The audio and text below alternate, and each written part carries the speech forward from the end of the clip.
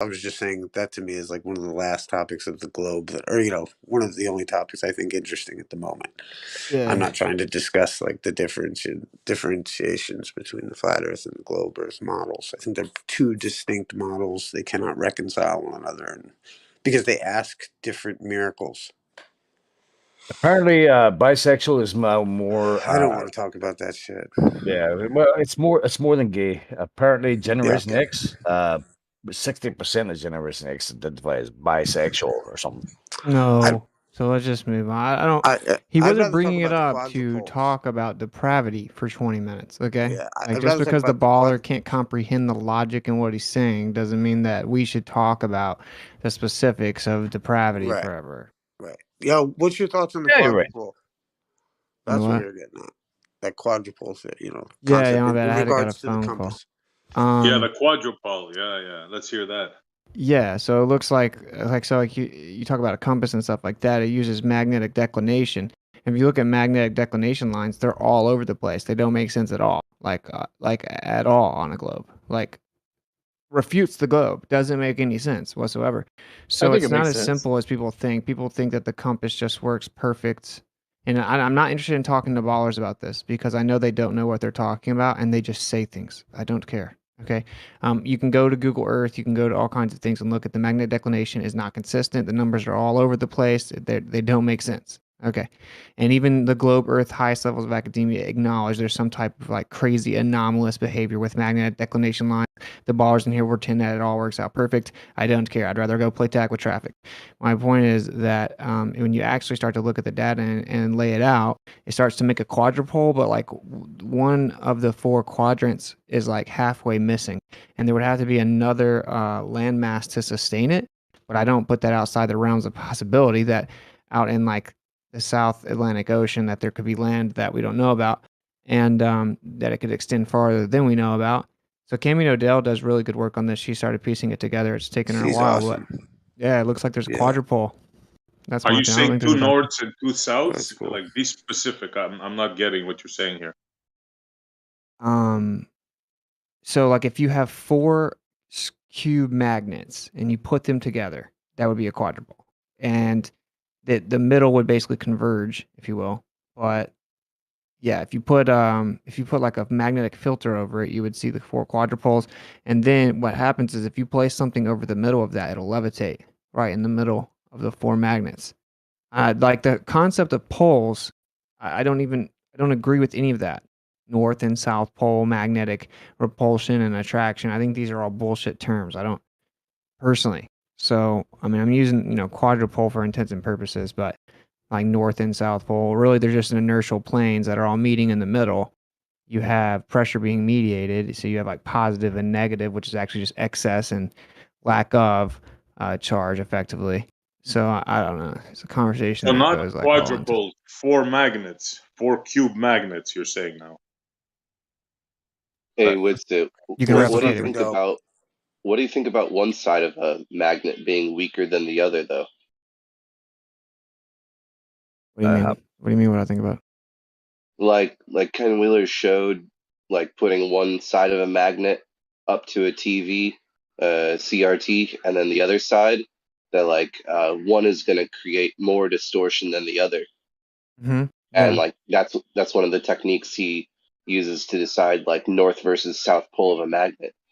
Yeah, I think it's just actually all charge. Like I think that one side has more charge. So you have the inertial plane, which is pressure mediating from both sides to that point, and the pressure that's mediating is a byproduct of the charge, and we call it north and south pole, and it's not defined. I mean, yeah, Ken Wheeler has a much better grasp of it for sure, but like the mainstream depiction of it is just they just call it north and south pole, and there's just these two distinct. If you cut the magnet up 1,000,000 times, you're gonna have a north and south pole every time you cut it. You cut it in half, then you're going to have 4. If you cut it again, you're going to have more. So it's not like this magical area. Like, what do I think? I think it's charge, effectively. Like, and then you have to get into what is charge. So, like, it is a pretty deep conversation. No quadrupoles, like you said before. Not an actual 4 poles. But say you had a magnet, and and you said, and somehow you knew it from the start. You say, okay, the north side of the magnet is facing up, the south side of the magnet is facing down. And then I give you another magnet, and I say, you get $1 million if you can take this magnet I hand you, and on your first try, touch the like the two sides that will repulse each other instead of attract. And it's like, can you be certain about which side is the north and which side Yeah. is the south? Well, you Yeah. can't. You can. You can get it right every time. So Uh-huh. there is this thing going on where like one side is different than the other, Yeah, yeah. and It's charged. so So it's like okay. when people say attraction, it's like it's actually electrostatic acceleration. Like it just accelerates towards each other. So like how heat goes to cold and high pressure goes to low pressure, electricity is the same. All things are the same, and they're just seeking equilibrium. That should be the only natural. All things seek equilibrium, in my opinion. And so if you have something that we call positive charge, that's actually, if you drew a line and that line represented equilibrium, then positive charge would just be above the line. It has excess charge, like it has more than that equilibrium line. And then what we call negative charge, there's no such thing as negatives in nature. That makes no sense. Nothing is negative. It's just a mathematical Sure. convention, right? It's just discharging, or it has less charge.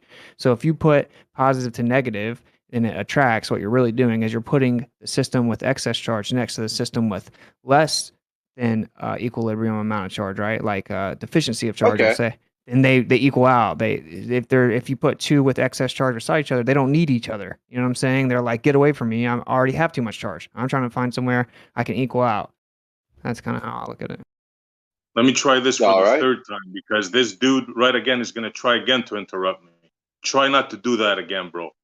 That's twice you spoke right over It's my all good, question Essie. with it. It's all good. Try not to do that for the third time. You think you can do that? So with it, you mean not 4 quadrupoles like you said, correct? You can have a quadrupole with 4 magnets, SE.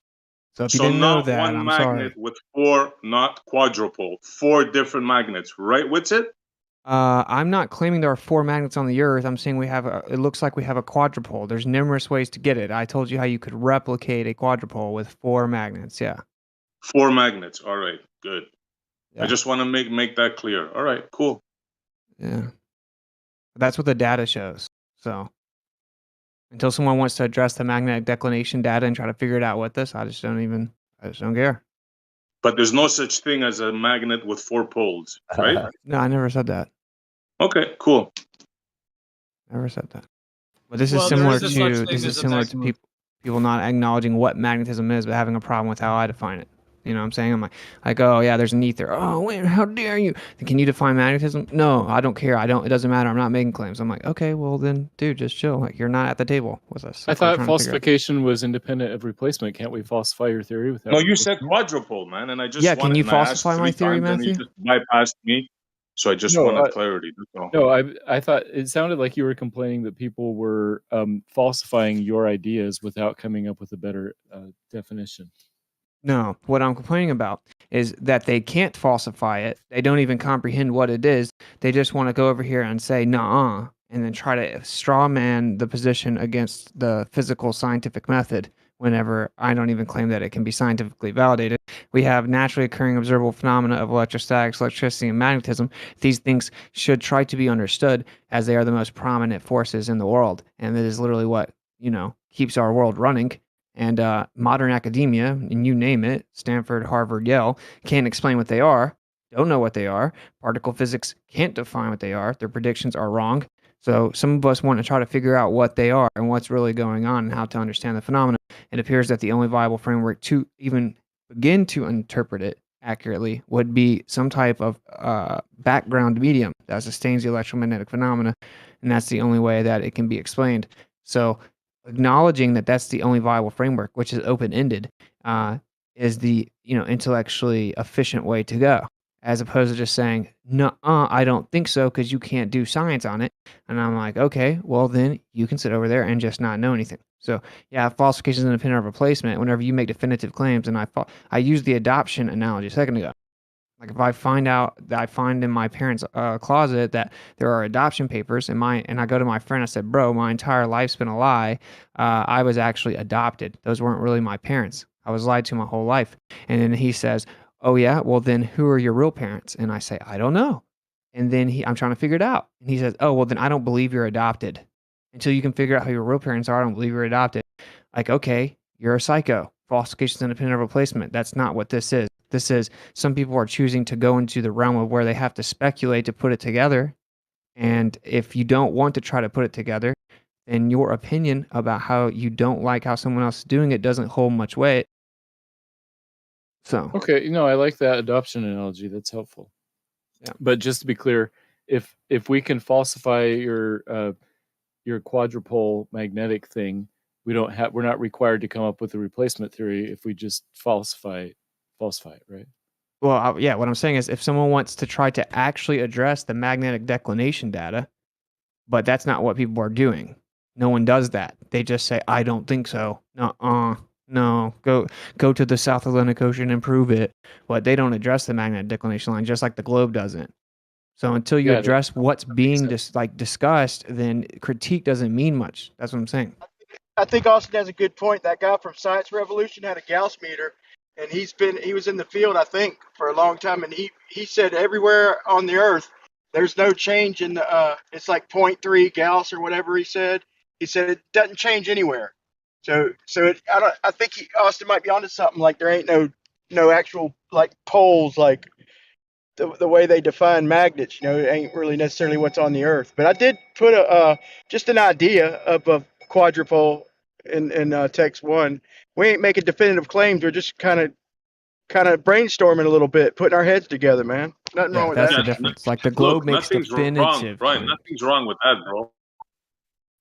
There's nothing wrong with speculating, but when somebody asks you like a question, you shouldn't get triggered about it. I wasn't triggered. Like, sure, all topics are open for discussion. Like I always question the compass, for example. Why does it always point north? I mean, you guys are not the only ones asking questions, right? Like a compass points to in the south. Why does it always point north? Well, you call it north because we have a compass that has an N on top of it. And whenever it lines up with magnetic declination, you know what I'm saying. That direction, right? If it's a magnet, it should flip at the equator, no? But it's not always the same literal direction. That's my point. It's pointing south, not north. Yeah. Because it's not attracting it; it's repelling it, isn't it? If you look at a magnetic field, but you know what I'm saying. It should flip according to magnetism. It should flip, right? On a ball. Yeah. Yeah. Sure, I don't have a problem with Shouldn't that. Shouldn't it flip if yeah. Yeah, sure. If the exact same poles on the top and the bottom of a ball. I question this stuff too. Yeah.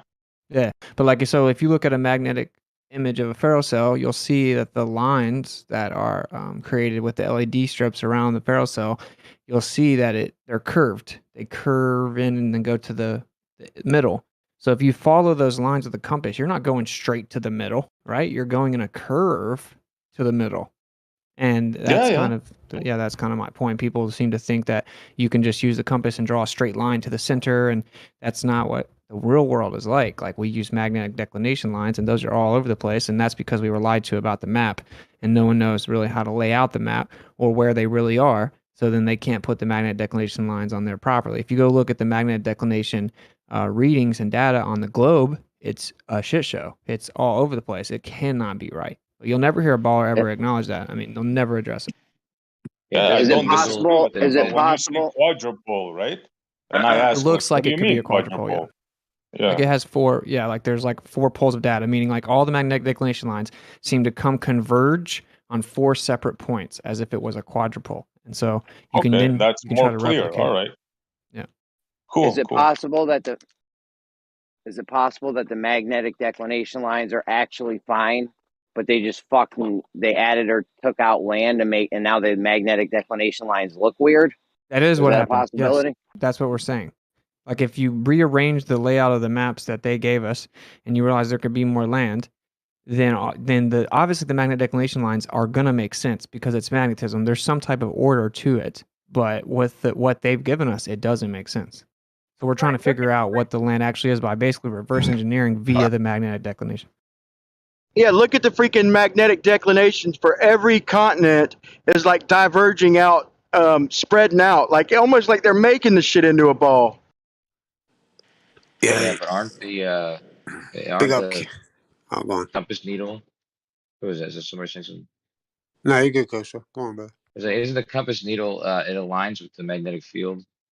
And isn't it the case that the magnetic field is or not perfect? It's got a lot of disturbances in it.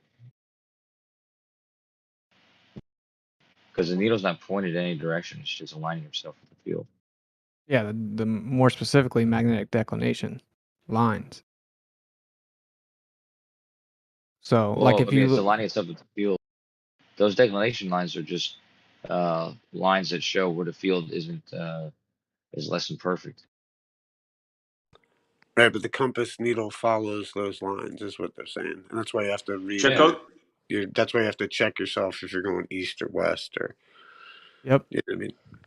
And Check out the never go in a video I perfectly posted, straight line. guys. Very simple demonstration. A little teeny weeny little ball magnet. Yeah, what's it, man? Tell Cammy I said what up, brother. I remember we were talking one time and she told me about how you could take polarized lenses and like she ever talk about this? Like I just love it. She trips me out every time. She's one of the smartest fucking people. But it's like if you put like a polarized lens in front of something, it darkens it, and then if you put like a second lens, it like goes black. And then if you put a third polarized lens, it actually allows the light through again. Correct. Yep. How fucking trippy, dude. She was the first person to ever tell me about that, and I was like, what the fuck? She's yeah, cool. dude, it's crazy. Please It's tell Name her of I that said again? What's it? the quantum Venn diagram. Quantum Venn diagram paradox. Venn diagram, yeah. Quantum Venn diagram? Or Yeah. just Venn? Quantum Venn diagram paradox. Yeah, that shit is so. I love how they're like, you know, like Cammy and them are really on that cutting edge shit. You know, just yeah, dude, Cammy's dope, dude. I went to their so house one smart, night, man. bro. She just like melted my brain for like 7 hours. I It can was see that. crazy. Yeah. I mean, honestly, I saw weren't you that. saying? Weren't you saying that you did something with Cammy that actually like did use those polarization lenses to recreate what the moon would do or the moon phases or something? Yeah. Yeah. So like it wasn't quite the same as like just the lens. It was like a little surface, it's like a little bowl looking thing, but it's a polarized surface. And yeah, if you put like if you make something that you want it to look like the moon or whatever, and you put it in the bottom of it, and then you have like this middle layer, it'll have some glass on it. It'll project the object's image up on top of it, and it'll look like it's solid. It'll look like it has like texture and it's 3D. And then you can replicate the cycles of the moon, the colors of the moon, and the appearance of craters. But you can walk over there and just put your hand right through it, and it looks just like the moon. It's freaking crazy. I want to make like a really dope, like high definition video of it. But yeah, so you could definitely not be seeing an actual object when you look at the moon, and it can look just like an object. Or you could use Occam's razor and say, if it looks like an object, it's an object. Yeah, it's funny how all of a sudden the baller wants to use Occam's razor after using the opposite of Occam's razor with every other aspect of life. Hold on, the Occam's razor. Let's use Occam's razor. I don't feel like I'm spinning, therefore I'm not spinning.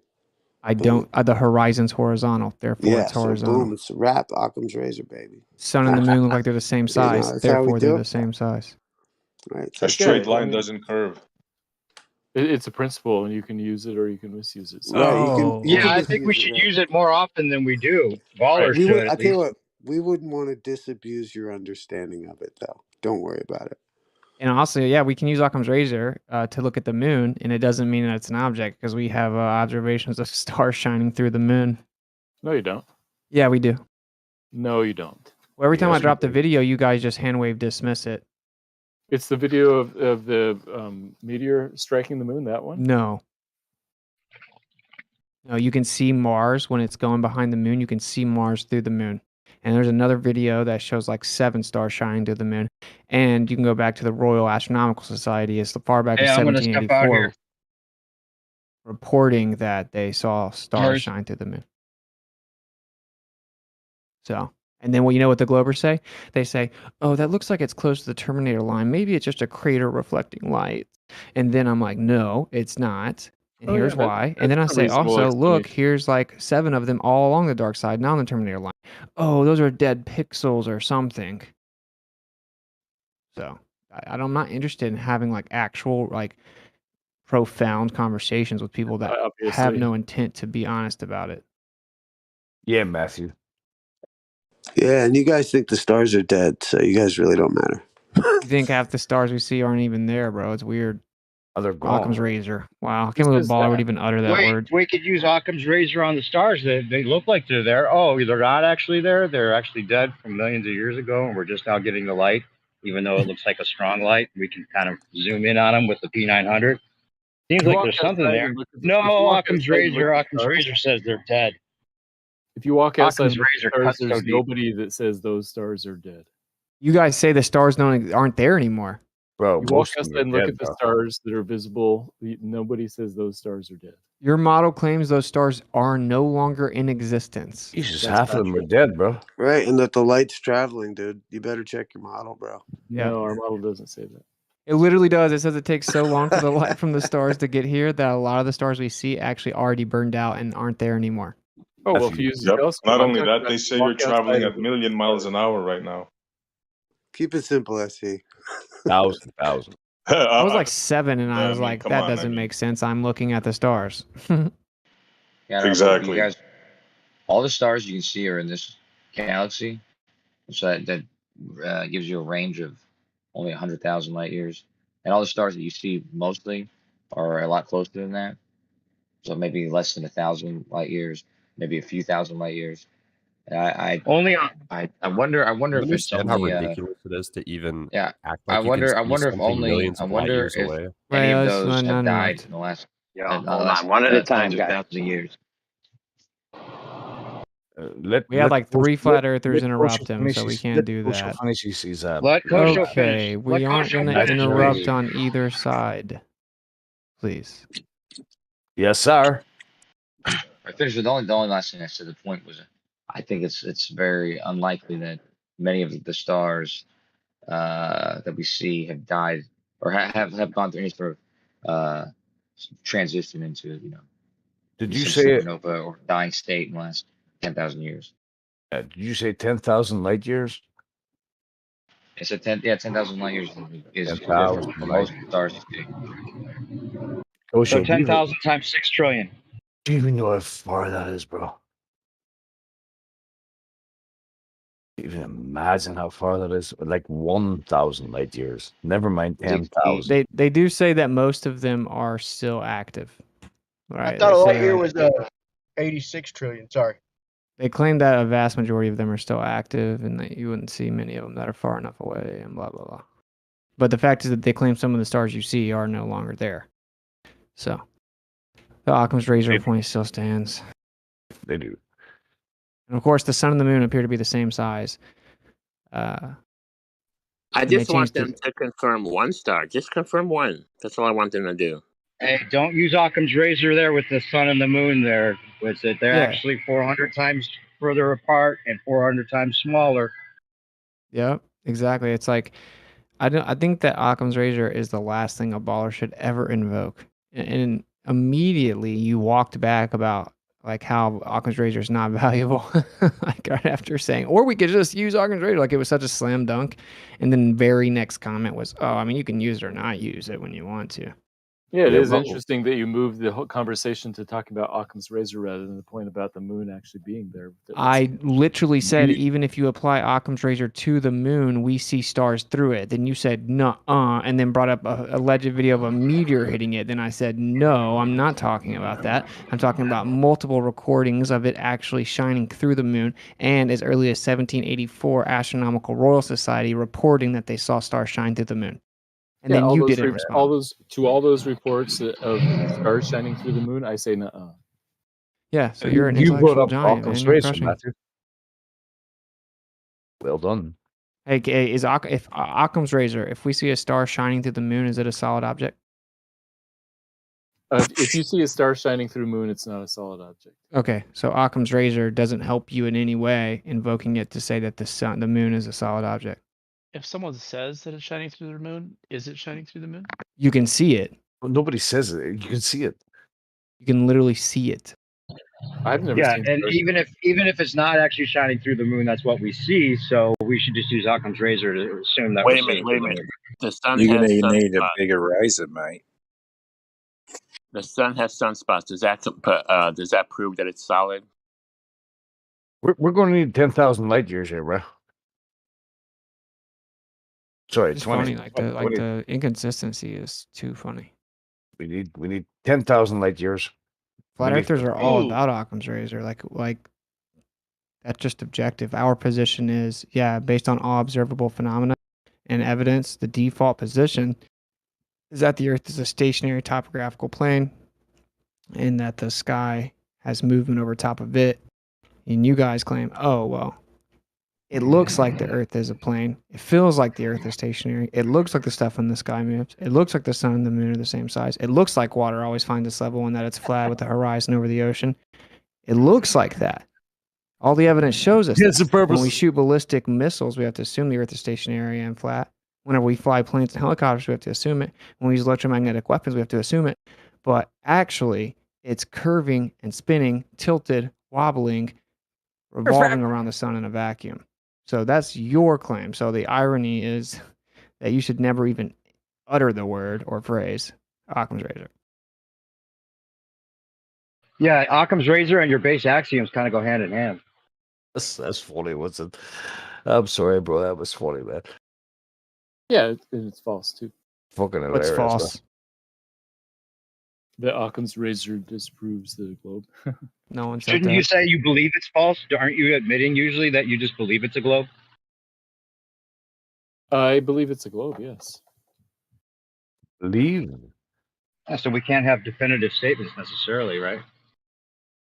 Whatever happened to the good old 3 points, Matthew? Whatever happened to water? Miggy's 3 points? Yeah, they're easily water, falsifiable. motion, and atmosphere. Whatever happened to them, bro? Can you prove any one of them? Like, is there like? Hang on a minute. Occam's razor. Hey, Matthew, how would you best falsify the globe? How would I falsify the globe? Yeah, how do you go about falsifying the globe?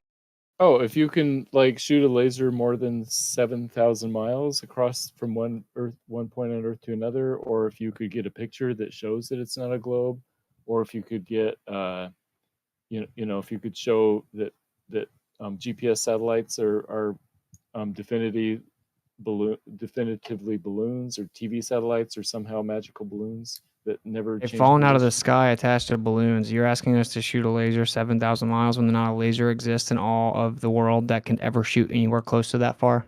That's what would prove it for you. The lasers do something that aren't technologically possible. Wait, why do you think lasers? Yeah, that's ridiculous. 7,000 miles? Matthew, can you prove a laser shoots 7,000 miles? Because if you can, bro, I'm going back to globe. Lasers can be designed to shoot 7,000 miles. What are you talking about? Yeah, can you prove that without invoking you claiming you hit at the moon? Yeah, science and engineering. What do you mean? Without claiming you hit the moon?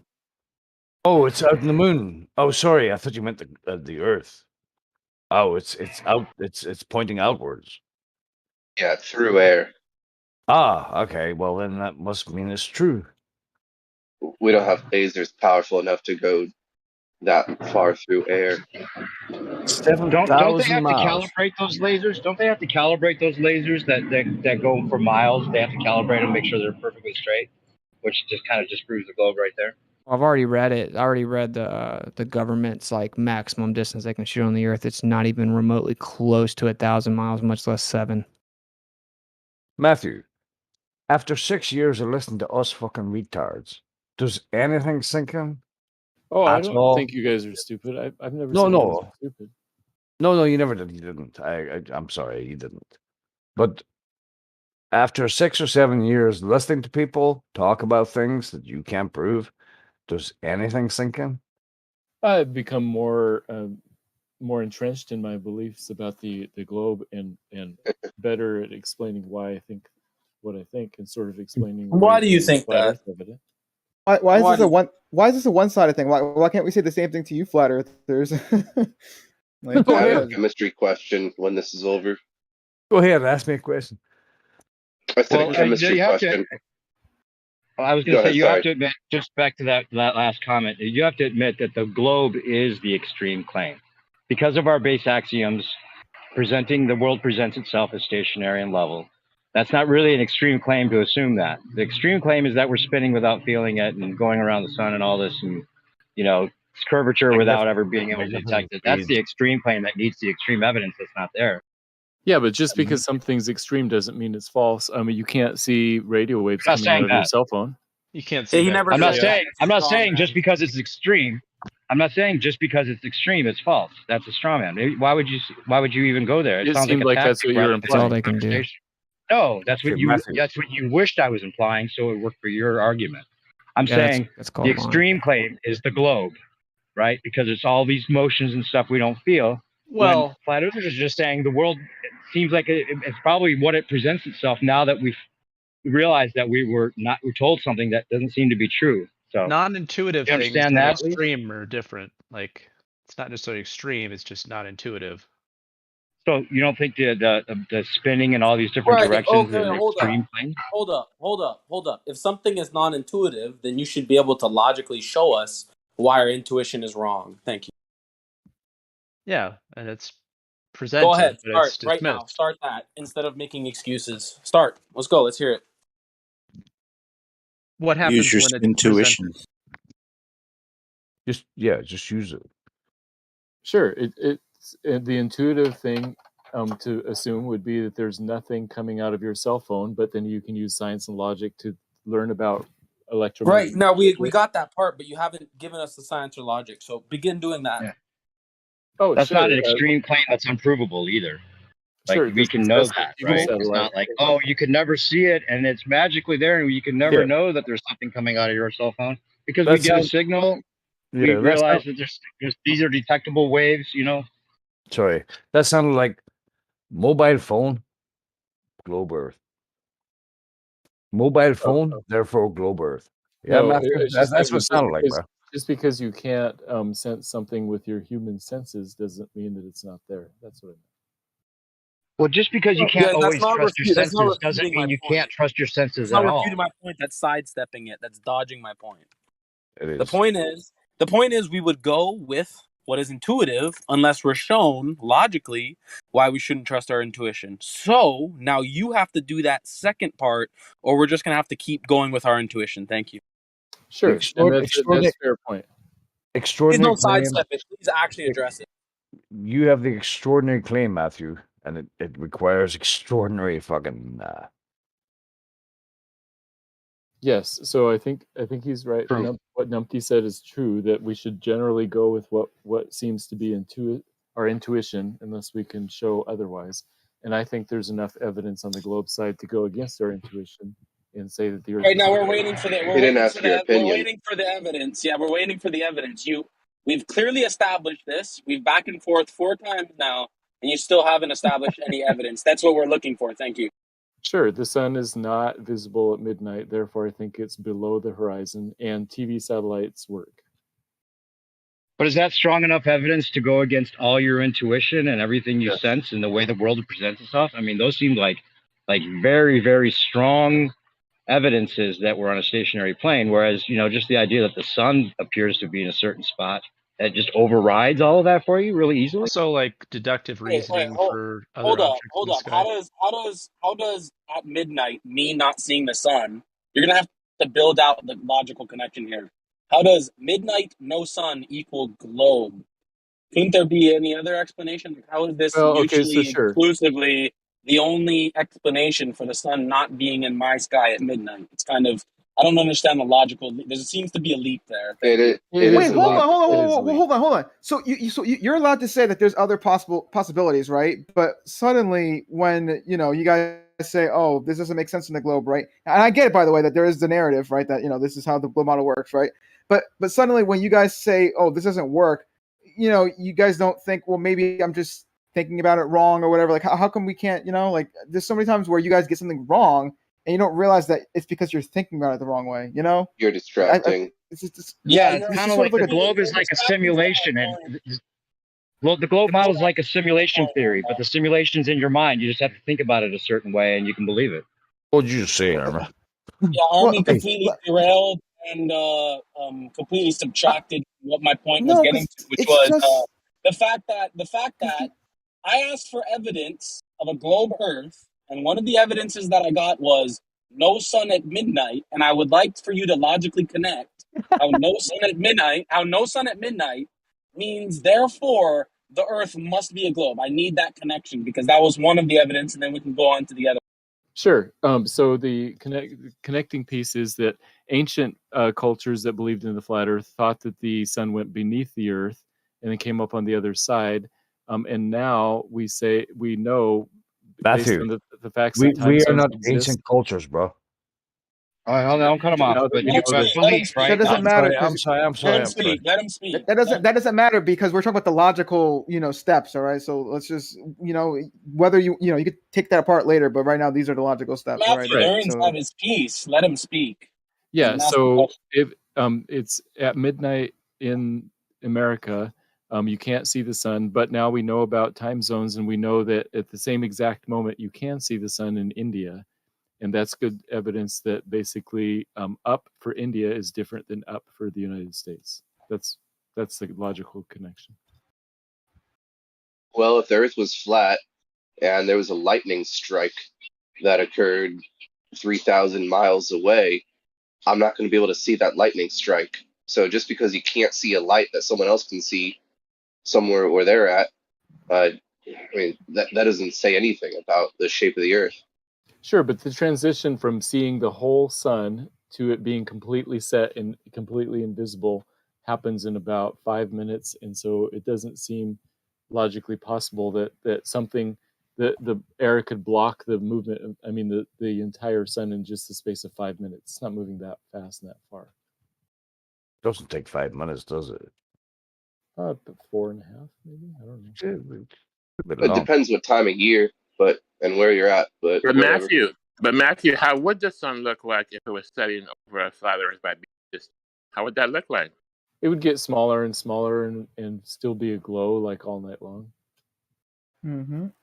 Why do you assume that? What if it vanished? Hang on. What if it vanished into the horizon while it was still big? Couldn't it do what it's doing now?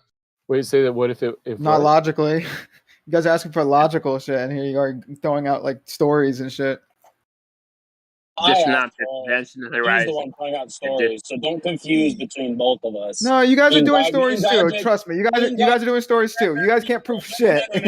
No, we're just trying. You came out here asking, saying you guys wanted logical shit, and now you're getting. Listen, that's not adding to the conversation. Just be quiet. Well, we're looking for because you guys do this all the time. There's double standards. Guys, one at a time, guys. It's hilarious. Guys, one at a time. What were we talking Arma, about? don't you think that like this whole thing started with if we're going to go against our intuition and everything that we experience, the logic has to be like undeniable, not just like a theory. Yeah, exactly. Okay, but so we're talking about the sun and how time zones proves the globe. That's where the conversation is currently at, not at stories from Godric or whatever you want to talk about. Okay. Right, so I posted a picture of what I'm talking about. The sun is halfway through the sunset, and we can't see the bottom of the sun, but we can see the top. And so the top of the sun is farther away from us than the bottom of the sun. So why is it that it's not visible? Basic perspective, Matthew. No, perspective makes things smaller. It doesn't cut. Isn't that the same thing that the Chicago skyline shows? The bottom is starting to not, and the top is still there, Matthew. Yeah, it's not basic perspective. Basic perspective dictates that anything above the level line will never cross the level line. Not basic perspective at all. Whoever said that, you're wrong. Thank you, Jeremy. That's a good point. Wait, hold on. But you understand basic perspective or perspective in general, right? It all has to do with angles, right? And angles means angular size, all right? So if things go lower, right, they're also getting smaller too, right? Because of angles, all right? So that's perspective. That accounts for angular size. Right. I'm not making up stuff. That's literally perspective. It all deals with angles. Stuff up. Nope. That's not making up you stuff. Can't compare things in the sky to things on the ground anyway. It's once again a story. All right, you guys literally can only make stories. That's it. So you guys don't have shit for flat Earth. Yeah, you live in a fantasy because you're making up stories. No, you're just your LGBT 36 gender religion is all you guys have. All right, hold on. the conversation. Yeah, I temporarily muted you, Armix. You were completely talking over XO. So XO, go ahead, man. You were getting talked over the whole time. No, it's not a big deal. That's how, why would we know how the sun should do anything? You wouldn't. But the fact that we don't trust what things are happening here, we say we can't trust our eyes in reality here, refraction, but I'll make a claim about something I can't even measure at all. That's just more heresy, and it's this sun worship religion. That's all. All right, Arma, did you want to respond? Yeah, sure. I guess. I mean, it's just I don't know. I feel like it's for me, it's like a double standard because like we point out something, then it's like, oh well, we have this story, whatever, and then when they do it, right, it's like, okay, well, we try to give them, I guess, in a way, a story too, but then suddenly it's not valid. Like like, and also I don't really appreciate like some of these, like not arguments, but like some of you guys are just like mocking me and whatnot. Like you guys aren't real debaters. Like you don't need to mock someone, right, to make a point. Like if you're gonna do that, then come on, man. When were you being mocked? Also, someone was mocking my voice earlier. Okay, I just gotta add this one point about reality. That was me. Okay, no problem. We all Me do that. too, That's I'm great. sorry. I just want to point out that somebody mentioned that the light would stay. Actually, it does. There are certain parts of the Earth that never go pitch black. When I flew over Southern California in 2018, I recorded it after it was dark and the city below me is pitch black. I can still see the red glow on the horizon. I could still see the sunlight. It never went away. Yep, too easy. There's no place Arma, on Earth where it never gets light. It's already recorded. It's already happened. So it's already too late. Wait a minute. What do you mean? There's no place on Earth where it never gets light? Yeah, that's another lie. You've never been to everywhere on Earth, so you go right to just a perverted false accusation lie, making stuff up. You've never done that. You've never done it. You're making a negative claim about every place on Earth when you've lived in less than 1% of it. That's just immediate Satanism right there. Okay, let me change it. There's never been a report of any you place already on lied. Earth It's too late. You already lied. It's too late. You have to lie in order to justify this outer space globe religion. You have to just be a habitual liar. That's how we know how dangerous the religion is. It has nothing That's to a do good with argument. evidence. Yeah. You guys have never had any evidence. You just knee-jerk reaction and lie. You just make a claim about something that's never true. There's never been a report of a place on Earth where it doesn't get Just dark. another lie. Another lie. I just made a report 35 seconds ago. What a liar. You're just a sycophant psychopath. That is true, Matthew. I don't know why you're lying. I was saying where it never gets dark. You're just lying. I know you're just lying. I already recorded it. He's dead. Already recorded it. Guys, it's called an relax. event horizon. Yeah, I recorded it in 2018. We'll probably see it on Witz's channel in the future. No, I believe you're recording. It is true that it's on okay. that You day. can just stop talking about it. You've never done anything. It's okay. I Hang don't on. need your handicap assurance. Thanks. This is for Matthew. What if the sun was small and local, Matthew? Then what? Can we still see it from China? No, if it were small and local, then probably not. Oh, okay. Thank you. You know what's also interesting? Anybody have a fish tank? When objects move away from you through the panes of glass, sometimes they actually magnify and get larger. So depending on the medium, refraction, and water, objects appear to actually get larger as they go away from you. It's very interesting watching snails grow as they walk away. So I think we all want to see the sun that did not set in California, since it's never been recorded in human history. But can you do that? It has been recorded. I guess you're also right, where is retarded, not listening. It's already been recorded several. Where I'm sorry that you're a psychopathic pervert retard. By disagreeing, yo, don't do that. What the fuck? Don't respond to that. Don't respond to that. Yeah, that's necessary. Okay, to repeat my claim, I was just saying I don't think there's any place on Earth where it's never dark. That's all I was saying. Okay, never dark. I thought the EXO was saying that there are places where it never gets dark, and I don't think that's true. But he's gone because he rage quit. Okay. He does that whenever he gets muted. It's a bit extreme.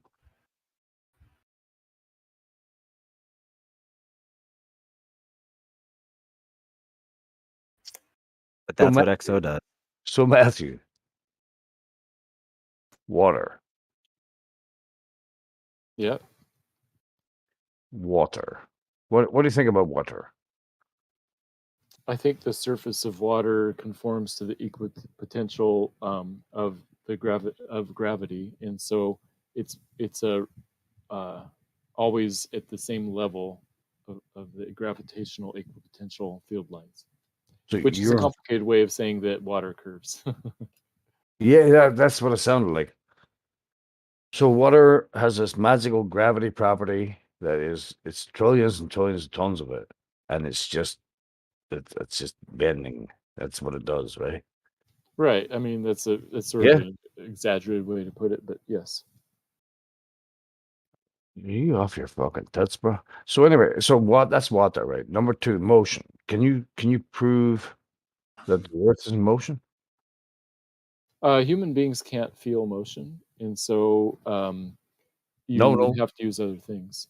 Can you prove the Earth is in motion? I would say No, you can't. Okay, moving on. Number 3, atmosphere. What kind of fucking? Come on, let him answer. Yeah. So the atmosphere, the sort of the Witsit fallacy is that there's a container is required for atmospheric pressure. It's a necessary antecedent, but that's not true. How is that a Witsit fallacy? What the fuck That's a good one. Oh, he's the one that that always quotes it. That's just natural. That's just fucking secular thermodynamics. Not to do with fucking Witsit. That's just the antecedent. Well, what happens if you stick How your did you bring Witsit into atmosphere? That's a good one. He's a nut Hold hugger. on, Matthew. What were you going to say, Matthew? Yeah, I was going to say if you're driving along the freeway and you roll down the window and stick your hand out, you feel the air pressure against your hand. There you go. There's an example of air pressure without a container. Yeah, dude. Well, I want to pair off what you said, Matthew. I think the definitions being used with a container is kind of misunderstood. Container isn't necessarily something that completely contains a gas causing air pressure. It's just a pressure generated from the side of a container. Like you can have a one directional container. Yeah, fair enough. And some people would say that I would say it this way. I would say that the weight of the atmosphere causes the pressure. So the weight of the air above you is what causes the pressure. So your hand, when you put it out the window, is causing some microclimate of air pressure based on that one dimensional, your hand being the container temporarily. Yeah, right. And we can see that the weight of the atmosphere causes pressure differential just by going up an elevator or a tall mountain. You can see. Similarly, how the surface of the globe would act as a container surface. Right. I'm sorry. Sticking your hand under the window does not make your hand a container. That's just. Well, what's causing your hand to move against the force of the air? Yeah, there's air pressure there is what we're saying. Right, but your hand is not a container. Oh, sorry, it is. My bad. I don't know. So there's an example of air pressure not requiring a container, a solid container. Let's say solid container. And is there an example anywhere in life, in history, from like forever, of somebody, of this what we're living on? Can somebody replicate that? Make a model of it, or of what? This kind of got started with the idea of like Occam's razor, and so like if you have gas pressure, then what is it pressing up against? Now you're going to say the molecules and all the rest of it, but like the idea would be that it's pressing against something. So like Occam's razor would suggest that there would be a container. Or weight. That's all that it would.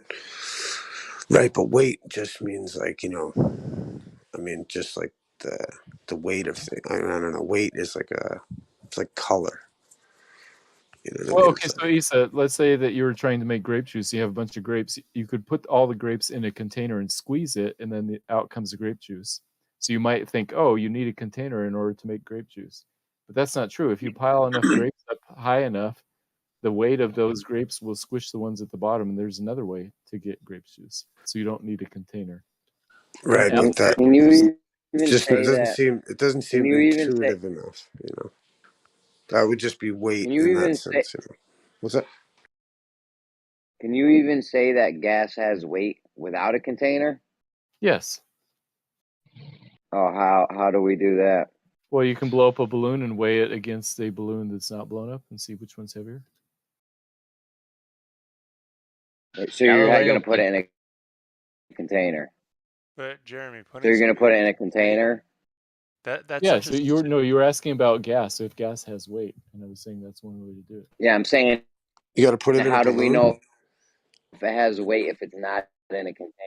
How do So we know you- gas has weight if it's not in a container? Easy, Jeremy. Easy. What you can You do. gave me an example of. Oh, Yeah. okay. Go ahead. Yeah. What you can do is you can get a chamber, and then you can insert different pure gases. Another container, right? Right. Right. Well, because let me ask you a question. Let me ask you. No, hold on. Watch.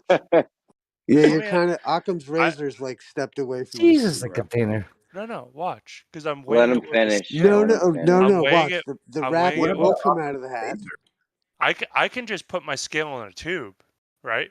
Because your idea of weighing gas without some type of container is like weighing the ocean without taking some water out. Exactly. Like, how the fuck are you gonna weigh the ocean? How the fuck are you gonna weigh some goddamn pool water unless you take some of it out? You have So to what put I'm it. s- Right, You and have it's like what you're saying is like or I guess I don't know, man. The analogy is too pathetic. I can't even no, go you have like like to put it no, in a because think the about container. idea this. is that How if you think have about this. gas pressure, then in order for me to make a microcosm of gas pressure, right? Like then I'd have to contain it to create the pressure. So the thing is that it logically deduces that in order to maintain a gas pressure, it would have to be contained. No, And the then we balloon know experiment. Okay, we can so hold on. create gradients through heat. So that explains away that But fucking next one here, you're gonna come with. there's no issue with taking gas and weighing it in a container. Anything that you weigh No, in we're saying some. gas Hold on, pressure let me finish, please. necessitates a container, dude. Let me finish, please. No, I don't need to, well, I mean, okay, Let me sure. finish, Go please. right ahead, bud. Doesn't matter though.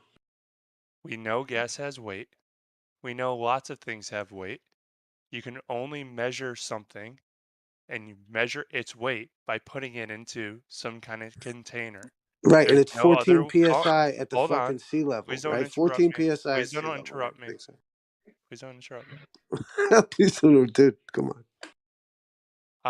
So that's weight. As far I as can hold on. feel the smile in your voice too. You're so funny, dude, because you understand exactly what I'm saying. He loves. Oh God, you guys are so I funny. really don't. Okay, sure, bud. You sound like one of the more radical thinkers Oh in God, here. you sound like a He, fundy lefty. So You vote for he's the Hillary. worst of the I missed the actors. last few seconds. Hold on, I missed the last few seconds. Did you show me how to weigh gas without a container? I ISO can't. was busy interrupting him the entire Yeah, time. yeah. So Definitely. Would you Jeremy, like me to continue? Like he's Hold doing on. now, Jeremy. You know. Jeremy, Well, hang name on. It I guess name we one. could just turn this into a shit show until one of the mods Let's decides not to do stop that. it. Let's So not do that. man. Come on, let's try not to talk over each other. All right, one at a Boring time, anyway. guys. One How at do a you weigh time, it please. going up? so Yo, All Jeremy. right, yo, Godric, one at a guys. Godric, and then whoever goes after Godric. Go ahead, Okay, Godric. I'm after Godric. gas goes up in nature. It goes up in the air. So does hydrogen, et cetera, et cetera. So does my evaporation and my smoke from my cigar. So how do you weigh it when it's going up? Yeah, We Yeah, know well, that if you easily. compress it in a container, we know that it has weight. You compress it, but when it's allowed to expand, it goes straight up. So how do you gotcha. weigh You it said then? that. You have to both states, not just one. These No, it doesn't. actions input twice. Kosho, It's not the point Kosho's of what we're next. talking Please about. don't interrupt. So Kosho's next. Please don't interrupt. Issa, you're after Kosho. Okay, I'm just saying Galileo didn't believe that air had weight either. Torricelli tried to find a way to prove it to him. That's why he invented the barometer. He showed that with a barometer, he can show how much force the air has coming downwards on a tube of water. Pressure, not weight. Yeah, real quick. I So know you that think there's. barometer? Okay, I'm after you, Issa. Go I'm ahead. after Jeremy. Well, no, I was gonna say actually, you should go. The baller should go right now. I should go ahead of me. You were making a Okay, point. Yeah, I'm a go ahead. baller. So Yeah, Okay, you Jeremy. want. so let me respond to Kosho. Okay, I'm Let after me you. respond to Kosho. No problem. All right. So you think pressure? The pressure on this barometer is what the weight? Absolutely. Well, go ahead. It's just mercury in a fucking thing, dude. Come on. It's just. It doesn't just work on mercury; it works on any fluid. It's It pressure. It's pushes the not fluid. weight, bro. Yeah. Well, what is pressure? Yeah. Pressure is force So per unit. Yeah. That force okay, is so what. how much air are you weighing in this barometer contraption? We're showing that it's 14.7 pounds. That's 14. That's making the tube equalize. That's You're pushing not that much weighing anything. water Okay. out the tube. Okay. Hold on. Let me respond to this, please, guys. Oh, 14.7 pounds at sea level. Yeah. So that's what the column of air all the way above you. Yeah, I think so. Yeah. It's one column of air, 1 square inch, all the way up. So if you took a column of air, however wide this barometer thing is, you take the column of air all the way up, it's going to weigh 14.7 pounds. No, it'd be 1 square inch. 1 square inch all the way up. One Right. square inch all the way up. All that air is going to weigh 14.7 pounds. That's what you're telling me? Yeah, correct. Right. Yeah. So Can we verify? That's not true. I wanted Can to we say ver- quickly that I wasn't attempting to tell you how to weigh the air. I was trying to tell you that the air had weight. Okay, was this the way we can weigh the air to see if it has weight? No, I can tell you how to weigh the air. Oh, Yeah, okay. first That off, has Right. weight. we were originally talking about how Sorry, having Coach. gas pressure necessitates a container. That's what we were originally talking about. We're still on it. We're still on it. Okay. Coach, I didn't mean to step on you. Does your experiment? Well, no. Coach just said he wasn't explaining how it gets weight. I can explain to you, Jeremy, how it gets weight. So we're going to use a container again because if you say, why do you need a container? I will respond with name one thing you can weigh without a container, and you can't. Lots of stuff, bro. I can All weigh right. water. I can weigh water without a container. Right? Okay. Okay. yourself Think in a about this. Think about this, Jeremy. What? Hold on. Think about this, right? You want to weigh water? How much water do you want to weigh? I can weigh probably a few drops of water with no container. Right. Okay. Basically, like if a waiter How are weighed you gonna water, how are you how gonna much would get it weigh? You know. how are you gonna get that water, Jeremy, to the scale? How are you gonna get those drops to the scale? Just drop them on there right out of the From tap. where? From the tap, Right out right? of the tap. The Yeah. tap's your container. Your tap is what's containing the water to go on the scale. Sure. Your No, I'm your ice. gonna take it out of the container. Hold on. I'm gonna take it out of the container and just place it right on the scale. Right. That's fine. What I'm saying that is just because you have gas in the container doesn't change it. You are separating the gas from the entire atmosphere. You're separating the water from the tap. To weigh something means you have to separate it, right? You can't weigh the entire earth, right? Just there's no way. Like Boo. what you have to I mean, understand is that that failed really hard. the container doesn't add any issue when we're weighing something. Apparently, they did weigh the earth. Hey, I'm making a claim of how do you know gas has weight outside of a container, and you're only showing me ways to weigh it inside a container. Right. Okay, let me ask you this question, Jeremy. Why would a gas behave any differently in and out of a container? Don't know. I don't know. Why wouldn't it? No, I'm asking you. Like, why would a gas behave differently if it's enclosed versus if it's open? Yeah, I don't know. But we don't know that gas has weight outside of a container as of right now. No, but Jeremy, let's hypothesize that. Why would something act differently? Do you act differently? I don't know. In the bedroom versus. Oh my God, bro! Gas pressure just fucking necessitates a container too. No, it doesn't. No, it doesn't, bro. Well, think about it. Okay. What happens if you use a leaf blower in your bedroom and you're putting a leaf blower towards a scale? You can see that there's a force If you there. were playing tennis in the middle of the ocean, Why? if you were playing Jeremy, tennis, why That's not? not weight. Why not? For You're something, back to thinking pressure. yeah. How do you create pressure? You're back to thinking Pounds per square inch, right, is pressure, PSI, pounds per square inch. So if I have a scale and I get a leaf blower and I blow it at the scale and the scale reads something, that means that I'm blowing something at the scale. That means that whatever I'm blowing at the scale has mass. You know how we know it has mass? Because force is equal to mass times acceleration. So I know I'm accelerating something if it's hitting the scale and it's registering.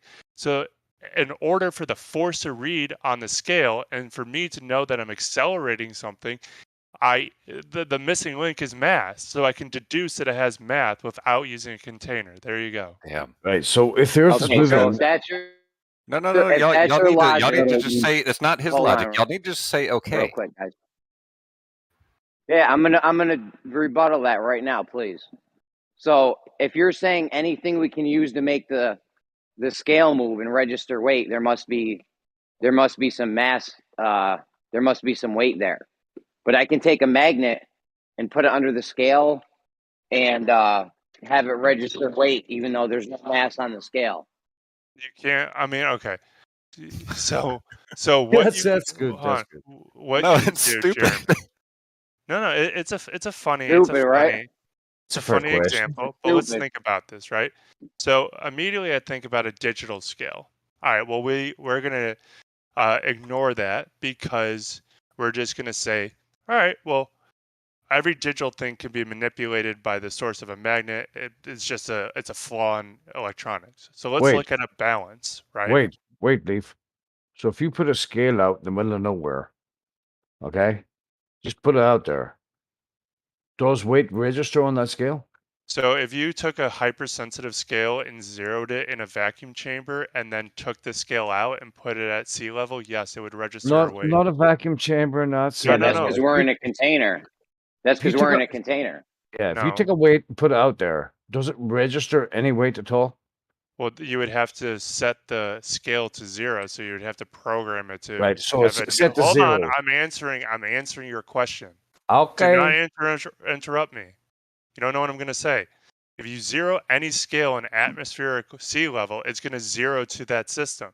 But if you suppose we have 14 psi, right, and you make a negative 14.7 psi reading, like you back it out, then yes, you would watch as you put that scale at sea level have a weight. Like that's what you don't understand is that scales only work when they're referenced to something else. That's how a balance works. That's how electronic scales work. Right, so your scale, your bathroom scale, you put it in your bathroom. Yeah. Nothing is acting upon it. You put it in your bathroom. Yeah. Does a weight register on that scale? No, it's not sensitive, and that's not Why how not? it's designed. Well, the scale barely reads what's So let's hold whatever on. you're I'm talking about, answering your fucking question. Do calm not your interrupt fucking me. tits, bro. Do not ask me a question and then interrupt me when I answer it. Talk to yourself if you Yo, wish to do that. don't interrupt, guys. Please let's All move right, but I finish. was halfway explaining my fucking question. All right, then ask for a second, and I will give it to you. But do not interrupt me. Yeah, no interrupting, guys. Please, come on. Please go. You said you weren't finished. Well, you know why you're getting upset? Because you you're understand rude? it. No, because you're understanding what I'm saying to you. Do not assume my No, position. it's without annoying. talking It's to me annoying first. your head because I'm telling you. You're and telling me you- how you're I hit- feel? No, You're no, no, telling no, me how I no, feel. no. I'm not telling you how. Hey, What's guys, your I don't think feelings? this is I productive didn't for say the anything about feelings. conversation. For Wait, fuck's sake. Yeah, Yeah, we already know guys, you're this is butthurt not about it. relevant to the conversation. So get back on topic, please. Who wanted to speak? PMAC, was All there right. something you wanted to add? Or I'm done. I'm done. New I'm Leaf, done. you were I'm done. speaking, but he claimed that you. Okay, so New Leaf, please continue. Yeah, thank you. Right. So what I'm trying to say is that your scales, the reason it won't work in a bathroom is because it's not sensitive and that's not what it's designed for. You're zeroing it in atmospheric conditions. So if you want to see if you really have 14.7 psi, you're going to have to zero your scale without the presence of air pressure, right? So a vacuum chamber, if you zero it there and then put it at sea level, yes, we would register 14.7. How can you explain that? How can you explain that observation? I'm not Or did you using a figure out how to weigh container. the gas? Yeah, Did you? My bad. I I thought you were done. just My bad. told you. I literally just said how to weigh the gas. Put a vacuum. Okay, say it again. Say it again. Put My a bad. scale in a vacuum chamber. Zero the scale. Okay. All right. All When the right. scale is 0, take it to sea level, and the scale will register 14.7 psi. And that's the weight of the whole column of air above that scale? From what I've been told, yes, but I have not independently researched that myself. I can just tell you So if that's we how take, it would work. all right, so if we take the plate of the scale, we take all the gas, if we were to suck all the gas out of Yeah. that whole column, the Yeah. whole tube or square or cube or whatever shape the scale is, Yeah. Yo, they said there's no overtime. Yeah, they did it. So if you were to take that whole column of air, if we were to take that whole column of air, it would weigh 14.7 I pounds. think you're roboting. Yeah, as she said, you're roboting. But I Yeah, think I am I heard good you. now? Yeah, you asked would the whole column weigh 14.7 pounds? Yeah. You're fine all the way Yeah. for me.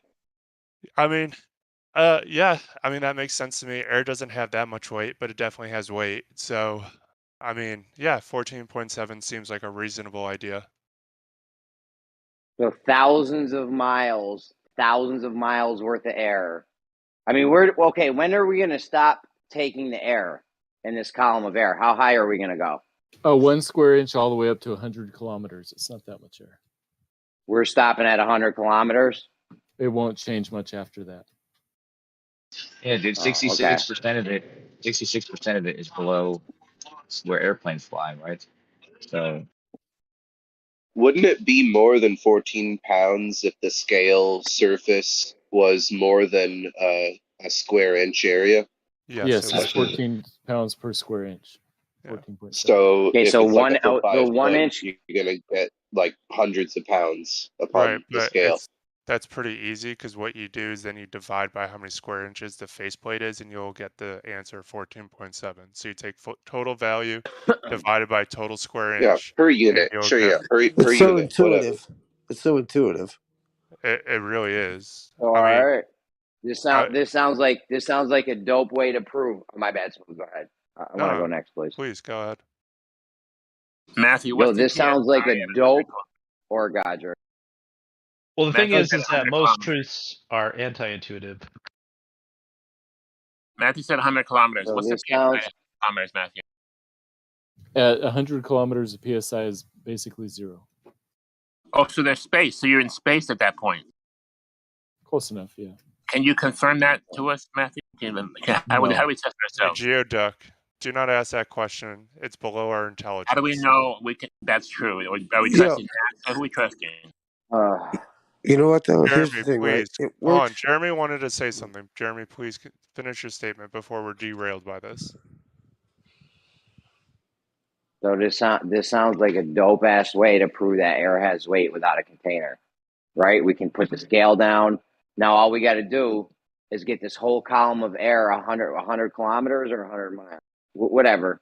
All we got to do is suck out all the air over this 1 inch square column of air over 100 kilometers up, and let's see if it adds up. Well, Jeremy, if we don't have to suck the air out, because if we suck the air out, the scale wouldn't read. If we were able to isolate all that air and remove it, the scale would read 0. So We suck all the air out. We put that in a What? container, and then we weigh that air and see if it weighs 14.7. How else are you going to check? You just put the scale on the ground. That's it. Yeah, but how else are we going to check? How else are we going to check to see if the air above the scale for that whole column weighs 14.7 pounds? you just do what Torricelli did. I told you. What do you do? You fucking put the water in the tube and let the air push the water up the tube. Yeah, and this is the same claim Smooth is making, that all the air in that column weighs 14.7 pounds. All we need to do is verify that and get all the air from that column, But suck Jeremy, it all up, put it in a container, and we'll see if it weighs 14.7 pounds. Yeah, okay, it works. Let's real quick. It works on their model. It works. The idea is what we were getting at. The conversation before all this was the idea of which one is intuitively. Like, this is where we were having, or you know what I mean? Because we can nitpick this, and you're right. It works. Your column of air, all the rest of it, it all works. The issue is that instinctively, when we hear gas pressure, we think of like it necessitates containment because I can't get anything without containment. Now, whether you'd like to accept that or not is irrelevant to me. The point is which one is more intuitive? Occam's razor, I think you referred to, right? Occam's razor is not about intuition. No, it's about what's obvious. Right. It's about what's usually variable. Right. And it's just obvious. Certain things seem obvious. Like Like you're like To for you, me, maybe, but not right? to me. Exactly, and for exactly in your model, what you're talking about makes sense. It makes sense to you. To me, it doesn't make any sense. And you know what I mean. I'm interested in the other models and the other ideas of it. You know. So That's let me all. ask you this question, right? Think about this. I'm going to ask you just 3 questions. Everyone's going to respect our conversation, and then I'll yield to someone else. Do you do you believe that this plane that you live in is enclosed, as you say, because gas needs a containment, right? Again, I like that adoption, like kind of thing. I don't really know. You know what I mean? But to Well, me, I'm saying that either your gas claim is pressure. that I'm just saying that just this on its face, like the idea that gas pressure, like usually is created when there is a container. Now, is that like you know, let's say you could say the Van Allen belts is this container, or you know, or it's some containment for gases or whatever you want. But the point is that in order for there to be gas pressure, it kind of necessitates pressure to me. Now, how that actually plays out, I don't fully know, nor do I really, nor am I trying to explain it necessarily. I guess in a way we're working through it, but I don't okay. like. I So personally you don't just like. told me that Occam's razor, the Right. most obvious and logical idea, is the correct one. In Even though you were regards wrong, to, hold on, let me finish. Even though you were wrong about what it was, I'm going to use that statement. I just logically and clearly explained how to take weight of air and how to show that with both with the vacuum chamber and the scale, and then I also talked about the leaf blower and the and didn't I scale. say that it Hold on, works? let me finish. Did I say it That's works? Let me finish. That's very logical. Now I ask All you, right. and you have no logical response. I asked, do No. you believe that Okay, you hold on, exist hold on. in a Again, container? And you did didn't I give me a not? logical response. Well, my point is that like we're just discussing the idea that gas Oh, pressure necessitates a container. so do you Now, have a container? Yes or no? well, I don't. Can I Okay, just how about point this? something How out about real this? quick? How about this? It's none of your business. Okay. It's none of my business. Yeah, it's none of Okay. your I just business. point But something like, out. we're Please, just Jeremy, sure. go ahead. Go ahead. Just real quick, you didn't just show us that gas has weight without a container. You said the gas in this whole column 1 inch above the thing would weigh 14.7 pounds. We're still waiting for you to show that. All right, You Jeremy, didn't show that. hold on. Watch this. Ready? Does my experiment show that air has weight? No, it doesn't. So let me ask you a question. My 2 experiments, right? I'll give you 3 experiments to show you how, or 3 demonstrations rather, so I don't have to follow anything. I'll provide 3 demonstrations to show you and the audience how we have weight. 1, pick up an empty propane tank next to a full one. Which one's heavier? Number 2, blow your air, whether it's a compressor or a leaf blower, against Can the I address scale. number 1? Sure. Can I address your first point? Yeah.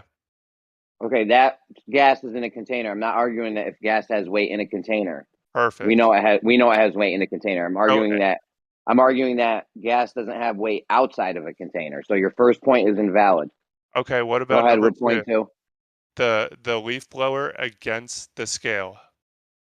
Yeah. So you're now throwing gas molecules at a scale. Okay. Yeah. Do you think if I throw a baseball or throw something at a scale, that's the weight of it?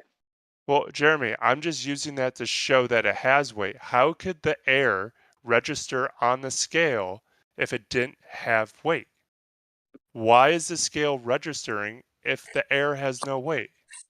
Well, they say even I throw something electrostatic.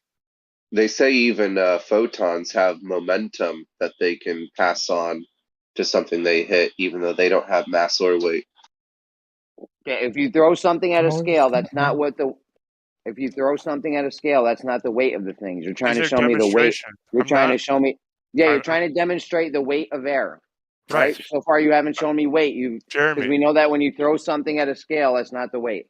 But You why? just Explain admitted to that. me. Why is it that the scale is registering? Why am I seeing something on the scale if it has no weight? If force is equal to mass times acceleration, and I have a force, the weight, and I have an acceleration, the leaf blower, why don't you think that that gas has weight? Sorry, I missed all that. But we know that when you throw something at a scale, that's not the weight of it. Let me repeat it And then. no, If you no, missed I can it, address it. I can address it. It's fine. you said that you didn't hear it. How can you address something Yeah. you didn't hear? Because You this just is the said I leaf didn't blower. hear it. Yeah, this is the leaf blower blowing air at the scale, right? I can address that without yet having heard anything you said previously. So we know that when you throw something at it, you're trying to demonstrate the weight of air. We know that when you throw something at a scale, that's not the weight of the object. So you haven't shown me the weight of the air yet.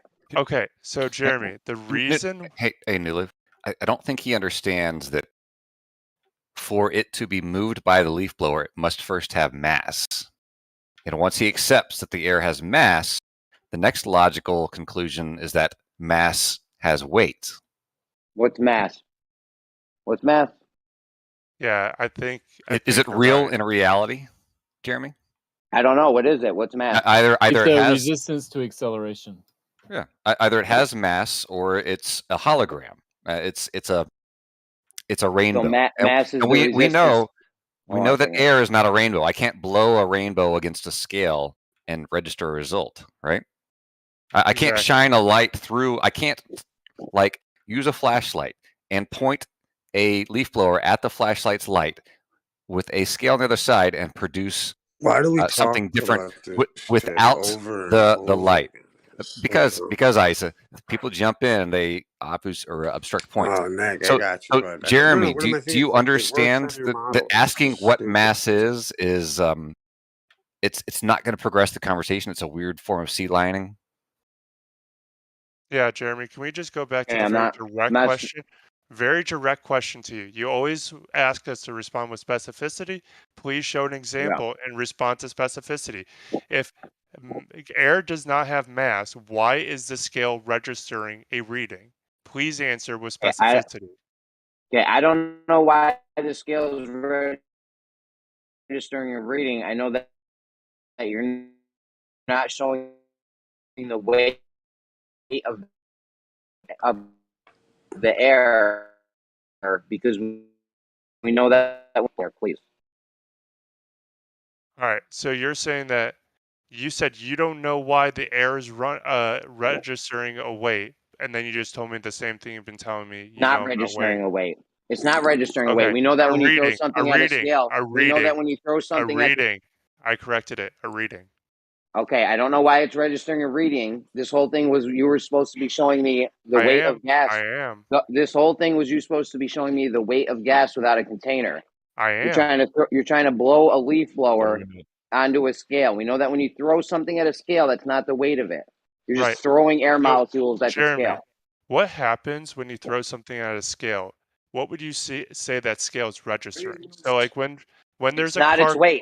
Not its weight. Hold on. Don't scream at me. I'm not a child. Okay, I'm asking. I'll say it very calmly. We know that when you throw something at a scale, that's not its weight. That wasn't my question, Jeremy. I'm going to ask you just two questions, right? You can register how hard a baseball player hits a baseball, right? You can register the force. Do you agree with that statement? Hold on one second. Say that again. Say it again. Okay. Do you agree that we can register how much force a baseball player hits a baseball with? Yeah. Yeah, sure. We can see how much force it has. Is this showing us the weight? Is this showing us gas? Jeremy. Is this showing us the weight of gas without a container? Jeremy, can you please be civil? Bye, guys. Yeah, I'm being civil. I'm being very civil. I asked you to show me weight of gas without a container. That's what all of this, Jeremy, is trying to show you. So you don't have to ask that question again. All of this is to show you that. Okay. Cool. So a baseball player, we agree, we can register how much force he hits a baseball with, right? Sure. Yep. Sure. Okay. Jeremy, I got you, bro. I got you. How do we calculate force? What is the equation for force? I don't know. What is it? Force is equal to mass times acceleration. There's no weight in that equation. That's cool. That's cool. But in the meantime, we still haven't seen weight. Hold on. We still have. have a formula. It's an awesome formula, but we still haven't seen the weight of gas without a container yet. I'm getting there, Jeremy. You do not have to say that after every response. I am getting there. Walk with me, as you say. It's very Come for a slow, walk bro. with me. Hurry up, man. Hurry up. What? So, hold on. So you agree that force is equal to mass times acceleration, correct? I do absolutely not agree to that formula. Absolutely not. Then how do we I can show Feynman and not agreeing with it also. Richard Feynman? Because what if it's not accelerating? Like my balloon going up. Your balloon going up is accelerating if it's going up.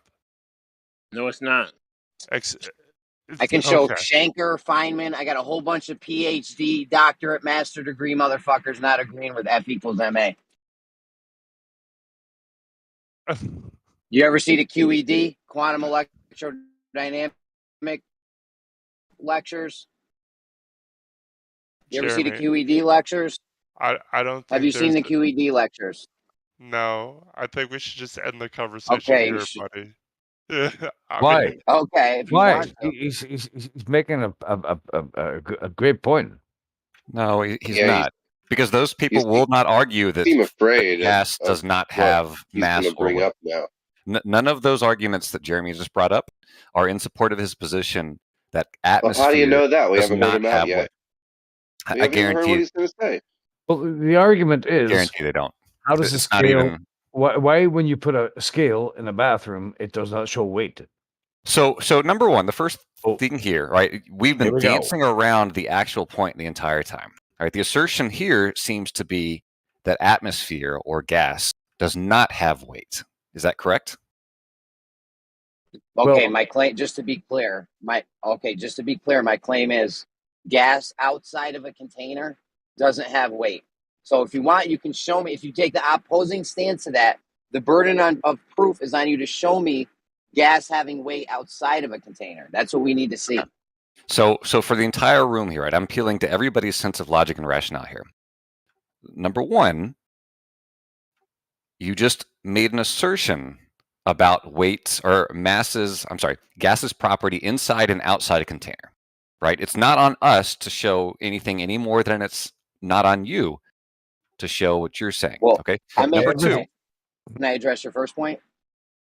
Everything has weight. Can I address your first point real quick, Negator? Sure. Thanks. So yeah, I made a negative claim. The weight of gas outside of a container doesn't exist. That's a negative claim. If you want to take the opposing stance, the burden of proof is on you because you'll be the one making a positive claim. Okay, go ahead. I've addressed your first point. All right. So this is a common misconception that there is such a thing as a positive and negative claim, and it relates to who has the burden of proof. There is no such thing.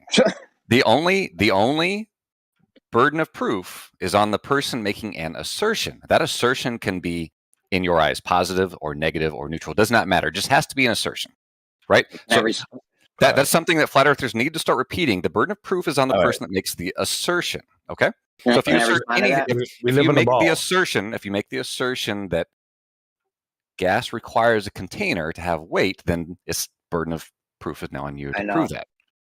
I know. Make Can I sense? respond to this, please? Yeah. Can I respond to this, please? So, if I claim that unicorns, if you claim that unicorns don't exist, right? Say you make a crazy claim and say unicorns don't exist. The burden of proof is on you to prove that unicorns don't exist. Is that what you're saying? Who was it that made the statement? Was it me? I'm making a statement that unicorns don't exist. Then whoever is making the assertion retains the burden of proof. Right. Okay, how do you prove unicorns don't? You realize this is fallacious what you're doing right here, trying to prove a negative claim. I forgot the name of the fallacy, but if you look up burden of proof, and there you're going to find bunches and bunches of different definitions, but what you're going to commonly find is it's on the person making the assertion. Yeah, here, there's a huge misconception going on right now, Jeremy. You're making a positive claim that unicorns do not exist. You're making a positive assertion, right? It's not a negative claim. No, you're making a claim. Okay, I'm making a claim of non-existence specifically. Weight of gas outside of a container does not exist. Unicorns don't exist. This is a claim of non-existence. It's fallacious to make someone prove a claim of non-existence. The burden of proof would be on the person claiming existence, obviously. No, that's just not true. I agree. Absolutely a fact.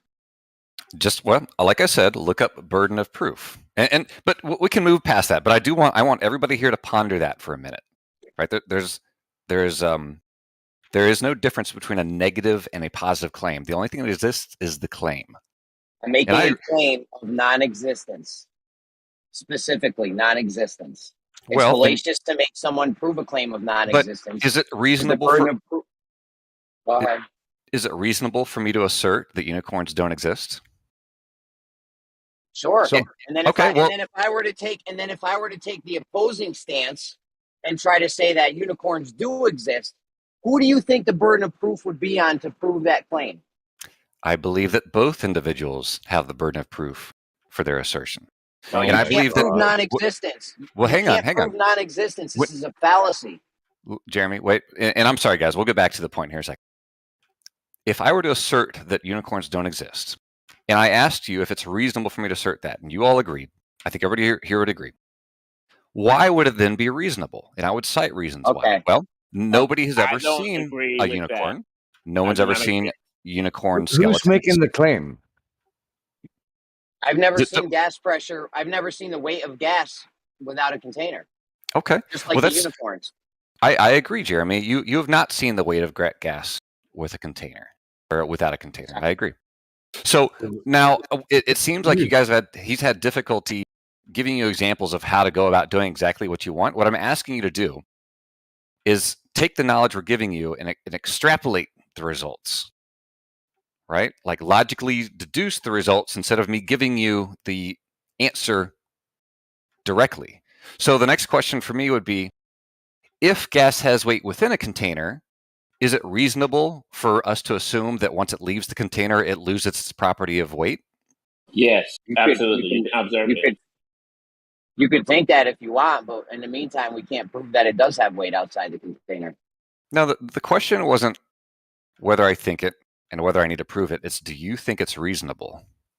Oh, it sounds very reasonable, yeah. But in the meantime, we can't prove it. So if we're simply going off of technicalities, right, as far as proof, you're right. I haven't proved it to you. However, I think that everybody here would agree it is reasonable to assume that gas has weight outside. Very reasonable, yes. Extremely reasonable, right? Like extremely, yes. Absolutely, and therefore, however, we don't know though, because we've never seen gas, the weight of gas outside of a container. Well, I'm not sure I'll agree with that. I don't think that answering that question makes this conversation useful to anybody here. Well, we can move on if you guys want. Can you demonstrate weighing gas without a container or not? I'm with Jeremy. It doesn't have any weight outside the container. Demonstrate it or it never happened, period. Well, again, if we want to go on demonstrations, and I need to see a demonstration that proves that it loses its property of weight once it leaves. Okay, now you're reversing a claim, bro. No, remember Show me a demonstration of you measuring gas without a container, and then we can move forward. What if I say I have no weight when I step off the scale? I'm walking around. I have no weight. If you float in the air, that would be true. Well, how would you know? How would you prove it? Float in the air. Off the scale, bro. But it's a negative claim. I don't have to prove it. Well, hang on, Matthew. He said if you float in the air, right? And he's saying that because we should logically deduce that if you're floating, you lost your property of weight.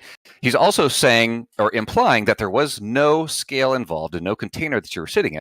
And what we're asking you to do, guys, is apply the exact same line of reasoning without the specifics of a container or a lack thereof. The gator. No. Help me. We're saying that the gas is going up, so obviously it has no weight, or you could say a negative weight. What force is on the scale when the scale is registering 0? But is the gas going up, Godric? Because I can put my nose on the ground and still breathe, and I can put my nose in the ceiling and still breathe, right? Helium, for example, hydrogen, smoke from my cigar, yes, it goes up. The room is the container. Atmosphere. Your lungs are the container. No, bro, there's still a container. What are you talking Okay. I open the door, but he said the gas goes up. But I can still breathe with my nose on the ground, right? That means that there's gas on the ground that did not go up, right? Yikes! What? There should be gas that lays on the ground. Your nostrils that goes up. Sorry, Godric. Your nostrils aren't sealed from the ground. What are you talking about? Guys, real quick, I just want to make one point. Can you hear me? Am I roboting? No, we hear you. Okay, listen, that whole ahead, barometer, the whole barometer and the 14.7 psi thing, that was neat. However, if we're just measuring the column of the air above us, if we do that, the little test with the barometer or the scale, and let's say we do that in a basement where there's a roof above us, right? Do we just measure the amount of air to the roof that's blocking all the other gas from pressing down? Yeah, with the barometer. Yeah. Yeah, so we just met. So I mean, that really doesn't work. That was a neat trick, but that really doesn't work for you guys. Sorry. That doesn't. Well, I guess since what? I'm not even sure. Like these, we're presenting reasonable things to you guys, and you haven't agreed to one, right? Like stepping off the scale, then removes the scale from the equation, and it's then becomes impossible to prove that I have weight without a scale in the first place. Which is the same argument we're making, is that it's impossible to measure. Then that a human has the same properties as a gas. I mean, I don't react like a gas does out of a pressurized container. Right, we're applying the same logic. And what do you mean you don't act like a gas? You still have mass, don't you? The moment the gas isn't in a container, it changes its mass. I would like to look into what Jeremy actually said, right, with the equation. I'm going to look into that. So wait, you said the moment the gas enters a container, it changes its properties? Well, I'm asking you, like, does it? Well, isn't that part of it? I said the moment the gas leaves its container, it changes its weight and its mass. How does it do that? Yeah, okay, fine. Every time There's no container anymore. Oh my God. Guys, Okay, please don't yell. don't No yell. yelling, Oh, please. sorry, thanks, Jeremy. Let's calm down. Sorry, I'm literally going 30 miles per hour right now. Push it to Whoa, 40, slow bro. down. Slow down, Yeah, Speedy push to Gonzalez. 45. You're going to get a ticket. Literally? Yeah. Figuratively. Matthew, I'm sorry. Go ahead. I don't know where you're going. Oh no, I was just saying. Well, I can make the claim that I weigh half as much as soon as I step off the scale. Yeah, that's why I changed. Can you show me curve? I changed properties. Go and show me the curve, bro. So what we're presenting is that the arguments we made don't make sense, and we're asking you guys to think them through several steps ahead. Because of course I have weight when I step off the scale, right? Yeah, I would have to, even as a flat earther, I'd agree that there's something to that, what you're saying, as far as the logic goes. The mass of a body of gas is constantly changing. Without a container, you don't have without a container, you can't measure the mass of the gas, bro. Breaking up really bad. Oh, sorry. That's okay. If you can repeat that, though, I don't know if you can get a better connection.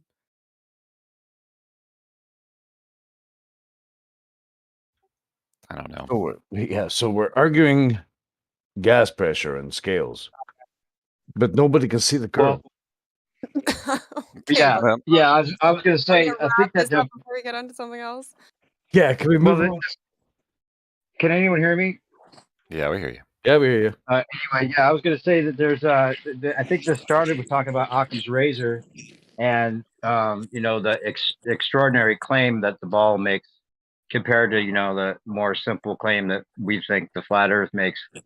But if we're talking about gas pressure without a container, not only do you have to then believe that it could be contained without any kind of solid container, but then you're talking about all the different orbits and motions in all these different directions, and it's still being perfectly contained in this sphere around our supposed ball Earth, and that's an even more extraordinary claim. Yeah, I forgot about that. That's crazy, isn't it? So are we happy with the gas pressure argument? No. Well, I was in the middle of catching you off. Moving on, bro. Oh, you want to move on? I'm happy with the gas pressure might still have weight outside of a container, but I don't think too many of us are here with happy with the idea that it could be contained so easily with all these different orbits and motions and millions of But miles per hour. But is it the same weight once it leaves the container? The mass changes because it's lighter than the air, right? It rises. Well, so you got a different mass examples now. Out of the container, you didn't actually weigh the gas. The example Not when it's they out of gave this container. the example they gave of a barometer or a scale in a vacuum and then weighing the column of air above it.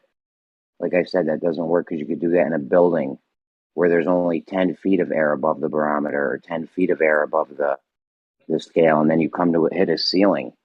You weigh the ceiling too. Right. The mass of gas pressure is going to change once it leaves the container. So when it's in the container, you're going to have a different mass when it's out of it. So you didn't actually measure it, right? Everything is weight. But it still has mass, right, Electric? Everything is weight. I literally said it has mass. So why would you ask? What's mass? What is mass? Because mass implies weight. What is mass? That's why. What is mass? In the context of this conversation, it doesn't matter. All we need to know is that it weighs something. Well, you're invoking this word mass, and nobody knows what it means. Does that mean the Earth's round? No. Does that mean you're going to make my breakfast for me? Kinda. Who you fuck? Anywho, I mean, the gradient of the atmosphere also shows that atmosphere has weight. Gas has weight. Mass is the quantity of matter in a physical body.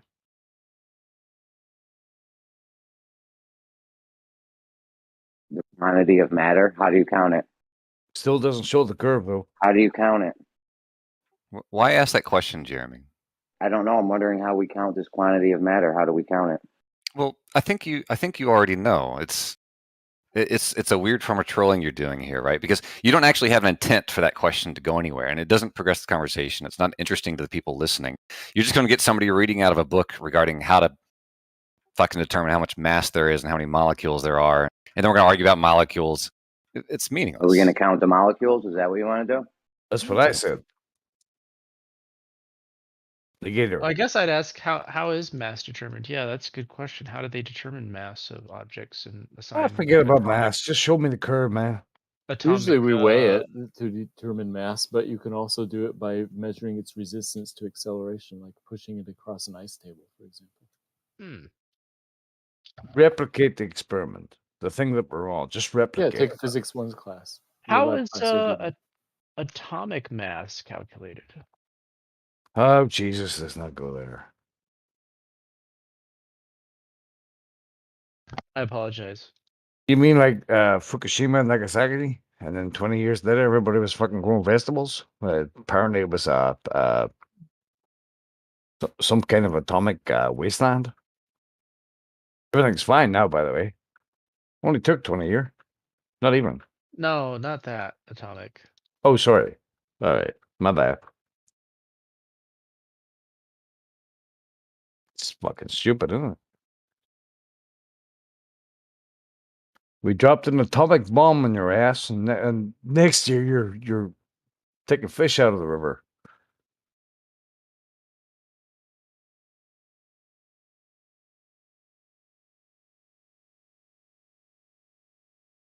Growing vegetables.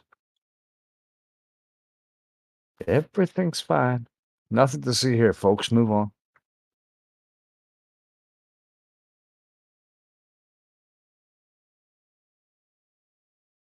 DMOC, what the hell is wrong with DMOC? Just sent me 52 messages, all in caps. That means he likes you, man. It must be really important, so he was yelling in caps. Hey, Matthew. Does he find me attractive? Listen, I've seen you. I don't find you attractive. Yeah, actually, you're a bastard. Oh shit! Damn it! I like what Negator said about the burden of proof. I thought that was really interesting. Well, the burden of proof, it is massive, though, Matthew. It is massive. What was the burden of truth statement by Negator? I dropped off like 10 minutes ago. I made some oats. He was making the distinction between making a positive claim and a negative claim. He said it's not whether you're making a positive or negative claim, it's whether you're making a claim or not. If you're making a claim, then you have the burden of proof. Right. So Oh what's my your claim, God, Matthew? that's sexy. Shit. The topic was something about the air gas pressure. The Earth is a ball. It's a big spinning ball. That's what. No, the context he was saying that if Jeremy was going to say that gas changes properties so that it doesn't have mass by leaving a container, then that Bro, would be. I don't care about fucking gas or mass or anything else. I just care about what I can see, bro. And I can tell you now for a fact, nobody has ever in the history of mankind replicated what you're talking about we're living on. It does not happen. All the time. All the time. Yeah, okay, here we go. Every day. Every day. Every day? Right, Every go. day. PMAC, you need to see something in order for it to be true? What? Do you need to personally sense something or see something in order for you to think that it's true? Well, that's a loaded question because I know that fucking microwaves exist and X-rays exist and all kinds of other things exist. I know they exist. I can't see them, but they exist, right? No, that's a great example. I like that example. I think You there do? are some things that are true I'm that glad I we cannot appeased you. sense. So now, how does a big fucking spinning water ball do this shit against the vacuums and shit? How does the it weight happen? of the air? The weight of the air. The weight. How much does the Earth weigh? Do you think? It's about the weight of the air, not the weight of the Earth. What? Water and air sticks to the. So water is doing this big fucking globy fucking round thing. That's what it's doing, right? According to you. Right. The weight Right. of the And then water you and the woke weight up and of the realized earth. you were fucking dreaming, bro. PMAC, can you please stop over talking Matthew? You're asking him questions and then you just continue to overtalk him. Oh, I'm sorry. That's okay. Thank you. My bad.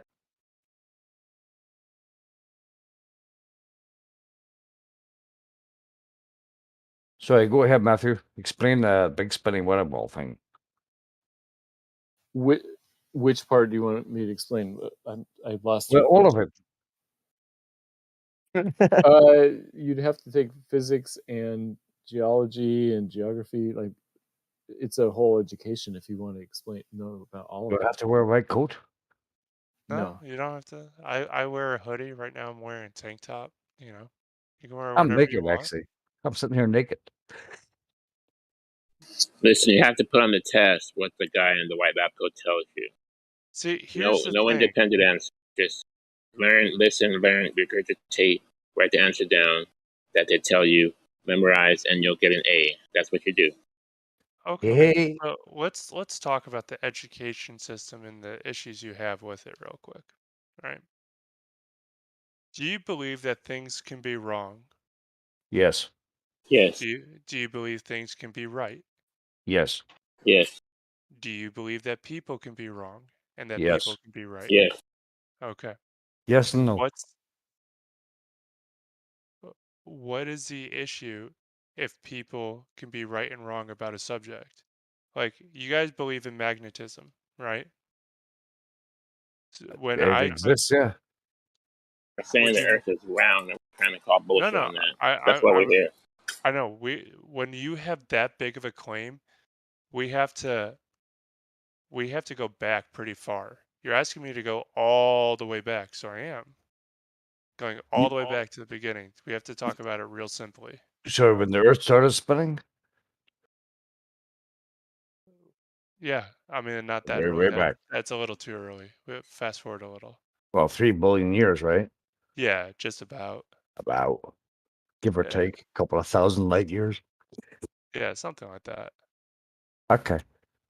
So this whole idea that you guys are coming at, which is education, is flawed, and we just regurgitate everything that we see on a test. Let me ask you a question, both of you, and please answer with honesty. If not, it's whatever, because it's personal. Absolutely, bro. Are you guys religious? Yes. Awesome. What about you, Geoduck? Are you religious? All right. Well, I guess I you, am Chuck. too. All right. Everyone here, cool. You guys are all religious. How did you learn about God if it wasn't for the Bible? How did you learn about God if you didn't go to church?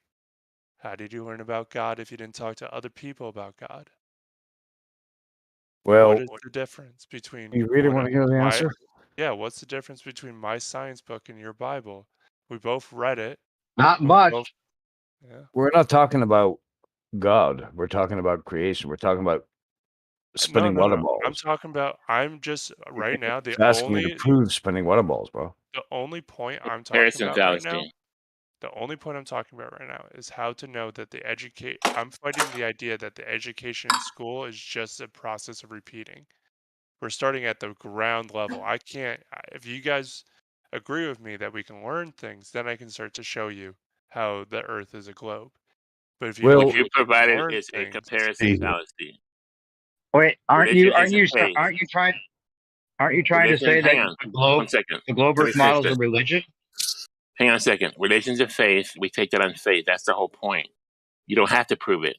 Science is not a faith. Science, you have to prove it. So prove it. That's where we are. It's completely I different. apologize because I apparently didn't express myself well enough. I said, I meant to say, how did you learn about God? Not why do you believe in him or that he tried to prove to you his existence. I'm saying, how did you learn about the stories? How did you learn about? My father told me. Okay, your father told you, right? My father told me about chemistry. So we The both. thing is, you don't have to prove faith. Take it on faith. Whereas science, you have to prove it. I'm just completely saying that, different. No, I'm saying how do we gather knowledge, right? We gather knowledge through books, right? Can I make sure of something real quick? Science is testable, falsifiable. Religion is not falsifiable. It's not testable. That's the difference. Well, again, You're comparing an orange and apple. Not the same thing. They're different. No, you believe that I'm comparing orange and apples. I'm Yes, talking about the. that's what I said. You That's are, what. though. No, I'm not. I'm talking about how do you get knowledge? That base question. How do you gather information? Books and experience. Books Wait, and experience. New Leaf, could I clarify something with you? Are you under the impression that flat earthers are just science deniers and they think education is just like all completely not worth anything? Well, I'm responding directly to Geoduck's statement that the education system is just rinse and repeat, regurgitate what you can memorize. Right, but but it sounded like you were making an equivocation, like the chemistry, the knowledge you might learn about chemistry being the same as the stories you might believe about the ball Earth. I'm just talking about the base fact of how do we get information, right? That was the first part. Then we were going to go to, well, can that information that we're told be wrong sometimes? That was the second part. And then the third part was going to be, well, how can we check to see whether or not the information we gathered is right or wrong? Right. And then once we agree on all three parts, we can start to talk about all the little details of why this beautiful planet is the way we describe it to be, a fat fucking blue geoid spinning through space and time. Right.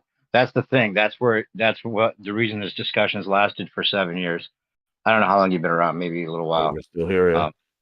But it's just that the reason that, I mean, it's kind of about protecting science from pseudoscience. So making that distinction is the important part, right? Like you wouldn't want to think that the science like is that you're learning and you think is knowledge is mixing in with the real science that you value, because you want to keep that science valuable. You don't want to have pseudoscience posing as real science. And that's why this is about protecting science, not negating it. Leaf, we can ask you the same thing. How do you know? Don't ask me the same thing because we're going to follow up. All right, okay. Right. So you made a great fucking point, right? We need to protect science. Science is the pursuit of truth and knowledge. Do you agree with that statement? The truth is its own. It should be. It should be. Protect it.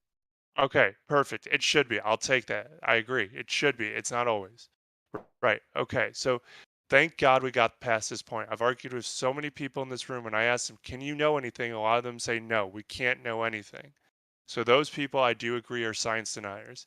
Thankfully, you're not. A lot of ballers say that too, by the way, though. They always say we can't prove anything. We can't really know anything. We're always just theorizing, and that's just as good as anything else. And do you believe basically what science is? And Well, do you wait, believe everything that everybody tells you, Leaf? There's no scientific proof of the globe, and there's no scientific proof that it's moving. You said this Right. little geoid spinning through space. There's no proof at all that it's spinning. Like if you want to talk chemistry, you could say oxygen and hydrogen comprise water because you can separate them, and anybody here can get the same results. So that's provable because we get the same result. But none of us can prove the Earth is moving, and none of us can measure curvature. So that's not a provable. It's not provable. You cannot. We can leave. Yes, we can No, all measure leave. curvature. Leave. Not of liquids. All the liquids are level. Oh, Yeah, well, it'd be level on a curve too. No, you can't. That's a contradiction. You can't have level and a curve. They don't go together. Well, of course you what can. what we could do, right, is What? there's that picture of like all those like little like radio towers in the water, right? And you're looking at the radio towers and you're seeing the radio towers kind of curve. Those power lines, yeah. But Yeah. that there, what you're talking about, was the was that they how's that thing called? That bridge, Lake Pontchartrain Bridge. Power lines going across Lake Pontchartrain. You're talking about that sound lead picture? Whatever, I don't know, man. I'm just saying Lake that Pontchartrain. Lake Pontchartrain. I was just using that as an example to show you that like it could curve. But No. That there is a manipulated photograph because if you look at the background, the two horizons have been shifted. He used what's called a tilt shifting lens, and you can do that. You can distort images. Yeah, it's fine. I mean, I know you're not going to accept it. Yeah, Well, I'm saying we should all come. There shouldn't be millions of people who are flat earthers if there was science proving the globe. We shouldn't be here. But the thing is you could go to that site and you would see the image that we depict.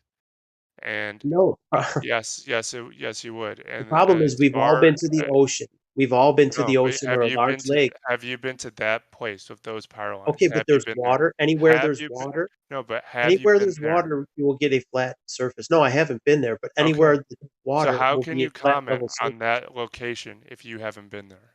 Okay, so let's talk about places I have been. I've been to the Atlantic Ocean. I've been to the Great Lakes of Lake Huron, Michigan, Lake St. Clair. I've been to all these different lakes around Michigan, and every one of them's level. Everyone has a flat level horizon. Why haven't you So does gone the to ocean. the one place? We claim that as fact. You say that you need to be able to access it. It's accessible. Why haven't you gone there? I don't need to. I don't need to because it's safe to, like, why would the water in Lake Pontchartrain be any different than any other water that I've witnessed? Who knows? You should go check it out. For you to reject, like, that's what I'm saying. Like, we show this as evidence. You want to, like, water on Lake Pontchartrain is also level, dude. That's my point. Only the towers, he used a shifting lens, but the horizon was still flat. He had two different horizon lines. They didn't match up. One was higher than the other. It wasn't an even line. What's that, honey? Have you been there, Neely, to the picture or the photo that you're claiming? Have you been there to witness no, this? but I don't Well, reject then it. how can you speak to it if he's telling you that there's obvious issues in that picture and you're saying, well, you go there, right? Well, if you haven't gone there to prove that, and he's made a statement saying that, well, shouldn't, like, all water is level, right? Why would that place be any different? Now we're just going in circles. So until you, like, can you prove that? Well, see, that's the thing. I mean, yeah, I Back kind to of their did make argument. a pretty good blunder there, no doubt. But I believe that the Earth is a globe, right? So all this evidence doesn't differ from my reality, right? Your belief. Your belief. Keyword. I know. I use that on purpose here. It didn't, yeah. Yeah, I purposely say belief here. Anyways, so I'm not rejecting the evidence. Like, I don't reject all this evidence like crazy. So I don't expect why, if I know the Earth to be a globe and this picture to exist, why there would be any type of confliction. I haven't ever seen a real analyst of that photo where someone explained why this is all doctored. So Mr. Thrive and Survive did a video about it.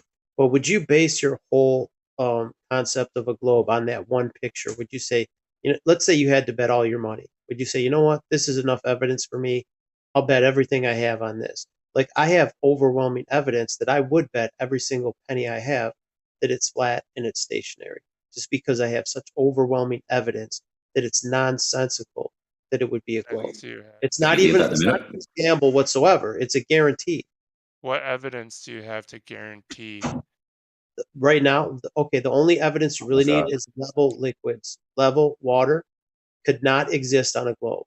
It wouldn't exist anywhere. And not just water, any liquid, liquid tin, liquid lead. It's all level. Motionless. Okay, so what about, obviously, here we go. I know you're just going to hand wave this, but what about the meniscus? You're talking about surface tension on a small diameter tubing. I'm talking about bodies of water, not a droplet, not in a small cylinder. I'm talking about large bodies. Massive bodies of water. It could be even a teacup. Your teacup. You say, oh, but look at the edge. The edge. There's a minute. I'm talking the surface, right? The surface. But see, I think you're overestimating how much the curve is and how the curve really works. I think you're underestimating actual science, bro. Actual science. I'm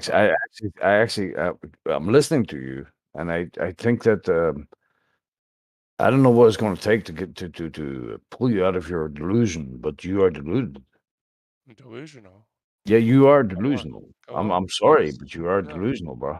Oh, I'm liking this. Continue, please. You've got No, no please problem. don't continue. This is not productive to the conversation. Can we please get back to New Leaf and Wolfgang talking about What were we talking about? Oh, water? Sure, yeah. I mean, I don't think. I mean, it's the same everywhere. It's anywhere you're at. You could be East Coast, West Coast. The water's still the same. It behaves the same. How have you established that it's flat though? Like, what have you done to establish flatness? I've actually taken measurements of it. I've set up some apparatus, and I did measurements myself, and there was no high spot in the middle. It was even all the way across. What apparatus? Well, I do use water levels. I use tubing, like clear tubing with water in it, and I set up 4 posts, and they're evenly spaced, and I tied a string between them that was equal distant from the water in the tubing. So my water level was a co-witness, and it matched up perfectly with the water in Saginaw Bay, which is part of the Great Lakes. Well, I'm really liking this. Okay, so explain the experiment to me one more time. Okay, so I drove wooden 2x4s in the ground. I braced them up. They were plumb. I plumbed them, and then I attached water levels, which are just clear 1/2-inch tubing, filled it with liquid, and then once they all leveled out, they evened out. Once I got all the air out of the lines, I tied strings to the same points where the water was. Right, all 4 points had the string tied at they matched up evenly with the water. So when I took my measurements, I lined up those 2 strings. There's a front edge and a back edge with the horizon. When all 3 of those were in alignment, right? There should be a high spot. Hold on, I'll show you a picture of what I did. All right, thanks. So, yeah. Someone else can talk to him. I'm gonna dig through my pics.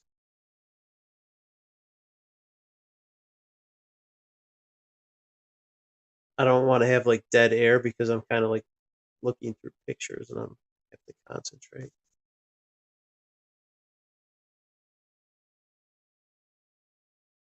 Did as a flat earther been to Pontchartrain to replicate all of Stanley's footage? Because I've heard lots of assertions of fakeness, but not a single one has gone there in like 10 years to prove it. Actually, there's a guy here.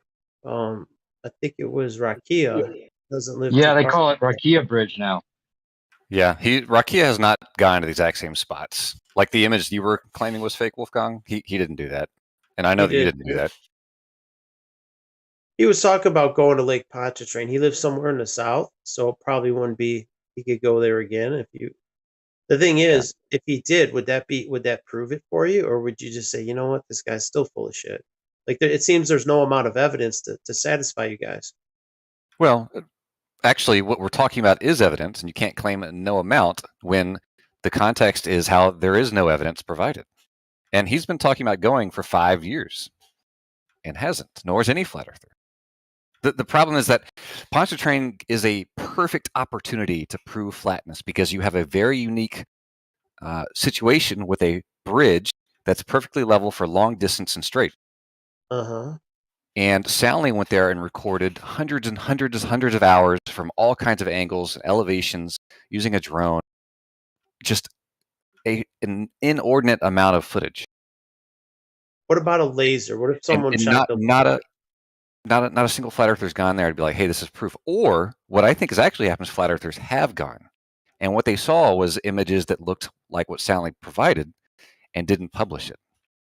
So the lake are is you saying about that's the only 20 place we can see curvature? That we have to go there to see the curvature? It's the only place to go? I didn't say only. I said it's a very unique opportunity because of something that's flat, or rather level across the surface for The long lake distance. is like straight line. 20. Wouldn't it be 20 bending miles? everywhere Was on a it? ball? Well, if Why would there it be unique? are there bridges pointed everywhere on a ball? How big is Well, the I can lake? tell you Is it 20, Pontchartrain, 20 very or straight 21? Something like that. Yeah, I think it's like 20 miles maybe. So if you set, let's say you set a laser in the middle, right? From the laser in the center, let's say it's 10 miles from either side, right, to the center. From the center to the coastline should be a 66-foot high spot from either point. So if you had a laser and you shined it even, say you put it a foot off the water, and then it hits a foot off the shoreline, and there's supposed to be a 66-foot curve between them. Obviously, if you're only 1 foot off the water, it should be obstructed by the curve. It should never hit the shoreline 10 miles away. Would that satisfy you if someone did something like that? If they did it in a boat, they went out in a boat? Well, let me ask you, what is different about the light from a laser than the light from the far end of the bridge that's below the curve?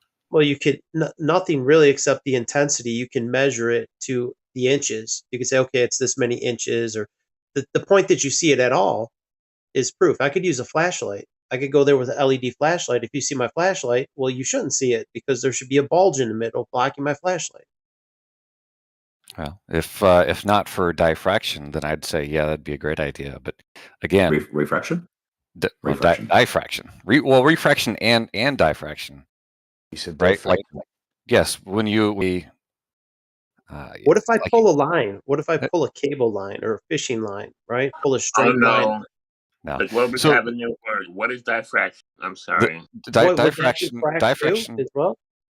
Diffraction is when light bends around a corner, not bending like refraction.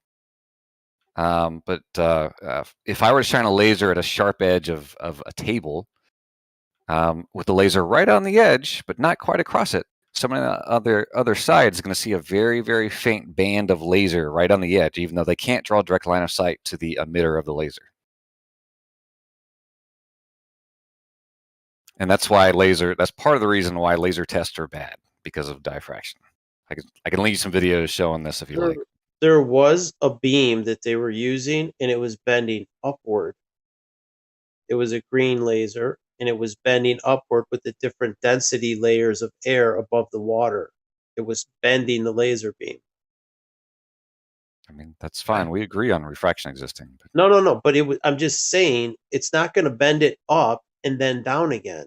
It was bending it up and not coming down again. It was just because of the density layers. And if there was a 66-foot high spot, right, and it did manage to bend upward, you would never see the light because the light has went upward. It wouldn't come down again, right? It would go up. It's not going to go up and come down. Isn't there a 14-mile hump in the middle of the ocean? I think it's 14. It's a weird red herring. Am I wrong? So I guess the point is you can't see the light from the far edge of the shore to start with. You can't see the light from the bottoms of buildings obstructed by the water, or the bottom of the bridge. You can't make it out. Oh yes, you can. Well, people were getting lights across Lake Michigan, 80 miles away from Milwaukee. 80 miles. That's quite a bit. You could see the city lights. Yes, that's a different situation then. Right, Because you can't see the city though, right? You see lights from the city, right? You see the city, and then if you take into account 80 miles, that's thousands of feet of curve. So it's like it should Can you be see the impossible. ground level? Can you see the ground level? Is the question. Can you see any of it? Is the question. Well, There's so limits, right? No. Yeah, the It's answer not is the question. no. What do you mean the ground level? Like there's limitations. ground 'cause level. what happens, there's the perspective. Your perspective makes everything appear smaller. It doesn't actually. I don't get any shorter. Like if I got a 100-foot tall tower and I drive 10 miles away, the tower appears to be sinking into the ground. I know it's not getting any shorter. No, it doesn't. It's the same height. Yeah, It's just flat perspective. surfaces It don't appears sink to get things into the shorter. ground. That's not how perspective works. Perspective makes everything disappear at the horizon. No, it doesn't. Yes, it but let me. It can- There's two things I want to present to you. Right, it's daytime right now. I turned the lights off in my room. I still see light coming into my room. The roof is in direct obstruction of my eyesight towards the sun. Because I can see light from the sun making its way into my room does not mean I can draw line of sight to the There's a sun. difference. You know the difference between daylight and sunlight? It sounds like you don't. There you go. It sounds like you're telling me that there's a difference between directly seeing a building emitting a light and seeing the light being emitted by the building. It is direct line of sight. You can make out the window, like the lights from the individual buildings. You can make them out. It's not the You see difference the ground between level. daylight and sunlight is indirect versus direct. Okay, Well, here's that's what you were suggesting. He's making perfect sense. So. Yeah. And likewise, if I release a balloon into the sky, perspective causes the balloon to shrink uniformly until I can't resolve it anymore. It's not what we see at the horizon with large objects that are large enough to see at a distance that would be obstructed by Earth. Right? You never see perspective obstruct a balloon midway when you release it upwards, right? If you got in a boat and you drove that boat and I'm at the shoreline, you drive it away from me, you would disappear into the horizon. If I pull out my camera and zoom in on you, you will reappear. If you literally disappeared over an obstruction, the zoom wouldn't help me. Your past zoom is irrelevant at that point. You've disappeared beyond a curve. So what good is zoom? Right. Yeah. That's because you don't see that. And just like you can't bring the moon back after it sets. We see it all the time. We see it with the sun. I've got proof. I've seen it with the sun. Yes, the sun goes. There's a gap. There's an air gap between the water and the sun by zooming in on it. It appears to have set into the horizon, and just by zooming in, you see an air gap again between. Yes, you're making that gap you couldn't resolve with your eyes larger. Exactly. That's all it is. Right? You can't resolve it at that distance. That's all that's happening. And when the sun becomes, when you zoom in enough using a proper filter to cut out the glare, and all you see the photosphere of the sun half obstructed by the horizon, you zoom more, nothing will happen. And once the sun is below the horizon, nothing will happen when you zoom. You cannot zoom things back into existence. Below the horizon, there's no such thing as that.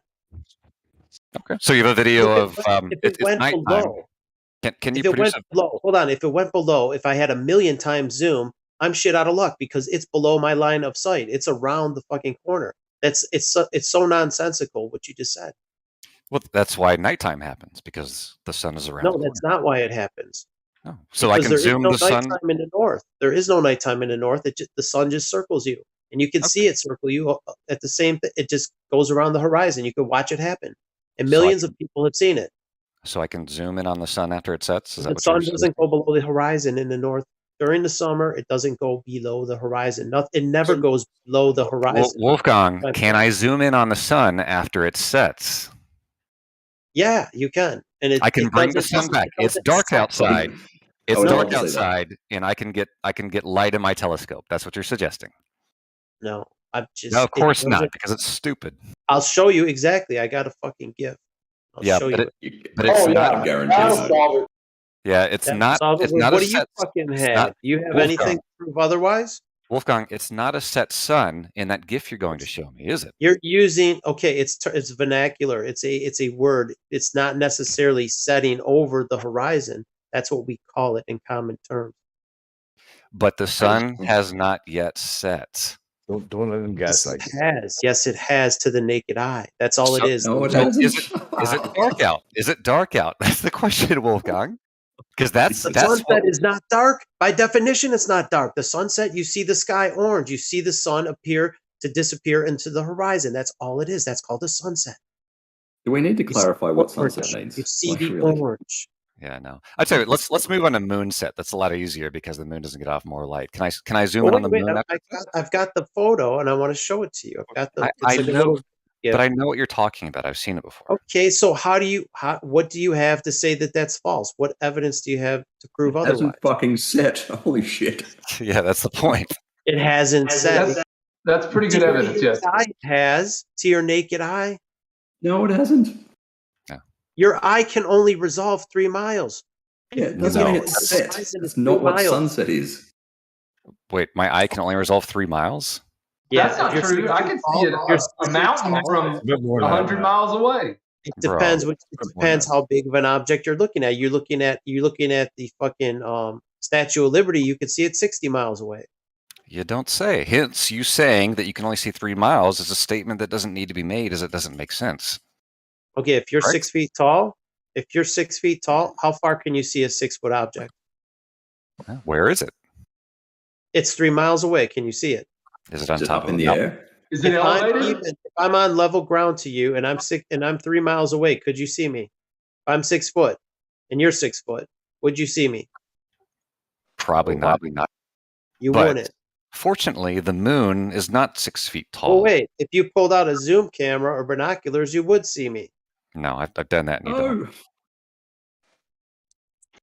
And they have in combat zones. They see people, even the ships. You have to include the observer height. I've literally been in combat zones with all kinds of optics. This does not happen. You have? Yeah, that's a lie. And what branch of the military? Army. Survey says that's a lie. You got him. Right? I smell bullshit, but tell me what device you were using. What were you using? What weapon system? Because I know quite a few. Yeah, I mean, I was in Abrams. An Abrams tank. Yep. What year was this? 2005, 2008. 2005. Okay, so you were in an Abrams tank. Mm-hmm. So the tech is a little bit dated from 2005, but it's a zoom. That's all, man. That's all I'm getting at. Yeah, the zoom. I don't want to. I don't want to get off on this. You can test me about whether I'm lying to you about being in the military. Okay, but how far can you zoom in with that equipment on an Abrams? What is the range? What is the practical range? Oh, I don't remember. Hang on. I guarantee you, it's beyond what you could see line of sight. Anyhow, I'm sorry, man. I got off point bringing that up. I shouldn't have. Fucking answer the question. Yeah, you're lily padded. I don't know what that means. Anywho, the point being, because you're trying to sweep under the rug something that would prove it's flat. Yeah, how far can you see? No, the issue is that the moon sets every single night, and not a one of you has taken a picture of the obstructed moon being brought fully back into view after it's obstructed. Wait, the moon doesn't set every night, bro. But you can't do that, right? Wow. Sometimes the moon is like 10%, and sometimes 60. I don't know. I will also go a little bit further and say that there is not zero examples of a ship that has been obstructed bottom first, where part of it is visible at the top, the mast or whatever. The bottom part is not visible. There is zero examples zooming in on that and bringing the hidden part back into view. Zero. Now that would be because of the reason why it's hidden is because of an obstructed environment. Like the water obstructing it. Like whatever the fuck you think. It doesn't matter. We don't have half so boats the ocean? in real life. In real the life, ocean is we don't obstructing have the boat? half boats. We don't fixate on half boats. We're aware of the complete sunset and the complete departure due to full obstruction. Your obsession with half is just the only thing you Okay. That's fine. Well, how about we go with the other way? We go full obstruction. The boat sinks below the horizon fully, and you cannot zoom it back in any part of it. Do people really think they're proving Earth curvature with like a 6-foot observer height still? That's crazy. What we're proving is that Wolfgang is repeating something that's been repeatedly shown to be false. If something went over an obstruction, zoom is not a factor. Zoom becomes irrelevant. That's true. That is one of the few true things you said. Yeah. Right. So what I'm saying is the zoom is popping your balloon. Just all simple binoculars simple telescope is popping your whole paradigm. You're hanging your hat on these ships disappearing, but we can all prove that they don't. I just linked you a video of a container ship being half obstructed from quite a ways out, and he continues to zoom at least 10x all the way in, and you don't see any more of that container ship. Okay, yeah, okay, I could go on pavement, hot pavement, and there's a miraging effect over the hot pavement that looks like water. The air does things at this lower levels, especially over water. But my point is seeing the ship at all. Okay. How Can you about see it Wolfgang? at You all? tell It's us. not. You tell us what you think curvature would look like. How about that? Curvature, just like I said with the Lake Pontchartrain, if they're supposed to be 66 feet, and you can see me shine a flashlight from the middle to the shoreline, and say I'm in a rowboat and I'm just 2 feet off the water with my little flashlight, and I'm shining like a strobe light to the shore, and you see it flashing, and you can count, I'm doing Morse code to you, and you could read it. That proves that there's no obstruction between you and I. And then also, if you pull out a camera and then you zoom in and you see me with my flashlight and you can film me, well, there he is. That's him with the flashlight. There's obviously not an obstruction between us. Do you have that video? Do you have the video of that observation that you did with the water levels? Yeah, I do actually. You post the link, please, because I got to go. Give me 1 second. I'll get it for you. Can you DM it to me? So I'll just, yeah. I don't know which one are you? Rudy. Yeah. What was your name? Off as well. Oh, stick it in the chat. I'll pop it in the chat. I'll just put it in the chat. I'll DM it back to you just for my benefit. All right.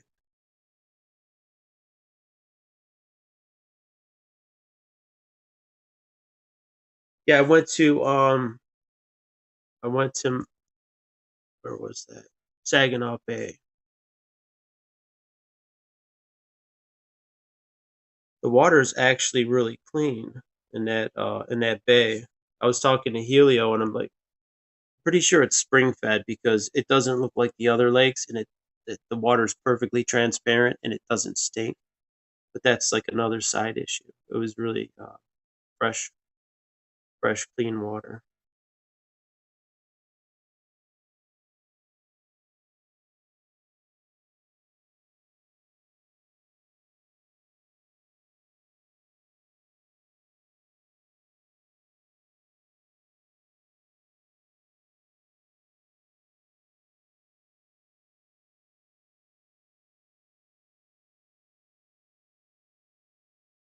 I don't know. So when are people going to stop using the 6-foot observer height at shorelines to demonstrate improved curvature? You know it doesn't work. How tall are you? Yeah, why does it bother you? Are you 7 feet tall? Well, you 7 foot. I don't know. I'm not that tall. I'm not 7 feet tall. Just close to the surface. You're giving us the excuse of refraction. So. Well, if we go any taller, then you tell us that we're not down close enough to the water. No, I will never say that. When you're close to the surface, you're dealing with the density of the air and the surface of the water and refraction and perspective. And then you want to take long distance photos of a boat, say the boat's 7 miles away. Look, guys, I found curvature. I don't see it, though. This isn't compelling. Long distance is the best observation from a decent height. There we go. Electric, you're saying that near the water, things are distorted? Sorry, what'd you say, bro? Can't they? I'm asking, are you saying that near the water things are distorted? Yeah, I believe that if there's like a dense layer of cold air above hot water or cold water and then hot air, yeah, closer to the water it'll have refraction. Yeah. Okay, so we can throw out the black swan thing. Oh, well, I'm gonna be honest. I don't get into the argument about the black swan. There's a lot of things to that I can't, identify truly. But if you have because like you said, things are distorted near the water, so the black swan is invalid. Yeah, I avoid the black swan stuff, man, because there's so many things happening in that picture. The black swan. Oh my fucking god. You did it. What happened? He just fucking killed the black swan. Me? Personally? I did? Shit. I killed shit. That image is full of Well done, bro. I don't see how you got that, honestly. I don't know where you got that from. He's talking shit. I'm not talking shit. Can you hear more where the explain globers don't like to use observer height over the ocean? Can you tell me why? What? Can you tell me why the black swan is helping prove Earth curvature? Oh, I didn't claim that. That wasn't my claim. Oh, okay. Then what were you talking about? I was saying that the black swan was just killed by the interaction that you and this other individual had. Me and Matthew chopped stuff up. Yeah, I would love to analyze the black swan with him further. I haven't looked into it enough. Right, but he's telling you that there's no need to because you were describing photos as not being an accurate depiction of reality. And? The black swan is a picture of reality that doesn't represent it correctly. I think there's a fraction in the black swan photo, man. Oh, Right. So the black swan doesn't say one way or the other. But I don't analyze this image of an oil rig enough to make claims about it, man. Sorry. Good for you. We don't either. Yeah, I mean, we could talk about that all day, but whatever.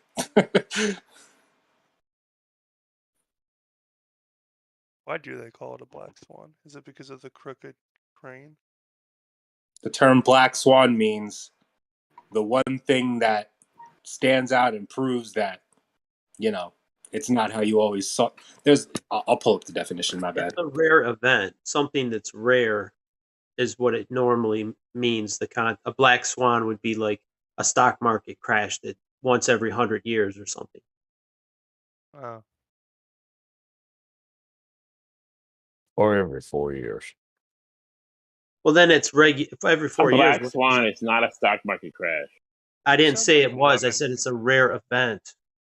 I'm curious, Matthew. Do you think that there is at least noticeable refraction close to the surface of water? Usually there is. It depends on atmospheric conditions. I don't think squinting at the horizon is useful for either side. Me neither. Yeah, I'm with you on that. Why do you keep squinting at it? Because whenever you're looking at the horizon, things are so distorted that it's hard to tell one way or the other. Stop squinting, Matthew.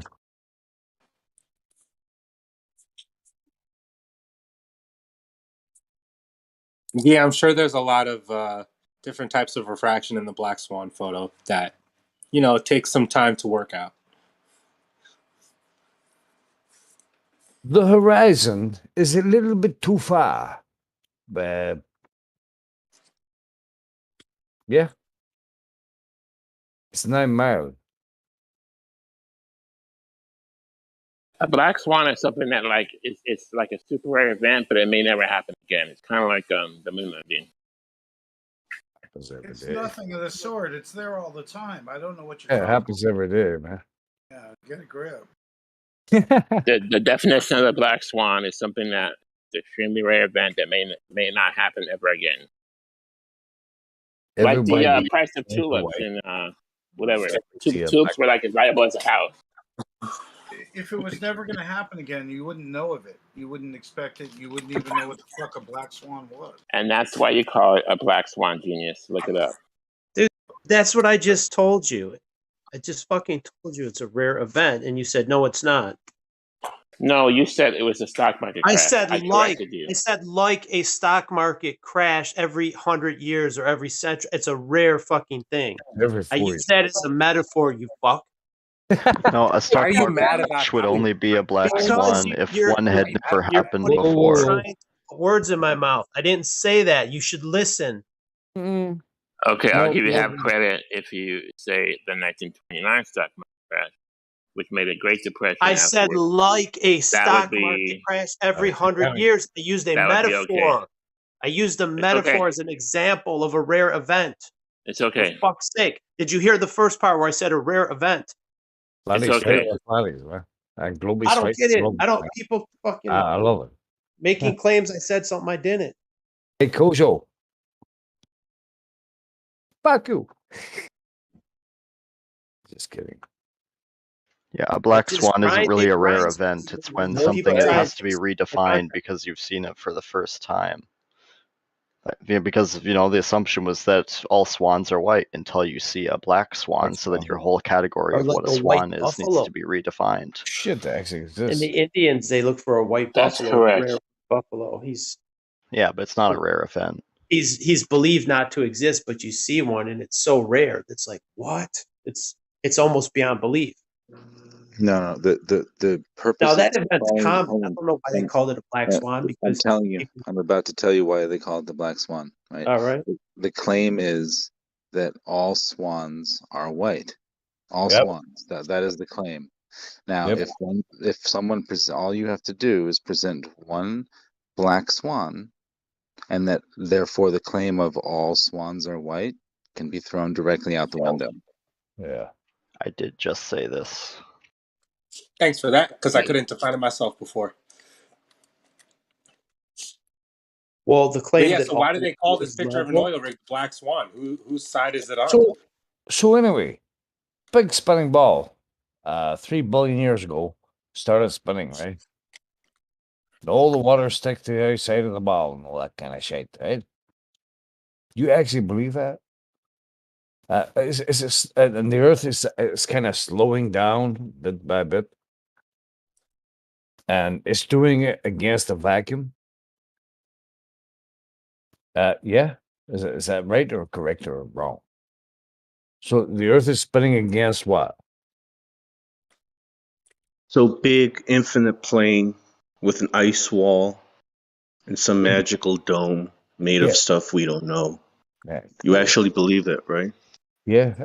Did anyone answer? You know what?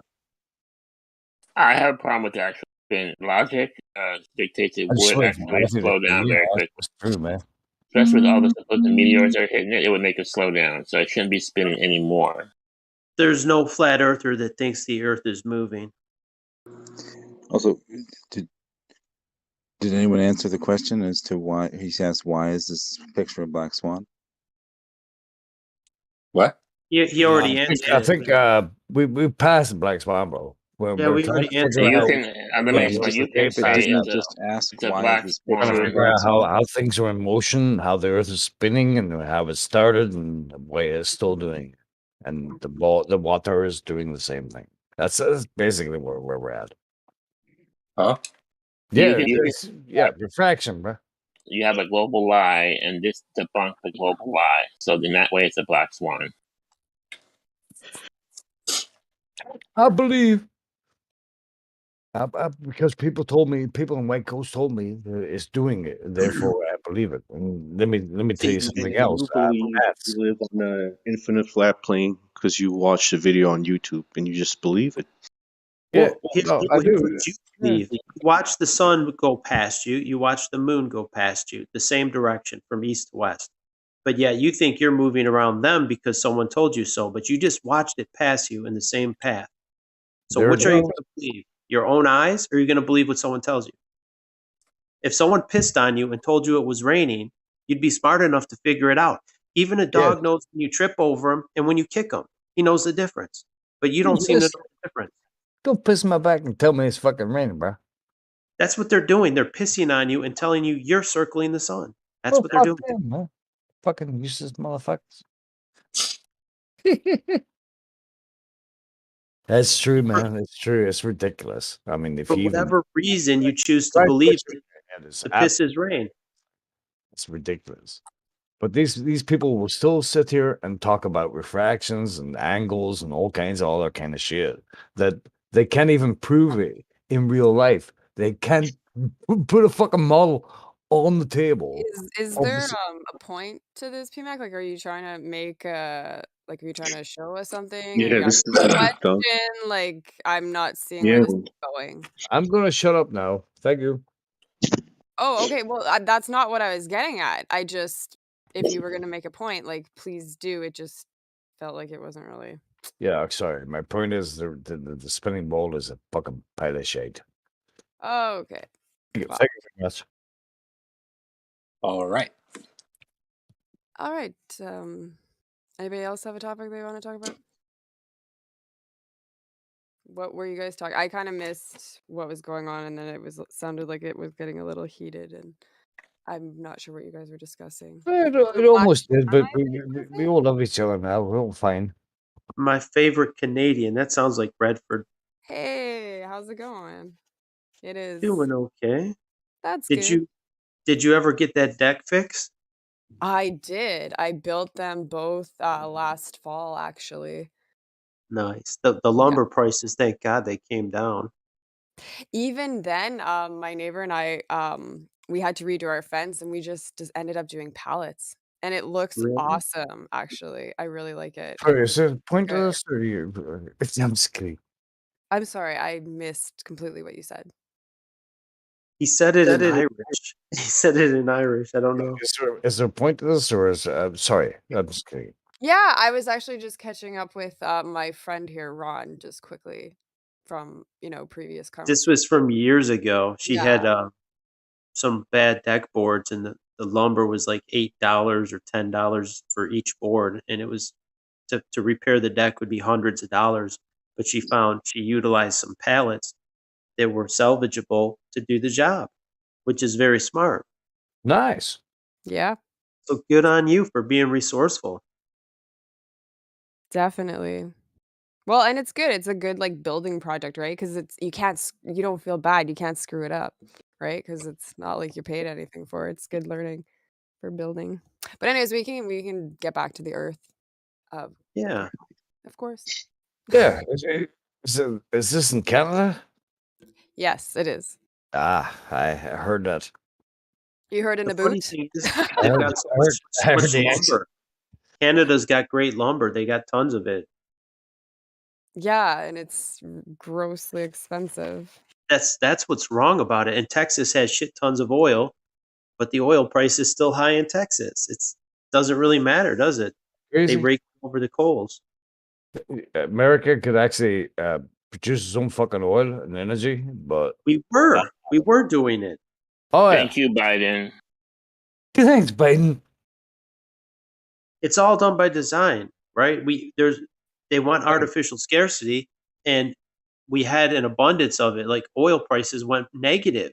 They went negative, like on the commodities exchange, negative, and because there was nowhere to put it. Nobody had any excess room to store oil. It was full, and they're like, "Fuck! If you buy the futures contract, you have to take delivery. Most of the time, no one takes delivery. They just trade it like you would trade Bitcoin.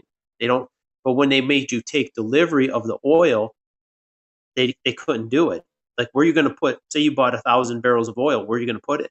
You can't put it in your backyard. The problem is Biden doesn't have to pay for his own gas. His gas is paid for by our tax dollars, so he doesn't understand what's happening. You know what I thought was funny? In Florida, they just had a big storm.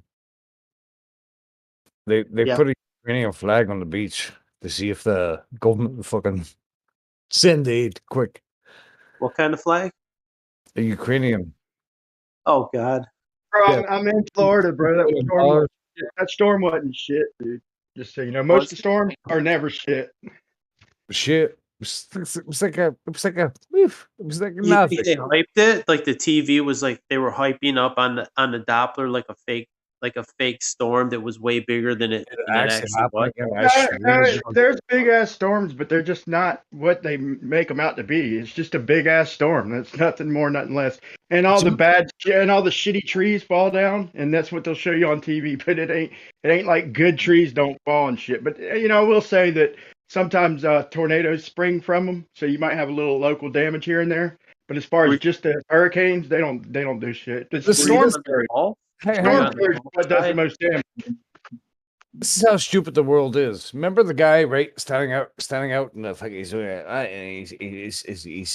he's doing the research, he's doing the news thing, and he's bending into the window.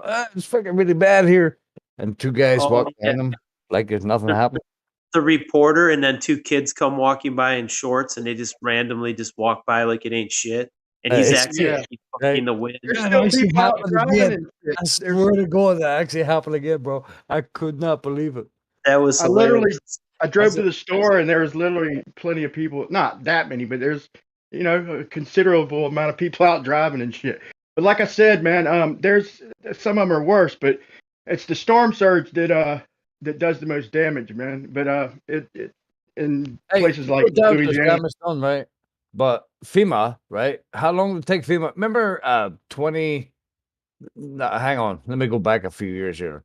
about. I ain't saying nothing bad about FEMA. They hooked us up, dude. That storm that hit about 5 or 6 years ago, they fucking hooked everybody up. Good, real. About 2006 or something, there was there was another big tornado, right? How long did it take FEMA to get? Oh, it took a while, but they came through. Fucking days, bro. Yeah, but you don't want to go to the FEMA camp. If they give you a free trailer, the FEMA trailers from Katrina, they were giving people trailers to live in, like camper trailers. Okay, that's one thing. But when they say, "Hey, come to the FEMA camp," don't do it. A tree fell on my house, man. A tree fell on my house, and I went ahead and filled it. Actually, my wife filled it out. She filled out one of them forms, and looking back, dude, I could have put any amount, but she put the amount it would cost me to fix it myself, and buy all the stuff and hire a couple people to help. And they sent me like $7,000, man. But it took about 4 or 5 months. They sure enough sent it. But here's the thing, it's global warming, bro. That's the angle. That tree that fell on my house was gonna go probably at any time. It was leaned over already. But you see the angle, what he said, that global warming is problem, reaction, solution. They want a carbon tax. They want to carbon tax you for any petroleum products, electricity, any derivative, like electricity is a derivative of petroleum products. So they want to tax you. I'll tell you what's weird. Since that hurricane, it's been cold every day since. I mean, it's literally chilly right now. It's nighttime here, about 10:30, 11 o'clock. But it's got cold, and this time of year is usually real hot. Hey, real hot. Do you have a coat? Put a big fucking coat on you. Yeah, I ain't complaining. I'm just saying it's something I ain't never really witnessed. I noticed it just go. Usually, how cold is it? Couple It's months not of too bad. No, I'm in it's Michigan, and it ain't too bad here. It's about 65 at night. It's not bad at all. Yeah, it's about probably 60 right here right now. But it's usually we get about a month and a half or somewhere around there of nice in between weather, like mild nights and just slightly warm days, like thermostat weather. Is what I call it. Yeah, but you Americans are strange. You use Fahrenheit. Like 60 to me, that sounds like I'm trying to figure that out in my mind. It's like 10 degrees. See, we're on imperial, and you guys are on the metric system, which is odd. It's like the Americans are still using imperial units, and you guys switched to the metric system. But 60 is 15.5. Yeah. Oh, 15.5. Thanks, Matthew. Why would you use that Fahrenheit? Because that's what we learned, man. Wait, that's what zero. Why would you put the date? Why would you put the day before the time? The date before the month? I mean, So wait a minute. You Americans are fucking crazy, bro. Wait, I think I'm jealous, kind of, man. Wait, so Celsius is so now I never thought about this. So wait, Celsius is 0 to 100 for freezing and boiling water. Gauge things. It makes sense. Yeah, it makes sense. Yeah, it does make perfect sense, dude. So does the metric, man. Hey, it's 7 degrees outside. Everything's great. Fucking what's that, like 28 degrees or something? I don't know. You know what the story goes that Benjamin Franklin came to the United States Congress and he said, "Hey, we're a new nation. We should use this new system that the French came up with. It's called metric, and so it's superior in all these ways." And the Congress got back to him and said, "No, we don't want to use this new metric system. If we use metric, we'd be the only country in the world using it." Yeah, dude, I was doing some radius steps the other day, and I had to do so much fucking math because each step was getting smaller and smaller, and the inside of each radius was bigger than the outside, dude. It's hard to explain, but I was like doing all this math. I got 4 7/8, and I'm trying to. I was like, dude, why don't we just use metric? I'm like, when I was done, I talked about it, and I thought about how much it would have been simple to do it with metric. Instead, it turned into a fucking nightmare. It took me like 20 minutes. Just to do the 5 steps, just to you don't know 30 seconds. You don't know 30 seconds of an inch and 16ths and eighths and quarters. Yeah, but no, I'm just saying it was 5 different steps for a total of 6 because the last one is just what you're stepping up to. But I know the inside radius is different than the outside radius. So you're trying to do all these radiuses with like 4 7/8, and then inside of the step is 3 and 4, 3 and a third or something. It was just crazy, man. It would have been so much easier. Very mild outside today. It's 75 degrees outside here now. Utah, Texas. So you got to convert everything to percentages right off the bat. Degrees is halfway to fucking boiling point, but it's like 2/3 the way to boiling point. 75 degrees is 2/3 of the way to fucking boiling point. It's about 24 Celsius. Something, yeah. You're like, what? Bro, just like a 0 and then it goes up in 1 or 2s. But nah, Americans have to be different. Man. Crazy motherfucker. So wait, so what is 80 degrees Fahrenheit? What's that in Celsius? That's about 30, Matthew. So y'all don't have very much describing room. Like for us, let's just say this: for us, between freezing and freaking way hot outside is there's 100 degrees just between that. So I think once it gets to minus, once it gets to 0, you're on point. 0 Fahrenheit and 0 Celsius is about the same thing, right? Yeah, 32 Fahrenheit is where water freezes. So I guess it is. Let's see. Wait, what water boils at 212? And so let's say we have 100 degrees, bro. Yeah, but look, so between 200. Wait. 212. That's a American statement there. Here's our descriptives. Okay, so minus 32 from 212. It gives you about what 180. Oh, you have to do math in your head. No, I'm just saying. So we have 180 degrees to describe what's going on in between freezing and boiling, and y'all have what 100. So I guess the only advantage y'all seems more easy just to say 0 is freezing, 100 is boiling, but ours has more way of describing 180 ways where you only have 100. You have to do math in your head to figure it out. It's amazing. I don't understand these, man. These are crazy, you American motherfuckers. Oh no, just saying freezing is 32 with Fahrenheit and boiling's 212. So in between the two, we have 180. There's a scale, right? It goes from 0 to 100. Why didn't you just use that? It does seem more practical, bro. I gotta be honest. It does seem more practical. Not just that, in America, when you go to a restaurant, you've got to figure out how much money you have to pay in tips as well. Who the fuck invented 32? 20% or 10%? I forget. Which came first, Celsius or Fahrenheit? 0% if it's shit. Celsius, bro. Why would they have ever even changed that, dude? It sounds good. 0's freezing, 100's boiling. I mean, why would they ever change that? American people. It's not American, man. It's the imperial system. It came from the Brits. Dude, I'm telling you, man. I'm even American, but I'm telling you, the metric is everything about it's better. It's the dude. British I gotta be honest. Still fucking with stone and pounds and stuff in the UK. Stones. That's funny. It's for real, man. 1 stone is 14 pounds.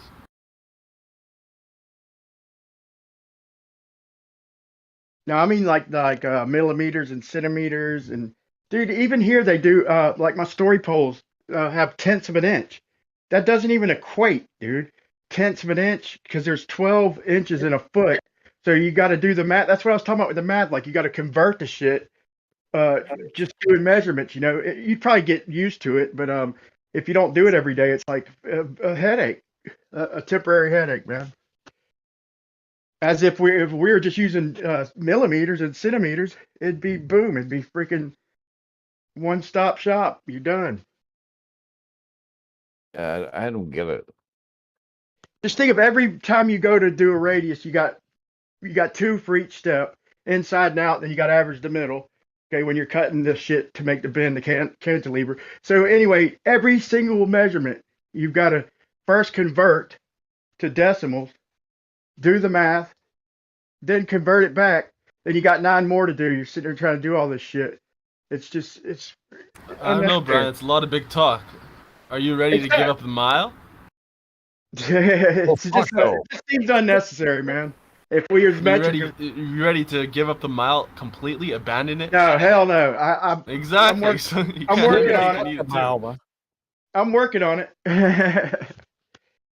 And you always know too, we're going 67th on East Street, going west. Nobody here knows what fucking north is. We have to sit and go, where the fuck's north?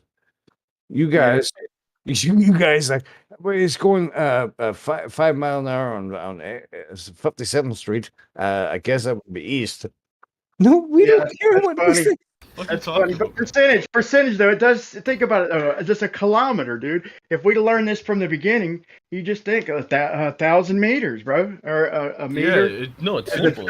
You've always got to know simple. what direction is east, west, and south. But a lot of people, it's more practical. I gotta attached admit to the mile. They use the mile because of, like, you know, when they're driving and stuff like that. You know, 0 to 60, blah blah. So it's it's tough to give up miles. I am used to the miles, but it just does. I still got to admit, it does sound more practical. Just like 1,000 meters, bam, kilometer. You know. Oh, no, Which way is it going? That way. How hot was it? 50 degrees. Halfway to boiling point. Yeah. Done. Yeah, I don't know why they put the temperature in the 22 degrees in Fahrenheit. Thing. It was. I don't know. It was like it was hot. It was hot. And he was traveling west. Was it west or was it east? I can't mind. Hang on, let me figure it out. Damn, when you say it like that, like halfway to boiling point. I've been in Africa when it was 50 degrees Celsius, and my blood was literally halfway to boiling. That's What's that in crazy. Fahrenheit? Actually, it wasn't, because, you know, body temperature is regulated. But still, the air is, you know, halfway to boiling. No, Celsius. 50 degrees is 122 Fahrenheit. 122. Thank you very much. 122. Damn. Yeah, 22.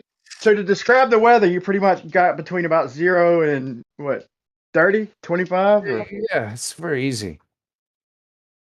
It's easy. It's like 0 and 50.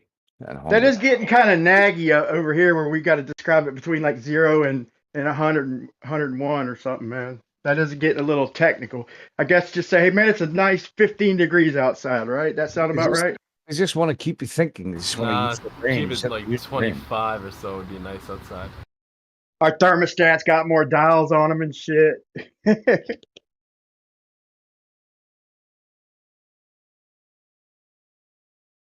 Yeah.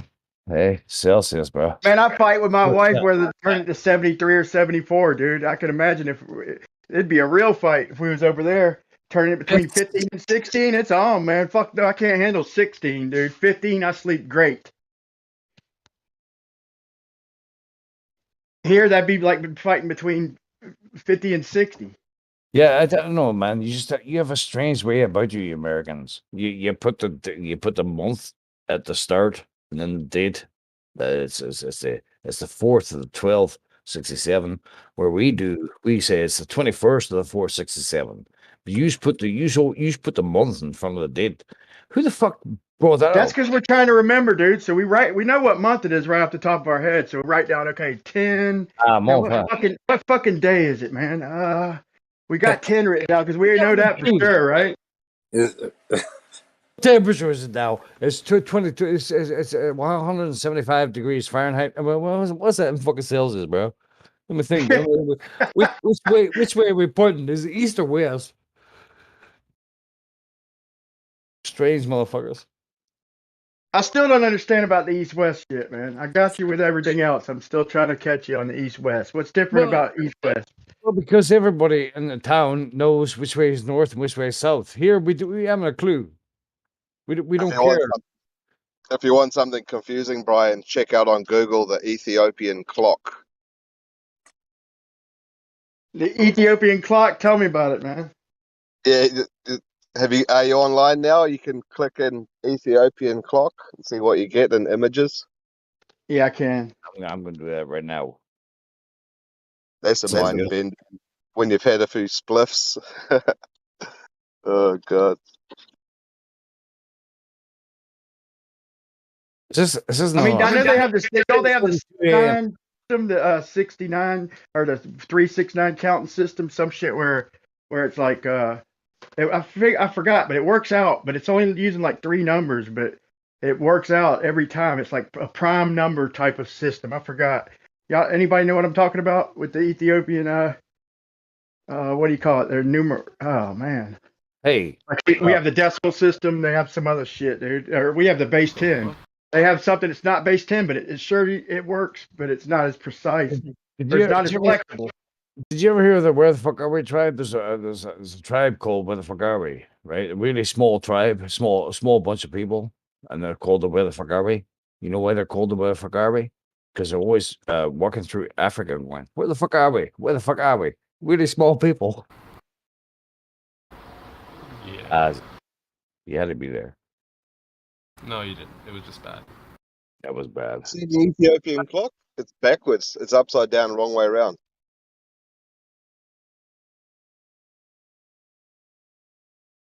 I can see it right now. It says 7:34. Ethiopia. No, the actual, you type in Ethiopian clock and you look at images and you'll see that all the numbers are around the wrong way. Oh, shit, there. I see it now. I was going backwards. Yeah. Okay, it starts at 6. It goes 6, 7, 8, 9, 10, 11, 12, and 12's on the bottom. It's like an American. It kind of makes sense. Like, if you're thinking about here, it being 12 on top, and if they're facing a different direction than us, then they put 6 on the bottom if they were trying to, match up any way at all, time zone wise, like with the northern hemisphere plane. But dude, how come we didn't know that the sun and all that, kind of worked like a clock? Like, we should have been taught that, I think, that was the furthest thing from my mind. That, you pretty much get a basic time, but the way they shifted and did daylight saving time and all that shit, I'd have never in my life put two together if it hadn't been for this subject. Well, they did that because of the war, apparently, so the farmers could do something more. So the 30th of this month, it's going to go back. So I have to go to work. I work 9 hours and get paid for 8. Is something Work what? What'd you say? Work what hours? War II. They did it in World War II, so the farmers could do something about more harvest or whatever. Dude, but that's kind of ridiculous, man, because it's still the same amount of daylight. No matter what you do with the damn clock, it's the same amount of hours. You know what I'm saying? There's got to be another reason, man. I'm sure people could give ideas, but just to change the clock, to try and explain something, dude, you're not really changing nothing but the damn tell you clock. why they did it, is they didn't want in the winter time. They didn't want the school children walking home in the dark. So you just go to school an hour earlier. They want farmers don't do it. Farmers. They wanted to keep the time the same, and do it that way. So they changed the whole damn clock for everything and everybody instead of just going to school, just scheduling it to fit. Yeah. It wouldn't just be school; it'd be everyone's work and everything that they'd have to change the time from 8 to 9 or what have you. It's just, so they figured it was just easier for everyone to just put their clocks forward. To just change the whole clock. You know what? We're tired of scheduling shit in the winter. We're just gonna change the whole entire fucking clock. What difference does it make to you? Wow. Do you have a remedy for traffic jams? I thought about that once because everybody starts everything at the same time and finishes at the same time. Is there a remedy for that? A remedy for traffic jams? Yeah, to get everyone driving at different times instead of all at the same time. Yeah, it's called work from home. Bullshit.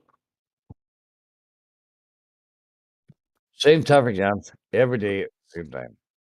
Doesn't matter if you put the clock forward or clock back. It's the same fucking shit. It literally is. I have to agree with that. I couldn't imagine sitting 2 hours in traffic to get to work. It's like, what? Well, they literally make school start at the same time that most people have to start work, and that's a real strain on your time in the morning. If you could send your that's school getting the young people into the thing, right? No, not only that. Let's cluster all the buses in with the morning traffic.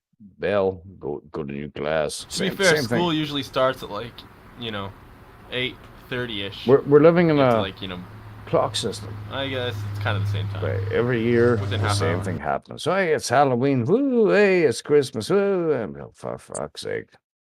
Yeah, they did. They set up. It's a loop, man. High school starts at 7, and then or 7:30. Middle school starts. If you let it. Go ahead, dude. High school started for me at 8:30. Yeah, and then middle school starts at 9:30, and high school starts earliest, and then elementary school, and then middle school starts. For me, it was late. 7:30. Holy fuck! And then preschool, you're Yeah, home it was by 7:30 for me, man. It was 7:30 for me. Hella early. Then it was 8:30 for elementary and 9:30 for middle school.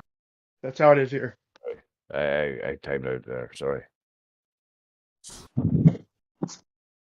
It's the same shit. So here it is. So no matter what work schedule you got in the morning, if you're leaving at any time in the morning, be behind buses and shit. What a great life.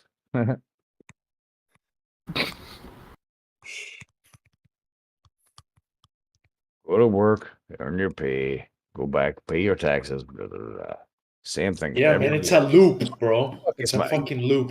Exactly. So boring. Hey, you should take This time. system creates loops where every day is like the same. One day is like the same as the other. Exactly the same as the other, bro. Exactly. It's so repetitive and boring and almost depressing if you let it. But Gotta change it up. I force myself to change up. Hey every man, day. how do y'all get paid? How do y'all get paid over there? We get paid like, I mean, I don't work for nobody, but most people who get paid like either once a week or once every 2 weeks. So then there's always a couple months of the year where you get you could call it an extra paycheck. So if you do your bills monthly, which most people do around here, all the bills, car payments, mortgage, all that shit, and then so you'll have a couple months where you get 5 weeks in 1 month, and the next week you still get 4. So you'll always get at least 4, but then there's a couple or a few I ain't looked closely. You get 5 weeks. How do y'all do pay over there? Is it weekly? well, certain landlords will take it off you every 4 weeks so that they get an extra couple of they get another couple of things off you every work about. Half my wages of what I earn goes to rent. That's it. I work 2 weeks out of the month just to pay rent, and the other 2 weeks to believe that I'm existing. Damn. Hey, do you get paid weekly or bi-weekly? I'm monthly, bro. I monthly. Oh, you get paid once a month? Yeah. Wow. Yeah, but half of it I've goes never straight heard to of rent. I've never heard of one job over here that gets paid once a month. I don't even know if that's legal, unless you're offshore or something. Actually, I get paid monthly as well. I pay my guys every day. I pay my guys every day they work. I would rather do that, honestly, because you get a lump sum, you hand half of it to your fucking landlord. There you go. And they're doing the weekly thing. They're not doing at the end of every month. They are every 4 weeks. They're looking your money.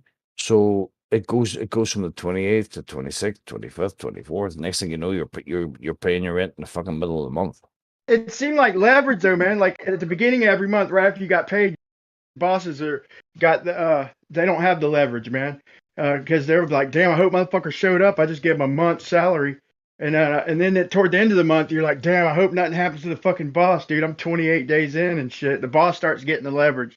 I don't know. I don't believe in all that. I pay every day. You work that day, I'm gonna pay.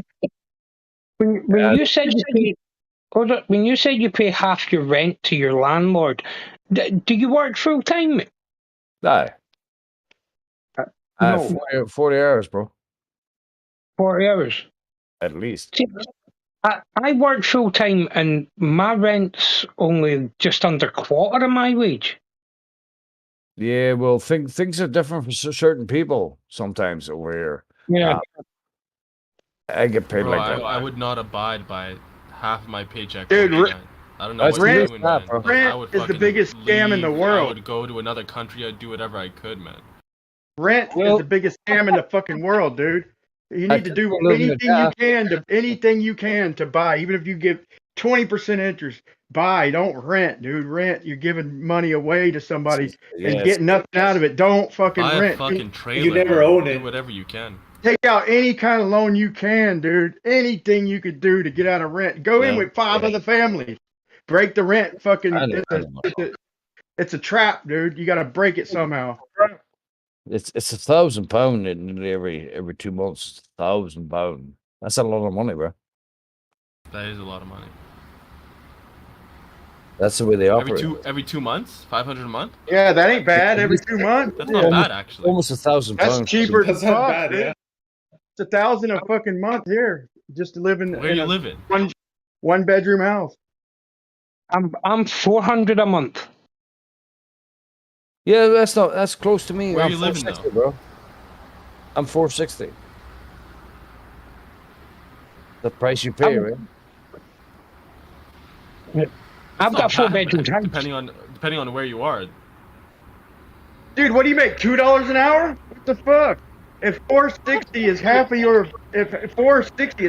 pay, that's, dude, you can't be working 40 hours, bro. We got more than that. Okay, I make about 1,200, 1,300, and about half of that, about 500.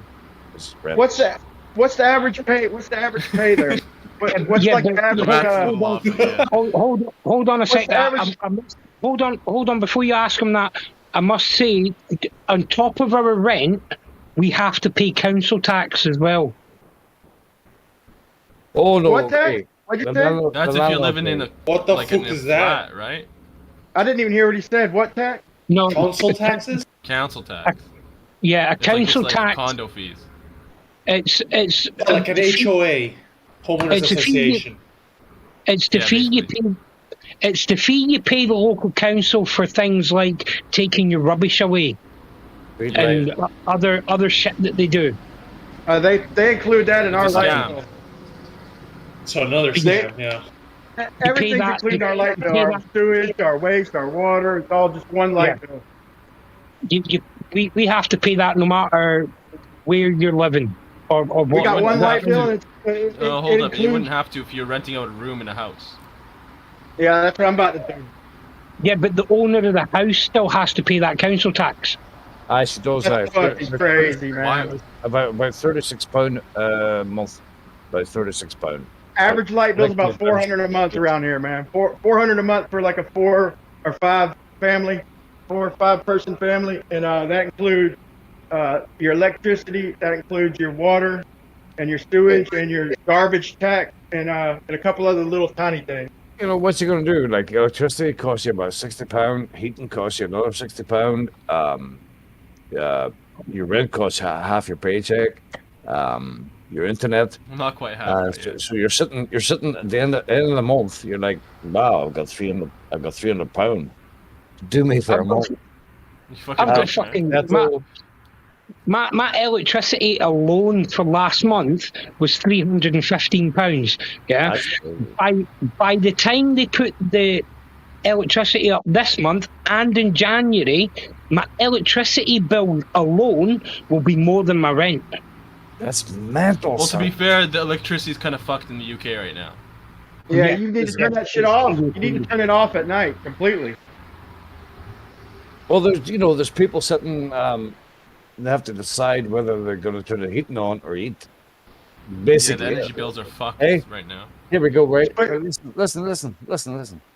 2022, and people in the free world are trying to decide whether they're either going to sit with a blanket over them or eat. No, you gotta put your face. That's fucked up, man. Hey, And we're even free, the, bro. even the bums around here, fat. We're free. Food is cheap, dude. You get a burger for 99 cents or a loaf of bread for $1. So even the bums around here are well fed. Even the homeless. Come on, man. We're sitting in 2022, and people have to make decisions between heating their house or having a fucking meal.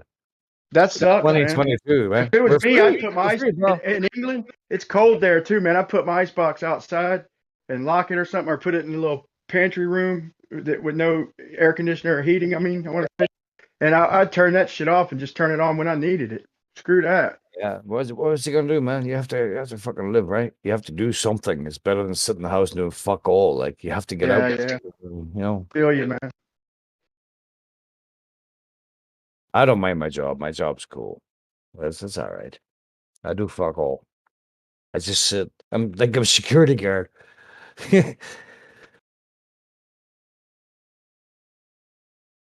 you ever had to I'm do a any? security guard Have too. you ever I had don't any have to do act? anything unless the You ever job had lights any? up. Wait, if you're a security guard over there, then not many people got guns and shit. So you don't got a gun. Yeah, we don't have guns here. We're not allowed to protect ourselves. That's not allowed.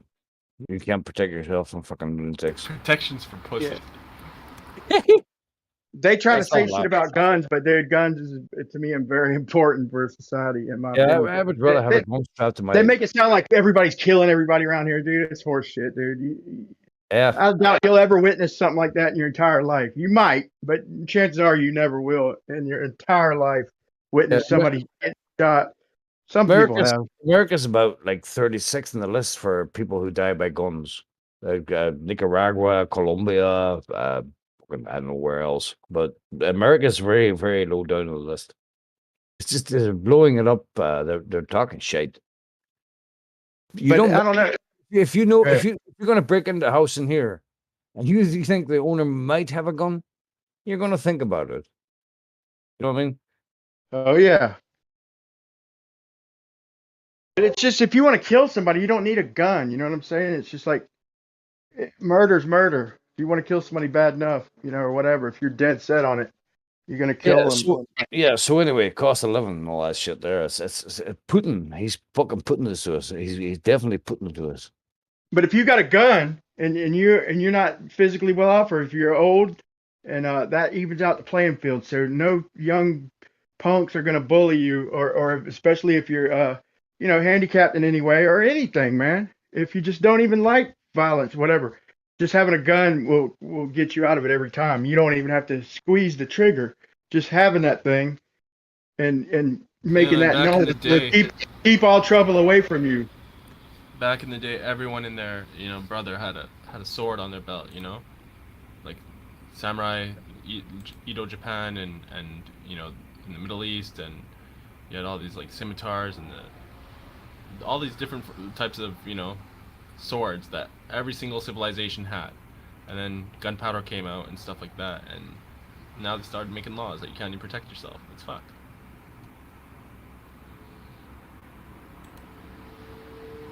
Oh, that's what they do. Aurora. Dark Knight It'd be Race. cool to like have a sword.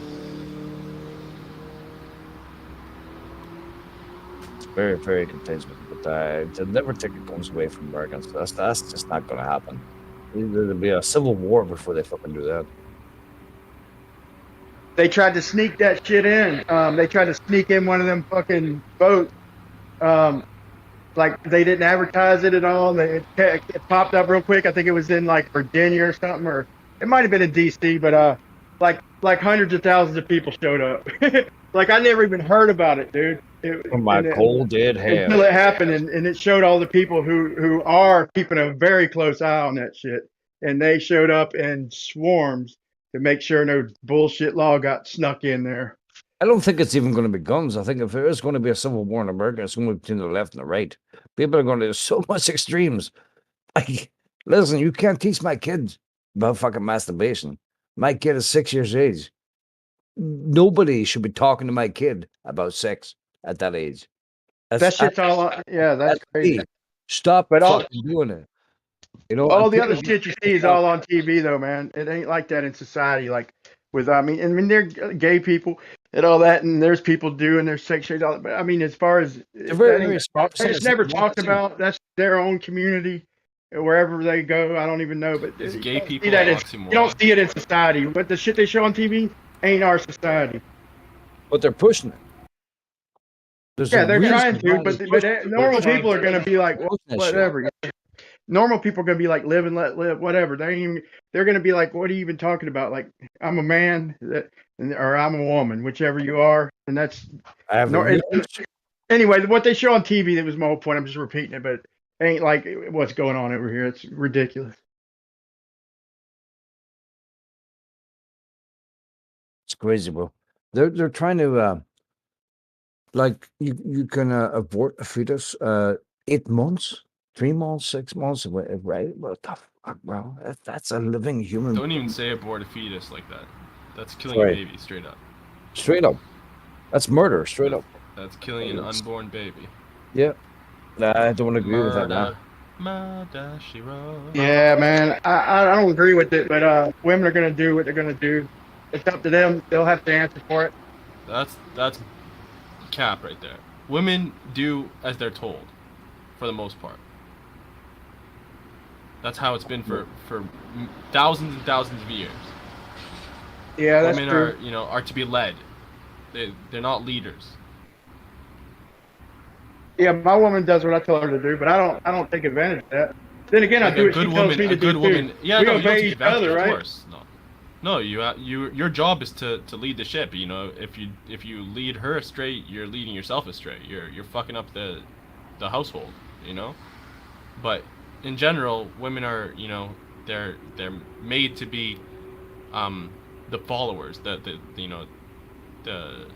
first mates of the ship. My wife be like, "Well, make up my mind for me." Seriously, because you know it when she's asking you, what do you want for supper? Like, it's hilarious, man. They can't make a decision to save their lives sometimes.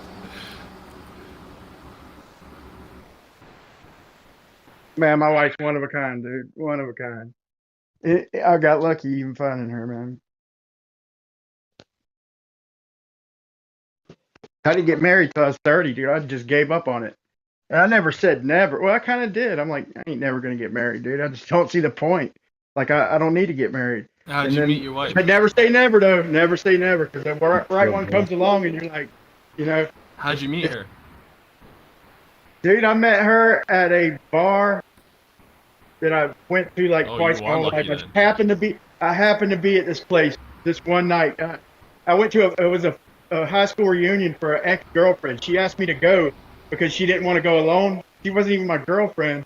So I went with her, and it was a high school reunion at like a bar and grill. And we got in an argument and everything, and I wound up, cutting out of there. And there was another bar down the road. I just stopped in to get a breather, and met this girl, man, and it turned out to be my wife, dude. Yeah, you were lucky. Meeting a keeper at the bar. That's fluke. That's lucky. Cool story, bro. You lucky bastard.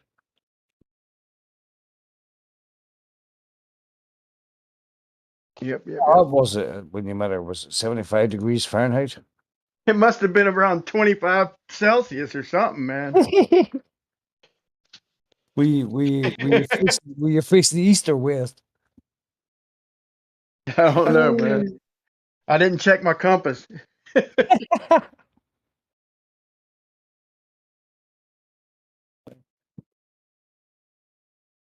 I was deep south, dog.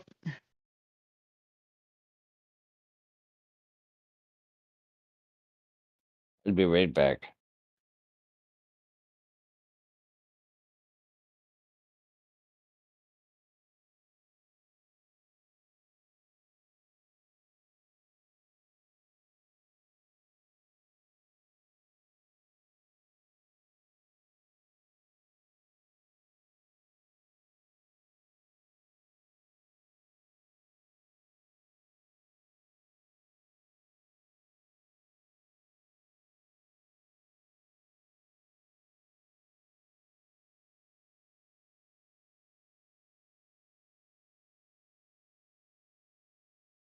I got to go. I'm out. Y'all be good.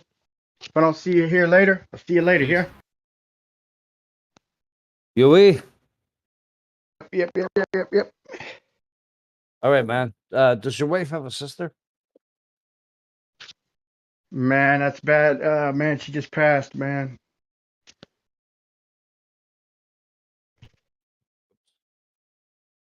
It was between PMAC or death. She chose death. And what I just walked into. Sorry. What just happened?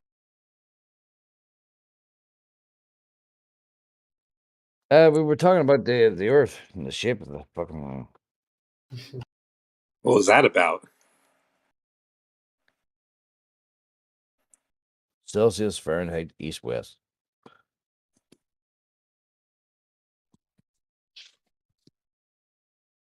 Yeah, I'd love to take the globe out the garbage, but if nobody can demonstrate space-time creating spheres, then it shall remain in the garbage. You'd love to take the globe out because you're in love with it. Well, let's just say I'm not biased. What happened to the Globers? Oh, they're gone.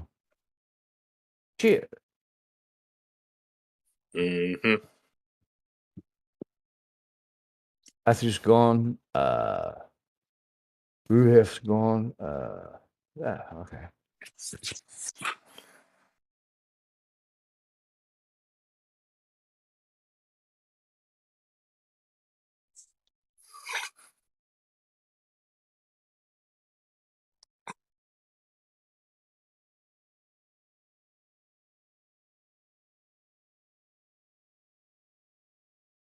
Are you looking for Ruif? Yeah, I've been looking. I miss him. I miss him, man. Where is he?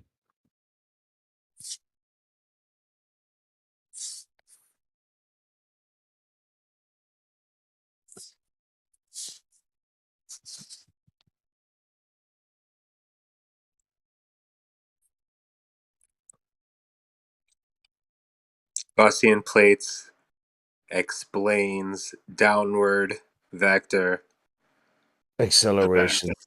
Oh yeah. my god. So What's wrong? No, I'm fine. I'm fine. Refraction, angular motion, and all kinds of pretty shit. Yeah, refraction is annoying because there's really no great way to know how much is happening and what kind is happening. Hey, Matthew. Missed you, man. What's happening, bro? Hey. Hey, did you hear me? Did you hear me thinking? Did you hear me say it? Hey, Matthew. I miss him, man. Give us a lecture. About what? They're waiting for a lecture. Anything. Cheetahs. There's been historically there's been 3 times where the way that we do accounting of money has changed. Once was the invention of writing. Second was the invention of double entry accounting in the 1400s. So 5,000 years ago, 1400s. And then the third major invention in accounting was triple entry accounting. These are the things you think of, Matthew. That's why we love you. Guess what triple entry accounting is? I never knew that. That's fantastic. Triple entry accounting is blockchain technology. Bitcoin was the first and biggest example, but not the only one. Oh, here we go now. So what do you think is going to happen with the blockchain shit? It's like asking me if we got in the time machine and you asked me in 1998 what's going to happen with the in the internet. future 25 years from now, Matthew? Yeah, no, that's what I'm saying. This is a good analogy because if you go back to 1997, 98, I would say, oh, this internet thing is a fantastic thing. It's going to change our lives. It's going to change everything. But then if you ask me, how am I going to make a bunch of money off the internet? I'd say, I don't know, invest in Yahoo or AOL.com or Amazon.com. A website called Amazon? But who knows? But just like the internet did become a thing over the past 20 years, and we use it all the time, I think that blockchain technology will change the way that we transact values, but nobody knows how. And who knows? I'm not saying you should invest in Bitcoin. I'm saying who knows what's going on. Well, I have a friend who he loves that shit, bro. I think he's got like 2 or 3 Bitcoins. He's just waiting for the something. He loves it. He actually sits and watches the what do you call it? The thing on the screen. He watches the things go up and down. He just sits and looks at it. He's like hypnotized.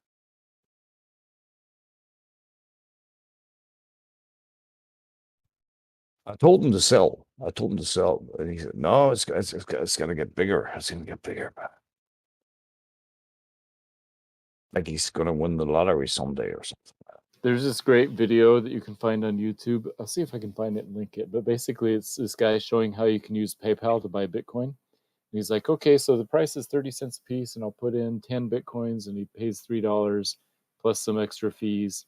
And then he shows how you can buy 10 Bitcoins for like $3.95. That's cheap. A Bitcoin is a hell of a lot of money today. One Bitcoin.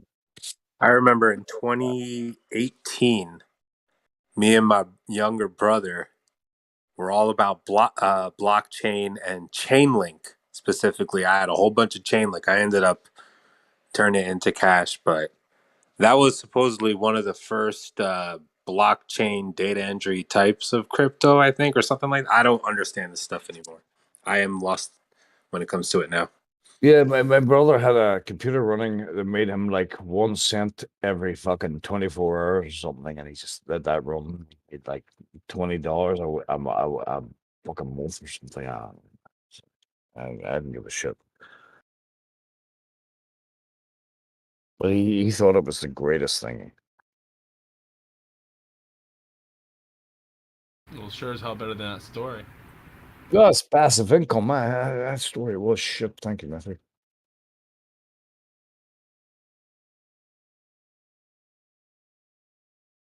I mean, are you going to take your money with you when you die?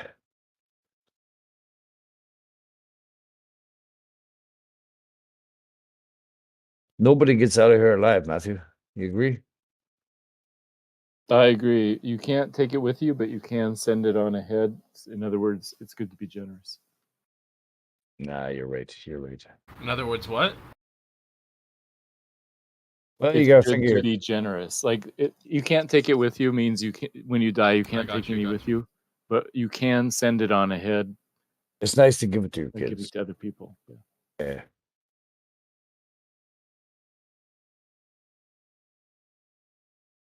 So there's only two things that they say. There's two things in life that are certain: death and taxes.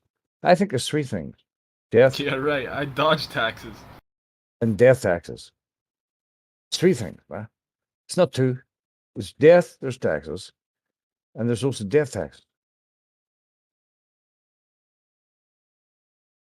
True story.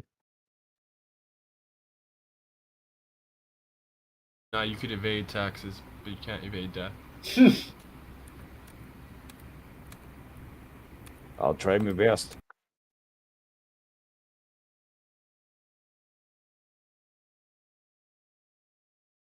That's what she said.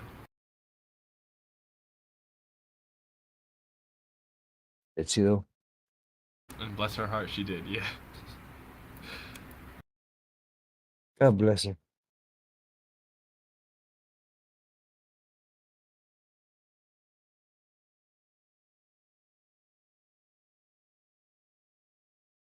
So Matthew, what are you teaching these days, bro? Maths or what? Intro to computer science, how to do programming in C++, starting from the basics. Fuck me, man. You knew your shit, bro. Thanks. And yeah, you know, you're a cool dude, even though you do think the rest of the ball. I do. People still code in C++? What's going on here? It's a good intro language because so many other languages are based on it. So people do code in C++, but most of these students will use other languages. Isn't Java the most popular? No, Java's trash. Probably Python would be my guess. Python. I was a complete geek. I sat and learned HTML, HTMLI, and I sat and made fucking websites. Just by coding, and it's like, and then you put it on the internet, and you go, and you know, I was like, wow, I'm fucking smart here. But that's about all of it. Some idiots pay really good money for a website. Yeah, that's They right. don't know that Wix exists or some shit. Yeah, and when when the torrents came out, and I used to burn things onto CD. Don't tell anybody, right? But Bro, I film still shit, torrent things. I used to sell it. I made like $300, at least $300 a week for like fucking about 12 months, bro. Easy. And then they introduced the cloud. Everybody and Netflix came out, and that was me, fuck. Bro, I have a login for Netflix. Not mine, but like friends. And I still don't use it because I prefer to torrent. I don't want to be inflating their numbers. Yeah, I mean, for the last month, I've been trying Netflix, and it's not good. It's not good. I give So they the learn your torrent site. watching habits and shit like that. Yeah, I give the torrent site $10 to stop my uploads up. Whatever, I give them $10 a month, and they have everything. They have Paramount, Disney Plus, Netflix, Amazon. They have everything. Like, so I may as well just pay them $10 and get everything I want. You know what I mean? It's strange. Like, so a film, 1.6 gig film, bang. Well, within 1 minute, you're downloading like 400, 500 megabytes a fucking second, bang. I just pay them a tenner.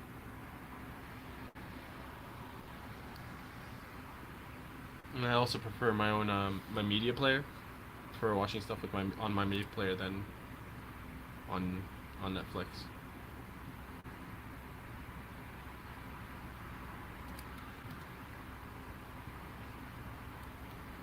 Oh, there has been some good shit. Narcos, I love Narcos. I watched that twice. Escobar, that was good. Yeah, I watched that too. Yes, there's not much now. Not much.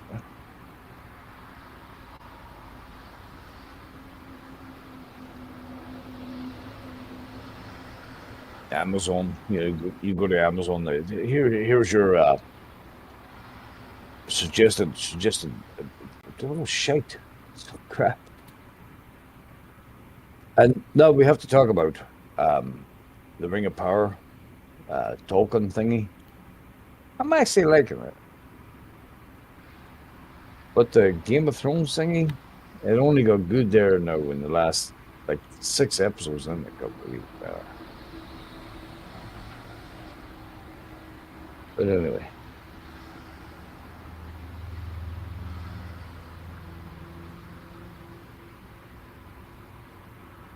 Percentage, you're actually open mic, bro. Yeah, I know. Fair enough.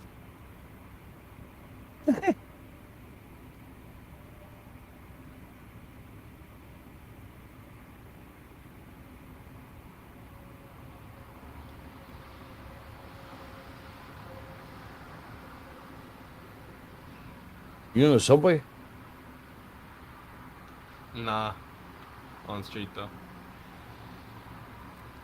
Yeah, preaching. I told you I'm a security guard. Oh. How much? What? $12 an hour or what? Huh? No, how not much? that kind of security guard. It's only in case if John tries to act up, you know? She's good though. She always, she gives the money on time. Okay, so what do you say? I'm saying I'm play a pimp, but I don't walk with a limp. You got the hole? You got the hose, bro? Huh? You got the hose? Yeah. Plural's right.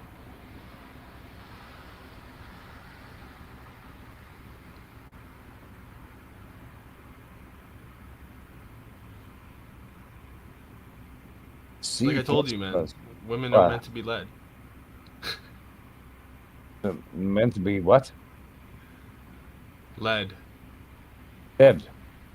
As in the As in the act of you film with no the strings. element. The lead element. You know, Mary Curie, you know, the one that found out about the whole fucking atomic shit. She died from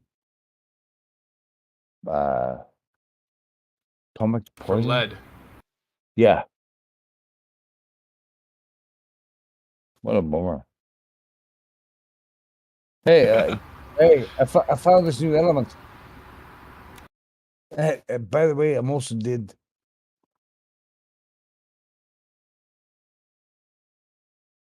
I'm sure that's exactly what she said. I think it was something very close to that. Yeah. This new element has led me to my death.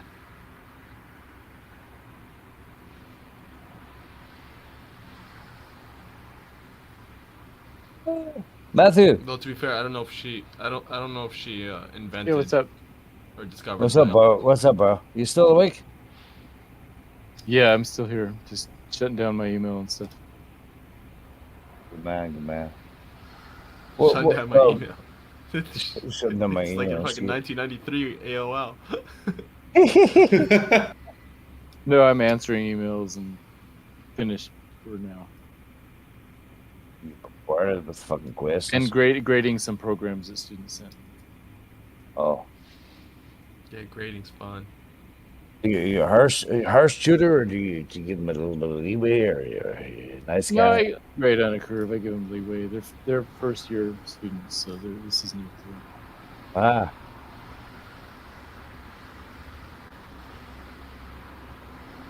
The whole rubric's curved.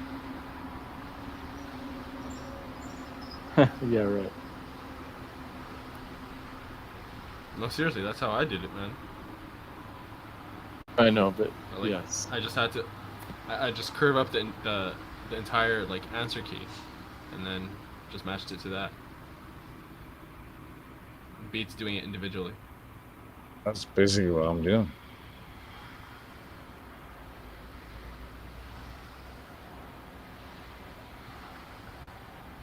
So Matthew, I want to talk to you, bro.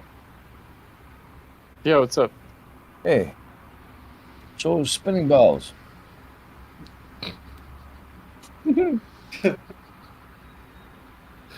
Fucking spinning, bro. It's like that one meme, the ancient aliens. Like he has his hands up. So spinning balls. I'm not saying it's fucking spinning balls, but it's fucking spinning balls, bro. Yeah, I'm not seeing the Wi-Fi signals come out of my computer either. That's because you don't have good enough eyes, obviously.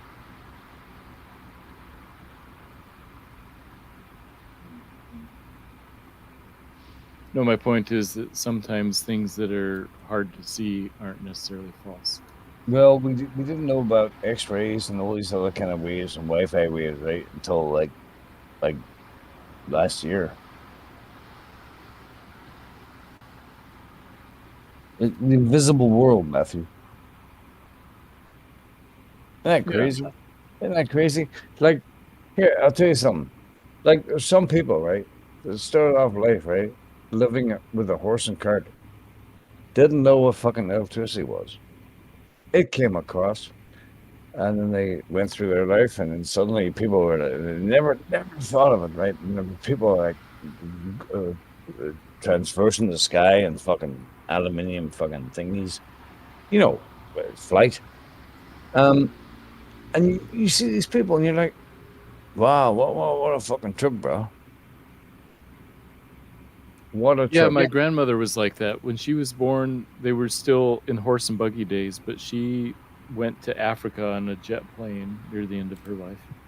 Yeah, and she must have been like, you know, oh God, they put a man on the moon? No, they didn't. They fucking made that shit up there. But anyway, so apparently they put a man on the moon. You know what I'm saying, Matthew? You know what I'm saying? Yeah, you know what I'm saying? What a fucking joke. Apparently. It's So yeah, fucking- your grandma, my it's grandma. sad how many people believe that joke too. Jesus. Crazy. Propaganda's a hell of a drug.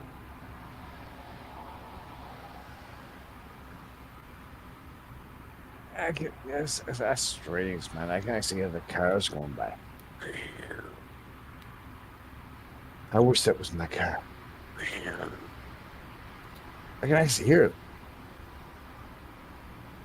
That's strange, bro. So anyway, Matthew, your grandma, my grandma.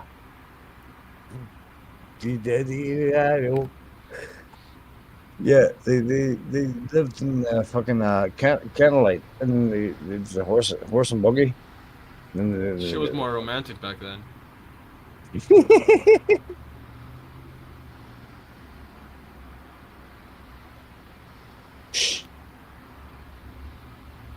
It's a horse and buggy. Candlelight. Fucking kiss me before you fucking whatever, bro. So and then they put the man on the moon. No kissing on the lips. No kissing, no hip touching, no hip touching, no hip. No, sorry, that wasn't for you. Jesus. But isn't that crazy, Matthew? Can you imagine being like this is what people went through? From Candlelight to fucking people flying through the air. Like doors that open, you walk up and doors just fucking open. Holy shit, bro. What's happening here? Isn't that crazy? You know, we've had opening doors since like, you know, for the past 50 years, man.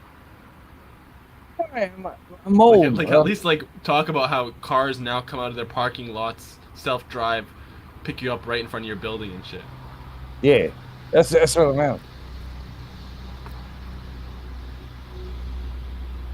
And we still haven't put a fucking man in the moon. No, we have not. Definitely not.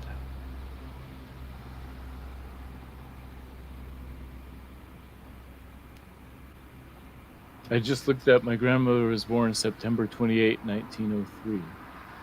Wow, good year. That was like 120 years ago. 119. How old does she live to? 90. I think she died in the year 2000, so 96. How's your grandma so old? How old are you, man? There's so few, Matthew. 51? 51? Okay, that makes sense. Yeah, my mother was the youngest of 5 kids.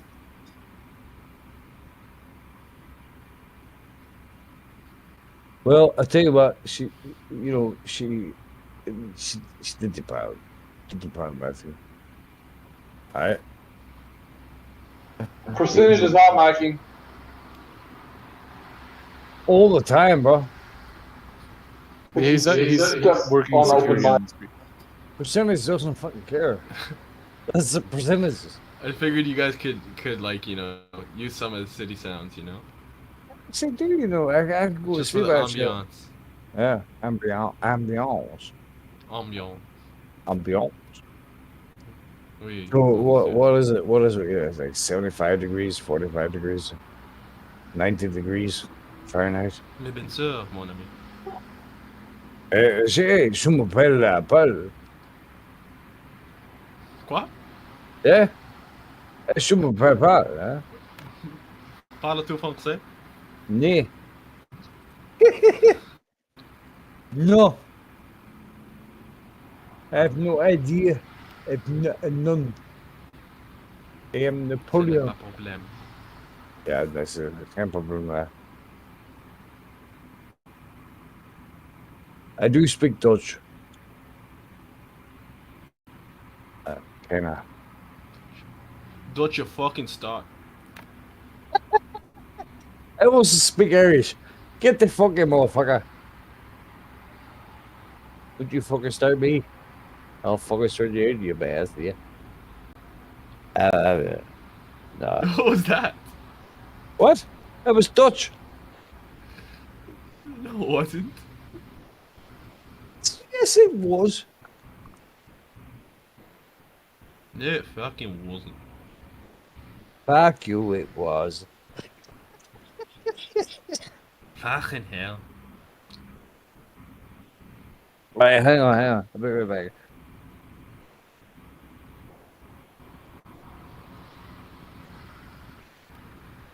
He went to go get himself some chicken.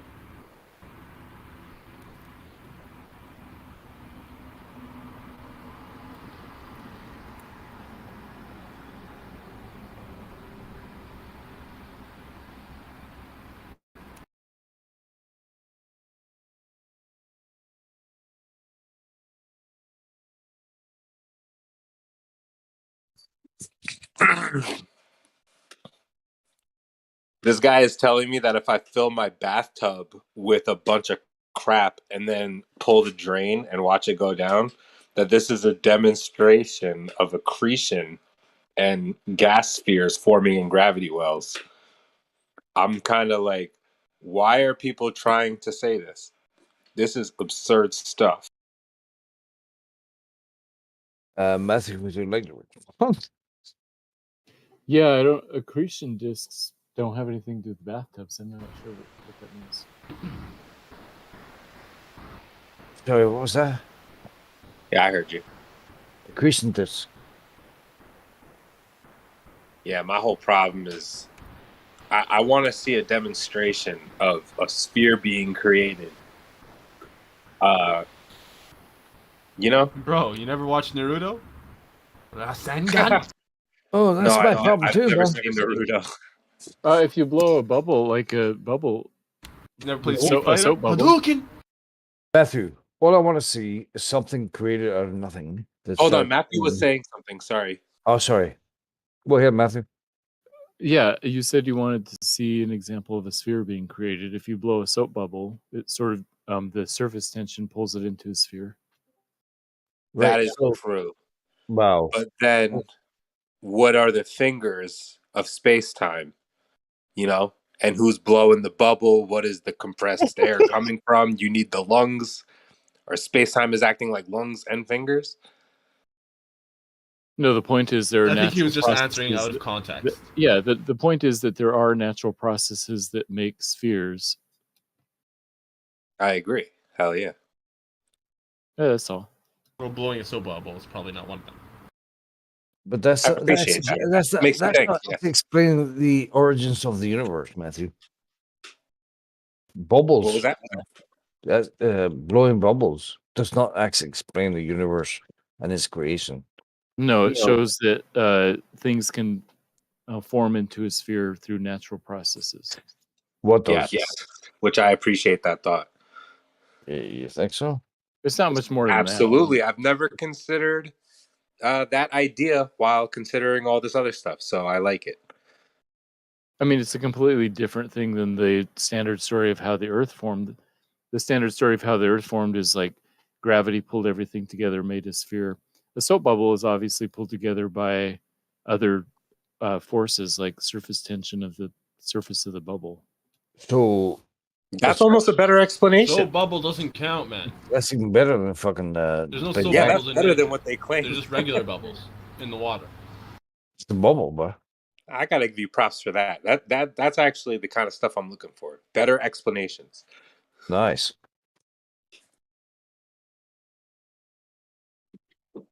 Good job, Matthew. Thanks. For the thought, Gold yeah. star. You could definitely make spheres in nature. You know? It's worth a thought. From nothing. No, not from nothing. You have to have the physical processes set up, and like there has to be. I think there has to be a designer that sets up all of the. Can I stop all you the there? things. Can I stop you there? You have to have what set up? You have to have the physical laws of the universe and a designer to get everything started. An intelligent designer. But where? Oh, so you actually believe in a designer? Yes, I think it's obvious that the universe was created by an intelligent designer. Okay. Well, Right, no, I don't believe what I'm saying, but Matthew, I agree with you. Thank you very much.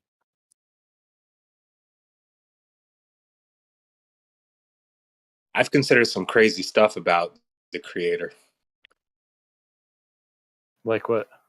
Like we can't really put a face on him. We consider it like this omniscient, all-knowing, just force behind everything, every causal thing, right? But Yep. I look at man. I hate when I talk about this stuff, but I'll just try to make this quick. I think that man is the most evidence of a creator. Like, we have the most properties of a creator. I agree. I You're think it's treading because on- we're made in treading on God's dangerous image. ground, man. I We were think man, created by God, but we're man also is evidence created that the to creator assist is God's image. fallible. It's like useless. It's like terrible. I think this is the worst thing. Man is God's most prized creation. That's true. No, I don't think this is a good creation. I honestly don't But think to that. say we have properties like him, I wouldn't say that either. So we eat each other. Everything eats each other just to fucking survive. This is what we came for. I don't know what PMAC's on, but Let me say it definitely like wouldn't say this. that we have the same properties, because that, that's an insult to God. We are so limited by our human intellect and and how much we know about the entire world that God created. We know like a drop in the ocean, So to say that God shares some of our properties or something like that, I think that's insulting God. Yes. Yeah, obviously, we're it's- qualified. we're different than God for sure. Sorry, but this is not a great creation. This is not something I would have thought of. We are the best from what exists, but we're fucking nothing compared to God. I think both those things can exist. Like, you could still be in the image of God. I don't think it does a disservice to God, because we have this fixed view of how God created us, right? He's like snapped his fingers or whatever, right? Why But it does could it have been a have to be completely God? different. Like, Yeah, but Could they be could be the fingers creative and a process. face, unlike anything Right. you can possibly understand. Doesn't necessarily mean that they're like our fingers and faces. He's all sure Maybe about that's just someone- the language that he chose to use so that we would understand, but we shouldn't be actually comparing it to ours. Like, creation is a Maybe we human should just say construct. God has a face, that befits him, and whatever Like- that means, and not go further. Standing from a creationist viewpoint, like, creation is like a human construct. Like, where'd you get that loaf of bread? Well, I made it. Out of what? You created it. So that's a human construct. So, like, to say, Can I restate the first thing I said? Because I feel like it kind of triggered a lot of things. I want to say this better for you. Yeah, God Absolutely. uses Then man. let Forte finish his point about the creation thing. I mean, typically you create things out of things, right? Humans do, yeah. Yeah, basically, yeah. So then the idea would be like, okay, well, God created us out of what? Well, where did God come from? It's like, So then Exactly. you're just projecting human abilities onto God again, and that's insulting. It's blasphemous even. well, You know, who created the Bible? Humans create things out of other things. All creation creates things out of other things. But Yeah, God can I doesn't just say need one to. thing, please? Yeah, go ahead, Alex. Yeah, well, thanks. Because obviously Just the first thing I said kind of it's a sensitive topic, but I want to say it better. God uses man to create principles, abstract concepts, and things that we deal with on a daily basis at this point are being created by man. Maybe God is using his will through man. You know what I mean? To figure out What do you mean? a couple of things. Figure us I out. think we're like You said- God's you said, like, paintbrush. even I think today, we literally now he's landscape doing it. everything we Give us an see. We example. are God's vision. Everything we see is created by man, and that is God's vision. God gave us eyes so we could see the world around us, and guess who's putting it together? Man, through the will of God. That's what I Yeah, everything's by Now, his will. can I ask That a goes question without to follow that up? Who wrote the Bible? Man. Men did, and then they also corrupted it. Using human constructs. Ink. Using What do you ink think, and Matthew? paper. What do you think, Matthew? So I think that God created us in His image, so it's okay to say that we have some of His attributes. Obviously, we don't have the full extent of His attributes, but God is loving, and He made us, and we have the capacity to be loving and creative. We do. Those kinds of things, not to the extent of God. Do you not As think far God as- would want us to know that there is not a ball? Yeah, as far as the Or 9/11 was a inside job? Well, I Or- think all God, over the place, God P-Mac. gave us a mind. That was scattergun real fast. Sorry. But I want to address what 40 said about who created God. God. So all matter has a source or a reason for existing. Matthew, you or don't know a all cause. matter, bro. But you don't know that for a Hold fact. on, hold on, let me finish. I'm sorry. Yeah. I'm sorry. But asking where did God come from is a category error, because God is a type of thing that does not need to have an existence or a reason for existence. He's self-existing.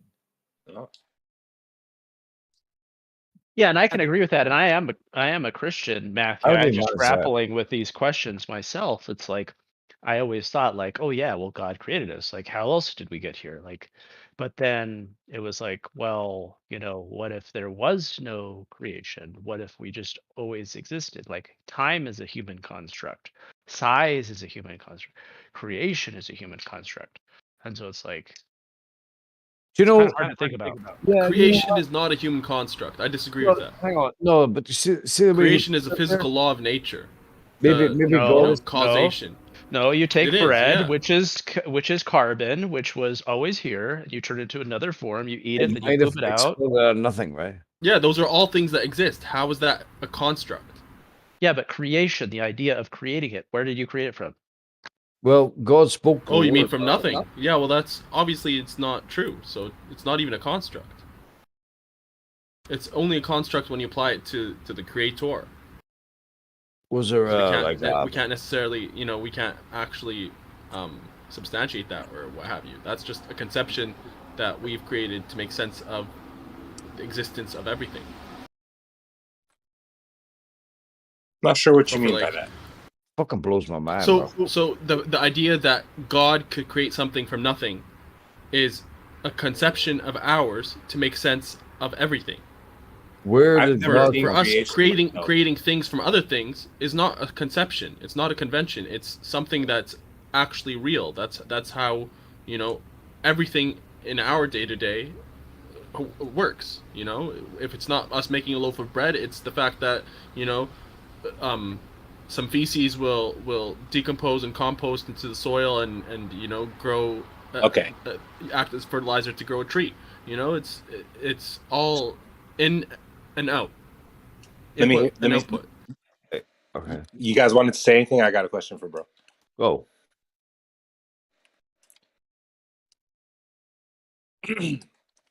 When it comes to creation, if I can't say that anything ever came into existence, like 0 to 1, like matter popping in from nothing, why am I to believe this ever happened if I can't see it happening? Good question. Because you have the one. What's that? You said 0 from 0 to 1. Why should you believe it? You should believe it because you have the one. Yeah, there's definitely not just one. There's definitely just like multitudes of things. There was never one. I was answering in like your analogy. But you have to bring things yourself popping back into existence, like 0 to 1. The fact that you have things that are existing is why you should believe it. So, right, but you have to bring it back to the nitty gritty. So suddenly there was a consciousness out of nowhere. Like some consciousness went, you know what? I'm gonna figure things out. I don't even know why I'm here. Who the fuck am I? No. What's my name? But no, seriously, way back in the start. Where to start? Percentage? Why would you say that consciousness came out of nowhere? Well, I don't mean that it didn't. I don't fucking know, bro. But somehow something began somewhere, right? Out of nothing. Because if you take it back, it has to be, right? So no, it's possible. It's possible that this consciousness that if you're referring to God, I'm not referring to anything. Eternal. I'm not referring to where did we start? Where did the thing that created everything, the prime mover, supreme creator, however you want to term it. It's possible that it always existed. Well, but actually, by definition, I would argue by definition, it had to always exist. and I'll tell you why. Because this thing that existed, it created physical matter, and time only starts when physical matter is moving. What is physical So time, matter? No, time I don't agree. only started. No, hold up. no. Our conception of time requires movement, right? Don't agree. There's no movement if it's frozen. If there's nothing. Exactly. So God had to exist forever by our own definition of time, because He created time, because He created the physical movement of the physical matter and movement therein. You want to know He what always existed forever? When was he created? When did creation start? You wanted Hey, check it there. After God. You want to know an interesting idea is like what do all religions do? Fucking Mubarak. They worship. They all provide a recipe for life. Yeah. I like my answer better. Percentage. There's absolutely a possibility, right, that whatever you think God is, it's not. Can you? No, God is what I think He is, because I stick fair to enough. the divine attributes. And you're welcome He is to the it, most bro. knowledgeable, the most powerful. All the things required to make, the world as we know it, God Where is. did he And I come don't from? limit any of those attributes. Where did he start? Where did God start? Yes. He said he always existed, right? God doesn't exist in a physical place. He created physical places. So He's let not me limited ask you by something. them. Let me ask you something. How does something always be and always exist? Consciousness or whatever. How? I think that's exactly what's happening. Because that thing, that entity, created time, and before time is eternity. What is creation? How are you saying things are being created on a timeline? Like, which one came first? Like, did man get created to experience time, or did time get created to experience man? Time doesn't You can't get tell me created. what happened first. You can't tell Time me. doesn't get created. Time is just measured by physical objects, physical matter being created, and then not just created, but moving afterwards. But right? would people get upset if I said to you that it's a possibility that God is not what you think He is? It's like it's just not. What do you mean? Well, an idea. It's just an idea, yeah. How do you explain creation or God or something that occurred in somebody's brain or consciousness? God can't possibly be just an idea, because Well- we still had to have come from something, right? Consciousness Exactly. So how was that? If you don't want to fall into It's like infinite sunlight. regress, you have to concede that there was some uncaused thing that started, the thing that started off this chain reaction. Right. Okay. So there was a God. He had a thought, and therefore he is God. Is that what you're saying? Say again? There was God, there was a thought, and somehow now he's God. Somebody made themselves God. No, what the fuck? No, but that's what I'm saying, bro.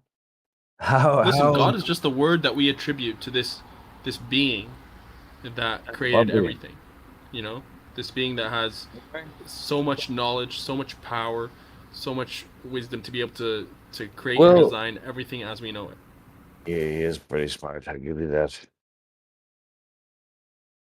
So we refer to all these different attributes. Where did the God beginning, come? the end, the most powerful, the most high. All of these are just attributes that and then collectively we just call that thing that has all these attributes God, right? That's all it is. It's just like an abbreviation for this prime mover. Wait, so hang on. God is an abbreviation? Maybe not. Maybe abbreviation is the wrong word, but it's like a short form for it. Short form. I understand. Sure.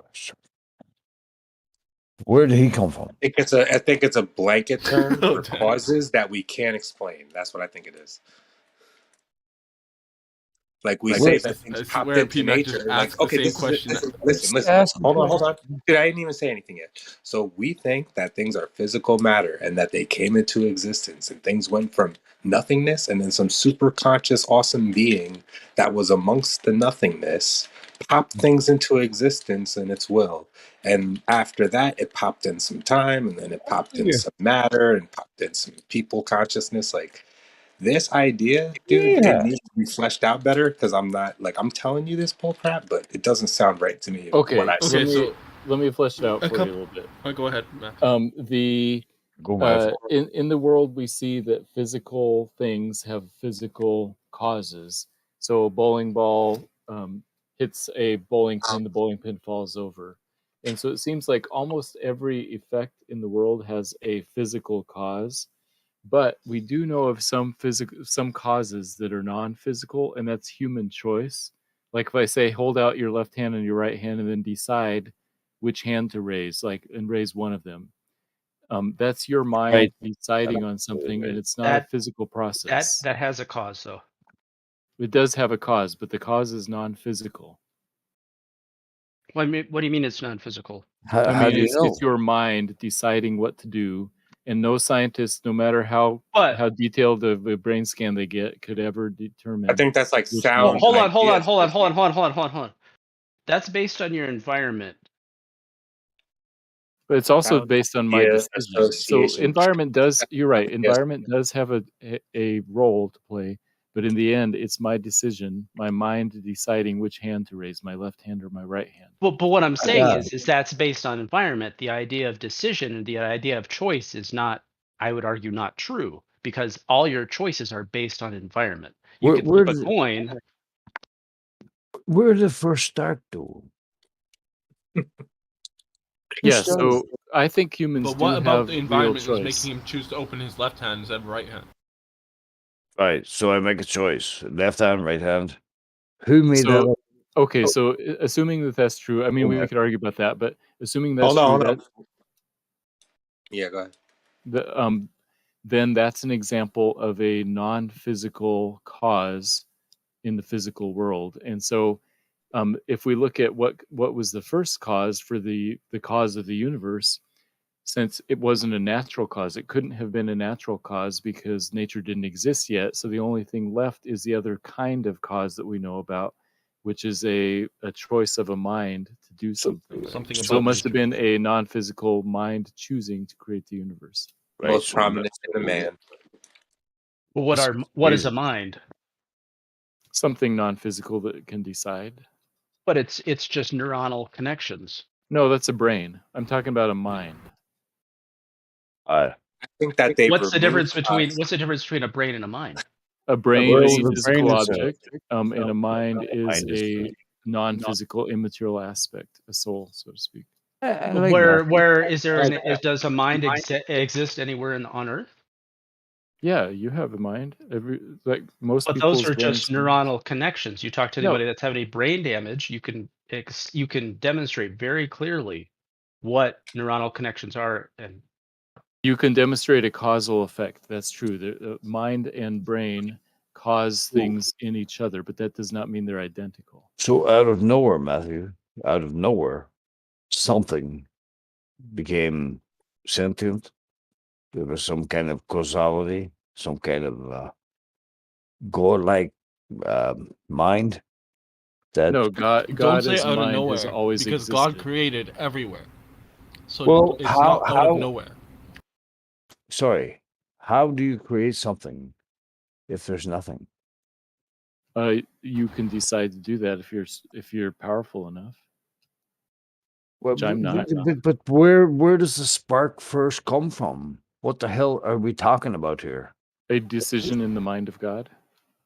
No. Hey, this is Yo, if you're powerful enough, you say be and it is.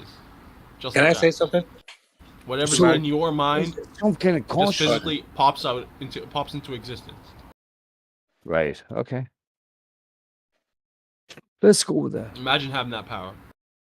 Forty, There's what a- were you going to ask? a number of things that's going in a number of different directions. But I think, like, as a Christian, some of this is frightening to me, and I think some of this is kind of dangerous to a Christian like myself. But I think it's also important to some degree. Maybe it's not important. Like you don't necessarily need to think about this stuff, right, to be a Christian, right? I'm just an honest person. You got to understand this. Check this out. I read. Can I say this? I read a book. This will only take me a few seconds. I read a book that said that the manifestation of all things started with consciousness, and that beings that came to be knew that they were of God. And the slow, dissolving of that idea is the intense evolving of creation. That is God. So us being separated from him has created this material realm where now we are God. Rather, we don't consider ourselves connected to the actual God. Like we separate ourselves. And this is like the evolving of being completely with God's consciousness to now we're like, literally the tools are using themselves. It's almost like supercomputers building supercomputers. It's literally like this is the result of creation, but we can't separate ourselves from this eternal consciousness. And I think that's the whole point behind these religions and these big pillars of knowledge that tell you you are not of God. There is no God in you. You're separate. He's omniscient. You don't know where he is. You don't see him. You don't feel him. You don't touch him. He's in charge, and you have no will. And that's the idea of an omniscient God and monotheistic God. And I think that's detaching from I don't know, man. That's detaching no. I was kind of agreeing with you until the end when you said that we became God, like after. No, we're starting to play at God. We want to be God, and we're nowhere we're fucking jokes compared to him. And I would say that the religions teach you that you can connect with God, that you can feel God and communicate with God and stuff. So I don't know. That's actually what I said. Maybe you had a bad experience with the monotheistic religion, but where did God begin? But we are less. We are less than him, right? Where we are did God of begin? course we're less than God. There's no question. Yeah, but why are we choosing to remove ourselves like this? We should consider ourselves more like the creator, and we could get some of this freaking power back because they have it right now, bro. They're in control. Nah, man. That's what gives these people the fucking the ego to think that they can play at God, that they can start cloning shit and The doing word this and Christ doing that. came from a practice. It was before they put it in a man, and they said this is the only person that was ever really Christ. This was something that people thought they could do all the time, was be Christ-like. Interjecting a little bit. Well, Christ wasn't God, but okay. Just to throw an idea out there, like one of the ideas is that hey, we've evolved to be religious, whatever that religious may be. Throughout time, you can demonstrate all the religions, right? So like an idea is like we've evolved to cope with stuff like where did this lightning come from? Where did this thunder come from? Why did it flood my village? Did I not sacrifice the right goat today? You know what I mean? So it's like all these like connection, correlation, need to explain things that you can't explain, right? God of the gap stuff. So God shrank as science evolved, or science, gained traction. So doesn't it tell you that some God says something about sacrificing goats and putting goats and things here and the other thing, and the cow, maybe a cow from time to time, just to make things right.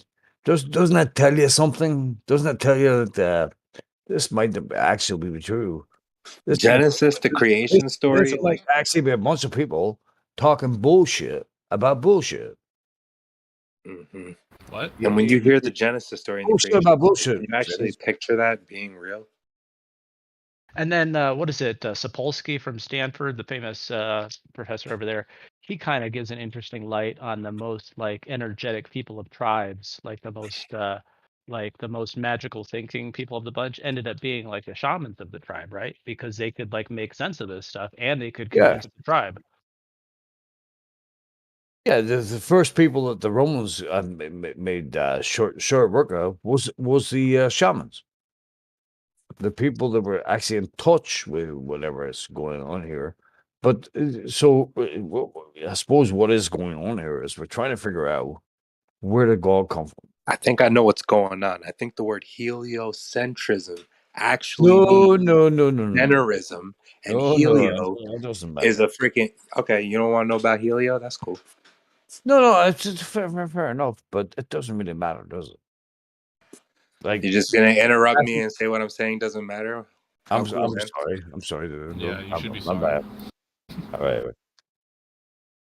Carry on, Electric.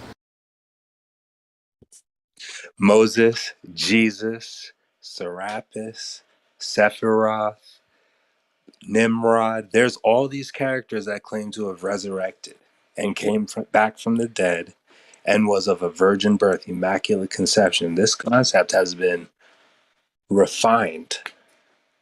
So what is Did you Jesus? say Sephiroth? Are we going through? Yeah, there's the all these Game of characters. Seven? Are we going through the same There's tons thing? of crazy stuff going on when it comes Are we to like going through the same thing? these crazy characters, bro. I know. I just named a ton of crazy characters, right? You did. Janice. There's more. I mean, I could go on. Seth, but yeah. Yeah, Janos, Santarunos. There's all these crazy saints that claim that they can, like, you know, revive people, healing. So, you know, tons of people claim to have these abilities before Christ. Truthfully, they'll even tell you that. I think You know, I it's got stories of all kinds of people healing. So, Sorry, and your point was, here's a crazy idea. Death doesn't matter, bro. We're all gonna die. You and I. they're telling you only one person is capable of being we're gone. Christ-like, and they died a long time ago, It's and silly, you bro. could never match that. That's what they're telling you. You know what I'm starting to think? I'm starting to think this shit is not real, bro. It's not real. It's like a kind of made up fucking shit. We're living in some other kind of alternate universe. But don't listen to me, man, because your God told you he came out of nowhere and somehow he is acceptable to everything. And no, don't let me fucking tell you that God is not real, because you will fucking rip my heart out to prove that he is. God has to be real, bro. God Just has trying to to be identify real. what It's it really not real. See this life, it's not real. Sure, let's say this life isn't real. Let's say this life is not a real. video game. Hold up, No, there PMAC. is Let's something. go with that. Let's go with that. Let's say that this life is a video game. All right. We have a hive Who created the mind. video All game? people are a species, so we are together, right? We have been like us together. There's more than just like my mind. I'm not gonna say I'm PMAC. God. I'm saying that we're all. PMAC, who created this video game? So some guy from All right. nowhere. Who created that guy? Elon Musk. One question about that. Who created that guy? PayPal. How many? Who created that? PayPal. ABZ. Well, real quick, following that on that logic, how many restarts do you get? How many mulligans do you get? 40. Yeah, you have to get 40. At least 40, bro. I should let you guys know. There was a. Oh, go ahead. I was just gonna say. I was just gonna follow on that. There. Who was it? Who said it? Was it? 40. I was a famous saying that every man lives twice. Like the second time is when they realize they only lived once. Or I don't believe this is the first time. I don't think this is the first time on the merry-go-round, bro. I think we've all been here many times before. Yeah, but that's a common thought amongst humans. We all have the same hardware. We all think the same thing. Can I get my thought out? I was gonna say. Sure. I was super duper Christian. I used to like really like confess to God and pray and wish like the best things for people all the time. Like I really believe God was causing all the good things that happened to me. Like I really loved church and reading the Bible with my brother and my cousin and my dad. Like I did all this stuff, and I got really sick. And I thought it was because I ate some bread. And I realized while I laid in bed for 5 days, like totally sick and like didn't eat, didn't sleep, couldn't move. So I had like some kind of sensory deprivation, like shit. And I pretty much without eating, I kind of realized the people that are telling you to eat bread are the same ones to telling you that there is a monotheistic God. And this is kind of like when I found myself like in these discords in the first place. The fuck are you talking about? Bread is delicious. Yeah, but it's not good for you. I love bread. It's not good for you. It's carbs. It's lovely, bro. Huh? I eat like a shit ton of bread, and I'm so fucking healthy. It's not even fun.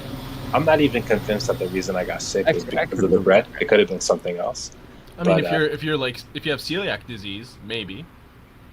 I think the same people that got me sick were the same people I had to go to cure myself. I think the same people that told me to eat bread, told me to believe in a globe, told me to believe in a monotheistic God. Everything, all. Yeah, Okay, but forget the people. Forget the people. You were at a point where you were telling, like, you know, you were praying, you were voicing your intentions, like manifesting these positive thoughts, my knees and you praying. stopped. Dude, there was times in my life where I would literally be on my knees in my room praying for so long. Like, I really believed in God. Like, Yo, that's what's up. Out of relationship. You're manifesting. Hey, there's nothing you're voicing wrong with that, positive bro. thoughts, positive intention. Why'd you stop? Oh, I never stopped. I'm just trying to identify where this motherfucker really is. Everybody thinks he's omniscient. He's here, he's there, he's nowhere. I'm thinking that it's us, man. Like, I really think that we are the most prominent fucking representation of the Creator. That's the dumbest shit I've ever heard. And I'll tell you All why. right. Okay, you take every fucking brilliant mind that's ever existed, and they wouldn't even be able to create a single fucking gnat. Okay? We are nowhere near God's level. We are the embodiment. We are nothing. We are like, you know what an asymptote is? Like a number that's infinitely approaching zero. We're asymptotes compared to God. I agree, but Cambridge Tispa. Do you think God is consciousness? Yes. What kind of consciousness? Okay, so I don't know. No, because we have consciousness. We're not God. God is not consciousness only. Do you think that we are conscious of consciousness? So what else do you need? You're saying we're godly because we are conscious of consciousness? Dude, we have some crazy capabilities on this planet that we are joke? being hindered. No, listen, bro. I think we're truly hindered from what we're capable of, and that we come from like a dream state, and that God is really a conscious being, and that we consider ourselves physical and material, and we're fucking hard, and we weigh stuff, and we have mass. But all of this stuff is conceptual. It's just conventions to explain what's really going on. Is that we are truly experiencing things through consciousness, and it has nothing to do. Consciousness doesn't have to deal with fucking physical. We are in a dream physical state. at its core. We are in a dream state. Everything. Yes. So you're saying we are God dreaming? Yes. Dude, I've considered everything you would tell me about. It's possible. It is possible. It is possible that God didn't Everything's bother possible, physically creating things, and we are just like, you know, the consciousness of God, like fragments of his mind. It's Matthew. possible. He's been creating us for. But still, that means that God. Still, that means that God had to exist, right? What do you say? What do you think? I think there is a pure state of consciousness that lives in all of us, and we should be aware of it. Yeah, I think that God's image is in us, but I think that God is definitely separate from human beings.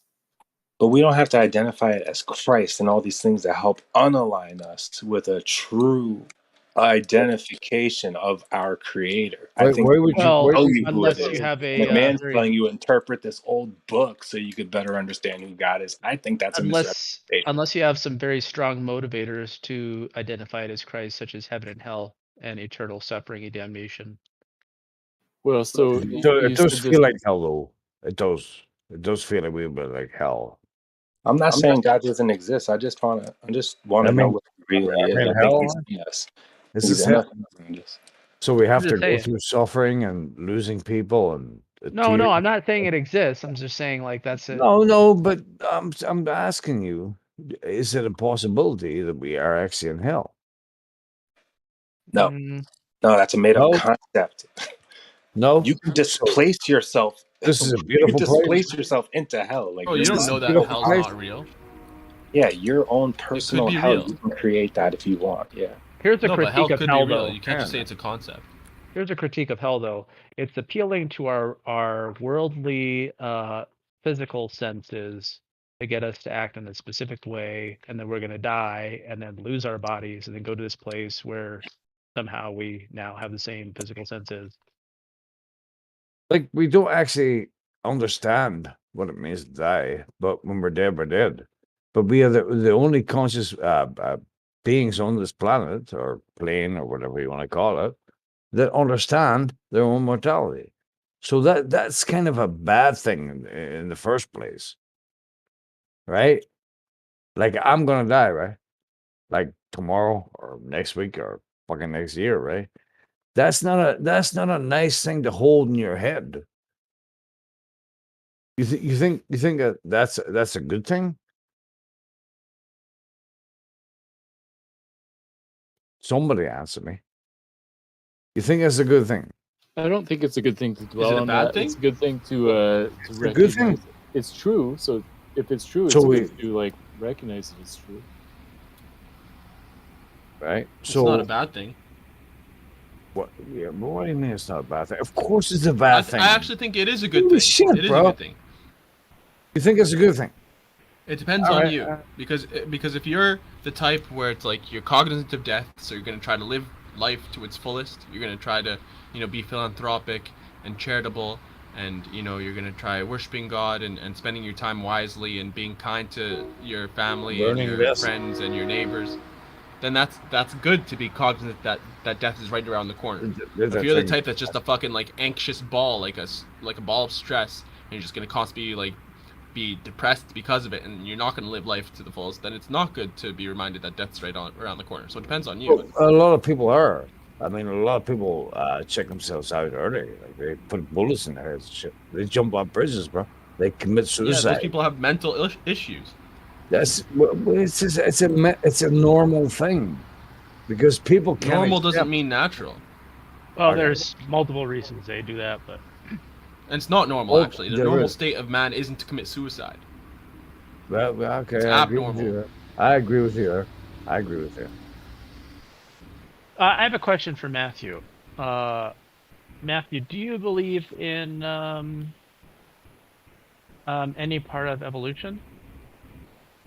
I believe it's possible that God could have used common descent for some species. I do also think that God created separate species. So I think there's some possibility that he may have used it. Yeah. Now I ask you this follow-up question.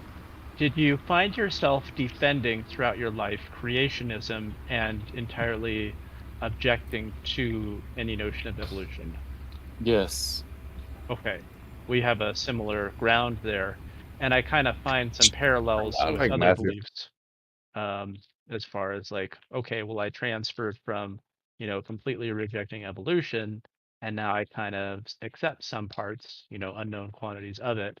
But I can see like, okay, well, I was just blatantly and in a blanket fashion rejecting every argument everyone put forward regarding evolution because I was defending my religion at that time, and I thought that.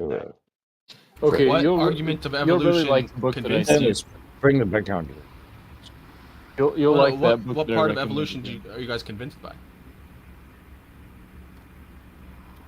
Matthew? I think that God created species, and then there's some sort of microevolution. So, for example, dogs and wolves, they've come from a common ancestor. But I think that God created many kinds of different animals. So I don't think the Why? dog has a common ancestor with a monkey. Why did he do that? Do you think humans and apes share a common ancestor? No, I don't. Oh, we're gonna have words, Matthew. We're gonna have words later. Okay, hold up. Let's talk about the dogs and wolf thing. Can a dog mate with a wolf and have a viable offspring? Actually, don't know. They can, yes. Okay. Liger. So you could take skills and magic. You could take a male Chihuahua, and like get the semen, and artificially inseminate a female wolf, and it will have little Chihuahua babies. I believe so. I know that you can make wolves with, what are they? You can make Rottweiler Chihuahuas, I know that. Riff, where are you in this whole fucking God thing? Oh, I'm an atheist, yeah. Oh, you are? I'm not convinced that dogs came God from wolves. God bless you, man. I'm sorry, man. Anyway, Like they say that wolves are the common ancestors for dogs. I'm not convinced. Yeah, dogs were domesticated wolves. Except for the ones that weren't, right? Like African wild dogs and what have you. And domesticated doesn't necessarily mean that there's we talked about this a little bit the other day. Domesticated doesn't necessarily mean that there was selective breeding. You could domesticate an animal without selectively breeding it. Irish wolf. Let's just say the genetic dissimilarity between a wolf and like a chihuahua is going to be less than, say, two other creatures that are known to interbreed. Well, humans interbred them. Again? Sorry, did you say the genetic dissimilarity or similarity? The genetic dissimilarity is less for two random dogs than it would be for things that we know that can interbreed. Okay, but dogs can interbreed. Yeah, I know. That's the point. Yeah. So that's what he said. Yeah. It sounded like you're saying the genetic dissimilarity of two things that can interbreed is going to be less than two things that can interbreed. Right. For someone that's questioning whether dogs can interbreed, the genetic. Of course they can. Oh no. Yeah, I agree. Yeah. But for someone that's disputing it, yeah.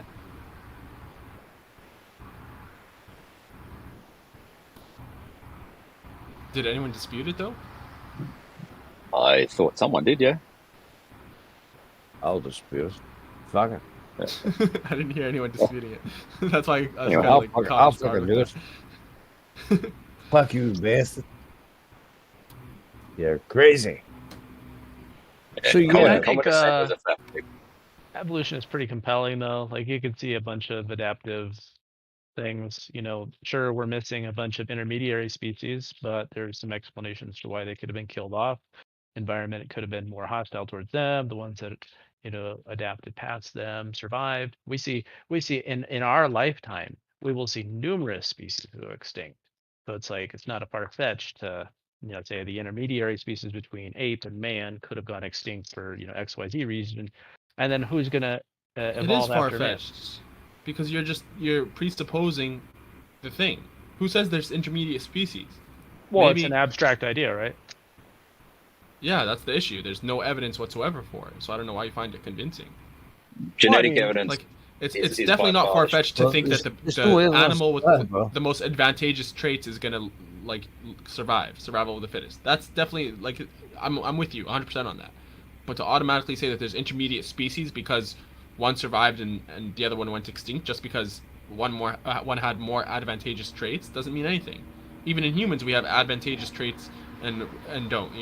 If it got to the point where we were being chased down by this huge predator species, the black people are gonna survive more than the white people. It goes, that's just the way it is. That doesn't mean that we have intermediate species between black and white people. So I don't understand this argument.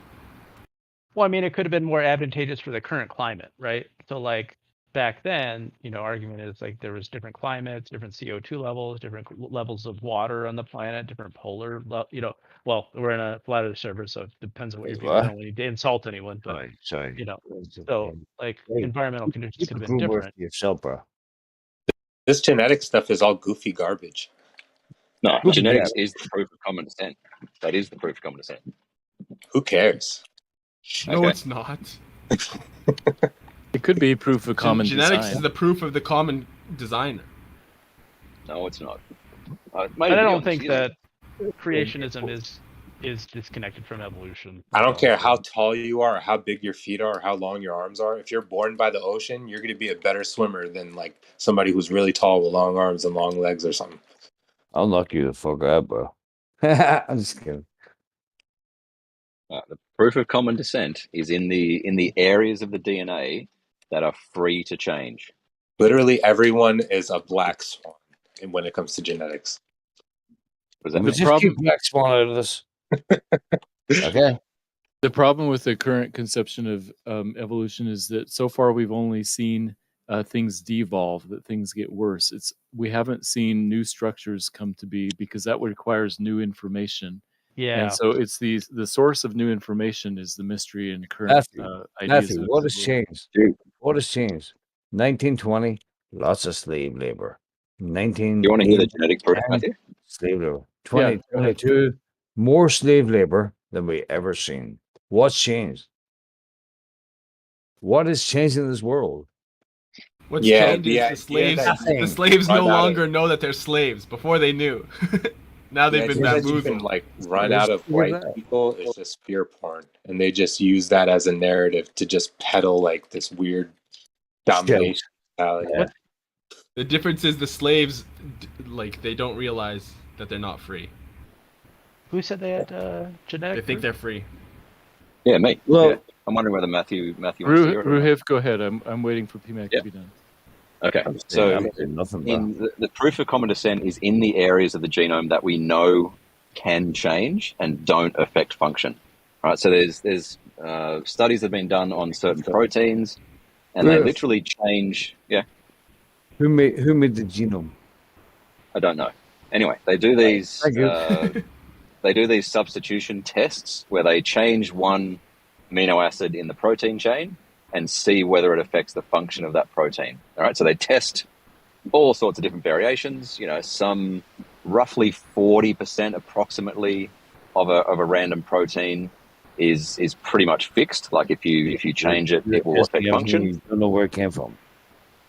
I don't know. Right. They have no and the clue. other 60%. The other 60% is generally open to change. Like they change it, it doesn't affect function. You think you could like grow a creature from some random organic matter? Okay, thanks. Anyway, Ruhiv, so here's my response is that I'm sorry, were you done? Go ahead. No, yes. In that space that is free to change, there are a couple of obvious ideas of what a common designer could do or would do. He might fill that empty space with the same sequence in every animal. He might fill it with some random sequence, right? Because this sequence doesn't affect function and it's free to change, right? It's allowed to mutate without affecting the function. But what you actually find in these places is DNA sequences that can be mapped to, what a phylogenetic tree is, right? Where you can map like a... Right, so you can see the history. Well, yes, it's not necessarily history, but it's a branching tree, right? Those branching trees that you get by looking at this changeable, hypervariable DNA match the standard tree, match morphological trees, match all these other trees that are made from independent data. Okay, so the key thing is these are not functional DNA sequences, yet they match what we would expect for common descent. The end. Are you done not saying anything, bro? Okay, here's my response. I would say that yes. Wait, sorry, Matthew. Ruhiv, do you know everything? Yes. Do you know the tree and where it came from? And what is it? Sorry, Matthew was responding with me. Okay, sorry, my bad. Go ahead, Ruhiv. Okay, so my response is that I do acknowledge that there are cases where it's changing a single amino acid or something doesn't affect much, but my impression is that to make a working protein, it's a very, very rare thing, and so it's hard to imagine how, if you don't have a certain protein, how a single random or even a sequence of random changes in the DNA, which is supposedly the driver. It make life grow. It would create a working protein. Now, as far as the alleged DNA that has no purpose, I think it might just be that we haven't discovered the purpose for those things yet. I'd also like to say something. Sorry, I was just going to say, you're looking at the genes that you think have no purpose, right? But what about the ones that you acquire? What about all the other genes? This is a gene that fulfills a fundamentally, essential purpose. No, I'm saying the parts of the. Sorry, maybe I should. Yeah, genes is the right word. So there's genes within their genetics. There's genes within the genetic sequence, the genetic code, that you say are that don't have a purpose, right? That are free to change or what have you. No, the gene is essential for life. Okay, I think you missed the first bit. Right, the gene has a purpose. You know what a textbook said, bro. Like whatever. Okay, thanks, champ. You guys are fucking peanut gallerying your little asses off. Fantastic. I don't think Hey, you're listen, a offended because gene you're is just a saying segment of DNA. nothing? You're saying this particular segment doesn't have a purpose and it's free to change. This gene, all right, you know, gets translated into a protein. Protein has an essential purpose. Cytochrome C carries a fucking electron down the electron chain. Blah blah Yeah, blah. no one's right? saying that the protein Essential isn't. purpose. No one's saying that the protein Right. doesn't have a purpose. I'm saying the gene Right. itself that you're saying is free to change doesn't have a purpose. That's Parts what of your argument is. no parts of the gene, or parts of the protein sequence actually. All right, parts of the gene. The protein forms a structure. Some of that structure is unchangeable. If you change that structure, it will fuck it up. All right, but Yeah, can most you of it, turn more that than half of structure it, into a living, can be breathing changed. person? Can you do that? Can you create Say it again. biogenesis with that? Can I what? Can you create a biogenesis with this? What you're doing with this? Fucking peanut gallery, fuck off, please. All right, if you got something serious to say, then ask it. Anything if you're gonna dick stupider than around. what you're saying right now will literally give me Listen, a headache. listen. Well, Okay, so let's try this again. So the gene is a segment of DNA. This protein has a purpose, without question. Yes. Right? Yep. But it's DNA, some segments of it, right, are unnecessary, according to you. Some segments of the protein chain. Nice textbook regurgitation, Okay, bro. Do you have your own thoughts? All right, Dude, some segments of the protein chain. The protein I own chain a is. DNA lab. Fuck you, dickhead. Dude, you literally Would you just like to like see my DNA regurgitate. sequencing? Electric, can you let him talk, bro? Why are you God damn. interrupting, I bro? can't listen to it. Okay, then I'm gonna have to leave because it's just annoying. Like he's just I not have even. my You know, own this stuff DNA is garbage. sequencing machine. I'm trying to hold him to the fire, but you're interrupting me, bro. All right, hold him to the fire. But I don't want to listen. The point is, this protein was created by. It had instructions. It had you know, this DNA that was coded and created this protein, right? The issue is this protein had a minimum set of genes that was required for its creation. Just one gene. Just one gene. How do you have just one gene? We're talking about one gene which is translated into a protein. Parts of that protein structure can be changed without affecting the function of the protein. All right, and that one gene came from a sequence of DNA, right? Yep. Right. And that sequence of DNA had a minimum amount of genes that were required for it to. No, it's one gene. Exist. Talking about one gene, not a I'm fucking not set talking of about. genes. One gene. You're not understanding me. I'm not talking about the single protein. I'm talking about the thing that created the protein, the DNA from which the protein was created. Right, which is one gene, right? Lord have mercy. I quit. Okay. Yeah, I muted him because that genetics shit just sounds like so stupid. No, he just doesn't understand, like, simple Yeah, because genetics. I guess he does it for a living, so he takes offense to anybody. Percentage. Acting like what his job is. Before I started in Flat Yeah, Earth, you know what I cool. did? I'll just have him muted if he wants to talk about this dumb stuff, though. Yeah. But you're probably going to say something in genetics, and it's going to be even sadder. Yeah. There's a PhD geneticist fucking creationist. I made him retract his fucking seminal paper. I forced him into a retraction. Who was it? Jeffrey Tompkins. Oh, big deal. Fuck. Yeah, like, people are stupid, even when people have PhDs. If you haven't learned this by now, then I don't know what to tell you. Right. Like a PhD. But don't come at me like you you think I don't know anything. Ruhith, You're not understanding my point. My point is that there's a minimum set of genes. Multiple genes. Yes, because there's more than one gene in a DNA sequence. Right. But yes, not for this one protein. Not for this one protein. This protein is is one part of the whole chain. That's my point. Okay. There's only one gene in the DNA sequence that's coding for this protein. There's still a bunch of other genes. However many other genes. Okay. And for all these things that are being created from this DNA sequence, there's a minimum amount of genes that are required for that DNA to even exist. You understand what I'm saying now? Yes. Yeah. So my question is, how does evolution explain the minimum gene theory, or this minimum gene law? I don't care. That with Matthew's point, right? Matthew denies common descent, right? I'm saying common descent is a fact. Right? I don't care how life if it's was a started. fact, you're arguing it in favor of evolution, but evolution cannot describe why we have a minimum set required for life. If you go -1, you will not have life. So how does evolution come with a minimum set of genes? How did the first gene evolve when you require a minimum amount of them? Yeah. God made it. Let's say God made the first functional functional cell. I'm fine with that. All right. But common descent is a fact.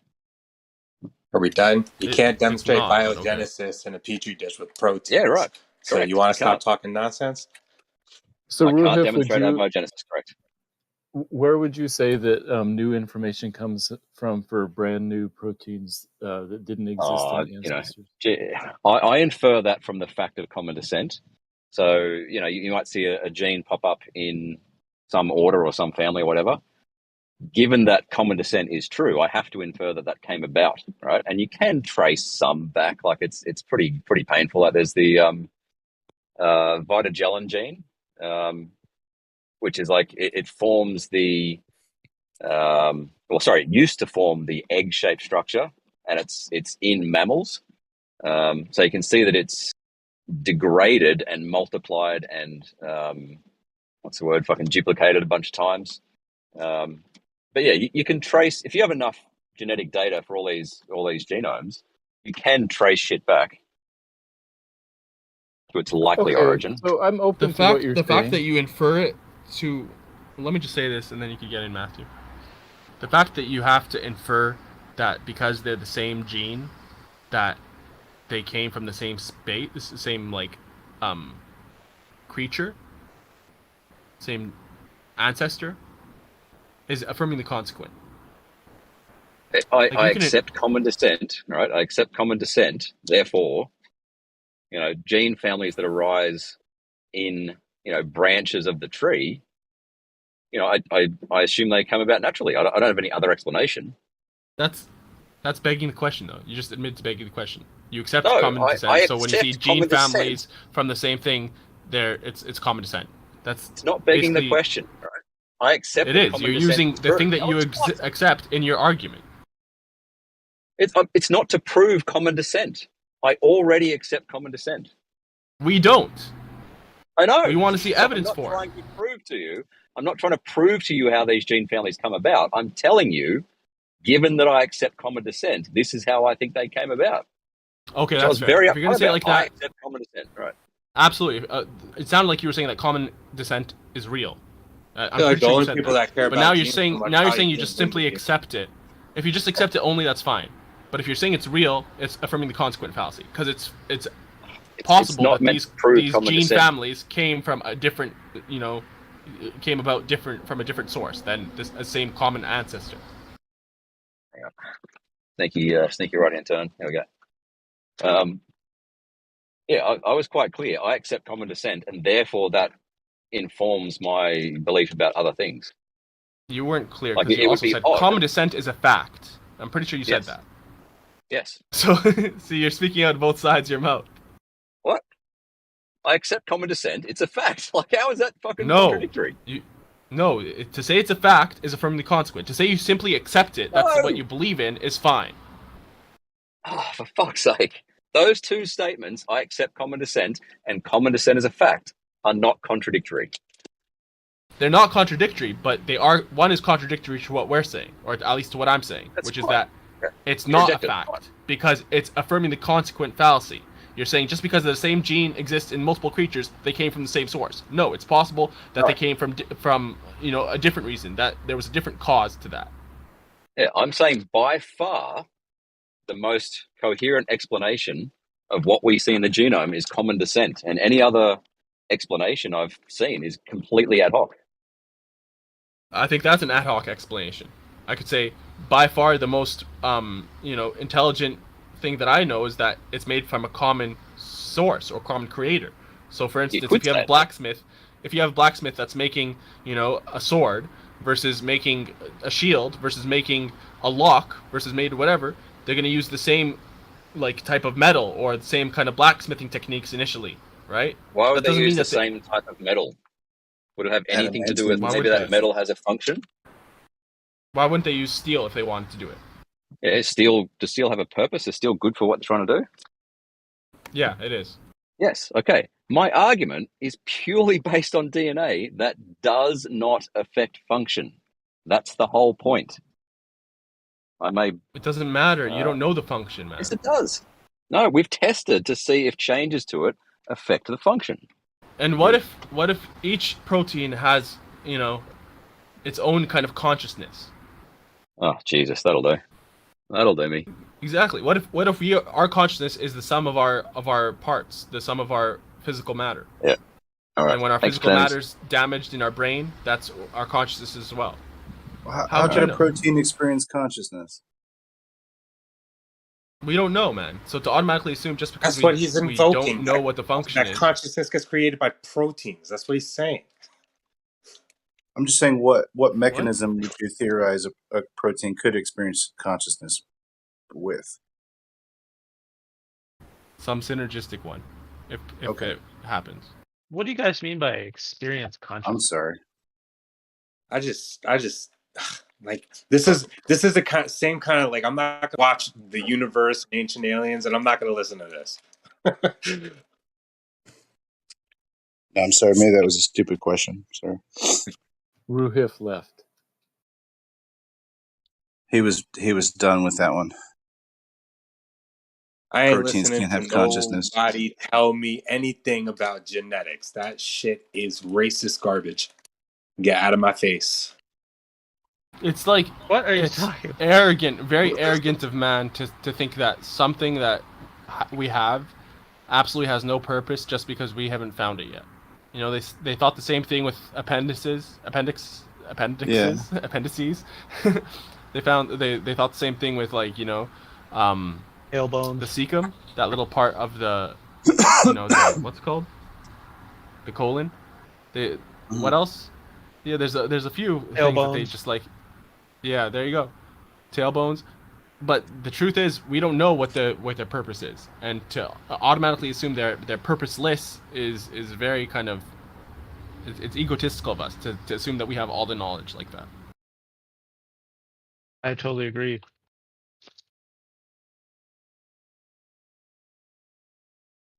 I think consciousness came before what we consider our bodies.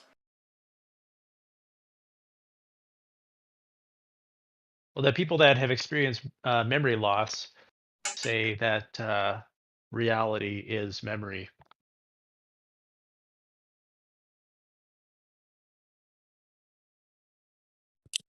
Who said that? That was an awesome quote. Who just said that?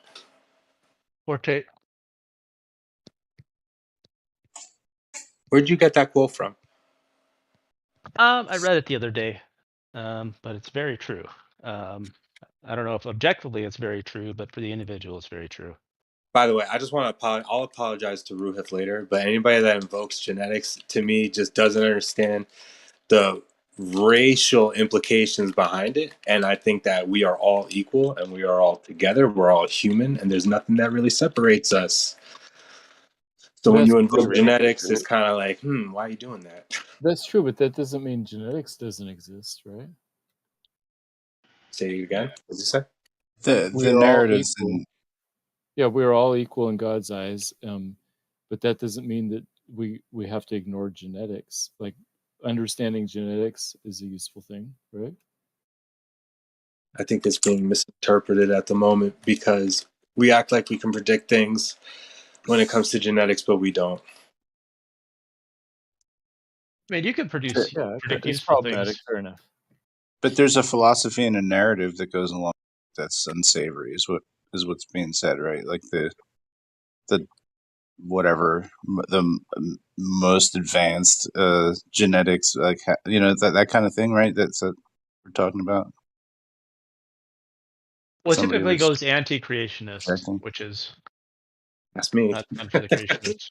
I've never heard that. There's just racial genetics implications. is anti-creationist. What? I don't know. Saying that common descent stuff I can't deal with it. It's just like I can't picture it as real. So when I hear it, I immediately go into like I'm listening to Ancient Aliens all over again. It sounds like a downer anyway. In front of the galaxies again. It's like offensive to me. Your descent, you're like going down from something higher up, right? That's what descent sounds like. Well, like you're a descendant from your grandparents. Or are we Oh, ascending that's true. somewhere? I don't know. Like Then it's just. Well, no, would that's mean true, that but you're like, getting dumber, not smarter. Would mean that Common you're ascent. evolving. Common I think ascent would be impossible to tell since that's the future. when you So insist I had a big common descent forehead is and I talking was about the like, past. Well, I mean, would it be not similar if I said like you're commonly reduced from? You're like, oh, I'm reduced. Oh, Well, I sucks. think it's just a It's directional just. phrasing, right? It's like you go down a ladder, you don't necessarily get dumber. As you go down the ladder, you just go down the ladder. You got to go somewhere from somewhere. I mean, but like, I think it also like puts in this precept that like you're sort of a cocktail that's shaken up and poured into a glass and then you're served into reality, rather than you kind of being a graft of your father and your mother, like just kind of suspended in some amniotic fluid and baked in a womb and served baby food, right? I mean, yeah, these materialistic there's, ideas. in a way, like we're an unending, never, like we've never sort of died in a way, you know what I mean? To have been born, to me, you know what I mean? If we're living and breathing, does that make sense, or am I saying nonsense here? Yeah, it makes sense. Like the legacy of your parents. Like there's some living line is always, yeah, like you're not stuck in a seed pouch and for 50 years and then put in the ground. You're like constantly part of this living link. There will be many before you and many if you're alive, after yeah. you. Well, they say that essentially you were not created by your parents. Like you existed inside of your like grandma. Essentially, you already existed there. Well, both, right? Well, yeah, that's insisted, right? That's what I'm having trouble with. Like, do I really got to explain why I can't picture that?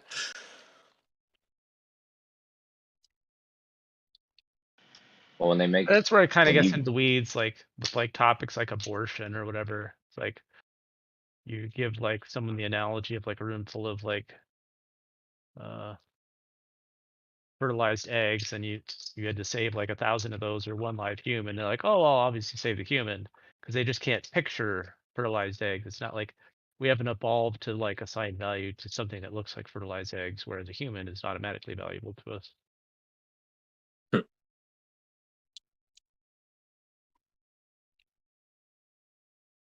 Where are the fertilized eggs? Thanks for letting me say all the crazy shit that bounces around in my head. In that thought experiment, where are the fertilized eggs? I think they're like in a freezer or in a burning building, I think. Yeah, burning building. If it's in a burning building, then I'd definitely go with the human. Yeah. Yeah, I'd say they're drowners. But I think it's a flawed analogy that pro-abortion people use. Nothing against pro-abortion people, but I think it's a flawed thought experiment to like a gotcha moment. They're like, well, what are you you're gonna choose some cells, or are you gonna choose a living, breathing human? Well, you know, we view people as valuable. If you see someone like falling off a cliff, you're gonna reach out your arm and grab them because you know they're valuable. If you see a baby like crying, you're gonna try and coddle it. Like from an evolutionary argument perspective, we as a species try and we recognize those things as valuable, but so when you try and compare in a thought experiment just some cells in a dish like that, of course that's not valuable.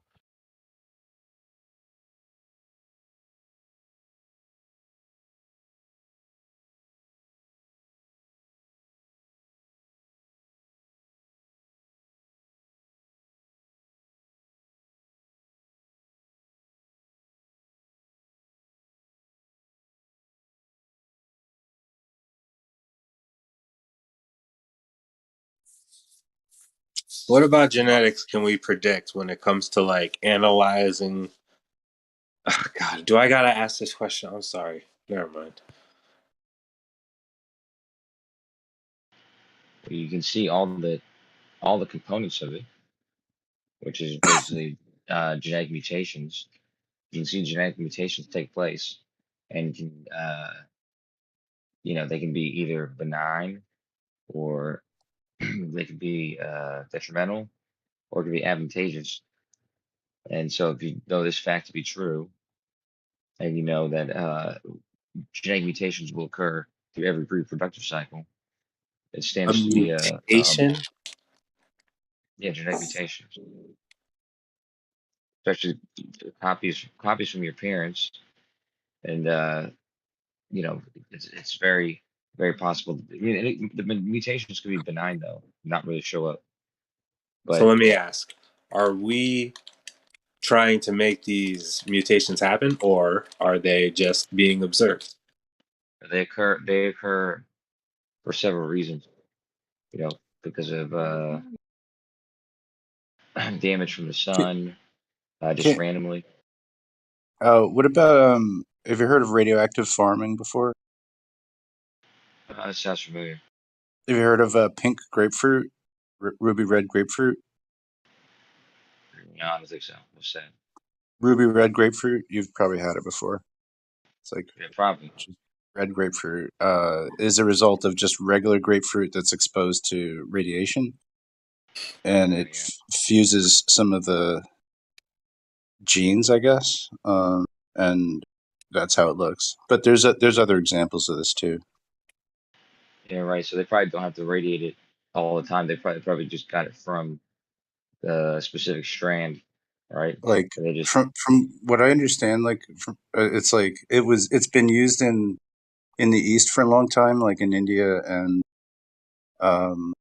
Asia, where basically they would just like uncover like a large piece of like some radioactive ore in like the center of like a circular field, and then just expose it for some period of time and then cover it back up or something like that. And it's been something, I guess to provoke certain like adaptation traits or something like that. Right. What have So you. have we ever been able to mutate someone's genes before they're born without it like going crazy? Yes. What are genes? What are genes electric? That's what I'm saying.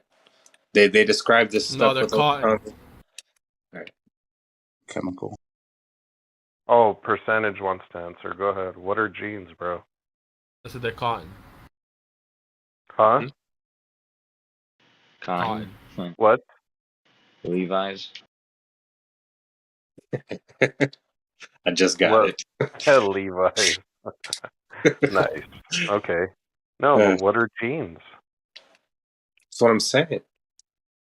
I know. They can't answer you. They are segments of DNA. Okay, what's DNA? What's DNA? Ones and zeros. Deoxyribonucleic acid. But isn't it the Okay, structure we're hold really? on. He's getting somewhere. Okay, Let's get this out of him, because I think he does the same thing everybody else does, is beg the question that these questions are real. So we'll Can I, you know. ask, since you already said that, could I just say, like, since there's like the Watson and Crick ladder structure, it's already a Lego set that people can plug things into. So begging the question is, in assuming a geometric like normative structure to play on. Great. Let me ask you about that Watson and Crick photo. That's actually photo. I'm not. Hold on. I'm not Can I affirming it. finish? Yes. Can I finish? You can. No.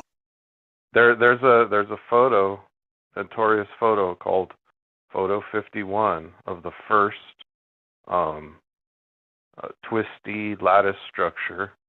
But if you analyze it, it doesn't necessarily mean that it's DNA, because they took two photos, one of a dehydrated whatever they were photographing, and then they rehydrated it. So there was two different versions. But who's to say their process didn't mangle up whatever they were trying to view? Mm-hmm. So how do you know you're looking at DNA?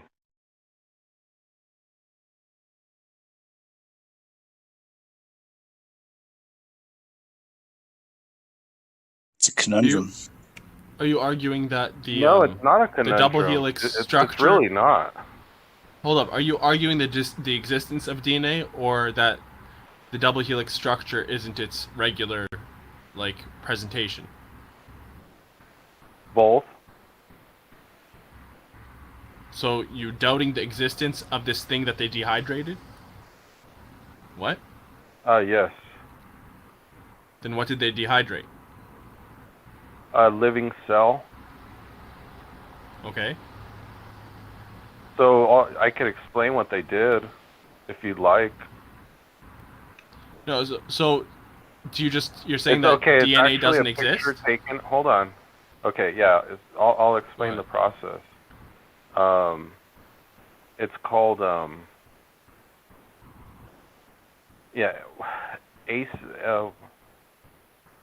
ACEs, right? However you pronounce it. But okay, ACEs. ACEs. The process of viewing cells, right? La gente está muy loca. Let me see if I can find it. Are we paying an hourly rate for this?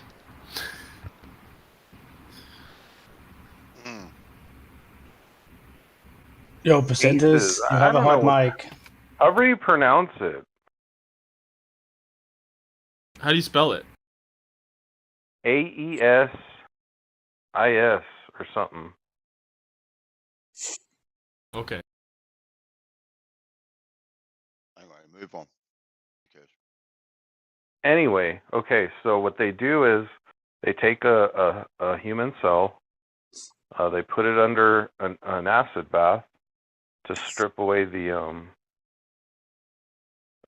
cell membrane, and then after that they take some dye and they stain it with heavy metals, and then after that they dehydrate it, and then after that they fire the electron beam, and after 60 hours then they get like their image they're looking for. But if you follow logic, what do you expect to look the same when you take a living human cell from its natural environment, its nutritious environment, you strip it from that, and you expose it to all these this process, and then you even radiate it. How do you expect anything to look the same? You'd be surprised at how much things do look the same. Okay, like so if you were to take a specimen. Yeah, if you were to take a specimen and then and not stain it, obviously you wouldn't be able to appreciate the details as well. But from staining to not staining, or from not staining to staining, I should say, there isn't really much of a change in terms of the actual structure of things. So the staining process in and of itself, now I you're wouldn't claiming assume there's not changes it. Yes, okay. So let's take you from your house, your sheltered home. Let's rip all the clothes off of you. Let's dump hydrofluoric acid all over you, HF. Or HC, actually, hydrochloric. That'll be worse. And then let's dump a bunch of, let's say, lead on you, liquid lead. And then let's point an electron beam at you, and let's see if you look the same. And then let's hop on Discord, and then let's make a false analogy. How is that a false analogy? It's a false analogy. Are you not the same as human cells? Of course I am, but I'm not a specimen that has been cut and, it has been kind of like frozen in time on a slide. How is it frozen in time? They actually different freeze. techniques. No, not necessarily freezing, but different techniques. But when you do kind of scrape it or cut a little bit of they have like these devices that are basically kind of like razor blades that just shave off a little part after it's been like razor blades. Like, can I see these razor blades? Yeah, think of it like a cigar cutter, and it's kind of like that same idea. What they have is they have little specimens that they kind of how should I say this? They kind of like, I don't want to say freeze, but they solidify them in different solutions. A lot of times it's like paraffin wax, and then from that they take like this little kind of specimen cutter or what have you. I don't know what the exact word for it is, and then they'll shave off like this micrometer thin specimen from this paraffin wax cube basically. And if you put it under a microscope before, like just fresh, That's not just like the that. eight-phase process. It might not be. They don't, huh? It might not be, but I'm speaking of like human or speak of the actual living eight-phase tissue. process. Hold up, I'm just It's talking about how. actually called ASAs. So Great. I'm speaking. Hold up. ASAYS. I'm just speaking to living tissue because you're talking about when you're doing stuff to living tissue, you expect it to be moving or something like that. That's not the case, man. A lot of times, it looks very similar to what it does before staining, before doing other things. You don't expect it to be constantly moving and stuff like that because a lot of times it's not living tissue anymore. Okay, so do you have an example of living tissue in its living environment under a microscope? Because you don't. None of us do. Yeah, you can definitely have living tissue in a slide. What do you mean? Go ahead and show me. In its natural environment? Yeah, you could. I mean, you don't have to separate it. That's what in vivo is, So you don't have to separate it from its thing. You could take like a biopsy and cut off a piece and stuff like that, and sure, if you separate it and process it, it'll be dead, kind of like frozen tissue, but you could observe things that are living all the time.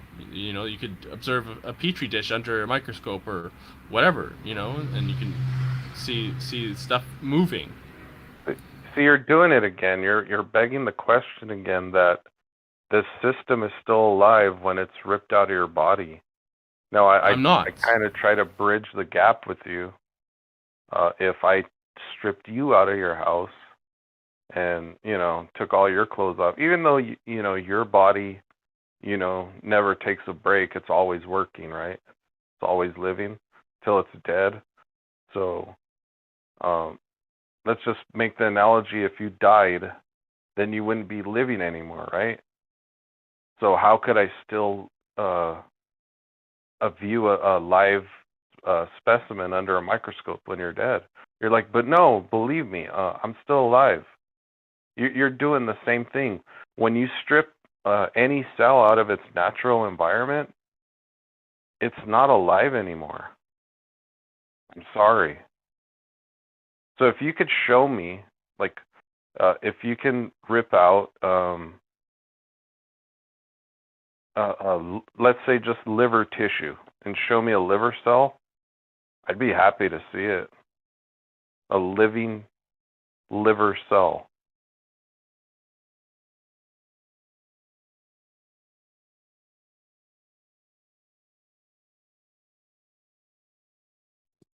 I don't know why, guys. I just really don't like this stuff. It just bothers me. I don't know why. Sorry about that. I thought my mic was on. But yeah, the issue here, Good White Light, is that you're making an argument from ignorance. You're saying, I think it wouldn't work, but you have no evidence to suggest that it wouldn't. You're saying, I think you would destroy the actual form of these things and stuff, but you don't have a before picture to say that it is being destroyed. And neither do you. But I'm not claiming that it is destroyed. I'm saying you'd be surprised in terms of the lab how much they can keep the form. Aren't you begging the question too then? No, because I'm not claiming that they definitely keep the form perfectly. but I'm not claiming that they're destroying it either. All I'm saying is that in terms of the lab, you would be surprised at how they can keep the form of certain things. I don't know if it applies to nucleic acids, but definitely for some things you can keep the form before staining. It doesn't affect it, and it's very similar to how it is fresh. Okay, let me tell you. Let me bridge another gap with you. When you take bacteria, right, and you expose it to stress, or you actually do the same thing, you rip it out of its environment, sometimes they'll, what do they call the word? Pleomorphic bacteria. They actually mutate into something called bacteriophages. And they change their role, right? Because before they were, let's just say, stomach bacteria to consume dead food or whatever, right? But now they're actually something different. So what's to say that? They compartmentalize themselves. So what's to say this isn't happening to the cells that are taken away? And they compartmentalize just so they can prolong death, right? Like, would you agree this would be a great survival tactic if, say, you had one, and then you said, wait, I'm exposed to something, and it'd probably be in my best interest if I compartmentalize myself, made 100 of me, and now I have a better chance of living. What's to say that this isn't the process going on with the body?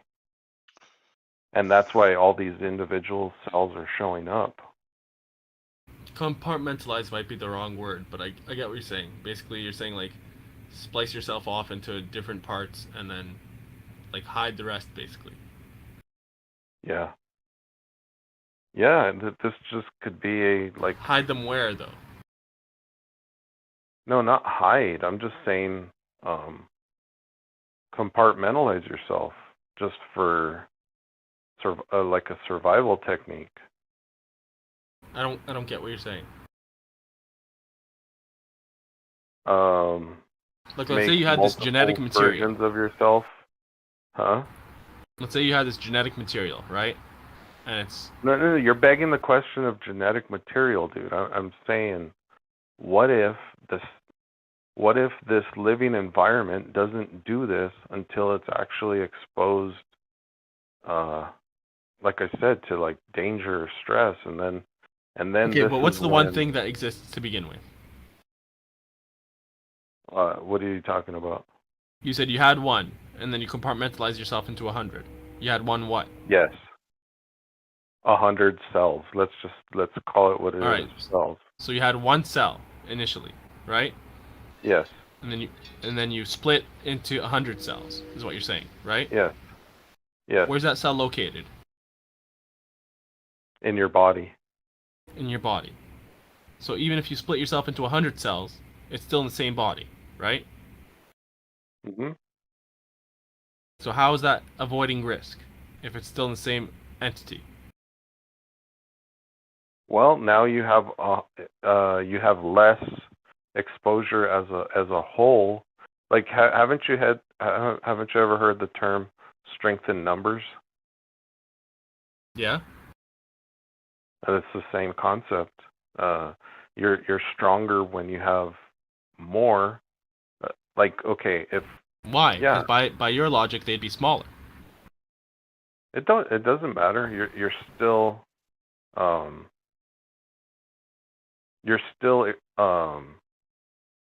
not exposing They'd be 100. as much. They'd each be 100th the size of the original cell, right? It's okay, but not the whole thing would get damaged. Let's just say you had one big cell, and then you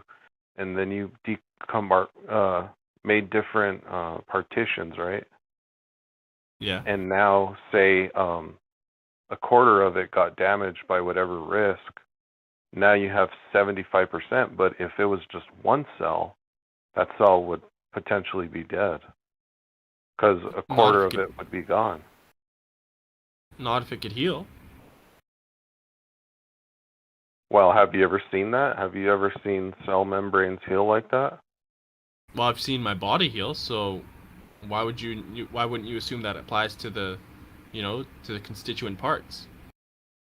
Well, you've seen your body heal, but you don't even know the process of a body healing.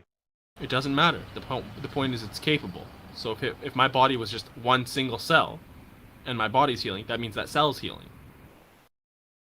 How do you know? Did you see that under a microscope? I don't need to see it under a microscope. If my body is a single cell, the body heals. The body is the cell. That means the cell heals. It's basic logic. Okay, and what's the overriding point here, Flat, with this photo 51? What's the overriding point? Are you saying it's not what it is? We've got no idea what we're looking at. We don't know what we're doing when we're looking at these things. What's the overriding point? I'm just saying they constructed a grand story about, DNA. And yeah, I don't believe it. Fair enough. It might be true. Well, I can be skeptical of DNA. I mean, come on, we're skeptical of the globe. Yeah, no. I'm not saying don't be skeptical. I'm just trying to get the overriding point, really. I mean, well, I haven't seen a DNA cell myself, but when I had biology, we were looking at leaves and stuff like that, and with what is it called, microscope, you could look into the cell membranes and all that kind of stuff. And maybe with better better tools, maybe there is something you can discover down there. I don't think it's all baseless. Well, yeah, that's kind of funny because in 1954, John Enders discovered a cell. He looked at an onion and seen it compartmentalized. But basically, if you think about onions and their compartmentalization, aren't onions like layers?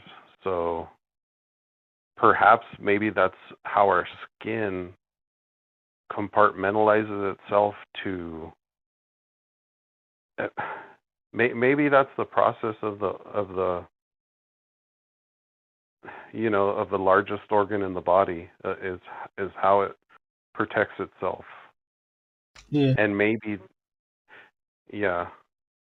I mean, what I'm trying to say is that there is some of these things that we kind of can confirm by ourselves. Like, I mean, you can take a drop of blood under a microscope and you can see, red blood cells and stuff like that when you magnify it enough.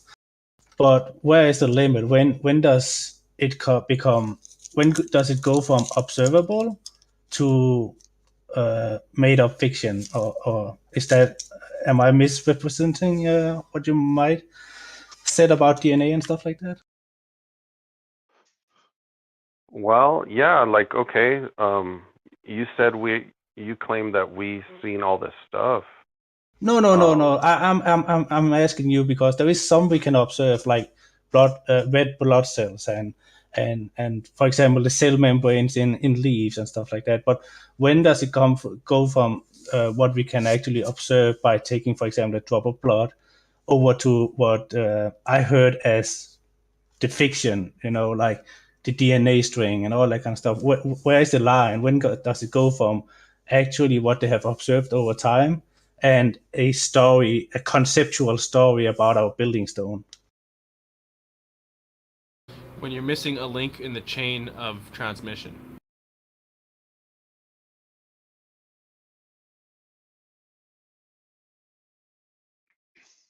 But where is that?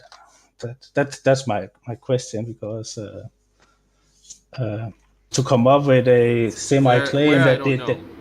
Yeah, but to like, come to up say- with a semi-claim that you don't quote unquote believe it, that means that you must have some insight somewhere from. And yeah, I'm just asking. Like, I mean, I'm not an expert on, and I haven't done a ton of observation for the biological field and stuff like that. But yeah, I'm just trying to have a No, conversation. I'm with you, and that was my critique too. That you can doubt it, but to claim that it would be destroyed because of this process, this ACES process or whatever, you can't necessarily claim that unless you have the thing to begin that they started with and can show that it's been destroyed. You know. But if that's missing, then just like they can't claim that it stayed the same the whole time because they're missing the before kind of picture as well. You can't claim that it's been destroyed for the same reason. Yeah.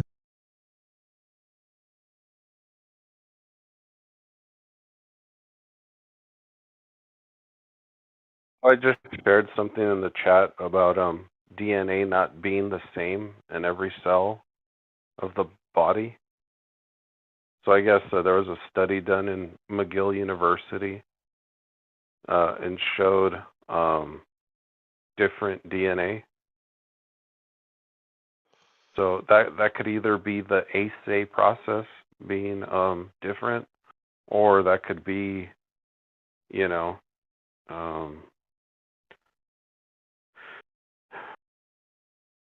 yeah. I mean, it's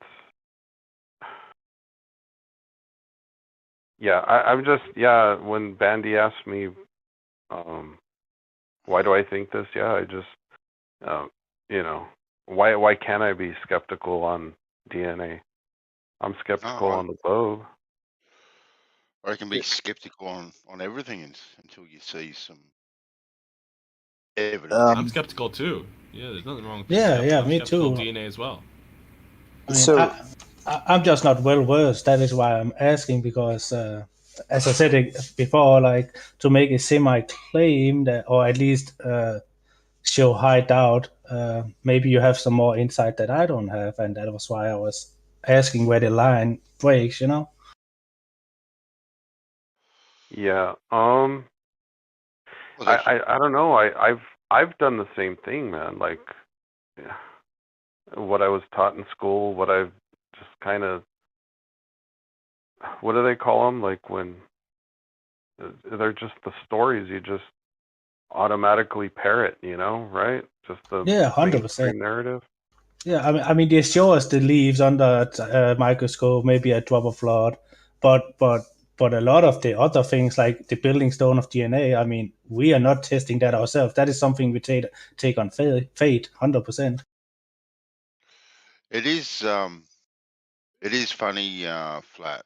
Like, once upon a time, you were kind of told things, right? And you just went, "Oh yeah, okay, cool," and just went along your merry way. You kind of accept things, but Yeah, that sounds reasonable. I believe that. well, kind of, and then all of a sudden, I don't know, something goes off in your brain, this little light switch and whatnot. You know, you start to be skeptical of a few things, but then, but then everything you either hear or see or look into or whatnot, yeah, when you look at them with a new set of eyes, like those skeptical eyes, and try and logically go through the process of what it could or could not be, it is surprising how skeptical you are then of so many things than what the general narrative says about those things. Yeah, Hi, Bandy. Check this out, Bandy. I just you just said something that just clicked. You said, like, your brain. So, like, I thought, okay, yeah, brain cells, right? Don't they say we have brain cells? But then when you look at a brain cell, it looks nothing like regular, like other cells, right? It's a neural network or something See, like that. that's where they say we do all our thinking, good white, right? Is all done in our brain. It's It's where our thoughts come from, our thought process and whatnot, because it's in our head, you know, between our ears, behind our eyes. Like that's our brain. Right? That's where all our thoughts. It's where we get the pictures also, yeah. But yeah. Yeah. And I've been. But then there is consciousness. Where is that stored? Is that even attached to? That's what I was getting to, right? You know, because I think our consciousness, our soul, so to speak, is all through us. It's like it's in every piece of our body, from our toe, from the tips of our toes to the tips of our fingers. Right? So our soul encompasses all of us. So perhaps that is also too the same in regards to our thought process and our brain, and perhaps our brain, right? All our brain is the mechanism that sends electrical impulses to make things move. You know, whether that's our mouth, our eyes, our fingers, whatever. You know, it's kind of like the control center that's that diverts these Bandy. electrical impulses. Yeah. Real quick, Bandy. Now you just said something that could be false too, man. See, we automatically assume that these things are these processes and that these networks are happening, right? Because you just said, hey, the brain sends these thoughts and through these pathways. But if you look in the chat to some of the pictures that I just shared, when I typed in brain cells, those are the images that I got, and then below that, I shared some more living cells, or what we call living cells, and these are different, compartmentalized, right? So how do we know that brain cells actually exist? Like these networks are happening. Like we could conceptualize networks, right? But what if that's not even happening? What if it's the water in that area of the brain are just super, huh? Well, maybe it is the water itself. Yes. What if it's the water that's, has the little antenna? There's not these neural network pathways that we call brain cells that connect and do all that. What if it's just water being super conductive and not needing these pathways, but they all talk in some sort of like, what if that picture that I sent, these cells are just always communicating, and that's the way it is, and not these, super complicated pathways. Well, here's a crazy thought for you, Flat. Like, you know how they've done the experiments on water, right? You know, the love, hate, happiness, sadness, right? And they put these emotions apparently into water, slice them up, and look at them under a microscope, and they all seem to have a different configuration to them. You've seen those experiments, yeah? The ones I'm talking about. I can't remember the fellow that actually has. Dr. Masaru Emoto. That's the 1%, man. You're the man. Yes, you're the man. So, so then it got me thinking about 6 months ago, because I saw something years ago when the sperm and the egg first contact. There's a little spark of energy, that initial spark. Okay, and from that initial spark, when the sperm and the egg first meet, that energy then is transformed, right, into that water, into that sack, and now that's you, right? That's when your soul has first begun, from that very moment, right? And because there is a lot of water in us. It just, obviously just multiplies and grows, throughout you. But perhaps perhaps our DNA and our thoughts and our soul and all that sort of stuff, it's all one. It's all connected in the water itself within our body.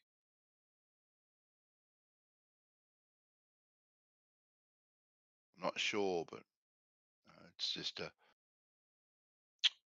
a thought of mine. Yeah, I seen a video on from that Professor Dave,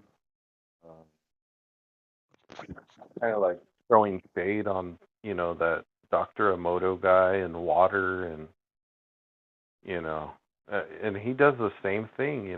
Well, we know this because, and we have science that says, and they've done this and they've done that, but I'm like, have they really? They're just, they just profess and declare and consider it, the, the doctrine that all this stuff is real. Well, dipshit Dave is just that, dipshit Dave. You shouldn't even give him the courtesy of dishonoring anyone that has gone through any sort of process of actually trying to get a PhD.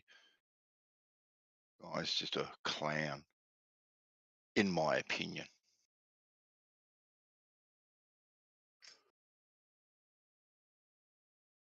Probably a little bit harsh to call him a dipshit, but I stand by it.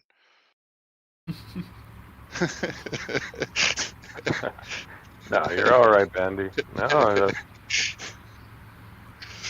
that's a fair conclusion.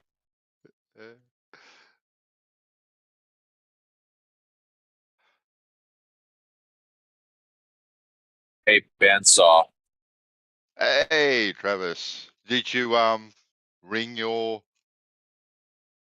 surveyor?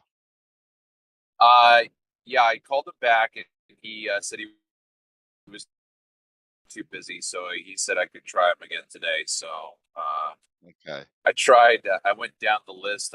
I used my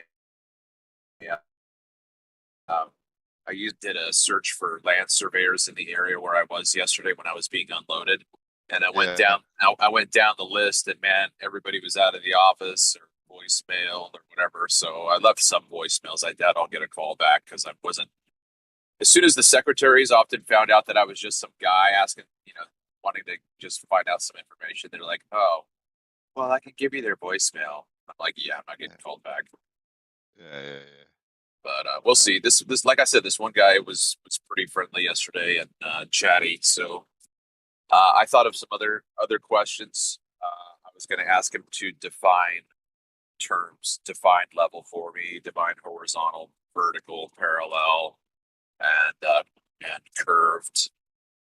And then I was going to ask him to differentiate between level and horizontal, because I still think that that's an interesting distinction to make, right? Like level could be simply the reference point, and then horizontal would be the corresponding point. You know what I mean? The one corresponds to the other. Because I'm just trying to think through. They're both the same, and it's why it's so crazy that they both have the same characteristics. You know what I mean? But they're different reference points. So I thought that was something worth making a distinction about.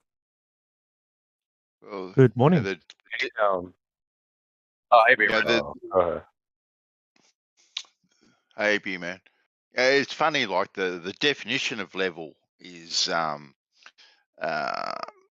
associated with horizontal. The definitions. Yeah. So, to me, they're the same.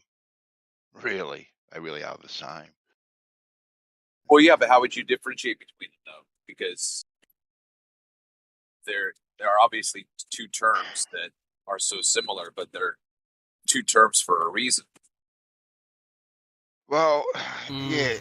Well, only in the same this thing about arena. any synonym. Yeah. Like once upon a time, if I said, I'm going to make something level, well, what do? I go grab my level, right, and make it level. Now that level, right, will find horizontal. Right? That's what a level does. A spirit level. Okay, so yeah. Well, okay, You know so what I then mean? you've got a noun, and then an adjective. So I can kind of get it. I can get with that, right? Yep. Yeah, I can get with that. Hey, before I kind of real quick, if I could just ask Percentage one more thing, because I was just thinking of something when Travis, brought up the whole level in theodolite discussion. I was listening to that today, by the way, but it's pretty interesting, how these surveyors are out here and they don't even consider what they're doing. But real quick, I'm not going to try and segue too much, but I just wanted to conceptualize compartmentalization with water as in reference to like cells, if they would compartmentalize. But real quick, man, when you boil water, before water comes to temperature, it's pretty much whole, right? Like you don't see really any compartmentalization, but when you apply heat to it, you get these bubbles, right? And it maybe it's the same kind of process. That's what water's doing, is it's saying, okay, gosh, we have more temperature, it's hotter, it's going to be harder for us to survive. Can you even actually explain the process of what's causing the bubbles in boiling water? It's such a simple concept, right? Well, yeah, but Well, you why don't even but you don't even have to have it boil, right? You can just pour a glass of water and leave it sit out all day. It'll form bubbles. Okay, so what's the bubbling effect? Why does it bubble then? There's air inside the water. It's a great question. Yeah, for sure. Okay, Kosho, hold on. No, Kosho made a claim that there's air in the water now, but how did it separate? Why does it separate into individual, let's say, high enough bubbles? temperature. Huh? If you reach a high enough temperature. Okay, but what is the temperature? How does have to do? Hold on. What is the reach a high enough? He said reach a high enough temperature. So what's the process that happens when water reaches a high enough temperature that it decides to form bubbles like air in it? He said there's air in it. So why is that? Water. There's liquid water, and then there's energy imparted onto it. And there's a likeliness that some of the water is going to become energetic enough to not be a liquid anymore. Be a gas now.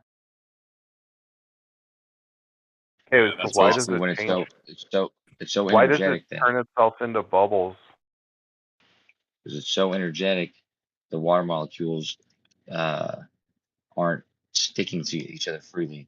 They pass by each other and aren't able to to grasp onto another water molecule, and so I'm telling you that's your tell. They became hold on. They become water vapor. Yeah.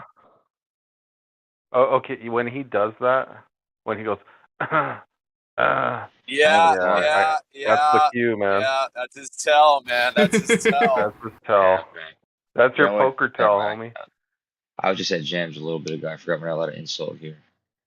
I would just make you fuckers dumbasses. That happened 3 weeks ago. No, but really, you're just telling us these. You're declaring these things with absolute certainty, but we know the same things you're telling us too. Yeah, you're applying water. And you just said now it's turning into a gas, but you're not explaining the actual process of why when you apply heat and the molecules don't grasp to each other, now they form into bubbles. But I don't see okay, you have a glass of water and there's no bubbles. And then you apply heat, and then there's bubbles. But I'm not seeing the molecules separating and then forming bubbles. Like, does the water say, okay, let's not hold on to as many other molecules, and then let's just form a little bit smaller water and form into bubbles? Like, what's the bubble process? You're not explaining that. I just explained that the water, when it's pure liquid, they're just jiggling. They're jiggling in place nearly, but they don't have enough energy to to break to move freely, like, because they want to align. They want to attach with other water. It's easier for them to attach to each other, even though they're energetic. If you add energy to it, they're going to become too energetic to clasp on to another water molecule. So instead of just sitting there, it becomes a gas, and that gas is less dense than the water, liquid water, and it's going to become a bubble and rise up. Okay, but there's the globe death right there, because you guys claim that gravity is affecting, because water doesn't have a center of mass. So we just changed water state because you're saying that water is being pulled down to the center, but now we just changed the state of water. We turned it into gas, and now it's not going down anymore. It's moving in all directions. So why isn't gravity It's not moving in all still... directions. Okay. It's moving in one Why direction. isn't gravity pulling it down at that point then? Why does it rise up? The fact that it's rising up tells you that gravity's pulling it down. Did I just hear that correctly? Guys? Say it again. I was distracted. Say it again. I said the fact that it's rising up tells you that gravity's pulling it down. It's rising up. That means that it's buoyant. If it's buoyant, it's going to float. Yeah. If it's floating, wow, it can't be floating without being pulled down.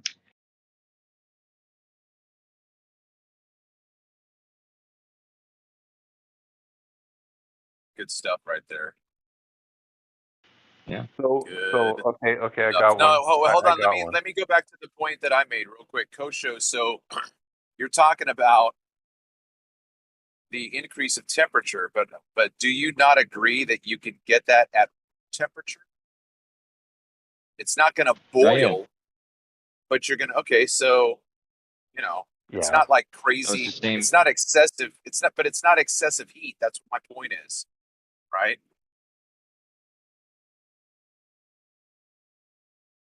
It doesn't have to be excessive heat, boiling water. Yeah, you're right, Travis, because I've seen water like left in the sun or whatever, or even I've seen water that has bubbles, near its brim or whatever, or sometimes even right. So you'll see bubbly water. Yeah, that's why the whole cup. That's why the whole cup isn't being boiled. Hold on. But there's a likeliness when you're adding energy carbonated to the cup. Water. There's a likeliness that the water molecules will gain enough energy. Which is why only a little bit of it will evaporate, not the whole glass. So is carbonated water? Are you applying heat to it or some sort of energy? It's a different gas. It's not water vapor. Okay, so why does carbonated water form bubbles? Because they put a gas in there. They put a gas in the water. That's how it was made. So you're saying the gas goes and separates the water and they form into bubbles? No, the gas is in the water. Like they package. So why do they form into little bubbles? Well, just explain to me the process of forming bubbles, dude, and I'll be cool with it if you could. Okay, well, big bubbles or little bubbles. Bubbles are formed the same as like a a pressure explosion. Like you see an explosion happen, you'll see a pressure bubble going outwards.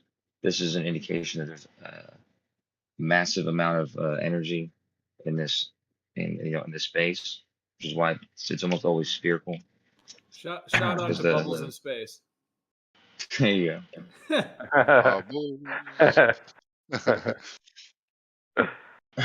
So yeah, any gas. I know, man. boiling or I whatever. just, yeah, Kosha, I'm just trying to get the concept of why does water form into bubbles? Why that shape? Why that spherical shape? Spherical? Surface It's tension. actually Well, the same okay, whatever. reason That Earth's a round globe. shape, the circle shape. Yeah, that's what happens when you have forces going in all the force going in all direction. Yeah, they're almost not they're almost never perfectly round, but they're almost nearly round, right? Just like a planet. Taking a piss at the end there. I mean, it's the same principle. It's the same reason why when people say, why is the Earth round? Or why is gravity Not the same make things principle. level? That's not Yeah. the No, same. it's not the same principle because bubbles are spherical due to the surface tension. Right. And Earth is spherical not due to surface tension, it's due to the supposed attraction to the center. Sure. There's no attraction to the point- center with the bubble. The air is trying to escape in all different directions, but it's trying to escape equally, and the surface tension is causing it to be spherical. Right. It's like equal potential. There's like gravitational equal potential. But it's like in all I guess directions. It's got in the completely reverse vector. Yeah. Exactly. Yeah. It's like inward and outward, but the point is that the forces,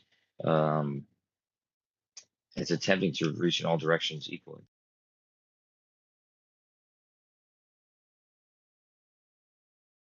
And bubbles, my answer to it is it bubbles because of evaporation.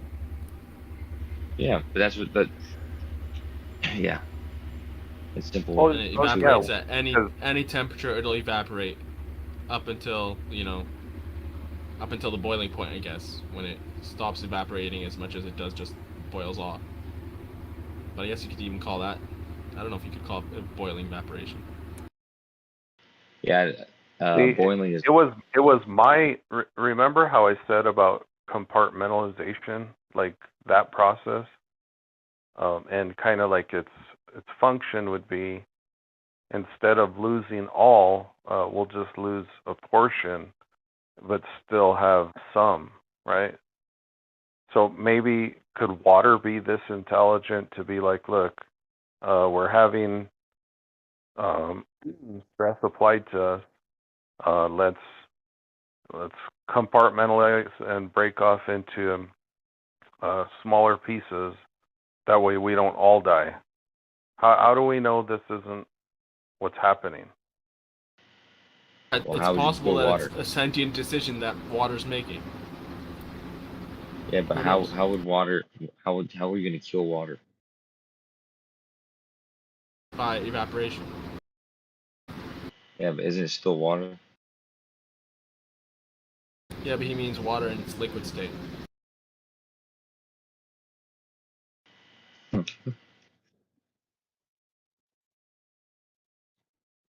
That's ridiculous. What the fuck?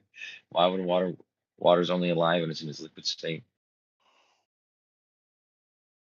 Well, you die, right? And when you die, you're also in another state. All of your, your matter gets converted into like nutrients and stuff like that in the soil, carbon, what have you, nitrogen. But you still exist in another state, right? So why are you scared of dying? Why do people not want to die? Because they're not. Because I won't see you anymore.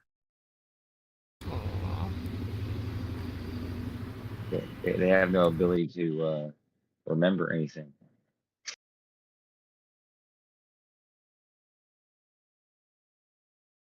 Will they? Well, yeah, I don't think water has a mechanic to have memory, right? How would you know? I mean, somebody, who was it? Fundamental was talking about Tell it to crystals. Dr. Masato Emoto. I would, but I don't speak Japanese. But that guy was Fundamental. He was talking yesterday about crystals. I can say a few words in Japanese, but he said he was talking about crystals, specifically memory, storage crystals. I thought that was fairly interesting, and I was going to jump in to say something, but it was fun listening to. Regardless, you don't have to think about this crazy fucking crystal, like memory storage, because that's basically what we already use. We use these silicone what do you call it? It's like what do you call that when you whatever we doped them? Yeah. The silicone dope. Silicone breast implants. They are unforgettable. That's right. Yeah. And we make them this crystalline structure is exactly how they are able to become semiconductors.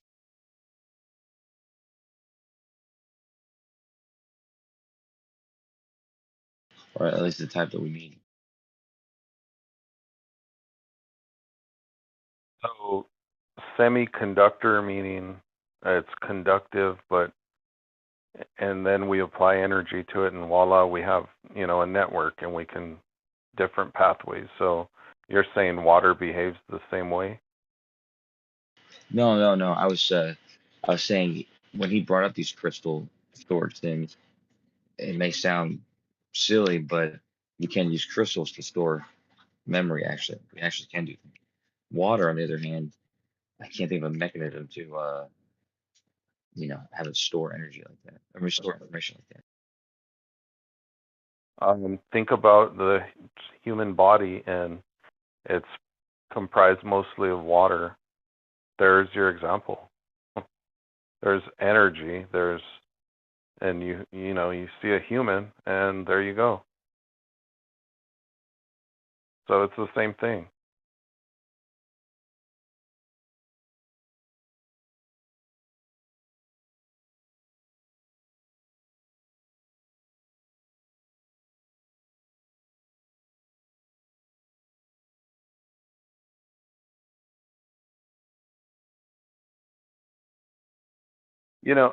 It's these simple questions, that we ask that are stumping us.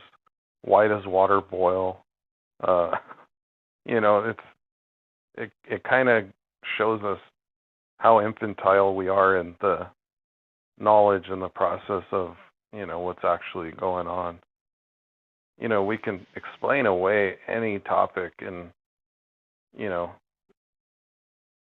sound convincing and say it with such charismatic fervor, and people will throw money at you, but at the end of the day, seems like a lot of the Globers don't even know why water does what it does, which is the basic element of the most abundant and basic element we have.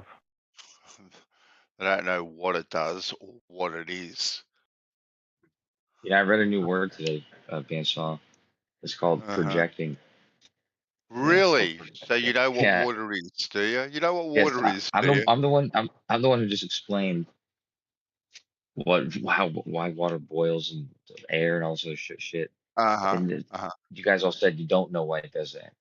And then his No, I statement said is what it Glovers is. don't know how Glovers don't know how Right. So bubbles Well, and no. water form. Hey, go ahead and show me like different pictures, or like, because you said these water molecules are when you apply heat. Can you show me like before and afters, and the process of them actually deciding, okay, heat's applied, energy's applied, we can't take it anymore, let's break off and form into whatever, we can't grab onto each other anymore. Yeah, let me see. Do you have a picture of that or live video of that? Let's see if I can find a gift. what is water, Kosho? What is it? What is it? These are less interesting questions than why What does is it? water become? What do you? What is What it? is it? Yeah, It's what a is it? molecule. Of what? It's one of the 4 hydrogen bonding most common molecules. Really? Yeah, I thought it was So the what? most common molecule in the universe, but I think it's the second most. Hmm. So what? Yeah, you're suggesting that it's hydrogen and bonded with oxygen. Are you? Are you suggesting that? That's right. Really? Oh, interesting. Okay. So can you show me when 3 gallons of water have been made out of a few gallons of hydrogen and a couple of gallons of oxygen? Can you show me that by any If I chance? remember correctly, yeah, if I remember correctly, when you burn hydrogen and oxygen, I don't think that water is the only output. I think some of it forms into more air. Hold on 1 second. Let me see. Oh, no, no, no. I'm not talking about burning it. I'm talking about combining it. Can you Oh, combine the hydrogen and the oxygen? Just to, all I want is like a couple of gallons of hydrogen and a gallon of water, combine them and make a few gallons of water. all right. If I'm not burning Yeah, it, so man. how do you suppose I combine them? I don't know. Push them together. I don't know. Put them in a mixing bowl. All right, and get a wooden spoon Hey, and Bandy. stir them up. Yeah, yeah, Yeah. right. Put them in a bucket like DMOC. A Yeah, bucket put of them in H's. a yeah. You put them in a bucket. Like, can you do that? Can you get half a bucket of oxygen and a bucket of hydrogen, and we get a bucket of Turns out, water? yeah, it turns out you need heat to make them react with Okay each then. other. Cool then. Cool. Get a metal bucket, right? Get a metal bucket, right? Fill it up with some hydrogen and some oxygen. Whack it in the oven, right? And show Okay. me some water. Can I show you a launch? I can show you a launch like SpaceX. No, I want to see water. I want to see a gallon of water made before my eyes. Can you do that? Just 1 second. Okay, then I'll give you 1 second. Flat and I are waiting patiently.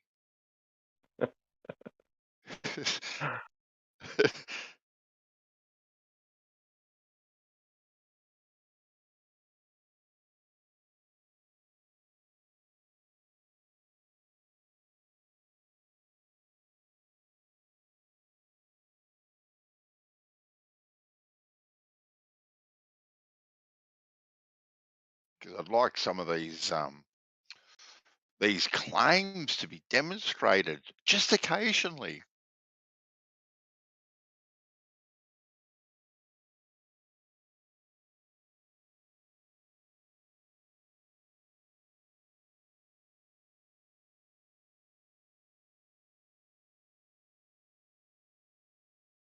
Hey, now that there's, radio silence, maybe I could rant a little on some of the ideas I have about,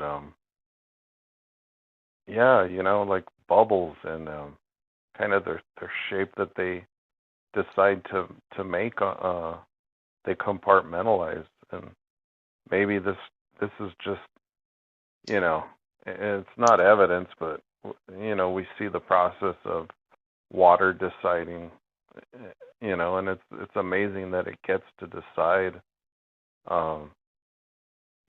hey, let's compartmentalize ourselves, and maybe we can still survive instead of, you know,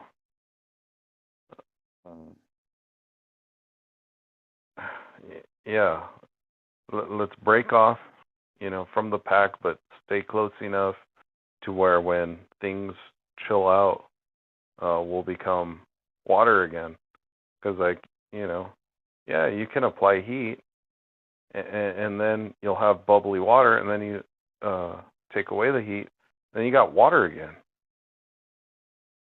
So this process that Kosho's trying to explain away as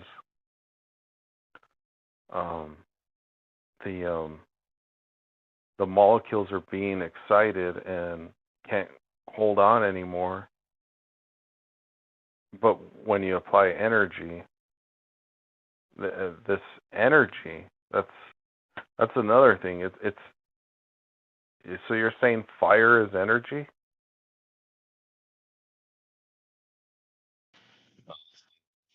Heat, right? What's that? The fire implies heat. Am I right? Yeah, but what's fire?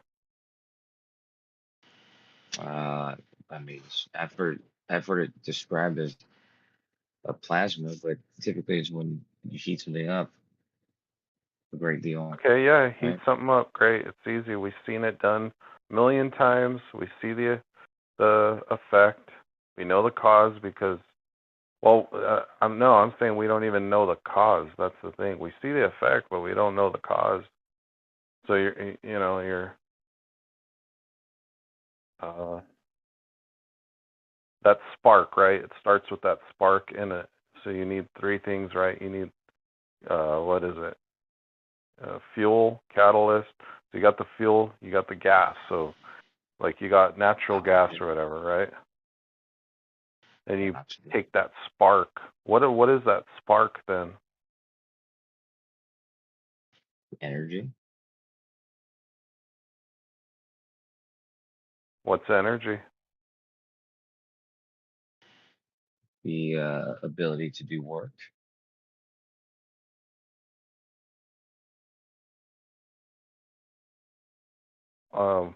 What's work?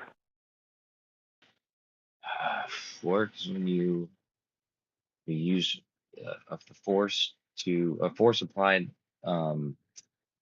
over a distance.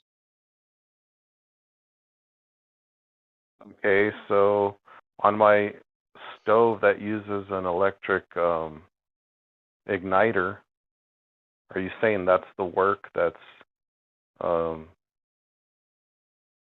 heating this, or that's changing this gas into a fire that's going to heat my water? Is that what you're saying? I think there's really no That's fire work? involved. There's no fire involved, but the energy, I think, is usually a chemical reaction, and that's used to well, you said it's electricity, not batteries, but yeah, if it was to power going into your machine, usually some coils, which act No, as a okay, resistance. let's make this simple. You got a stove, right? And you hear that little clicking noise, right? And it's having these little sparks. Are you saying that's the work? Yeah, sure.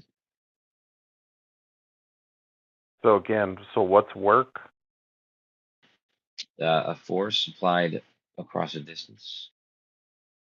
Okay, so how are you getting this force from a spark of electricity? Where does this force come from? Usually the walls. Walls? You're saying you're what do you mean walls? Walls of what? What's usually the current? What do you mean, walls of what? Yeah. The wall that your shit's plugged into.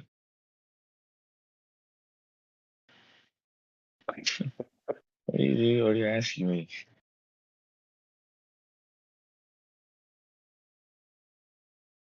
Okay, fuck that. But let's make it simple. You can slam two rocks together, start a fire, right? Depends on the rock. So you make a spark. What is that spark? Are you saying that's work? Well, usually it's caused by the friction which you apply to the rocks. And there's usually there's depending on the rock, like flint or something like that. There's energy stored in the whatever the material is, and you applying the friction, access the catalyst, which will create the spark. You're boring bandsaw though. No, I'm waiting for my hydrogen oxygen bucket of water to be produced. He's asking me questions. Man, that was Bandy, man. You hung in there a long time, man. You're very patient, gentleman. Go ahead, Bandy. I'm quite happy to take a back seat because I know Kosho is working feverishly in the background trying to show me or produce a bucket of water. A bucket of H's and O's, right? That's right. That's right. Okay, so you had plenty of time to find those H's and O's, right, Kosho?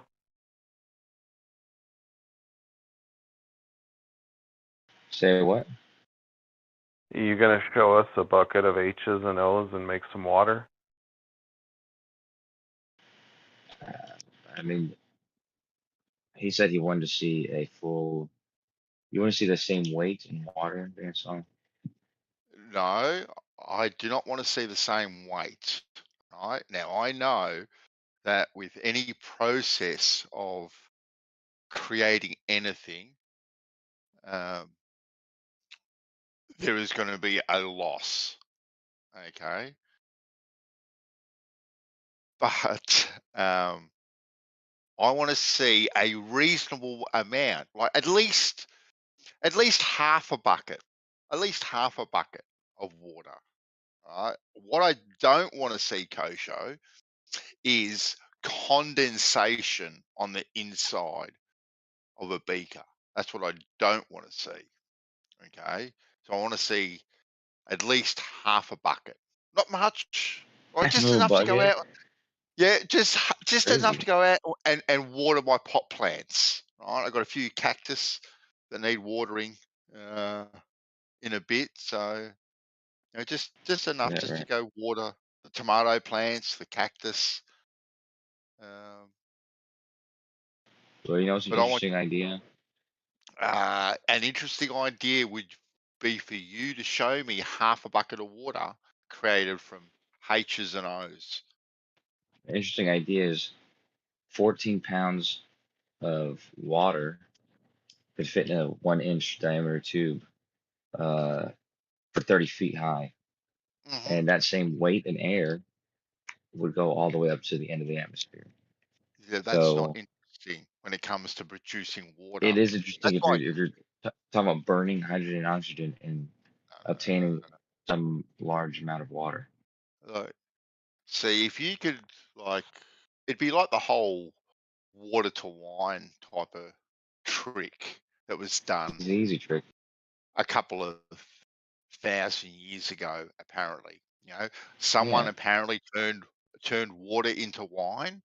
Okay, I want to see H's and O's turned into water. Should be far easier. Far easier. Far easier. Water to wine is Look, much guys, easier. real quick before I lose my thought, right? It seems we only see water being produced in one place, right? I mean, we see it in other places, but actually where it's made, right, is in clouds, right? Like, and how do we know it's even made there? Because we could say, well, it was already there to begin with, and then once it condensed enough, formed clouds, it got too heavy and then dropped down. That's a cool story and all, but what if it's made in the sky where there's at a certain height, for whatever reason, pressure, temperature, and maybe that's just where it's produced. But what's the actual process of because I don't think in the sky there's, a bunch of buckets where, H's and O's get dumped in there and produced water, right? So what's that actual process, Gosho, of making water? I think we just described it to you. You took all that time to ask me the same question. I'm already answering. No, I didn't. Because okay, I see water in the oceans. I see, water in in a puddle, but it's not being made there.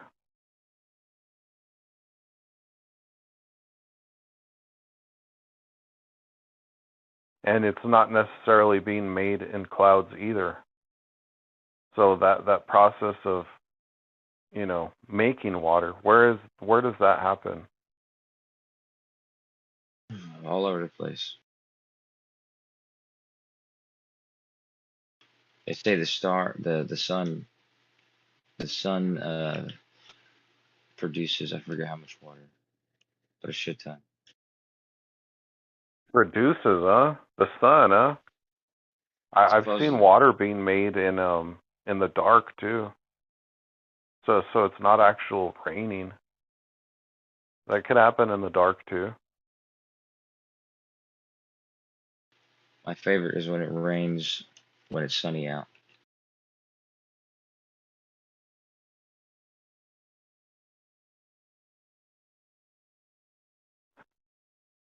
It just goes to show, guys, how much we really don't know of all these processes going on, and there's many, many at the same time. It's a great argument for simulation theory. Kosho. That's the best one. It's the best one we have. It's great. What's up, Mr. Dinkins?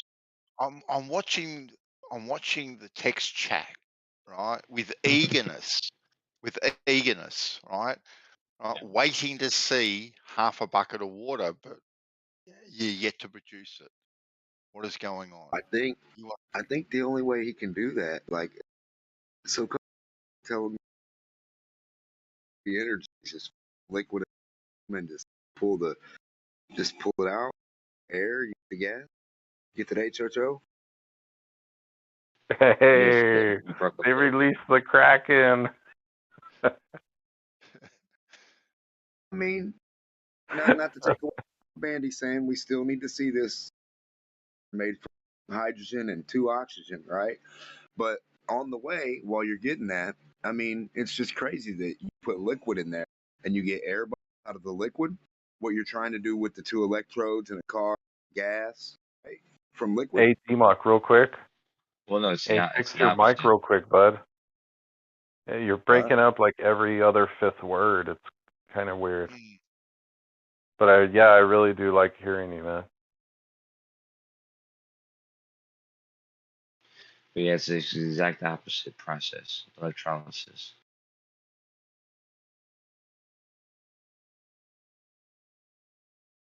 Okay, this process, you just applied another word that we use to try and describe things, but we're really not doing it justice. We're just, What's electrolysis again? Now you got to define that. Burning. Yeah. Instead of burning hydrogen, you separate the hydrogen and the oxygen by applying a charge and giving it a what do you call that? Sorry, it's late. What's that called?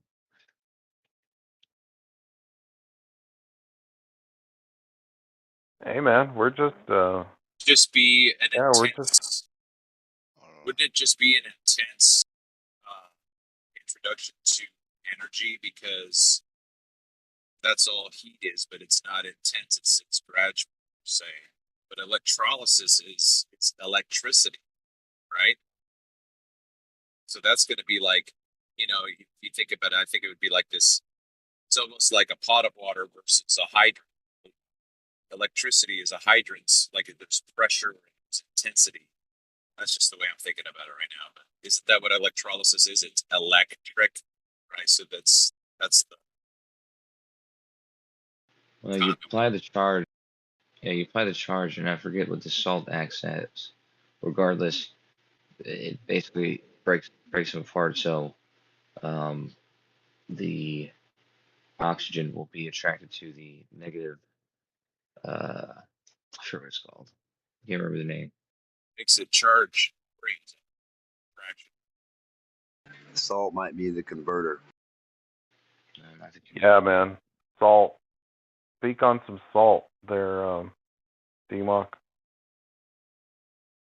Well, that's probably it's crystal, basically, could right? that be The why same they crystal. demonize? Real quick. Yeah, Could go this be why doctors say that salt is bad for you? Because it's actually the necessary component to keep you alive.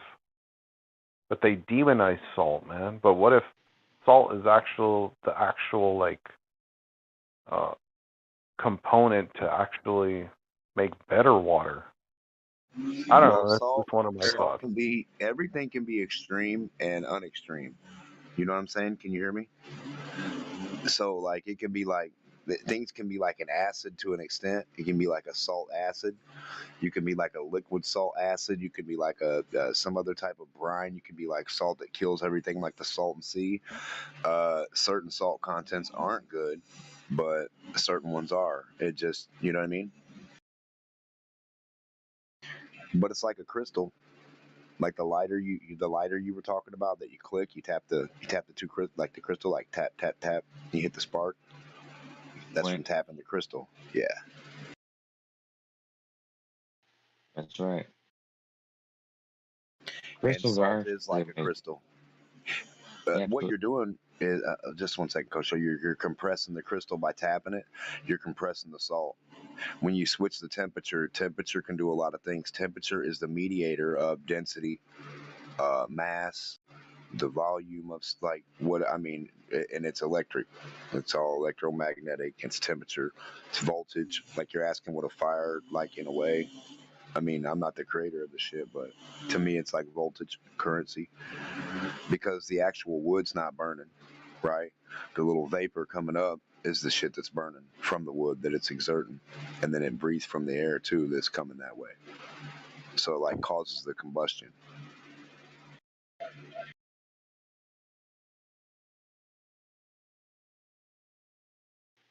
Oh, pretty cool. No, man, this is mind-boggling. Just these simple processes we take for granted every day, and gotta go to the grocery store, gotta go pick up the kids from school, but in actuality, this stuff isn't taking a break, man. It's not stopping. It's always going. It's always moving. It's always going to continue. But there's some people who want to scare you and tell you that the world's going to end, or there's some calamity that's going to, stop your life. But we all want this life to continue. But yet we take it for granted, these simple processes that are happening on this macro scale and on a micro scale too.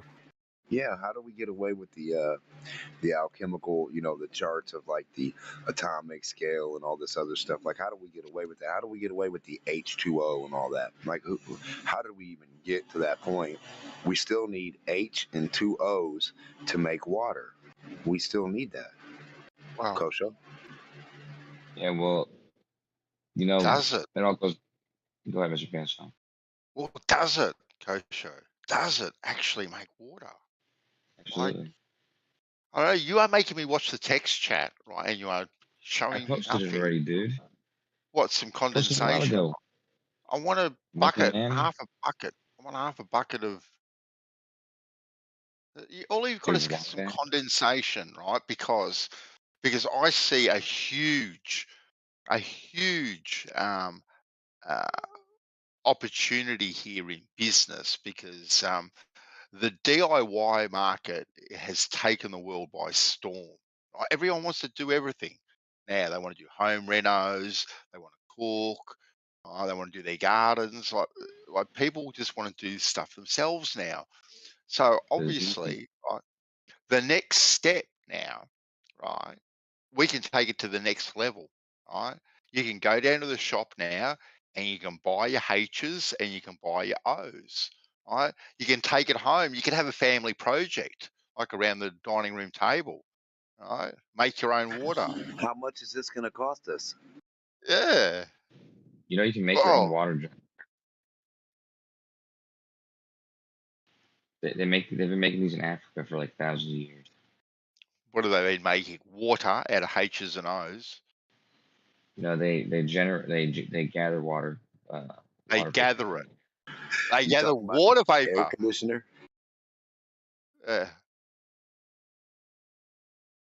Talking about air conditioner, Tosho? So they use a condenser. They use a condenser. Basically, yeah. Yeah, that's what basically. an air conditioner. That's what air conditioner is. Exactly. Yeah. So they're not making anything. Right? Well, they gather it. They can. It's called a water generator, but yeah, the exact right. Yeah. Condense it from there. Yeah. Well, they're not making it. It's not called a water maker, is it? Well, technically they are because it's No, well, not. technically they're not. No, all they're doing is just getting a big net. All they're doing is getting a big net and they're whizzing it around their net, around their head, and they're just catching it. They haven't made anything. Well, if you boil water on the stove, are you making steam? They're not boiling steam it. water. They're not boiling. You were just arguing this like 30 minutes ago, Kosha. You were saying that steam is still water. Dude, this is why. Hey guys, hey, it's this is a simulation, dude. Hey Listen, guys, my air this conditioner has to does the be. same thing as Listen. your super magic water maker. It's pretty weird. Like I set a bucket out behind my air conditioner, and all I do is plug it in with electricity, and guess what it makes?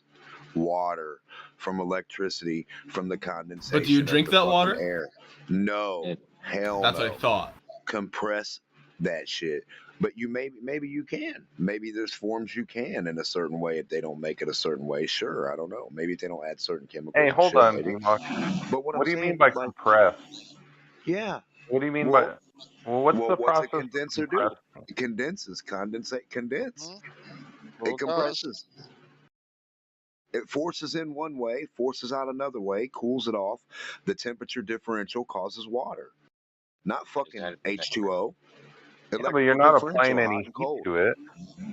Yes, you are. When you freeze something, what does it do? It thaws. When you heat something, what does it do? Cools the fuck off. You always get that differential unless you keep it and maintain it, right? Right. So you're saying that that's what a little air compressor is doing?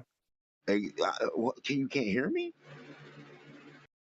Yeah, we can hear you. It's freezing it? Well, I don't that's what see I'm it like telling you, a dude. bucket When of ice in a. it compresses it, right? After it compresses it, it builds up the potential. That potential is voltage or currency or coldness or whatever you want to call Yeah, it. no, I'm right? asking you, how do they compress it, dude? A pump. It pulls it in. It goes. Okay, so And then to I let don't it see out, any it goes ice out there. real cold, like. I don't And see any ice sometimes they there. use other material other than water or mixed with a little liquid. They use like Freon. They use certain What's the material. sound They use effect for alcohol. They Freon? use. What's the what? What's the sound effect for Freon?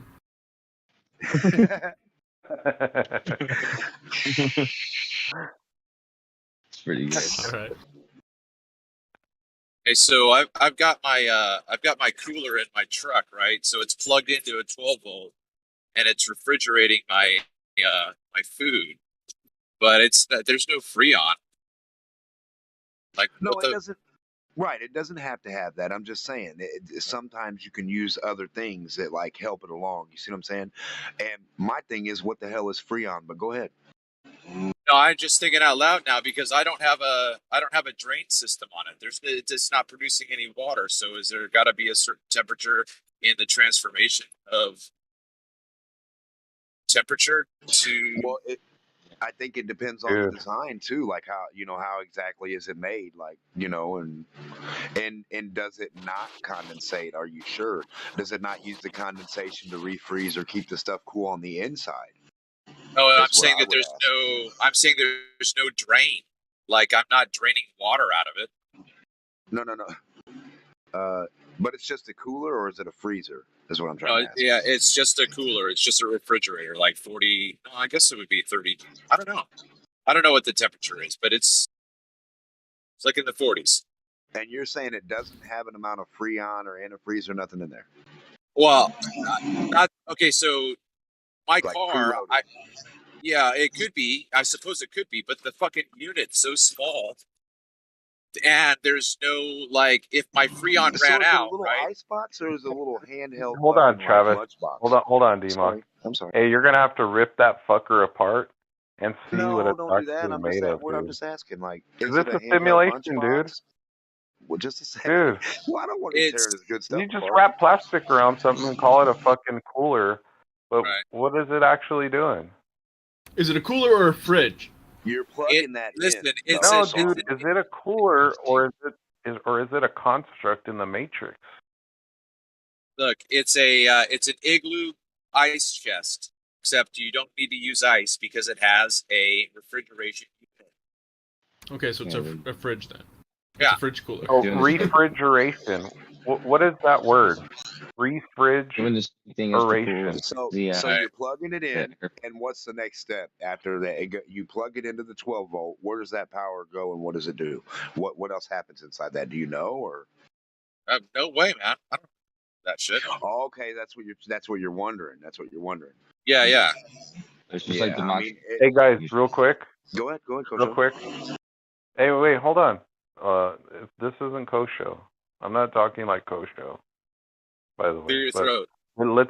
Let's just analyze or break down the word refrigeration. So, what do you ream up, and then so you got fridge, and then usually the aeration is like, the process Iteration. or something, right? Aeration. Yeah. So, the circulation so we of the got air, the compression. Hold on, the main word is fridge, right? So what is fridge? Because if you look at the Spanish word for cold is frío. So that's similar to fridge, right? Yeah, I'd say.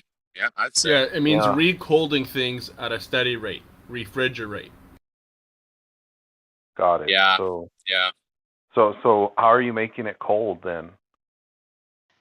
Mock already explained that. With ice.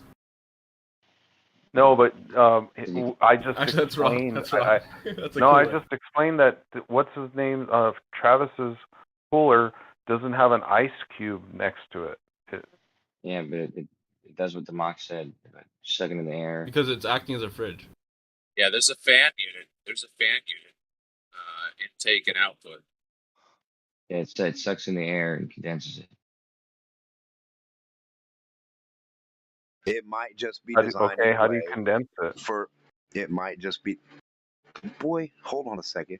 It might just be designed in a way that it actually it has a process to where it uses up any condensation back into the system. I mean, there might be such a thing, but it's weird that because condensation itself, like if you take it outside on a hot day, I mean, you can't tell me if it's cold that it's not going to have like some water buildup on the outside of it.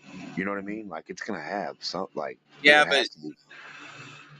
fridges work differently than like air conditioners in so much that yeah. Like my fridge doesn't leak water.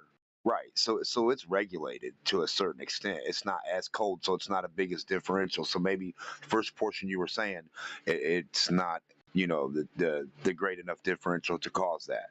Maybe that's what it is. Not sure. A lot of refrigerators leak water. Don't they usually attach a? Yeah, some do. Yeah. I mean, I don't know about the new some ones. do.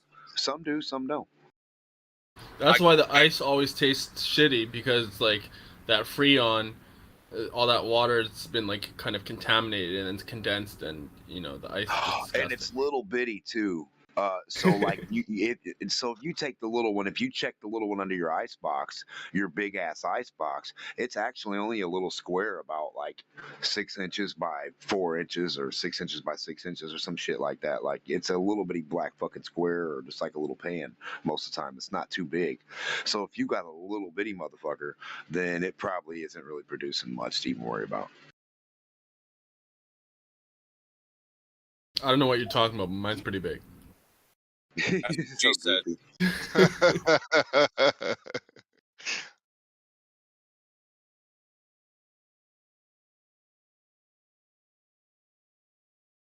That's not what she said. Freehold. I had to get that one.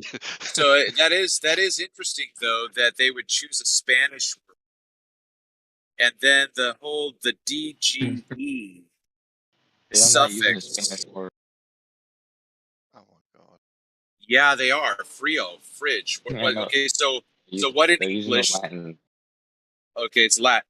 Well, that's still Spanish based. Spanish is the in Latin. there too. Yeah, it's just Spanish is a Yeah. Latin based language, so Yeah, exactly. hairs. There originally wasn't the D in there. Yeah, of course. But yeah, it's a it's a Latin language. It's a Latin word. And so most Spanish words are rooted in Latin. Okay, what's the Latin word? Does it mean uncontained? Probably some Frio. Let me loose. Why did you post, Kosho, exactly what I told you not to post? Why did you do that? Pay attention. He doesn't pay attention. 45 minutes ago. Exaggeration is your strong point. Yes. You're an asshole. You're gonna focus on it was between 20 and 25 minutes ago. Okay. I should probably timestamp that.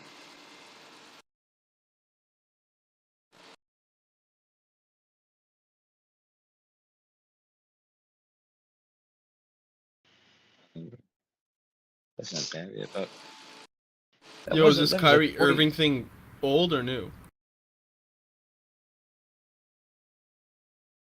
What?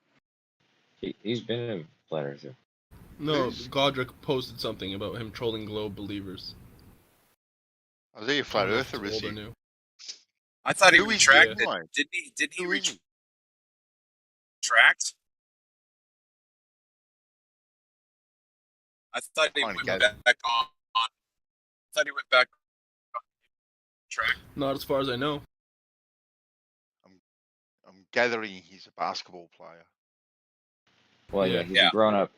He's a grown up who plays a sport. That's his profession. He plays with the ball all day. Talk about a good life, man. It's a great life, yeah. Isn't it? It's like Floyd Mayweather. He's a flat earther. It's like he doesn't know how to read. You know, he gets paid a lot of money. That's true. Floyd Mayweather's a flat earther?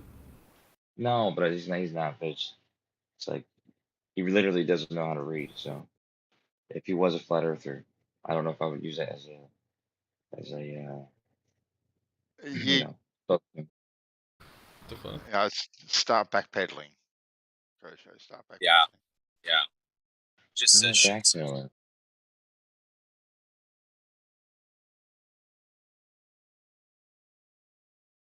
You know, it would be impressive if you guys had someone like, I don't know, Neil deGrasse Tyson, or maybe. Neil deGrasse Tyson is one of our strongest resources, man. Yeah, that's right. He's probably given like honor. What's it called? An honorary Honorary. flat earther title. Yeah. I bet you so Don Petty too, huh? Nah, fuck that guy. That guy's still gay. You have a leak. Like, he's not cool enough to even be given the honorary status.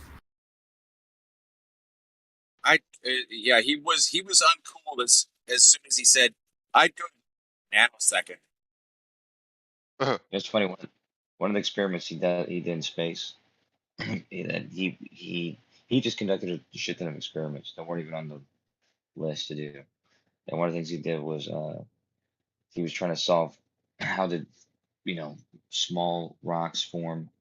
You know, because he didn't think that gravity could do it, or most scientists don't think that gravity can form tiny dust into asteroids. So there's like some intermediary steps. So he was testing salts gathering together using electrostatics, and it Really? actually showed that that was the case. Yeah. So why don't they do something really impressive and get like a couple of balls and float them in the ISS side by side together and have them attract to each other? Why don't they do something impressive like that? Well, that'd be the ultimate, wouldn't it? It'd be the ultimate in the Cavendish. That one right there. No need for Yeah. torsion bars or anything. Nothing. Just get a couple of balls. I'm not sure they Float. have the apparatus. They don't have the apparatus for it. They can't take a couple of balls into the ISS, yet they can take stuffed frogs, milkshake makers, you name it. They can take all this other kind of stuff, but they can't take a couple of. It would actually be kind of cool to see like a Cavendish, like outside of the space station, because they couldn't do it inside of it. It would have to be some distance away. But Yo, Bandy, Really? they had a couple of balls, but they already taken when they became astronauts.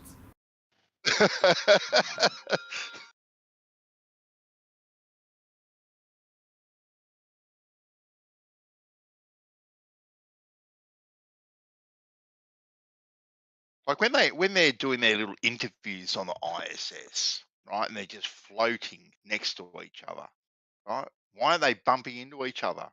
Why are they headbutting each other?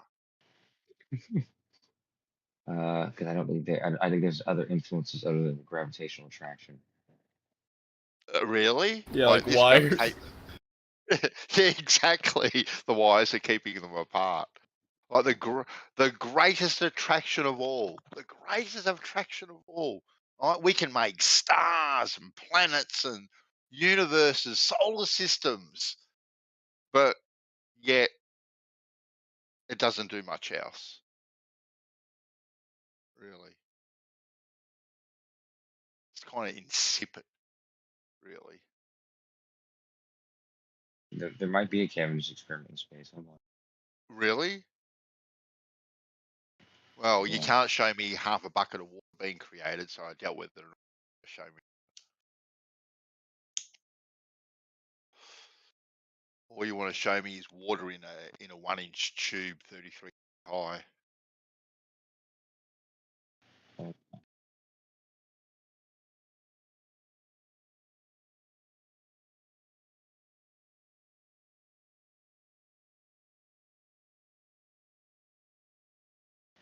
Oh wow. Okay. So this is not a Cavendish experiment. Experiment in space. So It's not. there's a rock about the size of the Empire State Building. It's like some asteroid, and they got a craft to orbit it. So they have craft about the size of the Empire State Building with a gravitational attraction strong enough to allow this thing to orbit it. It's pretty interesting. What's that got to do with the Cavendish experiment? I guess it was his answer to the question. I mean, I would say that it's showing the same thing that you are that you're looking towards the Cavendish to display to you, which is mass attracting mass. How is something going round and round in circles even close to the Cavendish? Well, they had to get it to the rock. That required our thrust and shit like that. Once it got Uh-huh. the rock, it has to go in circles around it without applying any sort of thrust continuously. So this is caused by some other force, and we attribute that to gravity. So it's in the Goldilocks zone now, is it? It's not So Goldilocks. well, it's just in this perfect orbit, is it, going around this asteroid? I don't know. Why? Perfect. Well, why hasn't it crashed into this asteroid? It's orbiting. Well, it's getting attracted to it, isn't it? Yeah, but it's moving fast enough laterally that it's not hitting the asteroid. So it's traveling past the asteroid fast enough and getting pulled towards it, but never. It's still moving fast enough that it evades hitting, crashing into it while it's falling. So why were they able to work out this Goldilocks zone for this spaceship, but not for the ISS? The ISS is orbiting the Earth. Oh, you're saying, I see what you're saying. You're saying how do they get to do it to this, but they can't get something to orbit the ISS? Yeah. That's Turns out the ISS. suspicious. I got a really good question when you're done with this one. I don't know. Are you done with it, Kosho? I have to answer your question, so why not? Okay. Go, Demok. There you go. Okay, when you go up in altitude, it's supposed to be a certain amount of air, like how you tell how high you are, right? Like, what's the way they tell elevation? Usually, you can use an altimeter, you can use other methods, but the most common method is a barometer. They simply measure the pressure, and there's a correlation to the pressure and the altitude. It's pretty standard. So the pressure in altitude, right? Or an altimeter, right? Yeah, most altimeters are actually just barometers, right? There's other types too, but that's probably the most common. So barometer, altimeter, barometer, right? So if I go up to maybe, I don't know, 10,000, or I don't know, maybe, let's say 100 feet, is my barometer going to like let me know that I'm at 100 feet above sea level?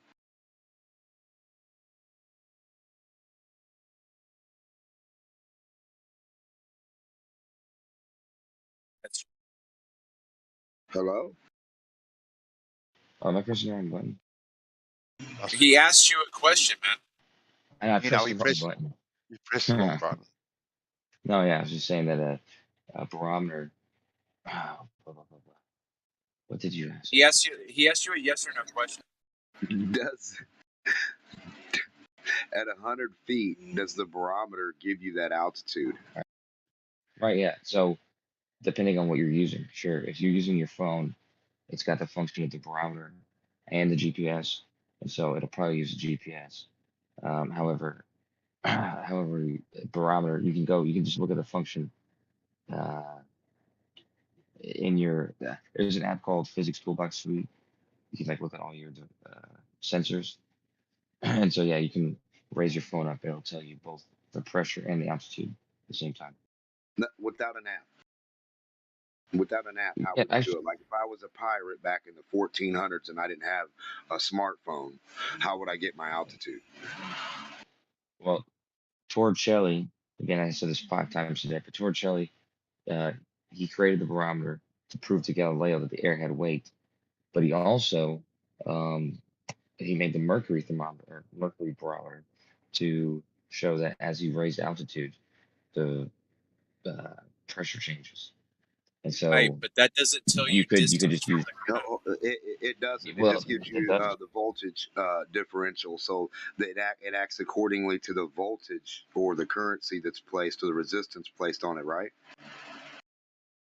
Well, not quite, because that energy, or that potential the potential, what do we call it, electrostatic potential in the air, it's only a constant gradient when the weather is kind of perfectly calm. But any sort of distortion of the weather, especially a storm, you're not going to get that gradient. So the voltage increase doesn't increase when you go up? Oh, it does in calm air and calm weather, but in calm weather. So on a calm day, if I go up to 100 feet, how many volts would that be? When they say 100 volts per meter, that's about 30 meters, so about 3,500 volts of potential energy. If you were to if you connected the charge at 100 feet to the ground through some wire. Yeah. Okay, I got you. So we go up vertically and we connect the charge from 100 feet wire to the ground, and we get 3,500 volts. Yeah, you need to use something that has zero resistance. So Okay.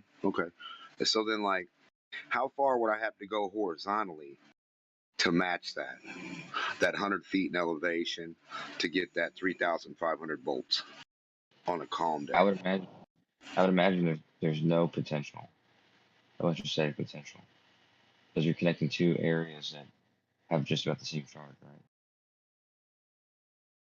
Huh? What'd you say? I would expect there to be none. None what? No electrostatic potential. Hold on. So you mean if I go forward off the top of the ball, right? Or I go forward off the little edge of this ball somewhere, and I like place an L on the edge of this ball, like my name, the green line around it. I place a perfect L, right? The top of the L and the bottom of the L are the same 100 feet, right? Why? Where's the problem going up 100 feet, right? This L is the same length, Coach, so it's totally, like 90 degrees. yeah. So I get what what you're is saying. the problem going up and getting to 100 feet? Because the top of my L is vertical, right? And the bottom of my L is horizontal. And both of them are equally going away from this fucking surface at 100 feet. Exactly the same rate, the same distance, the same time, the same amount. Now, why can we not find this location on this globe? This is the location we need. If you can leave this planet and go horizontally 100 feet and get the 3,500 volts, you're on a globe. If you can't, then you need to stop saying a globe, and you should be a flat earther too. All guaranteed. This is my challenge. Well, you can think of the electrostatic potential as a potential energy if these two charges were able to interact with each other. So there has to be two opposite charges, and it has to be a great enough difference to create a great amount of energy. If the charge is the same, then there's going to be no Coach, Yeah, I don't think he Coach, understands. hold on. Whatever you're saying right now makes no sense. You need to match your barometric, your barometer, go vertically up 100 feet and match that reading with horizontally out 100 feet off the curve, off that exact part you claims the curve past where we don't see right there. I'll be standing on the beach, and then Travels will go with you, and you guys just throw your little line out and throw your line up, and then there you go. Right? Globe. Yeah, got to do it over water. I mean, what's so hard about that?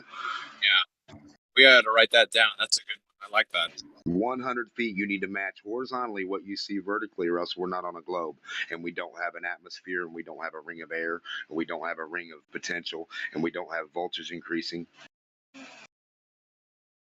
That is the globe killer.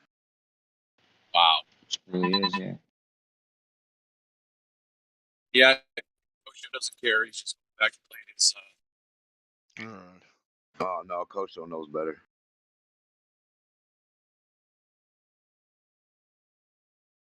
Next rest area, 33 miles.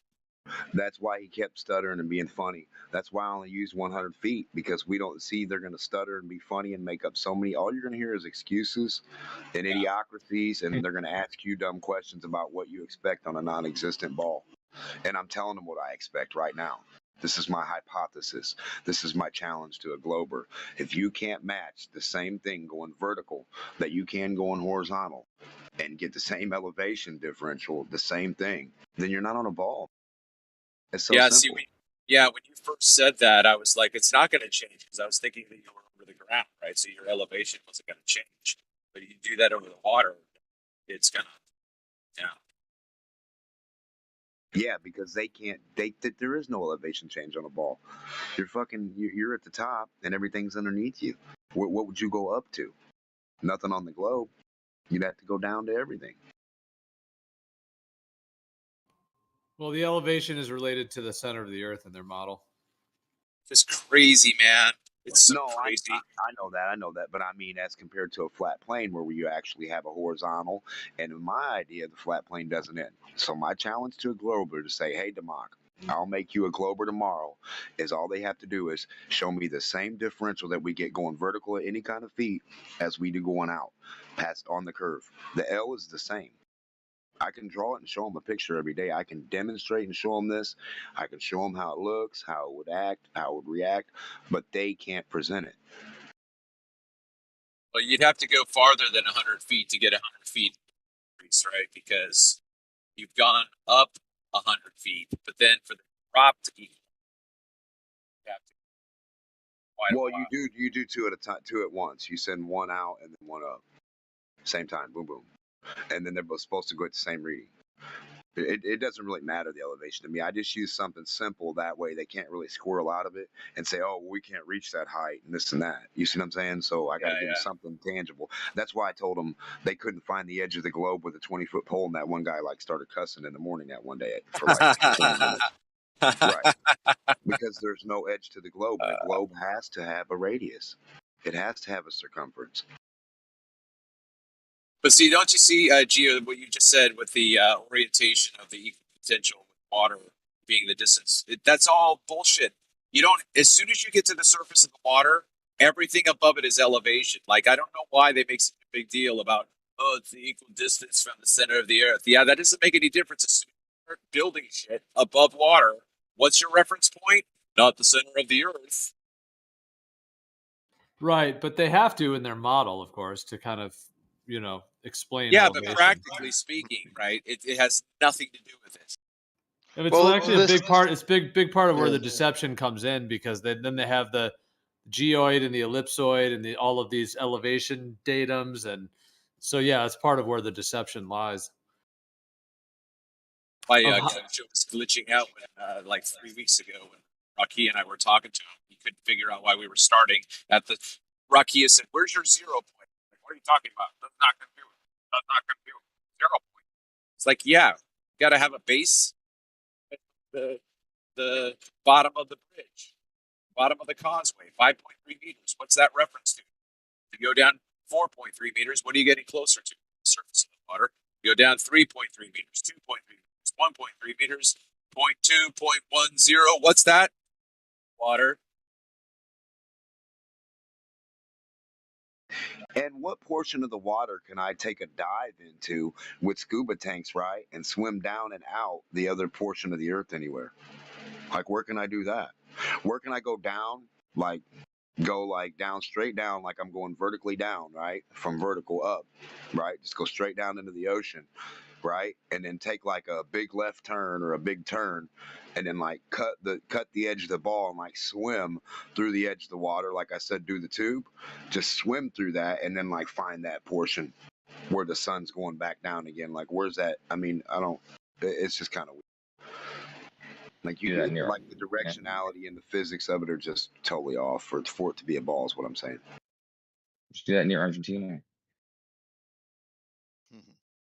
You could swim diagonally down and then find the curve of the earth and swim out and then pop up somewhere, swimming straight down into the ocean at an angle. Is that what you're telling me, Coach? That's awesome. He doesn't care, man. I mean, it's the 33 degrees. You swim at 33, just jump in at 33 degrees, keep swimming like you're swimming in a tube, keep your 33 degrees, boom, boom, boom, boom, boom, boom, boom, boom, boom. You pop out on the other side where you're going to see the sun again. Hey, Billy Bob, did you see the sun coming my way? Yep. Okay, I'm going to see it coming now. I mean. Yeah, I mean, Denmark, you'd have to swim thousands of miles. I mean, in theory, what you're saying, sure, but in practicality. Yeah, you're cutting submarines, right? We have submarines. We have submarines, and people go down in the ocean for years and days at a time. So, in practicality, what I'm saying should be doable every day.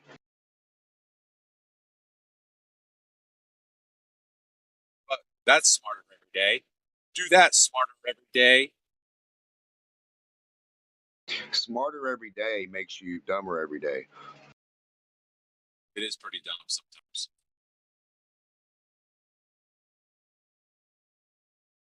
That guy tells you about kid toys and stuff that really doesn't even make any sense, and then he doesn't even explain what it is or how the mechanism actually works. He just reads Google and repeats. So really, he's not smarter every day. He's parrot every day.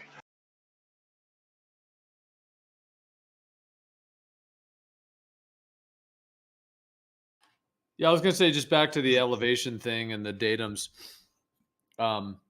It's like they needed a way to transform. If they're gonna try to say the Earth's a globe and try to pass this off to the public, they needed a way to transform the actual elevations, the horizontals, the verticals, the topography. They needed a way to convert that into a globe model, and then that's where these datums come in. You know, where they're using the center of the Earth and all these calculations in order to kind of create a map and a model that fits an alternative explanation for what the actual shape of the Earth is. And so that's what I was saying before. I think there's a large component of this deception that's kind of bound up in those datums and how they've kind of had to adjust those elevations and datums, you know, in local areas. And it's kind of like a patchwork. It's like a hodgepodge patchwork. And that's why we got into that thing talking about how there's certain areas where, you know, water flows uphill because of the inconsistencies in the actual datum.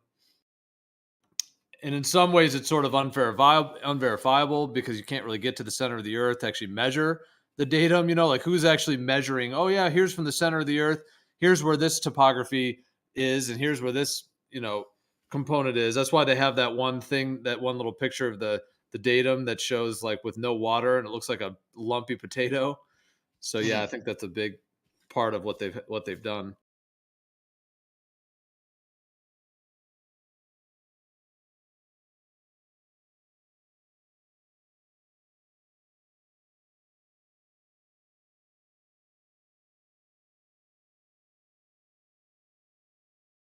Well, each area is going to have its own average sea mean level, isn't it? Like my mean sea level here down at my beach, at my datum point, would be slightly different to, say, yours, Geo, and that's only purely determined upon, you know, lots of observations and taking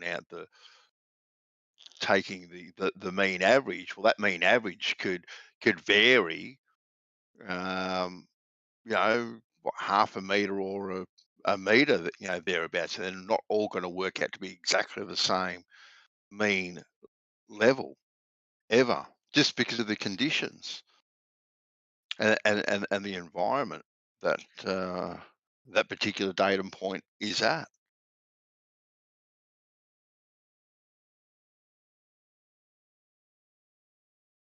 You know, I'm a little bit. Oh, go ahead, Coach. No, I was just asking whether they have mean sea level. Huh? Ask what? Mean sea level. They use a mean sea level for the reasons you just expressed.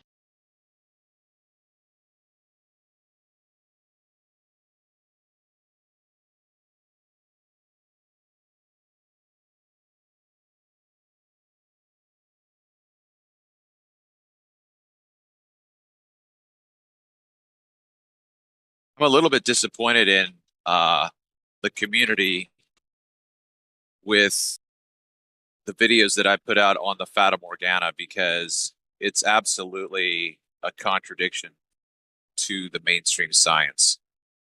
And I've made a number of videos on it explaining what we're seeing. And it's almost like, that's why I say I'm your Copernicus, because like I'm bringing in a revolution of information. I believe that I am absolutely correct. And if I am, then the books have to be rewritten. You know, a Fata Morgana is an inferior mirage. No way about it, man. No way. And if you go and read the Eric Frappa, Andrew Thomas Young article,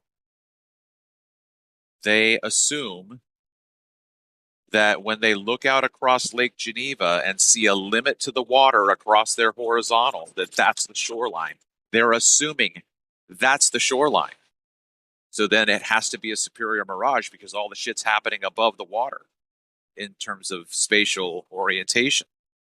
But you can clearly see where the mirage stops And the Fata Morgana is typically a pretty good sized band. It's not typically thin. When you get up to the very top, you can see where all the compression's happening, and I can show it on the Chesapeake Bay. I broke it down, man. Absolutely, it's insane that that people have no interest in engaging in this stuff. I mean, I appreciate the fact that they watch the video and say great job, but man, if all you're saying is great job and then you move on, no thanks. It's like people don't get it.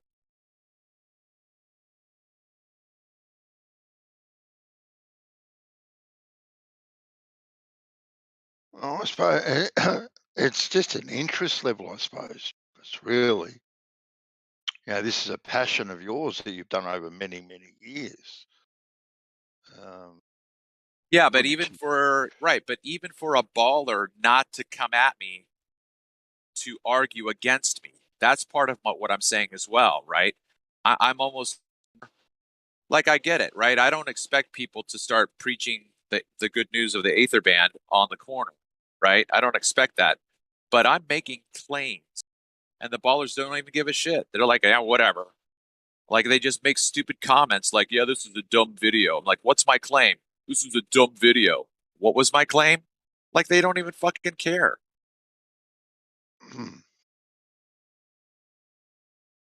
Like Kosho, come on, man. Like, debunk one of my Fata Morgana videos, bro. Do it. Right? They don't want to touch it, Travis. And the same thing with flat earthers. They don't want to touch this for some reason. It's too shattering. It will shatter the whole paradigm. Therefore, it's just best off not to deal with it. Well, then that's not science, is it, Pete? That's not science. Of course it's not. Of course it's not. Where's Kosho coming in, jumping in on this? Come on, Kosho.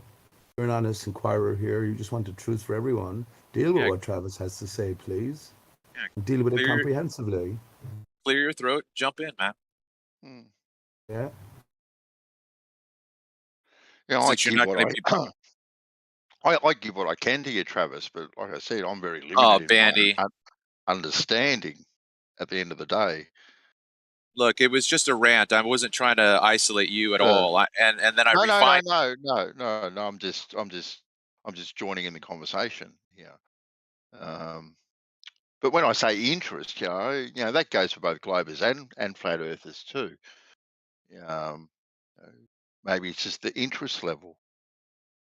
People, you've got someone now at least. Who's taken a great deal of interest, Travis, as you know, and is doing a lot of work behind the scenes in the last couple of months. Like, he's ramped up, what he's doing. He's sending me DMs all the time with different bits and bobs, and some of the stuff he's doing, I think is incredible, really, and easy. The way he's putting stuff out there, I think it's explains things very, very easily, and kudos to him and you two teaming up together. I think he can go a long way with presenting something not necessarily to this realm, but as well as this realm, but to the mainstream, which is what I think Beer Man wants. He wants to get this into mainstream and get it reviewed and critiqued. Yeah, but even still, with constructive criticism, I might be able to nip and tuck and fine tune, right? But again, like, even Crow XE, he's been pretty positive in terms of not a antagonist. There are plenty of people that have the intellectual prowess to engage in this discussion. But I guess it's the opposite of being interested in it. Like, you might find it interesting, but you don't want to. It's not your passion. But surely there's got to be some baller out there, like even Rumpus. Like, Rumpus hasn't come at me and said anything analytically. Nothing analytically. Now, this is one thing Beer Man has mentioned is these columns focal points. And you know, when I think about these columns of focal points, you know, when I've seen some of your videos and pictures and whatnot, as well as others, you know, I then now think to myself, okay, then, which I have in the past anyway, but you think of not only what's happening above the surface of the water, but also too what's happening below the surface of the water too. Right, the various water depths. Are there any fishing, any shipping canals? Is there a deeper area, a shallower area? All these. What is the temperature in that of that water in that particular shipping lane at that particular time? Like these sorts of things, I think are also too valuable information, which you could correlate to these columns of focal points, perhaps. Yeah, I think that just adds more variables that almost make it a daunting task. Well, it is a daunting task anyway when you're trying to interpret what you're looking at. Right? It's not, as you know, Travis, it's not just one variable. Like it's all the variables combined. And you can't leave out one over another, because you're not going to get an adequate answer, really, because you're missing part of the answer, part of the variable. Yeah, I mean, that's what I think. I don't think that they're including something that's out there that's what I'm just going to, you know, for lack of a better term, an energy that is out there. Well, they're not including lots of things, Travis. You know, I facetiously say, what about the whale farts in the air? All right. Now, okay, then, whatever. But, you know, when they're not including one thing, they're not including many a thing. Not many a thing. Yeah, so then everything else becomes differentials and ratios, right? So if you've got six variables that you are considering, and then there's 10, then you're just spreading the 6 out throughout the 10. Mm-hmm. Mm-hmm. You know, and then you got your 7/6R, right? Like that's what 7/6R is. Here's all the variables. There's probably 12. Spread it out. 7/6R. Yeah. Boom. There's your answer. Bullshit. Fucking bullshit. Exactly. No, it is. Well, let's start off with the spinning baller geometry, Travis and Bandy. So yeah, everything has to be gauged in these terms, and they want to look at the simplest possible, the least number of influences. This is what the bowlers do, because they must cling to a limited horizon, and everything has to be explained in accordance with that. So yeah, they're completely flaccid in terms of their explaining. But yeah, I understand your frustration, Travis, and I experienced it myself. So few want to pick up on this. I think it's because it has greater implications. What it actually led me to, I know we differ somewhat in terms of exactly explaining what we're seeing, but what it led me to consider was a mirror sky. If we have a mirror surface on the ground, whether it be ether band or water surface itself, what's going on above? It led me further than to consider, a singular source to all reflected skylights off a watery backdrop. So we're dealing with mirror sort of mirrored phenomena. But yes, I experience exactly the same frustration, and more so with flat earthers than ball earthers, because they at least try. They go into detail. Flat earthers don't go near it. I mean, you imagine what I could do with the support that Nathan Oakley gets. Like, no shade on him ultimately, you know, but really, like, what's he doing? You know what I mean? Yeah. You know, exactly. And then you got people just throwing money his way. I'm like, really? Like, I'm trying to do research. I'm like, research, right? breaking new ground in a sense, and you're challenging them head on, and you've put the time in. In a sense, Travis, you're pretty famous. I should think. Be proud of yourself, man. People Yeah, like for Andrew sure. Thomas Young, people like Andrew Thomas Young, and all of these are nobodies. All their work, all their funding, all of their support.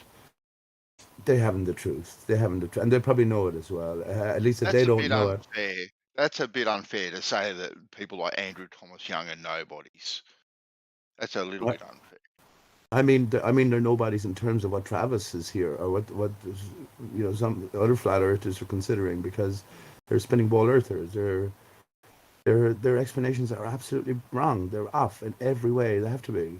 But I mean it in that sense. I don't mean to take away from denigrate from the person, but in terms of the work they're doing, their contribution to humanity, they're nobody. Just leading us down the dark alleyway continuously in ever more complicated terms. 7/6R, for instance, just nonsense, absolute fucking nonsense. But I will say though, these are not. Let me just say, these are not the pinnacle. These are not the top layer people. The ones in the know the truth already, Travis. Whether it's your explanation, my explanation, or a mix of letters, they already know the truth. Top minds know the truth. Andrew Thomas Young, the mid layer, the education sector. Yeah, I just mean, like I would say, go ahead, Ben. It's off. I was just going to say no. Andrew Thomas Young, like I don't know him from a bar of soap, and yes, I've tried to contact him, as you know, Travis. But Andrew could actually believe what he believes. He can believe that he's on a ball, right? Doesn't his field is optics and vision.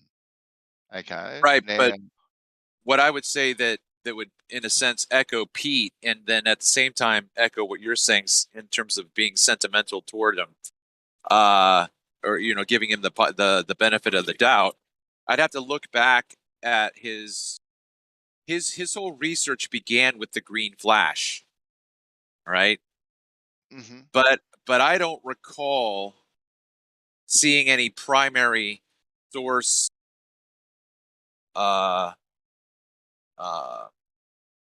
information. Like, to me, he was just simply reading about it, right? And breaking it down from the classroom, from his office. Like, he wasn't putting up stuff like, here I was, there I am, taking this picture, taking this measurement. He's just writing about it. Now, I could be wrong, but at the same time, I would think that if I was out researching green flashes, which aren't very common I guess in San Diego, maybe more San Francisco, Mila Zinkovic, or whatever her freaking name is, she's in an area where green flashes are very prominent up in San Francisco, but not in Ventura, right? I've shot the sunset, and I haven't gotten that many green flashes. Now, anyway, my point is that if I were out in the field taking for the sunset, what are you doing for the 2-3 hours before that, right? You should be taking pictures of shit, and you're going to have pictures of looming, you're going to have pictures of towering, but Andrew Thomas Young has no primary data. He has nothing. He had to go to Mila to get a picture of what he thinks looming is, and I'd take a kick to both shins with pointy boots. That's not looming. Yeah. Not. He has everything wrong, and you won't be able to. I'm not saying I understand the green flash. I think I have a grasp on it somehow, but only because I'm a flat earther. I'm looking over an extended span, and I think about. And I think about here's the important thing. I think about the Black Swan, where I'm sure the image was taken from a foot below the ground. It's very important, Travis. Same thing with Ranty's images across to Barron Furnace, 18 miles, and he was down about 6 inches from the ground. And most spectacularly, Dr. John D taking images all the way from England, South England coast, all the way across to France, where you're seeing beach to beach level, where again he was down at about 6 inches above the water. I actually think what's happening is you're doing away with the mirroring of the water, if you want to call it your own ether band layer or whatever. But I think you're doing away with the mirroring, so you're getting below and you're seeing through into a tunnel to the clear target across the way. So when I think we're looking at a green flash, I actually think we're looking through that tunneling band, and we're actually getting to see the true color of the light of the sun, just momentarily, briefly, instantaneously almost. But yes, we're getting to see the true color of the light emanated from the sun, which is the central color of the rainbow. And yeah, it necessarily we have to, or I'm not saying we have to. The only reason I got to think about these sort of things is because I am a flat earther over an extended span, and without that, it's all gobbledygook. All gobbledygook. That's my view. Somebody else want to say something? I thought I heard. Yeah, it was Carlos. I think Carlos. Yeah, I was gonna ask you, Ben. So whereabouts are you in? Whereabouts are you in? Where am I located? Did you ask Carlos? Yeah, what part of Oz are you in? South Australia, just opposite Kangaroo Island. Did you take notice around about? Oh, I don't know what time it would have been. It was around about somewhere before 6 o'clock today. Did you take notice of the moon and the sun in the sky? Not in. No. Oh, that was my time. But you're about 3 hours behind, so it would have been. Yeah. Well, for me, somewhere between 5:30 and 6. The sun was at about 30 degrees, shining bright, and the moon was at about 45 degrees, shining bright, and the bottom half of the moon was dark. Yeah, it's not quite full yet. It's missing some. So it had a shadow on the bottom of the moon. Yeah. I just want to get some clarity on how that can happen. Hold on now, because I remember being on Geo's yesterday when the moon was about 40 degrees in the sky, and the Terminator was on the left, not bottom. It's on the bottom at the moment, pretty sure. Yeah, but yeah, me too. Me too, Tyler. For me, it was kind of left topish. Moon rolls around, so once it gets around to Australia, it turns around in conjunction. But yeah, me too, Travis. Yeah, here it's on the left side, the sliver again. Yeah, but I guess what I'm saying though is if it's roughly the same time of day in Australia, right? In Australia, at his time of day, which was my time of day in the U.S., I would have, we usually are told that it's opposites. It's like, flipped upside down. But I'm saying that it was a slanted waxing gibbous from like 7 o'clock to 1 o'clock was the Terminator. Yeah, well, it rolls around. It rolls around in one full revolution per day. I know that, but we're talking about seeing the moon roughly at the same time in the afternoon. That's what I'm saying. Oh, okay. Well, moon wasn't out in the afternoon yesterday. Somebody like Kosho who can explain how this can happen when it's supposedly the Earth is creating the shadow on the bottom half of the moon. No. That's an eclipse. Don't confuse the phases with an eclipse. Yeah. The position of the sun in relation to the moon is causing these Terminator lines. They say it, and in reality, actually. Isn't if the sun is in the sky and the moon's in the sky, it should be shining directly to the moon. It should be fully lit. I agree. Yep. Now, Yeah. And you're saying, Carlos, that the shadow didn't match up to the angle that you were looking at. No, it wouldn't. In a globe heliocentric model, it makes perfect sense the way. Oh, there we go. Yeah, you can come in later, bud. No, it doesn't. No, it doesn't. Yeah, no, it does. It does. Well, I think it does. Yeah, nice one. What I think is happening is we have the sun and the moon. When we have a full moon, we have a direct reflection off of the barrier, and we're seeing the moon, the sun is full reflection when the sun is lower against the barrier, but the barrier is contoured, so we're seeing an angled reflection, if you want, and that's why we get the dark. So why would the sun be able to light up the moon, but not the rest of the Earth? Hold on, just real quick. Hold on. Don't mix your models. Carlos. That's good, Jamie. Can you Carlos, would you mind reiterating to Jamie what was not matching up for you as you looked at the sun and the moon in the sky? Okay, so the bottom half of the moon was in shadow. The sun was at about 30 degrees. The moon was at about 45. And it shouldn't be the bottom of the moon that was in shadow. It should be the shadows. Okay, so the sun was on my right, the moon was on my left. The shadow of the moon was on the bottom. The shadow of the moon should have been more towards the left, not directly at the bottom.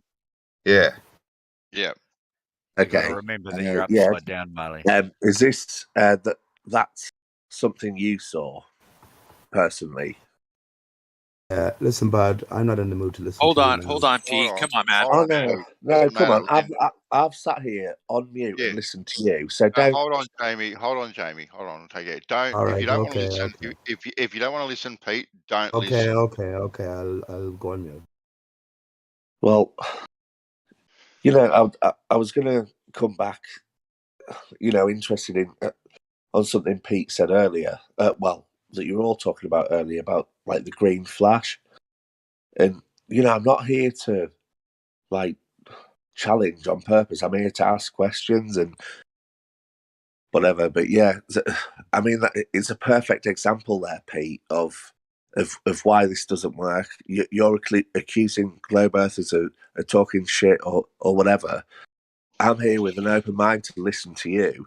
The second I started talking, you say, "Oh, I can't be doing with him now." Yes, Okay. only because we were involved. Okay, let me respond. Only because we were involved in sort of more advanced stage, right? We're all flat earthers here, but you're coming back saying that you're a ball earther, you have an open mind, but you have no development. You have no. Show us your inquiry into flat station with flat Earth.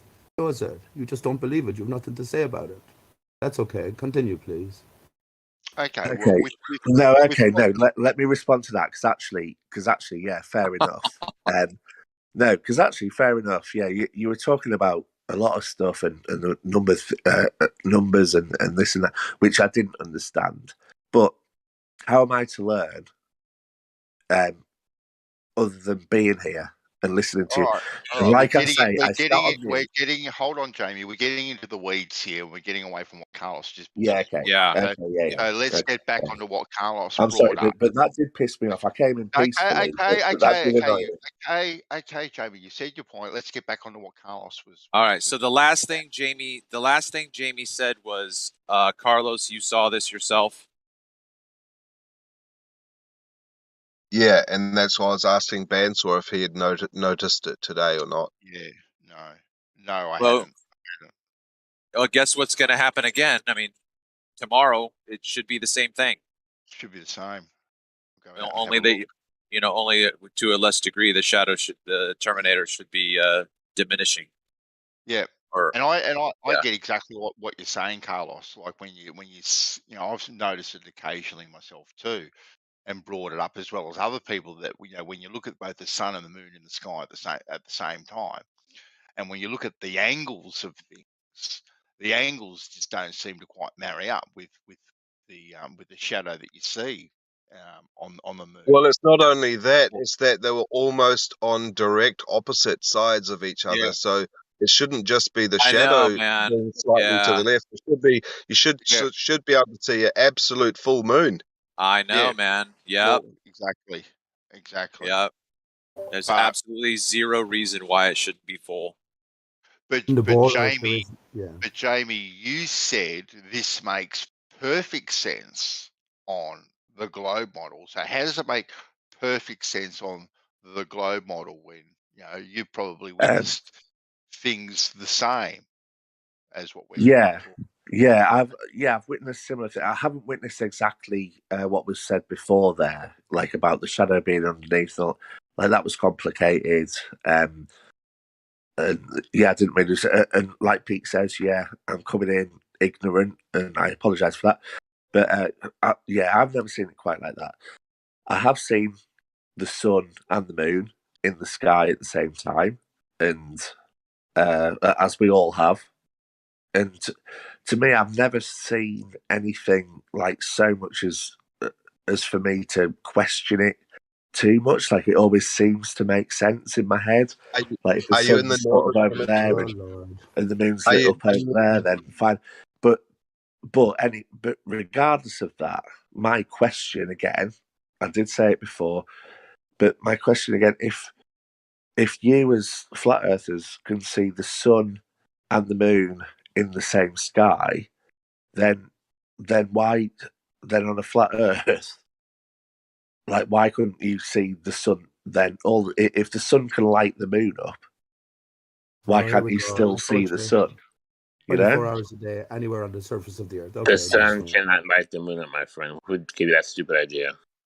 Hold on. He's got a different question in terms of the propagation of light, Jamie. So my answer would be the sun is always above the surface of the earth, and in its circuit, when it moves away from you, it takes its light. The light follows.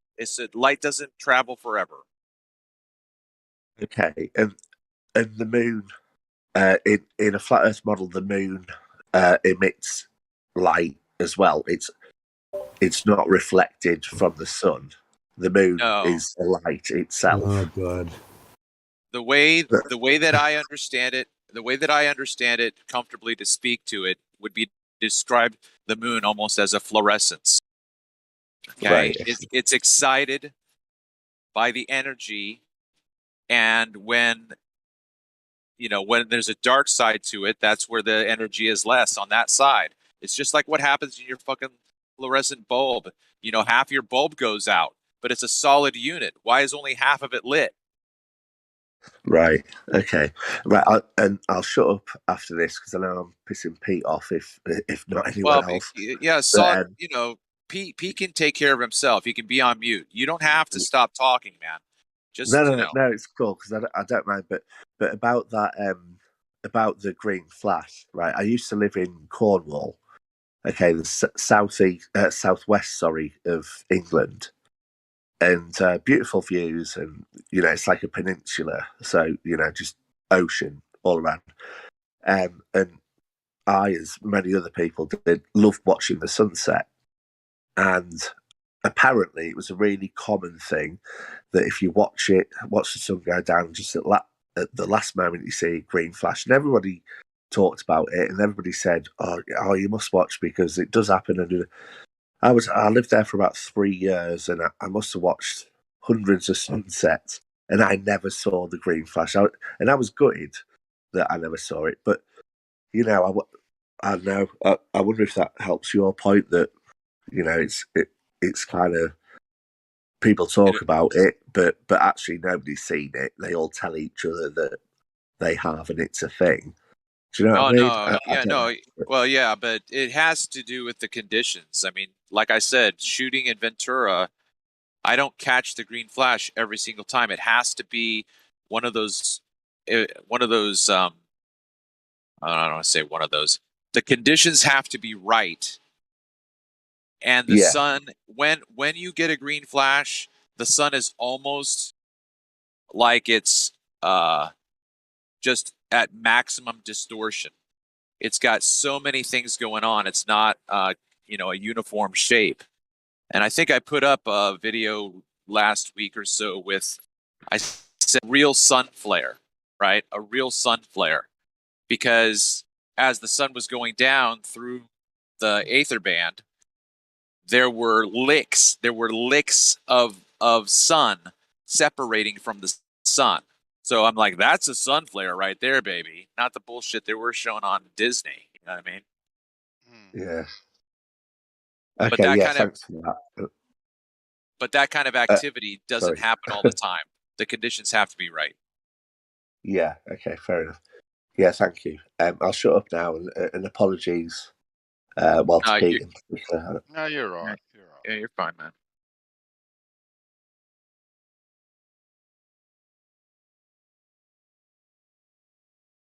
Yeah, but I'm sorry, Jamie.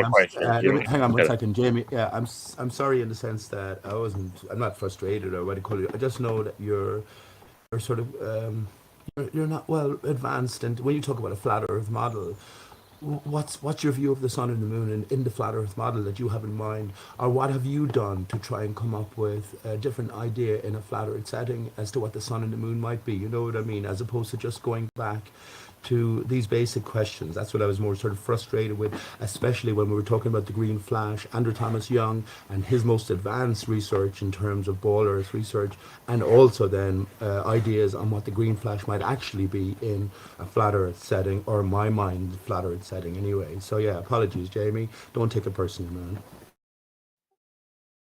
Yeah, not at all.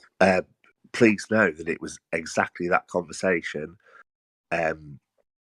that made me unmute and ask questions and sort of challenge something. And yeah, I it must be boring for you guys to, you know, listen to somebody who is asking, you know, stage 1 questions when you're having a stage 10 conversation. No, So, I would much rather have a conversation with you than a lot of the other characters here.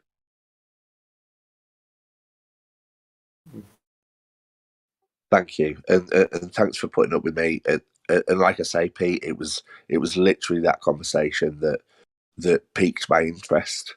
So I think that's a good thing, purely.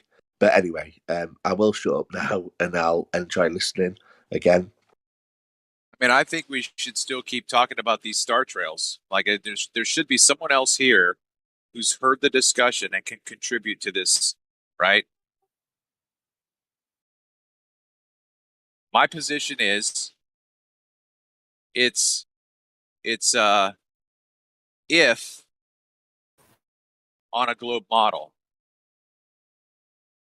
the star trails are created by one's position at the equator, that when you move away from that equatorial reference point to any other latitude, then you're going to create a brand new set of rotation and celestial equator. There's no reason why it should stay over there.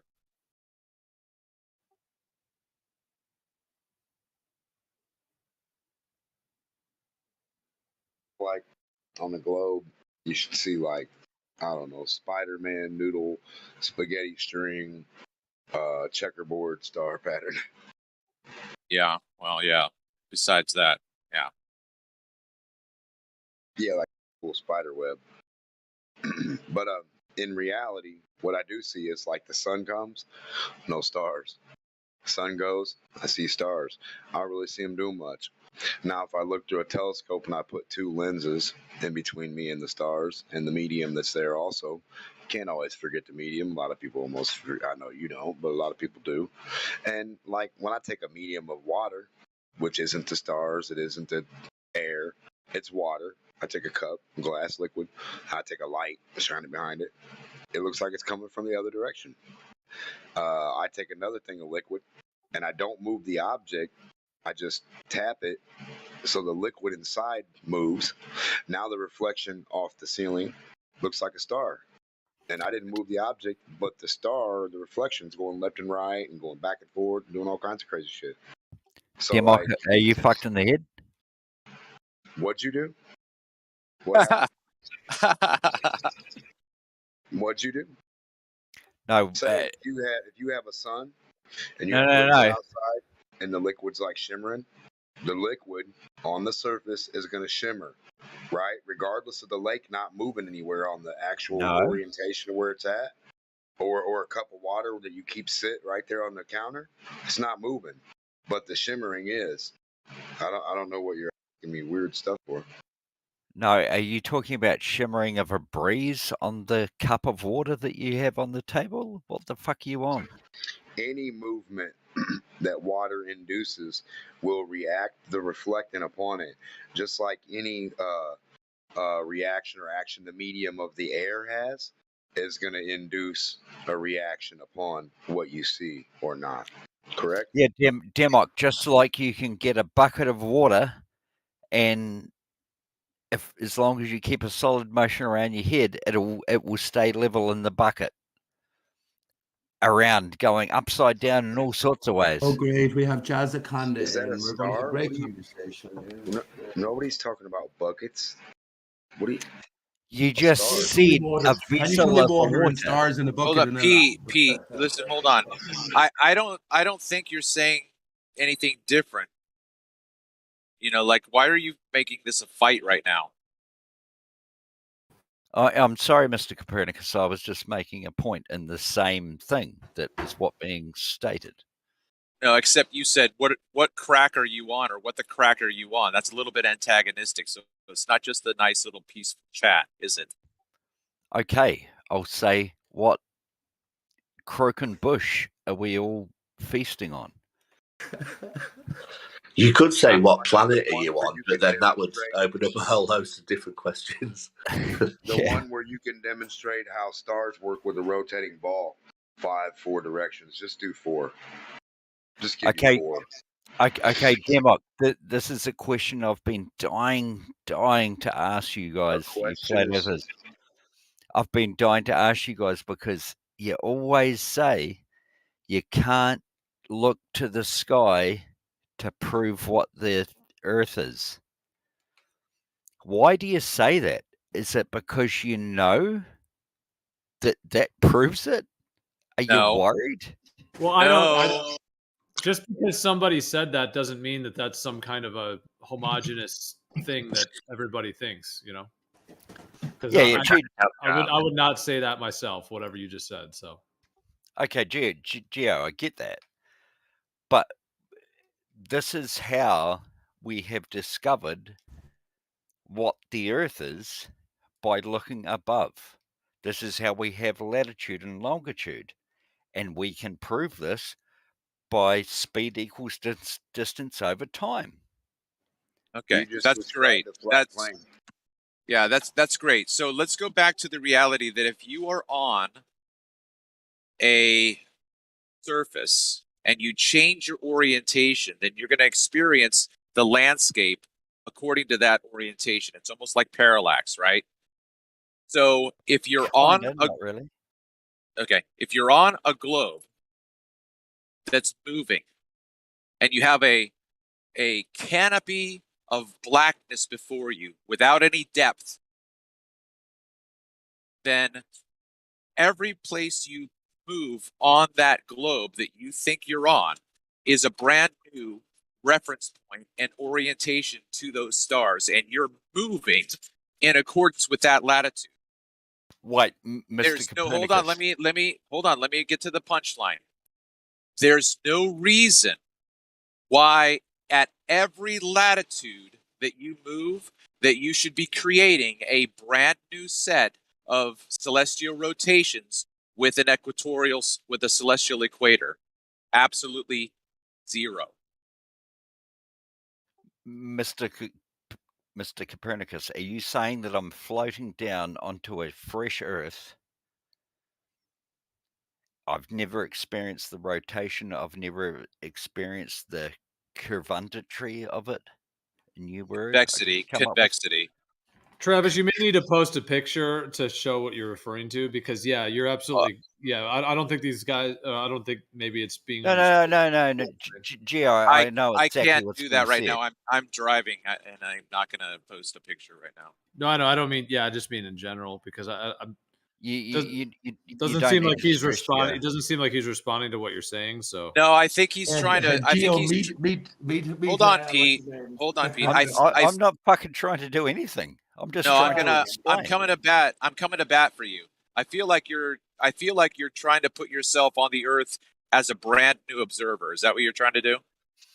No. What I'm saying is I'm on the Earth, and let's go back to 1776. All right. Jesus, here we go. Oh no, let's go way back before that. Let's go way back before Galileo had made the fucking telescope. Right? It's not. Okay, keep going, man. I would look at the stars and I'd go, oh fuck, all my friends, they're all telling me that. You know what, man? I really don't have time to listen to this. I brought up a very specific point, and I have no idea what story you're telling me right now, man. Just deal with the scenario that I painted. Either agree with it, deny it, or challenge it, whatever. But don't tell me a story, please. Okay, please reiterate your story very quickly in very quick bullet points so I can get back to you and you are happy. Okay, That great. seems kind of weird, but have you ever carry been? on. Okay, yeah. Okay, have you ever been to the beach and you've seen the sun's reflection on the ocean and it goes straight to your feet? Yes. And as you walk, it follows you. Yes. Why would it not? Right. Okay, great. Awesome. And the person who's behind you has their own. And they can't see yours. Right? Yes. It's the same thing. Great. Because Awesome. you're on a Thank you beach so and much. they're a couple of feet higher than me. Great. Thanks for helping me understand my own story. So now all I'm doing is suggesting that that same phenomenon is up in the sky in terms of the stars. When you place me on a spinning ball, I would expect that as I move in orientation, the celestial equator, which would be straight in front of me, vertically. Along the equator? No. Yes. Hey, listen. Okay, listen. I know that this is abstract, so I'm going to try to slow down. Yes. You don't need to slow down. Obviously, I do, because I have to explain myself right now. No, you we don't. Are on, carry on. We are on the equator. So you're presupposing the Earth's flat. Okay. The fuck? No, I'm not. No, I'm on your... What the fuck, man? He said the celestial equator, not... Listen, okay, which is a projection of the equator of the Earth. Okay, listen. Instead of accusing me, which means that in my mind you're not listening, right? You should ask me a question instead of just simply accusing me. Now, was my comment just then accurate? Oh my God. No, I put myself on your ball, man. I put myself. Exactly. I said, okay. We're on the equator now. Carry on. Please. We're on the equatorial equator, which is the universe, which is a projection of the equator of the Earth. Carry on. Okay, yeah, but he's allowed to speak hypothetically, isn't he? Of course. We're talking about fake shit right now. Right. Fake flat Earth. Carry on. Hey, come on. Right, so let Travis speak hypothetically. You know what? I emailed or I DM'd Jeremy last night. I said I'm going to take a break for 3 days. He's like, "Oh, come on, man, don't do that." So I came back today. I wish that I hadn't. Okay, this is the kind of no. I don't need you to talk to me. I need you to listen. And if I don't say anything that's clear to you, please ask a question. Don't come at me with an accusation that's either a red herring or a non sequitur. Like if you come at me with an accusation that doesn't follow from what I said, you're not listening. So please, I will try. I know that this is abstract, which is why Gio said if you could, give us a picture, because it's an abstract concept. Okay, so again, we are at the equator now. We're standing at the physical equator, and we're looking up at the night. I'm 100% listening. Go.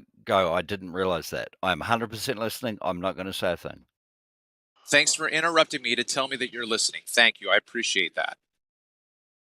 We are at the equator. It's nighttime. We have a star trail camera, set up.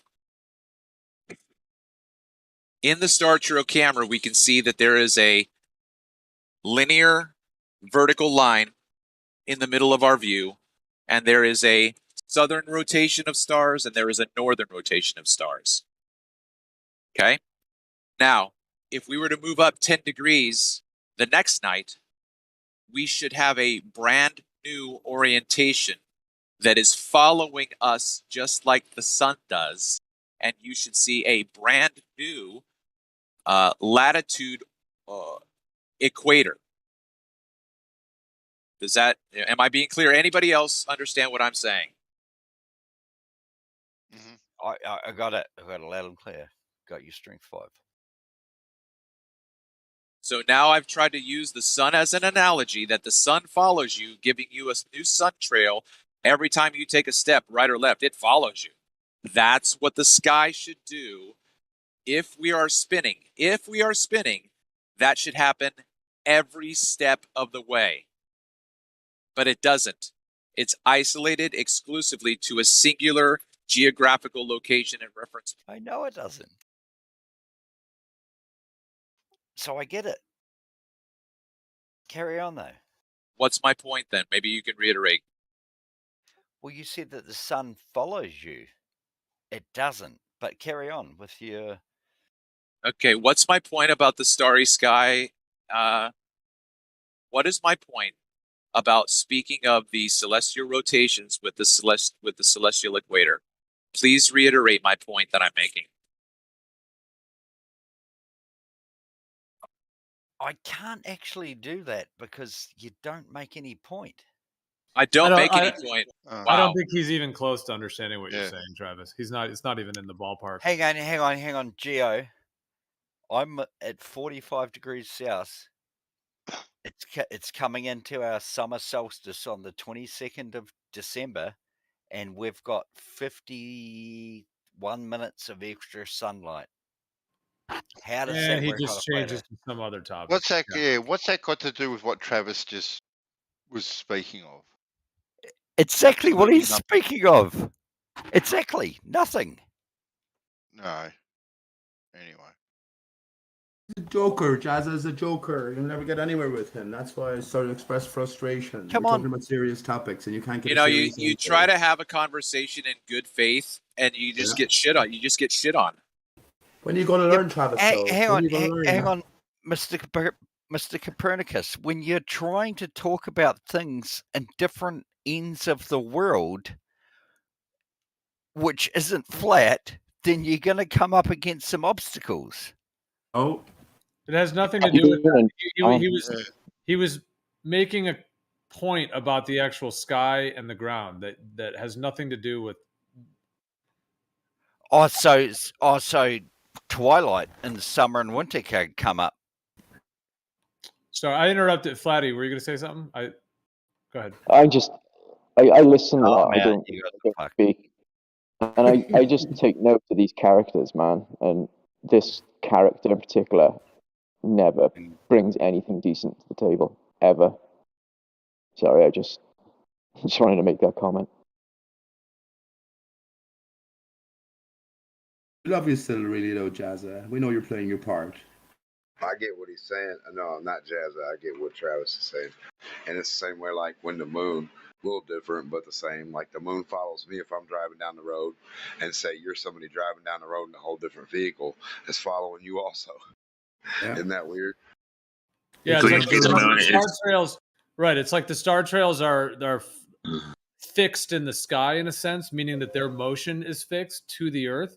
Whereas on a globe, it should change due to your perspective. And due to your position, I should say, on the globe. That's yeah, they should follow you the same way that everything else does when your perspective of how it follows you at a distance, like that they claim the sun or moon. Right, and so what happens is that they project what they think should happen physically in the sky based on parallax on the Earth. I'm changing my orientation to that tree and that mountain. They are changing positions in relation to each other. But when you look up at the stars and you change, they don't. So what do you got to do? You got to fucking make the sky physical, and then push those stars way the fuck back. But Travis, they need to do that. So we have to remember that That's what I just said. No.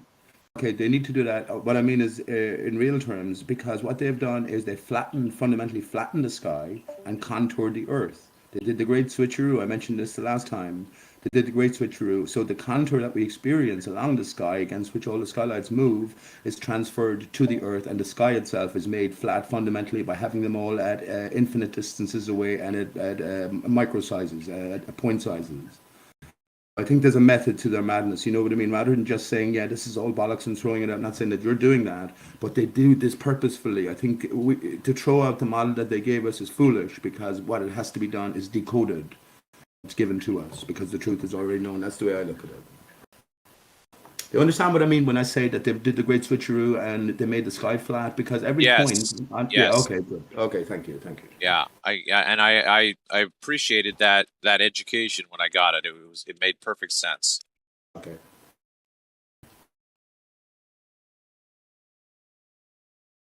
Never seen any star do anything that they claim. Like when I look outside, I just see the stars sitting there, and then the sun comes out in the morning and they disappear, and then when the sun goes, they pop back up. It's like I don't know. Unless you take your camera and do some weird stuff with it yourself. Like what kind of funny trail is anybody really seeing? What you said about the moon, Dan, yeah, observed that myself, and I think what's going on is we have a backdrop, which is the greater star, solar system, the things that don't move in relation to one another, and then we have all reflections, they're primary reflections, then we have secondary reflections. The sun follows the pathway of Polaris. As Polaris goes around the circle, you draw a line to the sun, there's a direct connection, it's almost as if there's a tether attached to them. So we have the secondary then emanation, which is the sun, and then we have all of the, what would you call it, the solar system, inverted commas, reflections, which are all moving in relation to the sun's primary secondary emanation. So I think that's in my own brain anyway, something like that. If that made any sense. I was thinking that you know how the sun follows you and stuff like follows you or stuff follows the other things in accordance to like a certain degree, right? They follow the timing of the sun, the 15 degrees per hour supposedly or whatever, right? Just time, space, distance, and movement. So the same duration, right? Sun, stars. But what if, right? Instead of it being actually the reflection from the reflecting things itself, like being a star up there focused, what if it's just the sun shining off of every surface that it can, reflecting itself back, being big, little, magnified, smaller, whether it's a mud puddle, a damn ocean, whatever source of light it can hit or reflected source it can hit and bounce back into the sky, it'll do it. So like 1 billion points of light from one source. Never know, man. Yeah, but brilliant. Hang on. So that's so when I consider that, then I thought about the sun and its motion. But then I thought about the fixity of Polaris, right? So what I think is happening is that, so yeah, we have Polaris expressing the whole of the sky. So it's just one thing expressing, the same thing expressing over and over again.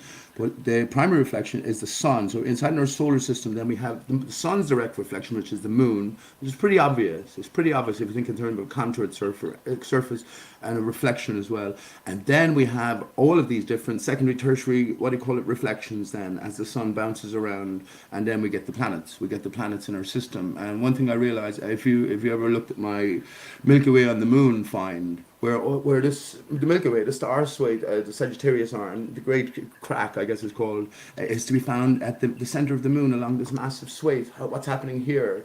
So if the stellar system is or the whole of the star's backdrop is to be found on the moon, then it necessarily has to be found in the sun as well. And if the sun is a primary reflection of Polaris, but then it has to be found in Polaris. So what is Polaris? A reflection of, I say, what's going on underneath. What's in the name? Polaris, Starkus, Polaris, Starkus. So that's my thinking. Definitely, we're dealing with a series of reflections, and just in terms of the solar system we're in, sun-centered, then yeah, we're dealing with sort of inner reflections going on. And last thing I would say, as we go further and further out in terms of the planets, this is why I think the moon is our biggest clue. You're just looking in at the moon at a more close call. You're sort of zoomed into a certain area. That's why some of them are completely vacant, but others are like much less so spread out than the moon is. So I'm not sure if that makes sense, but that was my own thought a while back. That's what we're looking at. You had me until Aristarchus. I'm sorry about that. I had to slip it in. But Polaris, if Polaris is the source of all the skylights, well, what is the source of Polaris itself? If we're dealing with a watery backdrop and some sort of mirror-like expression, it has to have a source. And this comes back to what is Earth, Travis? What is Earth, bud? What is Earth? We have to try decide anyway. And the only way I made those connections via the name itself, Polaris Starkus, right? Aristarchus. So yeah, you can make the connections. Yeah, you can make the connections all you want, Pete. I have been listening to you for 3 years. I still have no clue what you're talking about, man. Like, and I don't want you to try right now, but I'm just telling you, I don't get what you're saying. Plenty of people know exactly what I'm talking about. How come Gem Panda's crew can all tell me exactly what I'm talking about? I don't know. I painted a picture with my words, but maybe they're more keen to listen than you, Travis. Maybe. No, No, that's I not true. He's lying to you. No one in Gem Panda's server also knows what he's talking about. Just saying. Yes, they do, That's all I Jay. had to Shut your say. mouth, Jay. Just saying. Shut your mouth. Just because you don't know, Jay. Just because that's because All you're maybe right, a lady. Pete. I don't Don't get know. triggered, man. Don't Other get people triggered. know. She's got a Not getting cute triggered. voice. Okay, well, Sounds like I'm it. not saying that. Is that abortionist, Jay? All right. I don't go by that name in here. Okay, well, you go by that name somewhere else. Anyway, you come in insulting me, Jay, in the sense that I'm I know just for a fact. explaining because you're lying to these poor individuals. People don't Okay. inherently understand you more. So I'm a member of Gem Pandas, and I asked them, and lots of them do know exactly what I'm talking about because I've painted the pictures so consistently over the years, and it's not too hard to understand as well. Oh, okay. But you don't. Jay, tell us why you're still a spinning ball earther. Debate Oh my me, God, Jay. no! I'm not getting all into it. It's Oh, just it's can't get into it at 5:30. well, I all. want to mention something about the stars and stuff, if that's okay. Yeah, sure. Go ahead, Jimmy. Like, so I've DMOC or DMOC mentioned, like watching the stars and so like star trails or whatever. I don't know, but I have sat there at night time and watched the stars. Okay, and they twinkle, they like flash, sort of green and like blue, and they flash. Okay, so it's like, right, okay, that's a star then. And then there's other things that are a solid light. And when I go on like the app on my phone, and show it'll say, oh, that's Mars or whatever.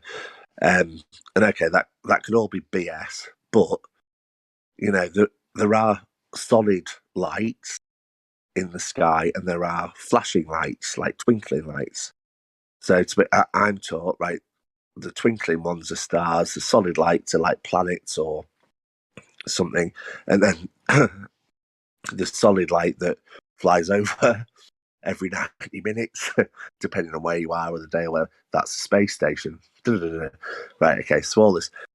So I guess my question is that if we don't know what that is, and Pete was saying about reflections and stuff, and likewise I didn't fully understand, but like I'm told by science and school and whatever that it's right, yeah, that's a star, that's a planet, it's X million miles away, X million light years away, blah blah blah. If that isn't the case, yeah, what, like, where is it? Is it in the firmament? Why are they there? What's the point of them? That when you watch them and they're twinkling away, the way that there's something going on. There's some reaction or there's something happening. So have you noticed that with the sun? Well, yeah, good question actually. Well, I suppose I have. Well, not personally, but like the aurora, like when you're in somewhere like the top of Sweden or Norway. Yeah, we know what you mean. Borealis, yes. yes. Yeah, you can see the aurora. So that's like, I don't know, like the radiation or whatever of the sun. And maybe that's why the stars look like they're flashing sort of green and blue. So yeah. So the sun does do the same thing, I guess.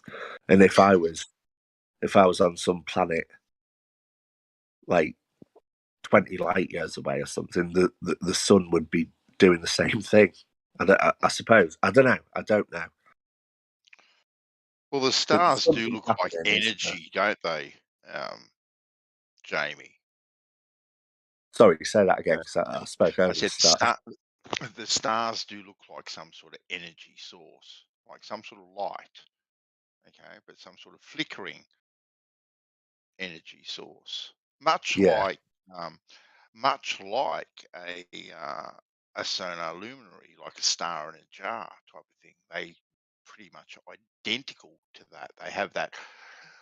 All the stars have that whitish, bluish light to them when you look at them, and they look identical to the star in a jar, which we can replicate here, which I think is quite extraordinary, really. And I think it does give some sort of credence to the theory that they are an energy source produced from another energy source, another frequency up there. But why then? Why? What is the purpose of it? Why? It's a clock. Sky is a clock. A clock. Yeah. The sun is for the day, the moon is for the month, the zodiac is for the year and seasons.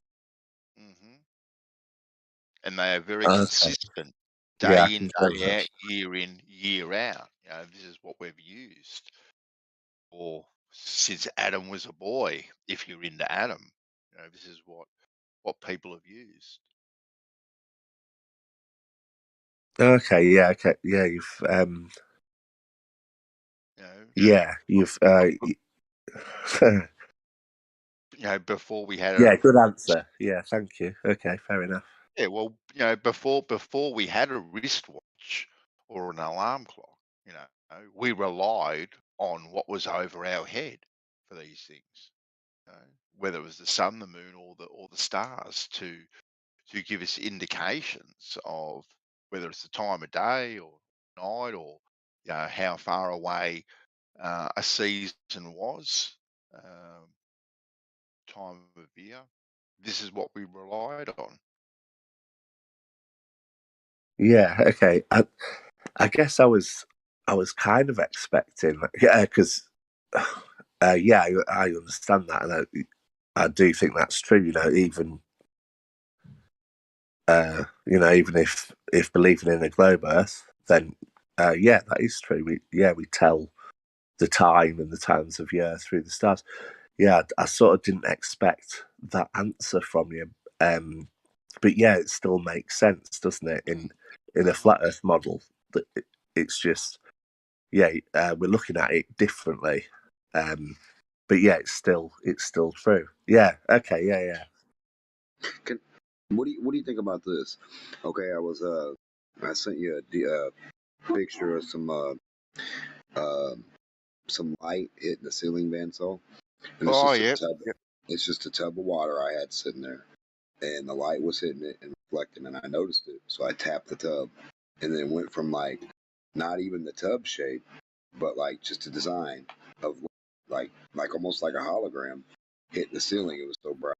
And from me tapping it, it made like so many different designs, and at one point, like if I would have been recording it, it looked exactly like a star, like exactly 100%. Yep. And that's just the light hitting that. So then what I did was I got a big silver bowl. So I got these bowls. So I got this big silver bowl, right? And I put it in the light. Sometimes I put water in it. Sometimes I don't. Sometimes you can show your hand on the ceiling. It'll show a reflection of your hand, like almost a mirror reflection. And then an opposite reflection of a dark shadow of your hand. Some odd reason, I don't know why, it just does it next to it. From one hand, show two hands on the ceiling. One will be black and one will be bright. Fucking crazy. But that's exactly what it does. Also, without the liquid, how I was saying, how he was saying the stars like shimmer or vibrate, or how say they like, do that little frequency. Yep. The sun does that. I call it talking. That's what I call it, because it's the same way you send out a pattern, a code, whatever. So the sun was beating on the bowl, trying to make it short.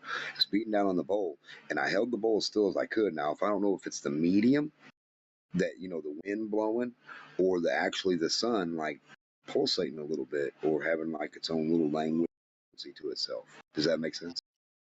Yeah. If you were to get that bowl of water or that tub of water, but just say a bowl of water, Dem, right, and you had a light reflecting on it. Now, up on the ceiling, it would give you a very distinct pattern. Now, if you were to get that same bowl of water, okay, and say stick it on a speaker, and then play a certain frequency, right, out of that speaker, and have the same light reflecting on it, you would get a very distinct pattern of that frequency because that water would vibrate in a very distinct way. We've all seen it, whether it's with sand or with water or whatever. It gives a very distinct pattern. Yeah, definitely perfect. And now on the ceiling, now you see how I had the bright white light on the ceiling. Now on the floor through the bucket was the rainbow. A round rainbow, a round section of a rainbow. It didn't complete itself.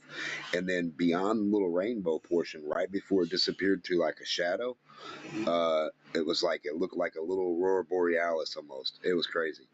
Yeah. It was pretty neat. Yeah. Yeah, frequency is it's a crazy, it really is. It affects everything, absolutely everything.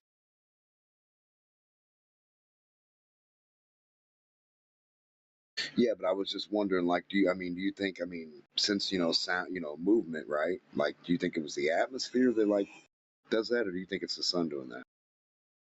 Oh, I don't know. Simple reflection. I at one stage was thinking in regards to the stars, Dam, and if you think about waters above and the whole sonar luminescence, star in a jar type of, I was thinking at one stage perhaps the stars is the reflection of the energy of the earth. Okay. Yeah, the sound or any frequency going out. Exactly. Yeah. Exactly right. That's And that's exactly what I was thinking. yeah. And I've thought that for a while, that the energy from the earth is what is powering the stars above, giving it its Yes, what is Earth though? No, it was simple light reflection. Simple light reflection. That's all. Right, but just think about this. Like, say the sun does a certain pattern, and it's like whatever it is, and it's putting off a frequency. Do you think you could get like a message from it, or like a Morse code? Do you think you could decode what the sun's frequency or pattern is? No, because the sun is a light source. It is a planet within our solar system. Oh, here we That go. all planets orbit around within our the solar system. sun Someone's a voice changer. a planet. Right, the sun isn't a planet. Number one. Okay. Regardless of the terrifying point, thought, though, isn't it? the sun is at the center of our solar system, and all the Who planets is this guy? orbit around it. Obvious voice changer. Is that Cold Show again? No, it's I don't know. I think it was Renee. It's Renee. Yeah, I don't know if you could decode it. Damn, that's an interesting. It scares me. Like if the sun's kind of like flashing or emitting some kind of Morse code, like what would it be saying? I don't know. I think the same thing about lightning and thunder too. Lightning and thunder is Morse code to me too. Well, what do you think insects like? Hold on a second. Insects, bugs, animals. Just certain. Who knows, man? What if there is a pattern to be picked up on or learned from? Yeah. Kind of a bit off topic, but I saw this like nature thing of, well, it was mosquitoes, but I think other insects do it as well, and it's like a mosquito flying in a rainstorm, and you'd think torrential rain, right? It'd just be like pelted to the ground. Imagine like a fly in the shower, but they don't. That like the water drop like hits them, and sort of like I don't know exactly how it happens, but like they showed it in slow motion. It was incredible, and it's sort of like just sort of like almost like the water is avoiding them, and that's not the case, obviously. But like they're designed in this way that they can like take each drop. It's amazing. Vibration, yeah, it's the frequency of their vibration. And what do you think of ether, Jamie? Have you given any thought to ether? ether, like when something is up in the ether. You admitted you were in this arena for years, and you're acting like you only came in yesterday. So that's the thing I object to. But ether, in terms of an all-pervading medium through which everything sort of exists, in a flat Earth setting. I've been on Discord for a few years, but not on this group. But yeah, carry on. Yeah, but the same conversations are had throughout. Well, if you've been on flat Earth discussion, Discord channels or something like that, you would definitely heard all of these things talked about. But yeah, ether, in terms of the prevailing medium that all life persists through on Earth here, Earth's surface, which for most of us, any sane person thinking now will say it's a flat, stationary Earth surface. A clever, wise man, though, will say that something about the Earth moves as well, and there is something rotund. But I'm not saying that I'm wise, but we should all be wising up to a certain degree. But have you if you haven't even considered fucking stationary flat Earth, you won't be able to consider ether. That's why I asked you the question about a wise person and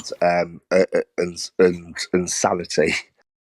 A sane person and a wise person can admit when they're wrong and can indulge themselves in other ideas and find things out for themselves, right? Which is why I'm here. My mind is open. Perhaps yours isn't. You're challenging me with questions I can't answer. I don't really. I will so. Name one aspect. Name one aspect of. If you pretend to be honest and you sort of hint that I am not open-minded, I'm not wise to be able to consider when I'm wrong. No. I'm not saying you're not wise. Okay. I'm just saying wisdom is knowing that you aren't always right. Okay, so let me ask you a question. In spite of all the controversy, it's different when there was no controversy. Can you name one aspect of the spinning ball Earth that you cling to, that you can experience for yourself? One of the building blocks, any one of them at all, that you can experience yourself, and you don't have to rely on the mind of others extrapolating. Can you do that? Okay. So you're asking, can I give you anecdotal evidence of proof of the fact that the Earth is a globe? No, I'm not asking that.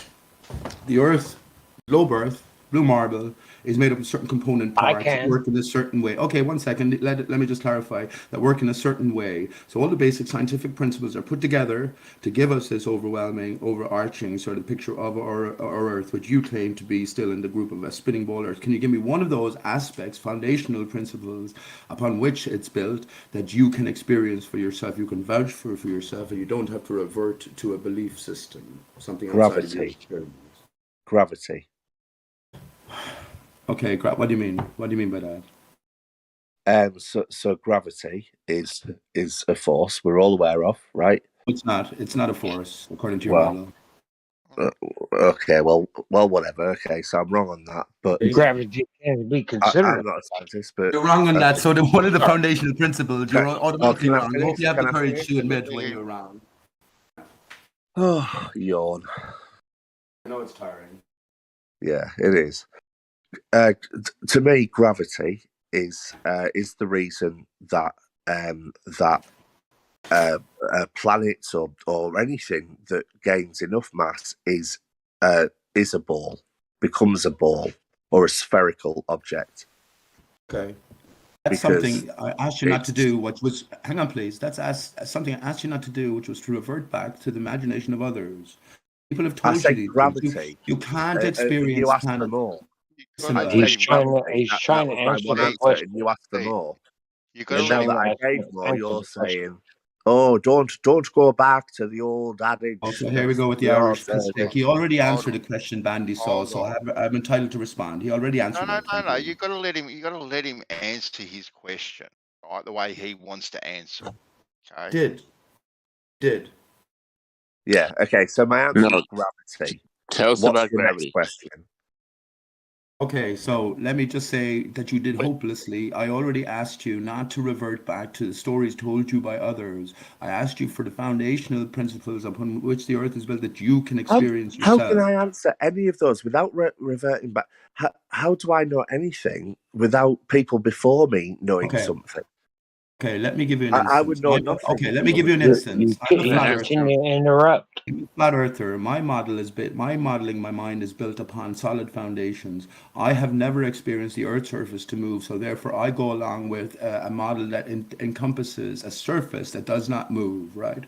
Okay. Okay, and who taught you about that? My own experience on Earth, extrapolation, and to accept that every other man, woman, and child, or cognizant being on this Earth has never experienced the surface to move. And even if it does move, we've never experienced it to move. No, because the surface doesn't move when you're on it, does it? It's not a conveyor belt. It's not a treadmill. But anyway, that aside. What was the piss take about the Irish accent about, Buds? Why don't you do a proper Irish accent? Yeah, no, well, okay, well, I do apologise for that. That was a dick move, but you pissed me off, and I was trying to annoy you, so I did that, and it was wrong. So I do apologise, but I answered the gravity question. is ruled out initially, right? So that's why I said gravity. Then you brought planets into it, and you understand how planets would form and stay in place. But this is not answering the question. That's why I sort of jumped in. Right, so things that you can experience yourself. again, yeah. Because I've obviously misunderstood. All the foundational arguments which are put forth to give the overwhelming picture of a spinning ball, right, a blue marble. Can you detail one of those arguments or principles that you can experience for yourself and you don't have to revert to a belief system? My answer remains gravity. And I won't expand on that because apparently in your rules I can't, because by expanding on that, I'm standing on the shoulders of giants and, listening to others and whatever. But gravity, I experienced gravity. I found out that those giants weren't so tall after all, man. I have a question for Gravity wells. I experienced gravity. Can you prove that gravity makes spheres? Say again, sorry, Can you prove that gravity makes spheres? Makes tears? Spheres. Spheres. You just said that it does that. Gravity certainly makes well, yeah, I did, but I'm not allowed. No, but you're asking. No, me. I want to listen. I just want to know how you got there. Did someone tell you that? Well, I'll go there, but apparently I wasn't allowed to go there because. No, you're because allowed. You're allowed. I want to hear what you say. You can, Jamie. Yeah. Okay, so yeah, and maybe I'm mixing up gravity and mass. Don't know, but so gravity. So okay, just very simply. And even one of you guys will explain it better than I can, for sure. But okay, so rocks smashing into each other in space, like birth of the universe, whatever, birth of the solar system, whatever. Rocks hitting each other, boom, boom, smash, smash, smash. Eventually, create enough mass, right, that it creates, a gravity, a gravitational pull. And as that rock gets bigger, with more rocks hitting it and so forth, it's pulled down from from its own gravitational pull. So it doesn't just get bigger and longer and go on forever. It pulls itself towards itself to its center, right? Which is why it becomes spherical. We have an asteroid belt. Are those asteroids coming together and making a planet? Well, the asteroid belt is literally the leftovers of the solar system. So no mass attracting mass? No, they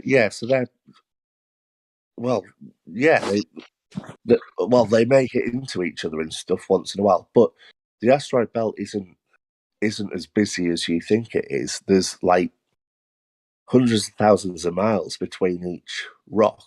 The solar system has calmed down now. It isn't violent like it was in its early stages.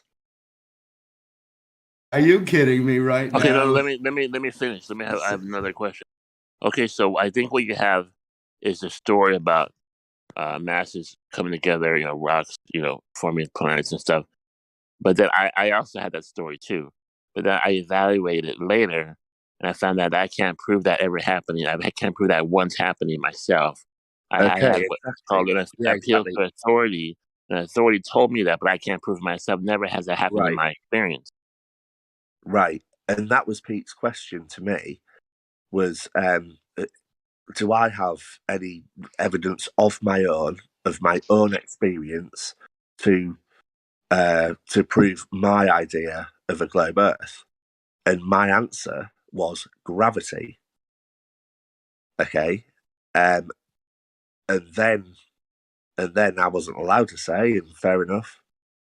I wasn't allowed to tell the rest of that story. That wasn't my question. Not that you could wrap your mind around ideas, Jamie. It was about the things that you experience. So I hope you haven't got that right yet, but okay. Yeah, no, I do understand, but my experience is gravity. But let's take it step by step. Things fall down. Okay, yeah. I'll give you things fall down, but does that mean maybe I take that answer back? Maybe I take that answer back. Okay, I've I don't know. I've been on an aeroplane, and I don't know. You won't accept that either. I don't know. Yeah, I mean, you are right. I have no physical evidence of my own. No, and you rely I on the giants of science, right? But no, yeah, but nor have you. You haven't been up in a rocket. You are accepting the environment around you, which is fair enough. You're you're stood on an Earth, and it's not moving, and it's this and that. So that must be it. I would say, why are you not curious? What scientists have done, every discoverer, what are they called? They're not discoverers. What are they called? Explorers. Explorers, thank you, fuck's sake. Yeah, every explorer ever has been curious, asked the question, I wonder what's after that. I wonder why what are those flashing lights in the sky? I wonder, let's go, look, let's go find out, let's do this. Well, that can't make sense. Let's experiment. Let's do this. Let's try that. Right. And yes, I do almost take it on faith. What I've learned, but it isn't faith entirely because because I know that there has been tests done. I know that there has been probes and things put up in space that have taken pictures of the Earth, have gone to Jupiter and taken pictures of Jupiter. And I know that there have been telescopes, Galileo looking through a telescope, seeing something that I don't know. Do you know that there's been wars and deceptions over history, that the victor writes the truth? There's been many heinous and horrendous acts perpetrated. So my point is here, you're taking all this as if it's like everyone is honorable in intent, and all of the truth that's coming down to us is accumulation of honorable efforts. Fair enough if you are, but we also have to understand history is written by the victors, and there might be very many advantages to be had from telling people that they're ultimately nothing in a greater expanse of nothingness, as opposed to a differing truth. Yeah. Okay. Yeah. Well put. And that is true, and it is why I respect massively flat earthers, and I am open-minded and willing to learn. I still haven't been convinced yet, but I'm here and I'm listening and I'm willing, right? But what I love about flat earthers is exactly that they are questioning everything that's put in front of them. They are questioning, well, why? Well, in itself, that is scientific, and I can respect that, and I love that. So Jamie, when they tell us that a star is made up of X, Y, and Z, right? And they do this through spectroscopy. Spectroscopy, yeah, they do this. Spectroscopy. Yeah, so they point this little tool at a eye and they go, you know what? We know what it's made up of. Okay. Now this little star that they're pointing this little spectrometer at, right? If we were to travel at 500,000 miles an hour for 137,000 years, right? We would then reach it. All right. So 200,000 generations of people upon that rocket before we'd even get to the star, right? And yet we can just look at a light and say, yep, this is what it's made up of, and we're going to write a paper on this, and it's going to have a letterhead of Yale University, and I'm going to have a couple of letters behind my name that says PhD and doctor, all that sort of stuff, and now it is so. All right, so that is credible evidence to you yourself.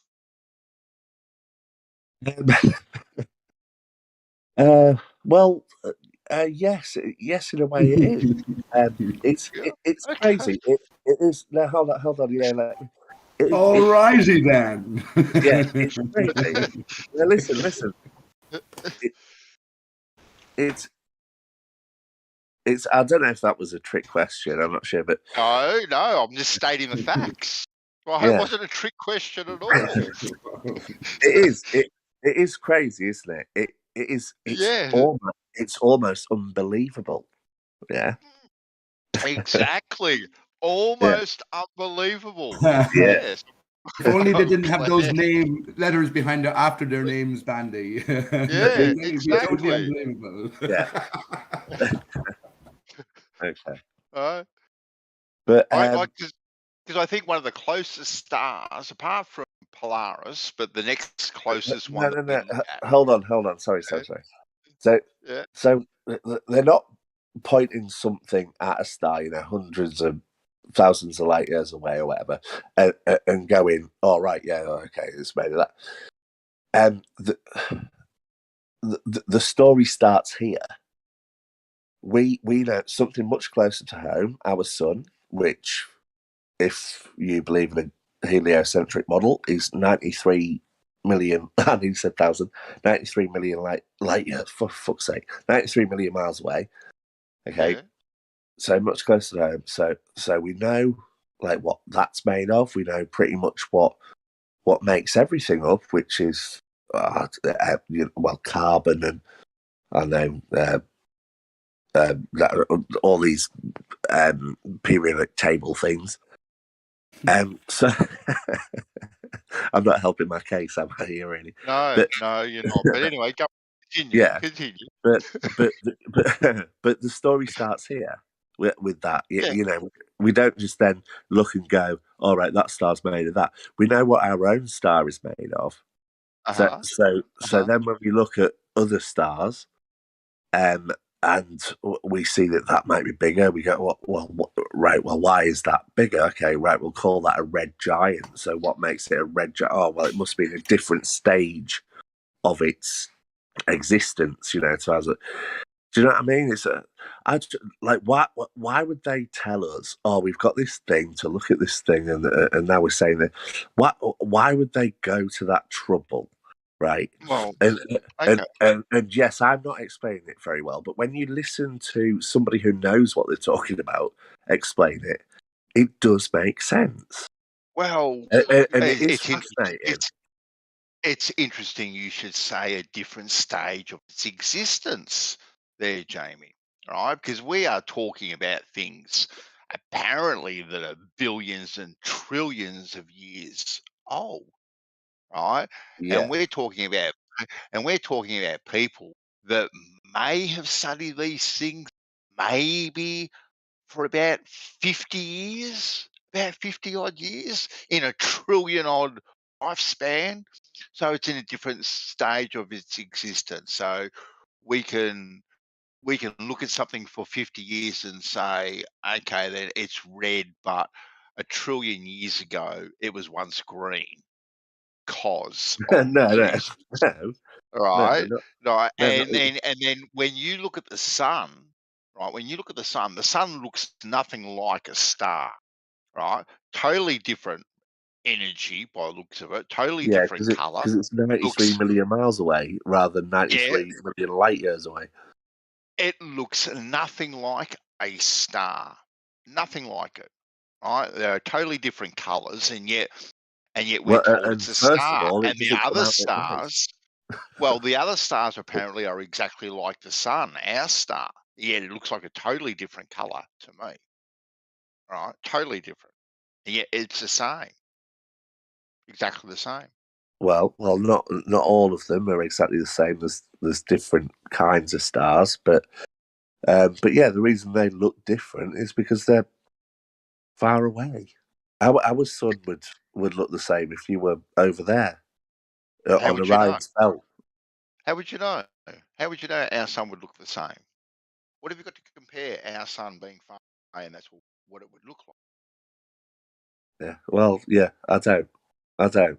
Exactly. Like you just by saying these things, like which I understand. Look, I accept that you accept a Yale letterhead and a few letters after someone's name. No. Like I'm not criticizing. Like You I are accept it criticising that me. that you accept it, right? But Yeah. with a little bit of thought, like when they tell us what these things are, when they were, how they were, all that sort of stuff. That there's no science to back it up. All it is a person sitting under a tree and an apple fell on his head and went, voila, that's what a star is. That's about the best they've got. Right? Well, 'Cause they're only you're mixing up your. no. Because that's exactly how these things happen.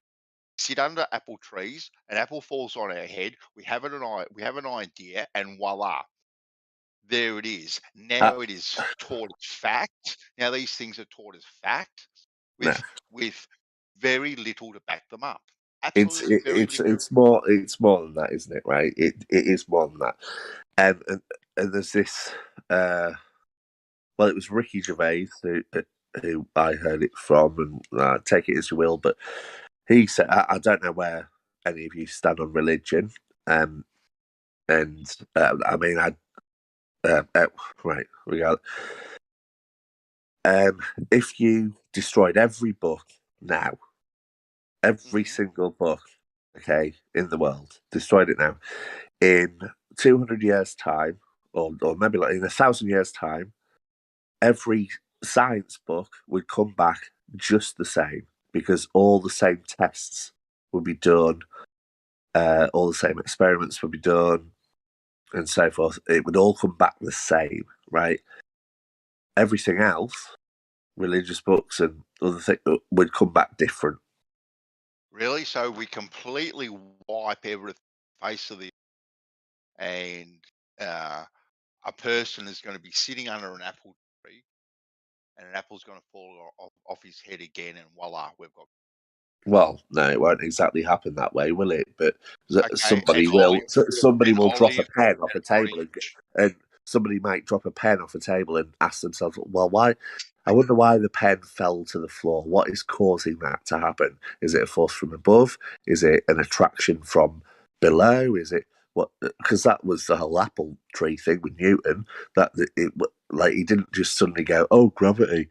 He asked, he went, "What made that fall on my head instead of like fall up?" Or perhaps we would have some real scientists that may go relative density, maybe electrostatics have got that. Have you seen the video of a bowling ball and feathers falling in that vacuum chamber? Yeah, what I haven't seen is a rocket in that same vacuum chamber. But go on, yes, I've seen the video. Well, I don't know. Yeah, there you go. I don't know. No. What? I know the video you talk. Yeah. Yeah. Oh, I don't know. I think that's cool. It's cool because you can remove resistance. Yeah. And once you remove resistance, things will fall at a similar rate. not exactly the same rate, even though one as is similar heavier. rate. Yeah, it's crazy. Because because you But see, removed I all wouldn't have believed that resistance, if right? That makes sense. You've removed absolutely all resistance now. There's no drag, no nothing. So it makes logical sense that those two things would fall at a similar rate, not identical, but similar. yeah. So that that well that explains gravity, doesn't it? That No, it it doesn't is. at all. No, because Yeah. things fall does not mean gravity exists. You're making a jump. No, I am. Yeah. No. Yeah. I am. I'm trying to remember the outcome of the video. Yeah. But never mind. Anyway, How does a tree, Jamie? How does a tree make its way up through all this massive, imposing gravity, making it sometimes up to 50, 100 feet high in all of its glory? How does it overcome that gravity? How can I defeat this gravity by just putting my hand over my head or watching a little butterfly flying around? it's amazing, right? So gravity kind of actually, if you think a whole planet, imagine a whole planet is pulling us down. Yeah, how can we lift our hands up and stuff? Right? Yeah. Well, a tree will only grow as high as it grows. Well, I don't really know about a tree, but presumably will only grow as high as it grows because of gravity. I know that mountains only grow is the wrong word, but you know how mountains form, right? Plates pushing against each other. Mountains can't get any higher than they are because they are pulled back down into a spherical shape, Which is dictated to by the mass, the distance from the center, the force of gravity, etc. Okay. Have you explored any other Sorry, Bandy. Have you explored other possibilities? So flat Earth gravity. I say, for instance, that gravity is not a pulling force, although it's connected. It's not a pulling force from below. It's a pushing force from above, associated with the nature of the barrier. So if you push against something, there'll be an equal and opposite reaction. If there's a force holding back the barrier, and maybe we're not in a working system as well, we're in a broken system, then we have a reactionary force which is pushing down, and as we go higher, then we find that all the atmosphere is evacuated more and more to a greater degree as you go higher and higher. So that's supporting my idea that we have a pushing force from above. As we get down to ground level, then we have much diminishment, and we're able to survive down at this level with the atmosphere. So how would you make an argument to say that it has to be a pulling force from below against a pushing force from above that I've just detailed there?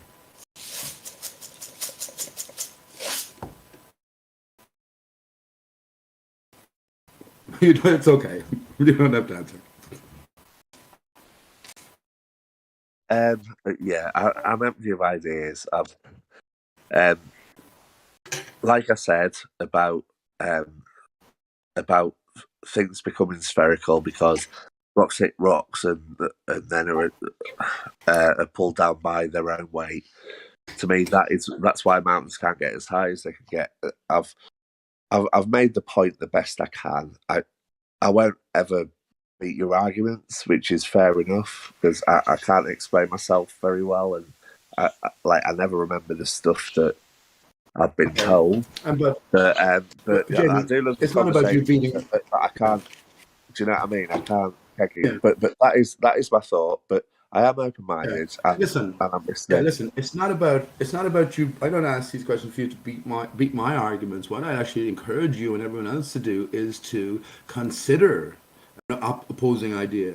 And this is what stationary and flat Earth. I say we always have to put the stationary first. That's the initial assumption that we're on something that's moving, and then the ball develops. But just consider the idea, and who knows what difference you might make then in terms of developments to come to greater terms with your reality and talk about things and experience things that you can actually relate to, as opposed to everything in the ball. It's my whole point ultimately. Everything we've got to do with spinning ball Earth, greater heliocentric, Big Bang model, we cannot relate to any of it. Even if it was true, it falls because none of us can relate to any of it as human beings. That'd be my point. And Jamie, Pete was right. Like, it's not coming in here or anywhere trying to beat the argument, right? It's just about having a discussion. And look, one thing you just mentioned there about how gravity forms spheres, and like you mentioned the chaos of the universe, rocks smashing into rocks, chaotic, and thus they form spheres. Well, why do they form spheres? Like, why aren't they forming random chaotic shapes? Because what happens what happens if I get say 3 rocks hitting on the left hand side, or 7 rocks just hitting on the left hand side to every 1 rock that hits on the right hand side, and then 4 rocks it's only once it gets big from enough. the other side. Yeah, well, it's like like asteroids and stuff are all like misshapen and weird because they haven't got enough mass to kind of become spherical. So yeah, that does happen, and they're like asteroids and comets and stuff. But when something does get big enough, it does sort of almost like collapse on itself in its own mass, so therefore becomes spherical, right? And has like a center and whatever. I don't know. Like I say, I've tried to explain it the best that I can, and I know it's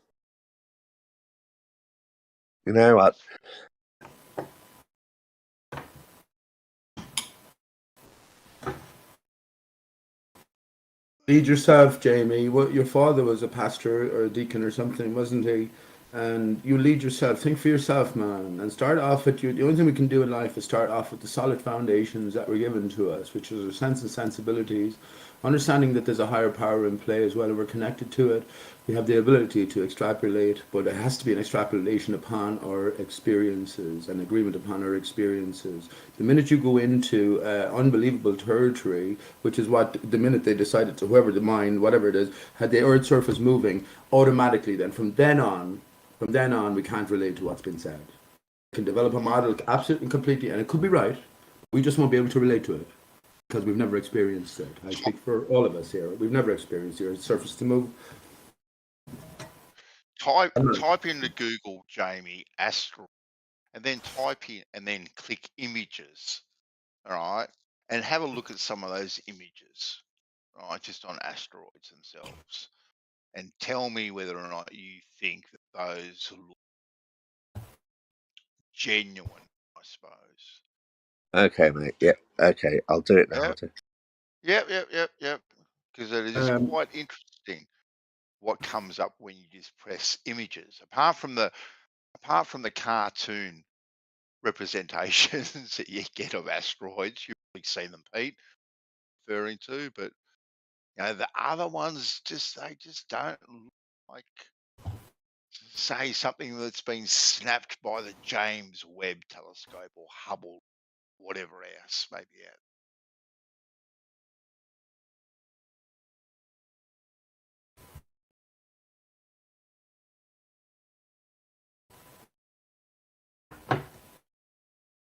Yeah, they're all like you see what I mean? artificial impressions. Yes, exactly. All right. So, this is what we're taught is fact. I grew up with this stuff, Jamie. Perhaps you did too. My kids have grown up with this, and we're showing pictures, and you kind of show them, and you never question them, right? Because you go, wow, space, damn, right? But then when you actually look at Jamie, as you're looking at them now, yeah. Well, I mean, none of them look real. Not one of them looks real. Okay. No, but I've just typed asteroid and images into Google, so yeah, I'm seeing things hit the Earth, but I'm not. I don't know. I'm not on a reputable website looking at an actual asteroid. Do you know what I mean? So. Well, I don't know. Like, don't you I think? mean, in the world, Google flat Earth and press images and see what you get. Yeah, well, no, because No. Why not? He because caught you there, apparently what Bob. we're Because there's no yeah, pictures of yeah, that. exactly Eh? right. We've got to get cartoons and whatnot. But apparently, what I'm Exactly. googling, Jamie, is fact. Right? Asteroids are fact. We have pictures of asteroids. So to say to go onto a reputable website so I can see a reputable photo, I should be able to type into Google and get 220 quadruple zillion photos of reputable photos of asteroids. You should be able to. This shouldn't be suppressed. It shouldn't be hidden. It shouldn't be for the only the powers to be to see. Right? This stuff, this information should be readily available at your fingertips. So to say it's not a reputable website is that's a weak explanation as to why you can't see. Yeah. Okay. Yeah. I see your point. But if I if I had gone on right and shown you a picture of, I don't know. Well, I'll tell you what. I'll show you a picture of. It used to be my profile picture. I'll show you this because you won't believe this.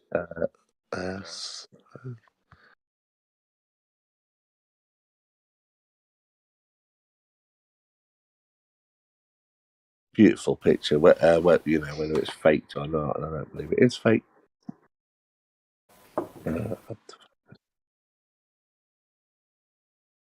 Here we go. I'll put it in the oh shit. Hold on. Livestream 1 text. That's the one. Cheers.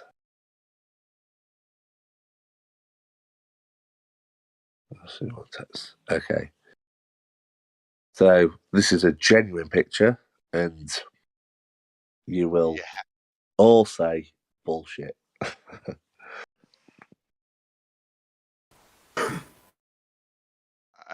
Okay. What is that a genuine picture of? So that's Saturn. It's taken by the Cassini space probe, and Saturn is backlit by the sun there, which is why it looks as stunning as it does. Right. Okay. Cool story, bro.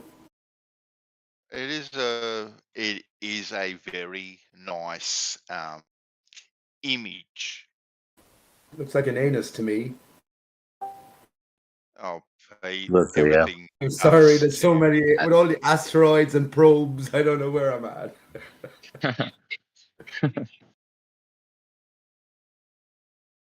Yeah. Band. It's Yeah, there's a lot more about Pete than anybody. it's quite surprising though with that image that you post. Aren't the it looks like Saturn itself is in front of those rings. That's what it looks. Okay, yeah. Actually, it kind of does. Yeah. Rotate it upside down and see what you get. Oh my God! It looks like Will Smith. Oh, I'm just saying though. Hold on. Hang on. There's no direction in space, right, Bandy? So they'd get a picture of certain orientation. So for the sake of us, we can rotate it 90 degrees, 180, and see what it looks like. So it'd just be an interesting Actually, exercise. you know what? It looks better upside down, Pete. It actually looks like better. It does look better upside down. Well, Uranus rings go the other way around. Because Uranus goes the other way around. It spins on its side, yeah. Uranus spins on its side. It's out of your lips. And that's kind of why it's a joke. Because Uranus, it looks like it's got a crack up the middle. Because the rings go around a different That was way. a great. Hang on, Bandy. You didn't laugh at that when you said when you turn the image upside down, you get Will Smith, and he says, "When you think about Uranus, I said, keep my anus out of your lips."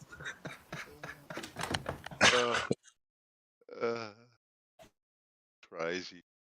Oh Lord. What's the weather like today in Ireland, Pete? Is it a good day over there? It's actually nice. It's nice. It's a bit blowy here, so we're definitely coming into the early, sort of late autumn, early winter. Okay. But it's yeah, it is nice. I might go and do a bit of. I was singing busking today. But how's actually Australia? Of course, you're coming into your summer now, isn't it? Or you're starting getting going. Yeah, Anyway, well, nice spring. one. We're halfway through spring, but the weather's warming up. We're getting some gorgeous days. We're in daylight savings now, which I love. I think daylight savings should be like all round instead of just 6 months. I love daylight savings. I love this time of year. Big like for us. Big fan of autumn. Love it. Weather getting a bit cooler. Leaves changing colour. Nights getting a bit darker. Like feeling cozy. Absolutely love it.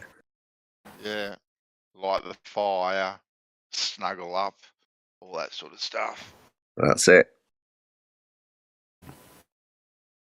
I've got to There's no fires here anymore. They got everyone to do away with the fires. For a lot of people to do away with the fires, the silly people anyway. And everyone's on gas now, so we might be in for a dodgy winter if gas is at such a premium, and maybe there's further trouble down the line in terms of supply. So yeah, that cozy feeling has been done away with here. I think with all artificiality everywhere. I don't like it a bit. I've got to clean the chimney this summer and go collect a heap of wood for the winter. So just thinking about what's going on in reality, I think it's important with the celestial equator. I think there's a barrier. I think you have to consider. That's the way I can stuck in my brain. There's a barrier that we're under, inner barrier. It's highest at the equatorial areas and lowest at the southern peripherals. So as the sun moves from tropic to tropic, as it's an emanation or a resultant of something that's happening at the north center, I picture some sort of a route or some sort of thing going up and down. This is why we get spring and fall. And as that moves up and down on an annual basis, then the sun moves in and out. And at this time of the year, it's moving away from where I'm at and further south of the celestial equator and going towards your direction underneath the barrier, which is lower than at the equatorial center equinox state. So that's the way I see it happening. It's just continuous basis then. So yeah, the source of the center is not only moving up and down. That's on an annual basis, spring and fall, if you want.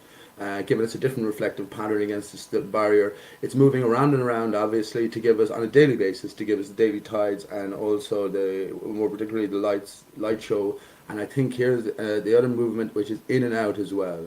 It's moving in and out on a monthly basis, giving us the returning moon phases. So I think it's one system in play. You know what I mean? I think everything is ultimately connected. That's why I asked you earlier on, and I think it's important for us to sort of to land somewhere. There's no one saying anyone's right or wrong, but just land somewhere when it comes to what Earth actually is. I've decided that Earth is a tree. We are divine, you see. We're separated from the vine, from the material. So I take it that the Earth is a tree. A tree rots from the center out, core inundated with water, and whatever is jutting through from the other side, whether there's a tree intact the other side and there was two trees, or whether it's just a root system and the root is jutting up through the crack at the center, the crater at the center, forcing up the barrier. And I think it's just important for the individual to settle someplace as you're painting your own picture. And I didn't just come up with this. I'm following, the way I look at it, I'm just following the clues. There's nothing new under Aristarchus. But it does help me to present that picture to you anyway and give a little picture via words in your own mind as to what I, not envisage what's going on, I speculate as to what could be in play to some degree. Fantastical as it all fucking sounds, right? Everything you say is going to sound fantastical and strange. But that's to a ball earther who already accepts the fantastical and the impossible when he gets up out of bed in the morning when he supports his model. It's so true, though. It's so true. All right, boys. Hey, Pete, remember years ago I asked you the question of the tree of life and the roots and what do the fruit represent? Remember that question I posed to you? Yes, I do. I was actually thinking about that as well. I think, so we're on the stump surface, right? So you get we have all the shrubs and shit growing on the stump surface. So actually, did I give you back my own? Someone gave me a riddle. Let me just rethink of it now because it's a good riddle, and I gave the answer. Okay, here it is. As root is to life, fruit is to blank, blank, blank. Fill in. I think it was like maybe phrase it differently. As root, ROOT is to life. Fruit is to dot. Fill in your own answer. My answer was death. My answer was death. The fruit of our loins. We're separated. We're told to go forward and multiply. If you multiply, you take something and you divide it. The more you multiply, and you have the one thing to work with, the more you must divide it. So remember I mentioned. So we're on the stump of the tree, right? And when we're in the ascending stage, when we're coming to spring, whenever it starts growing again, that force is pushing upwards. So it's like squeezing. It's like squeezing the core out of the fruit bearing plants. You know what I mean? And then when you're on the declining, the fall aspect of it, then all the fruit falls off. The fruit is delivered, and the fruit falls off. The tree retracts back into its more dormant state. So that's the way I sort of look at it. So yeah, fruit. I think fruit is death in a sense. That's what I do think. I think the fruit is the giver of life. It's the start of life.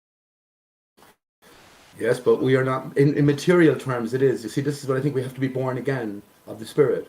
So understanding that we are immaterial, that everything has a different manna from heaven. I guess it's that sort of idea that we feed the spirit as opposed to feed the body. We have to be born again, and I guess leave our mother behind, leave the fruit of her wombs, leave ourselves in terms of the fruit of her womb behind.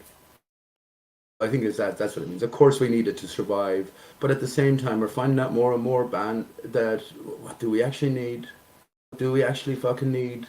I think it's more like the reason we eat is more to satisfy the pangs of our belly. That's where we're living in the gut. That's why the devil is beneath, below the heart, in the groin, the gut, the thing that must be pleased materially. Whereas if we put our mind straight and get our mind and our frequency or our connection straight, I don't think we need to eat at all. I think we wouldn't need to eat at all. We just get our energy directly from the sun, from the air, which we get our water from, just breathing properly. You can get just aspects of water in with every breath, breathing properly, and that would do your drinking needs as well. And of course, you've heard of breatharianism.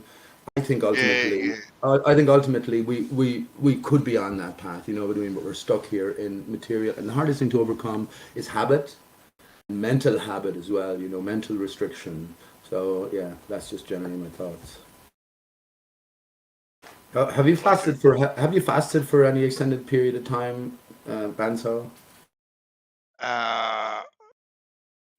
The only time I fasted was due to an illness that I got, and the only thing I could have was water, but that was for about 6 days. I was really wow.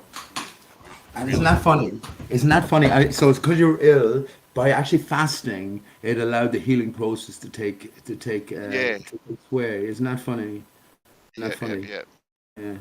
Well, I would, if you're inclined. Yeah, I would say if you're inclined now that you're fit and healthy again, definitely won't harm. It definitely can't harm to just to show we have that resistance, to build up that resistance anyway against the material sort of yearnings. You know what I mean? And I think with the proper mind, the proper circumstances, then who knows where it will lead you. Honest to God, I think there's that capability of it transforming everything. Yeah. I think one of the popular diets that went around there for a while was in regards to fasting, like you had one meal a day at a very specific time, but you basically fasted for the rest of the day. I can't remember the name of it. I know it's a bit of a fad, or it may still be going around. I don't know. I think Joe Rogan actually did an episode on. I pretty much live like that. I don't eat too much at all. For instance, I had for breakfast just a while ago there 2 eggs, bowl of porridge, and 3 slices of toast, a cup of tea. That'll do me.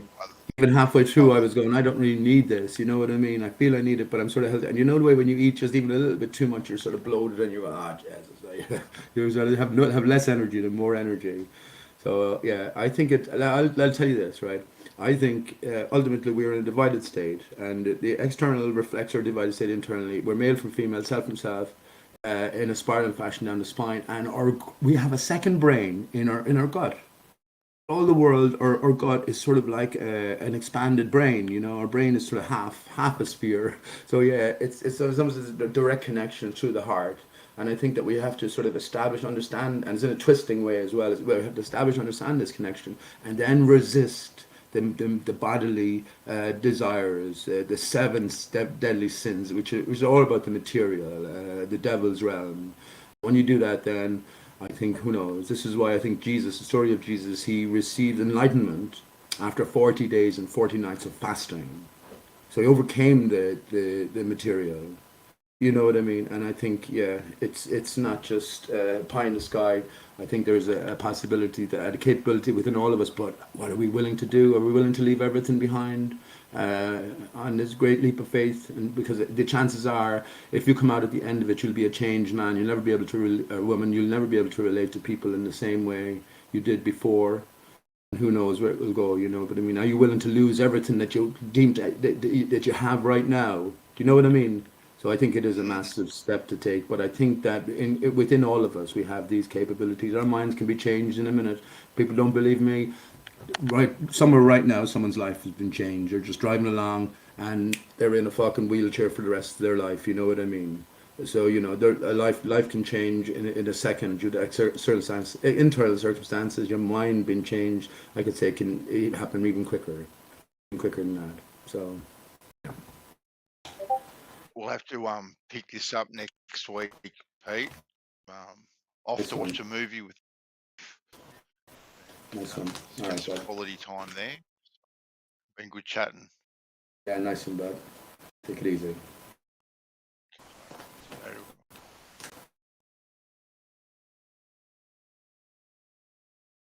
It's one thing to think it. I say it's one thing to think about it. It's another thing to do it. And one thing to think about it, another thing to say it, another thing to fucking do it. Then as well. I think I can speak. Well, I can't speak for anyone really. I've had my fucking fill of all of this. I've had my fill of all of this. It's almost impossible to function. You know what I mean? With the mindset that we have, that's what we have. But sort of knowing all the lies in play, and you know. And think about how everything's going to resolve. The worst part of the nightmare scenario is this sort of setting continues on indefinitely. You know what I mean? They just go through with their plans, and the people who think outside the box are isolated from their thinking, just become further and further isolated, and nothing happens. That's a nightmare scenario. Again, whatever the Father wills and what will be will be. But I do think there are transformations in play, and I think that everything and everyone, even all the powers that be, we don't know who's in play here. We don't know who's in play. The Creator could be in charge of everything. In a sense, he has to be. He has to be created the devil, all consequences, all possibilities, obviously known and created for a reason. So yeah. Anyway, I won't take up the chat too much longer. Thanks for listening.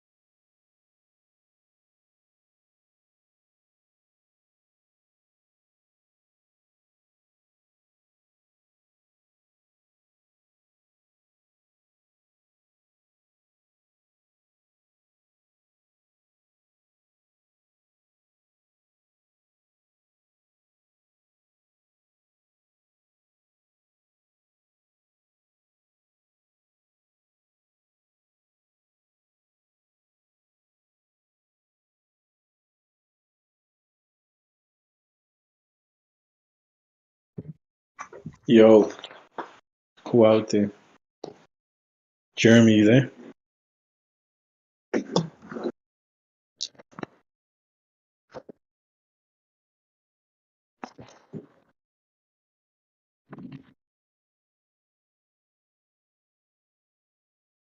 Jeremy, you there, bro?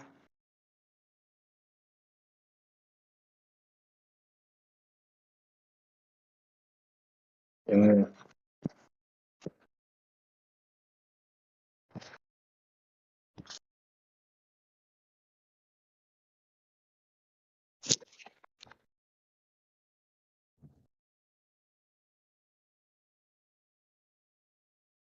Mm-hmm.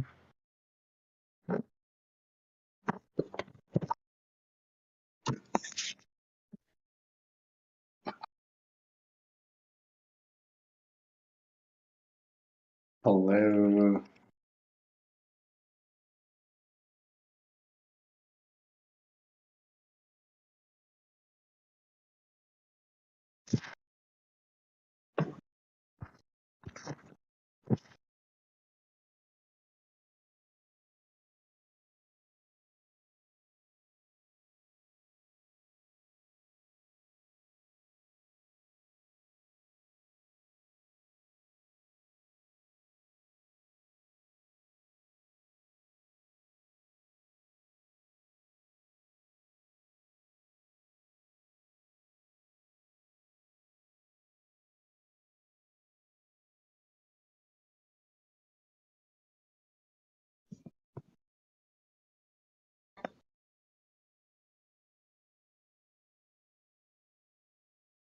Yo, Harry, unmute.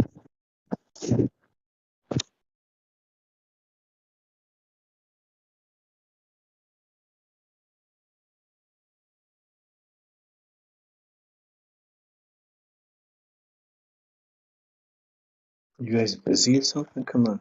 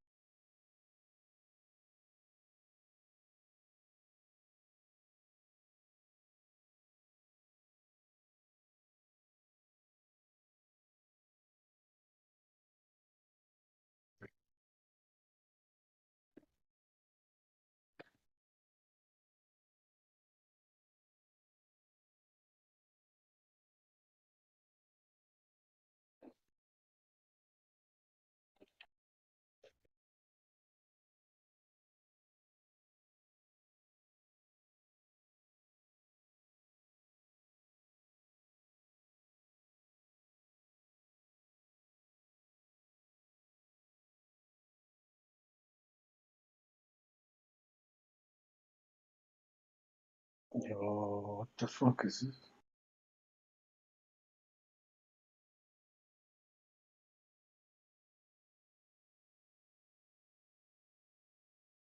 Hmm.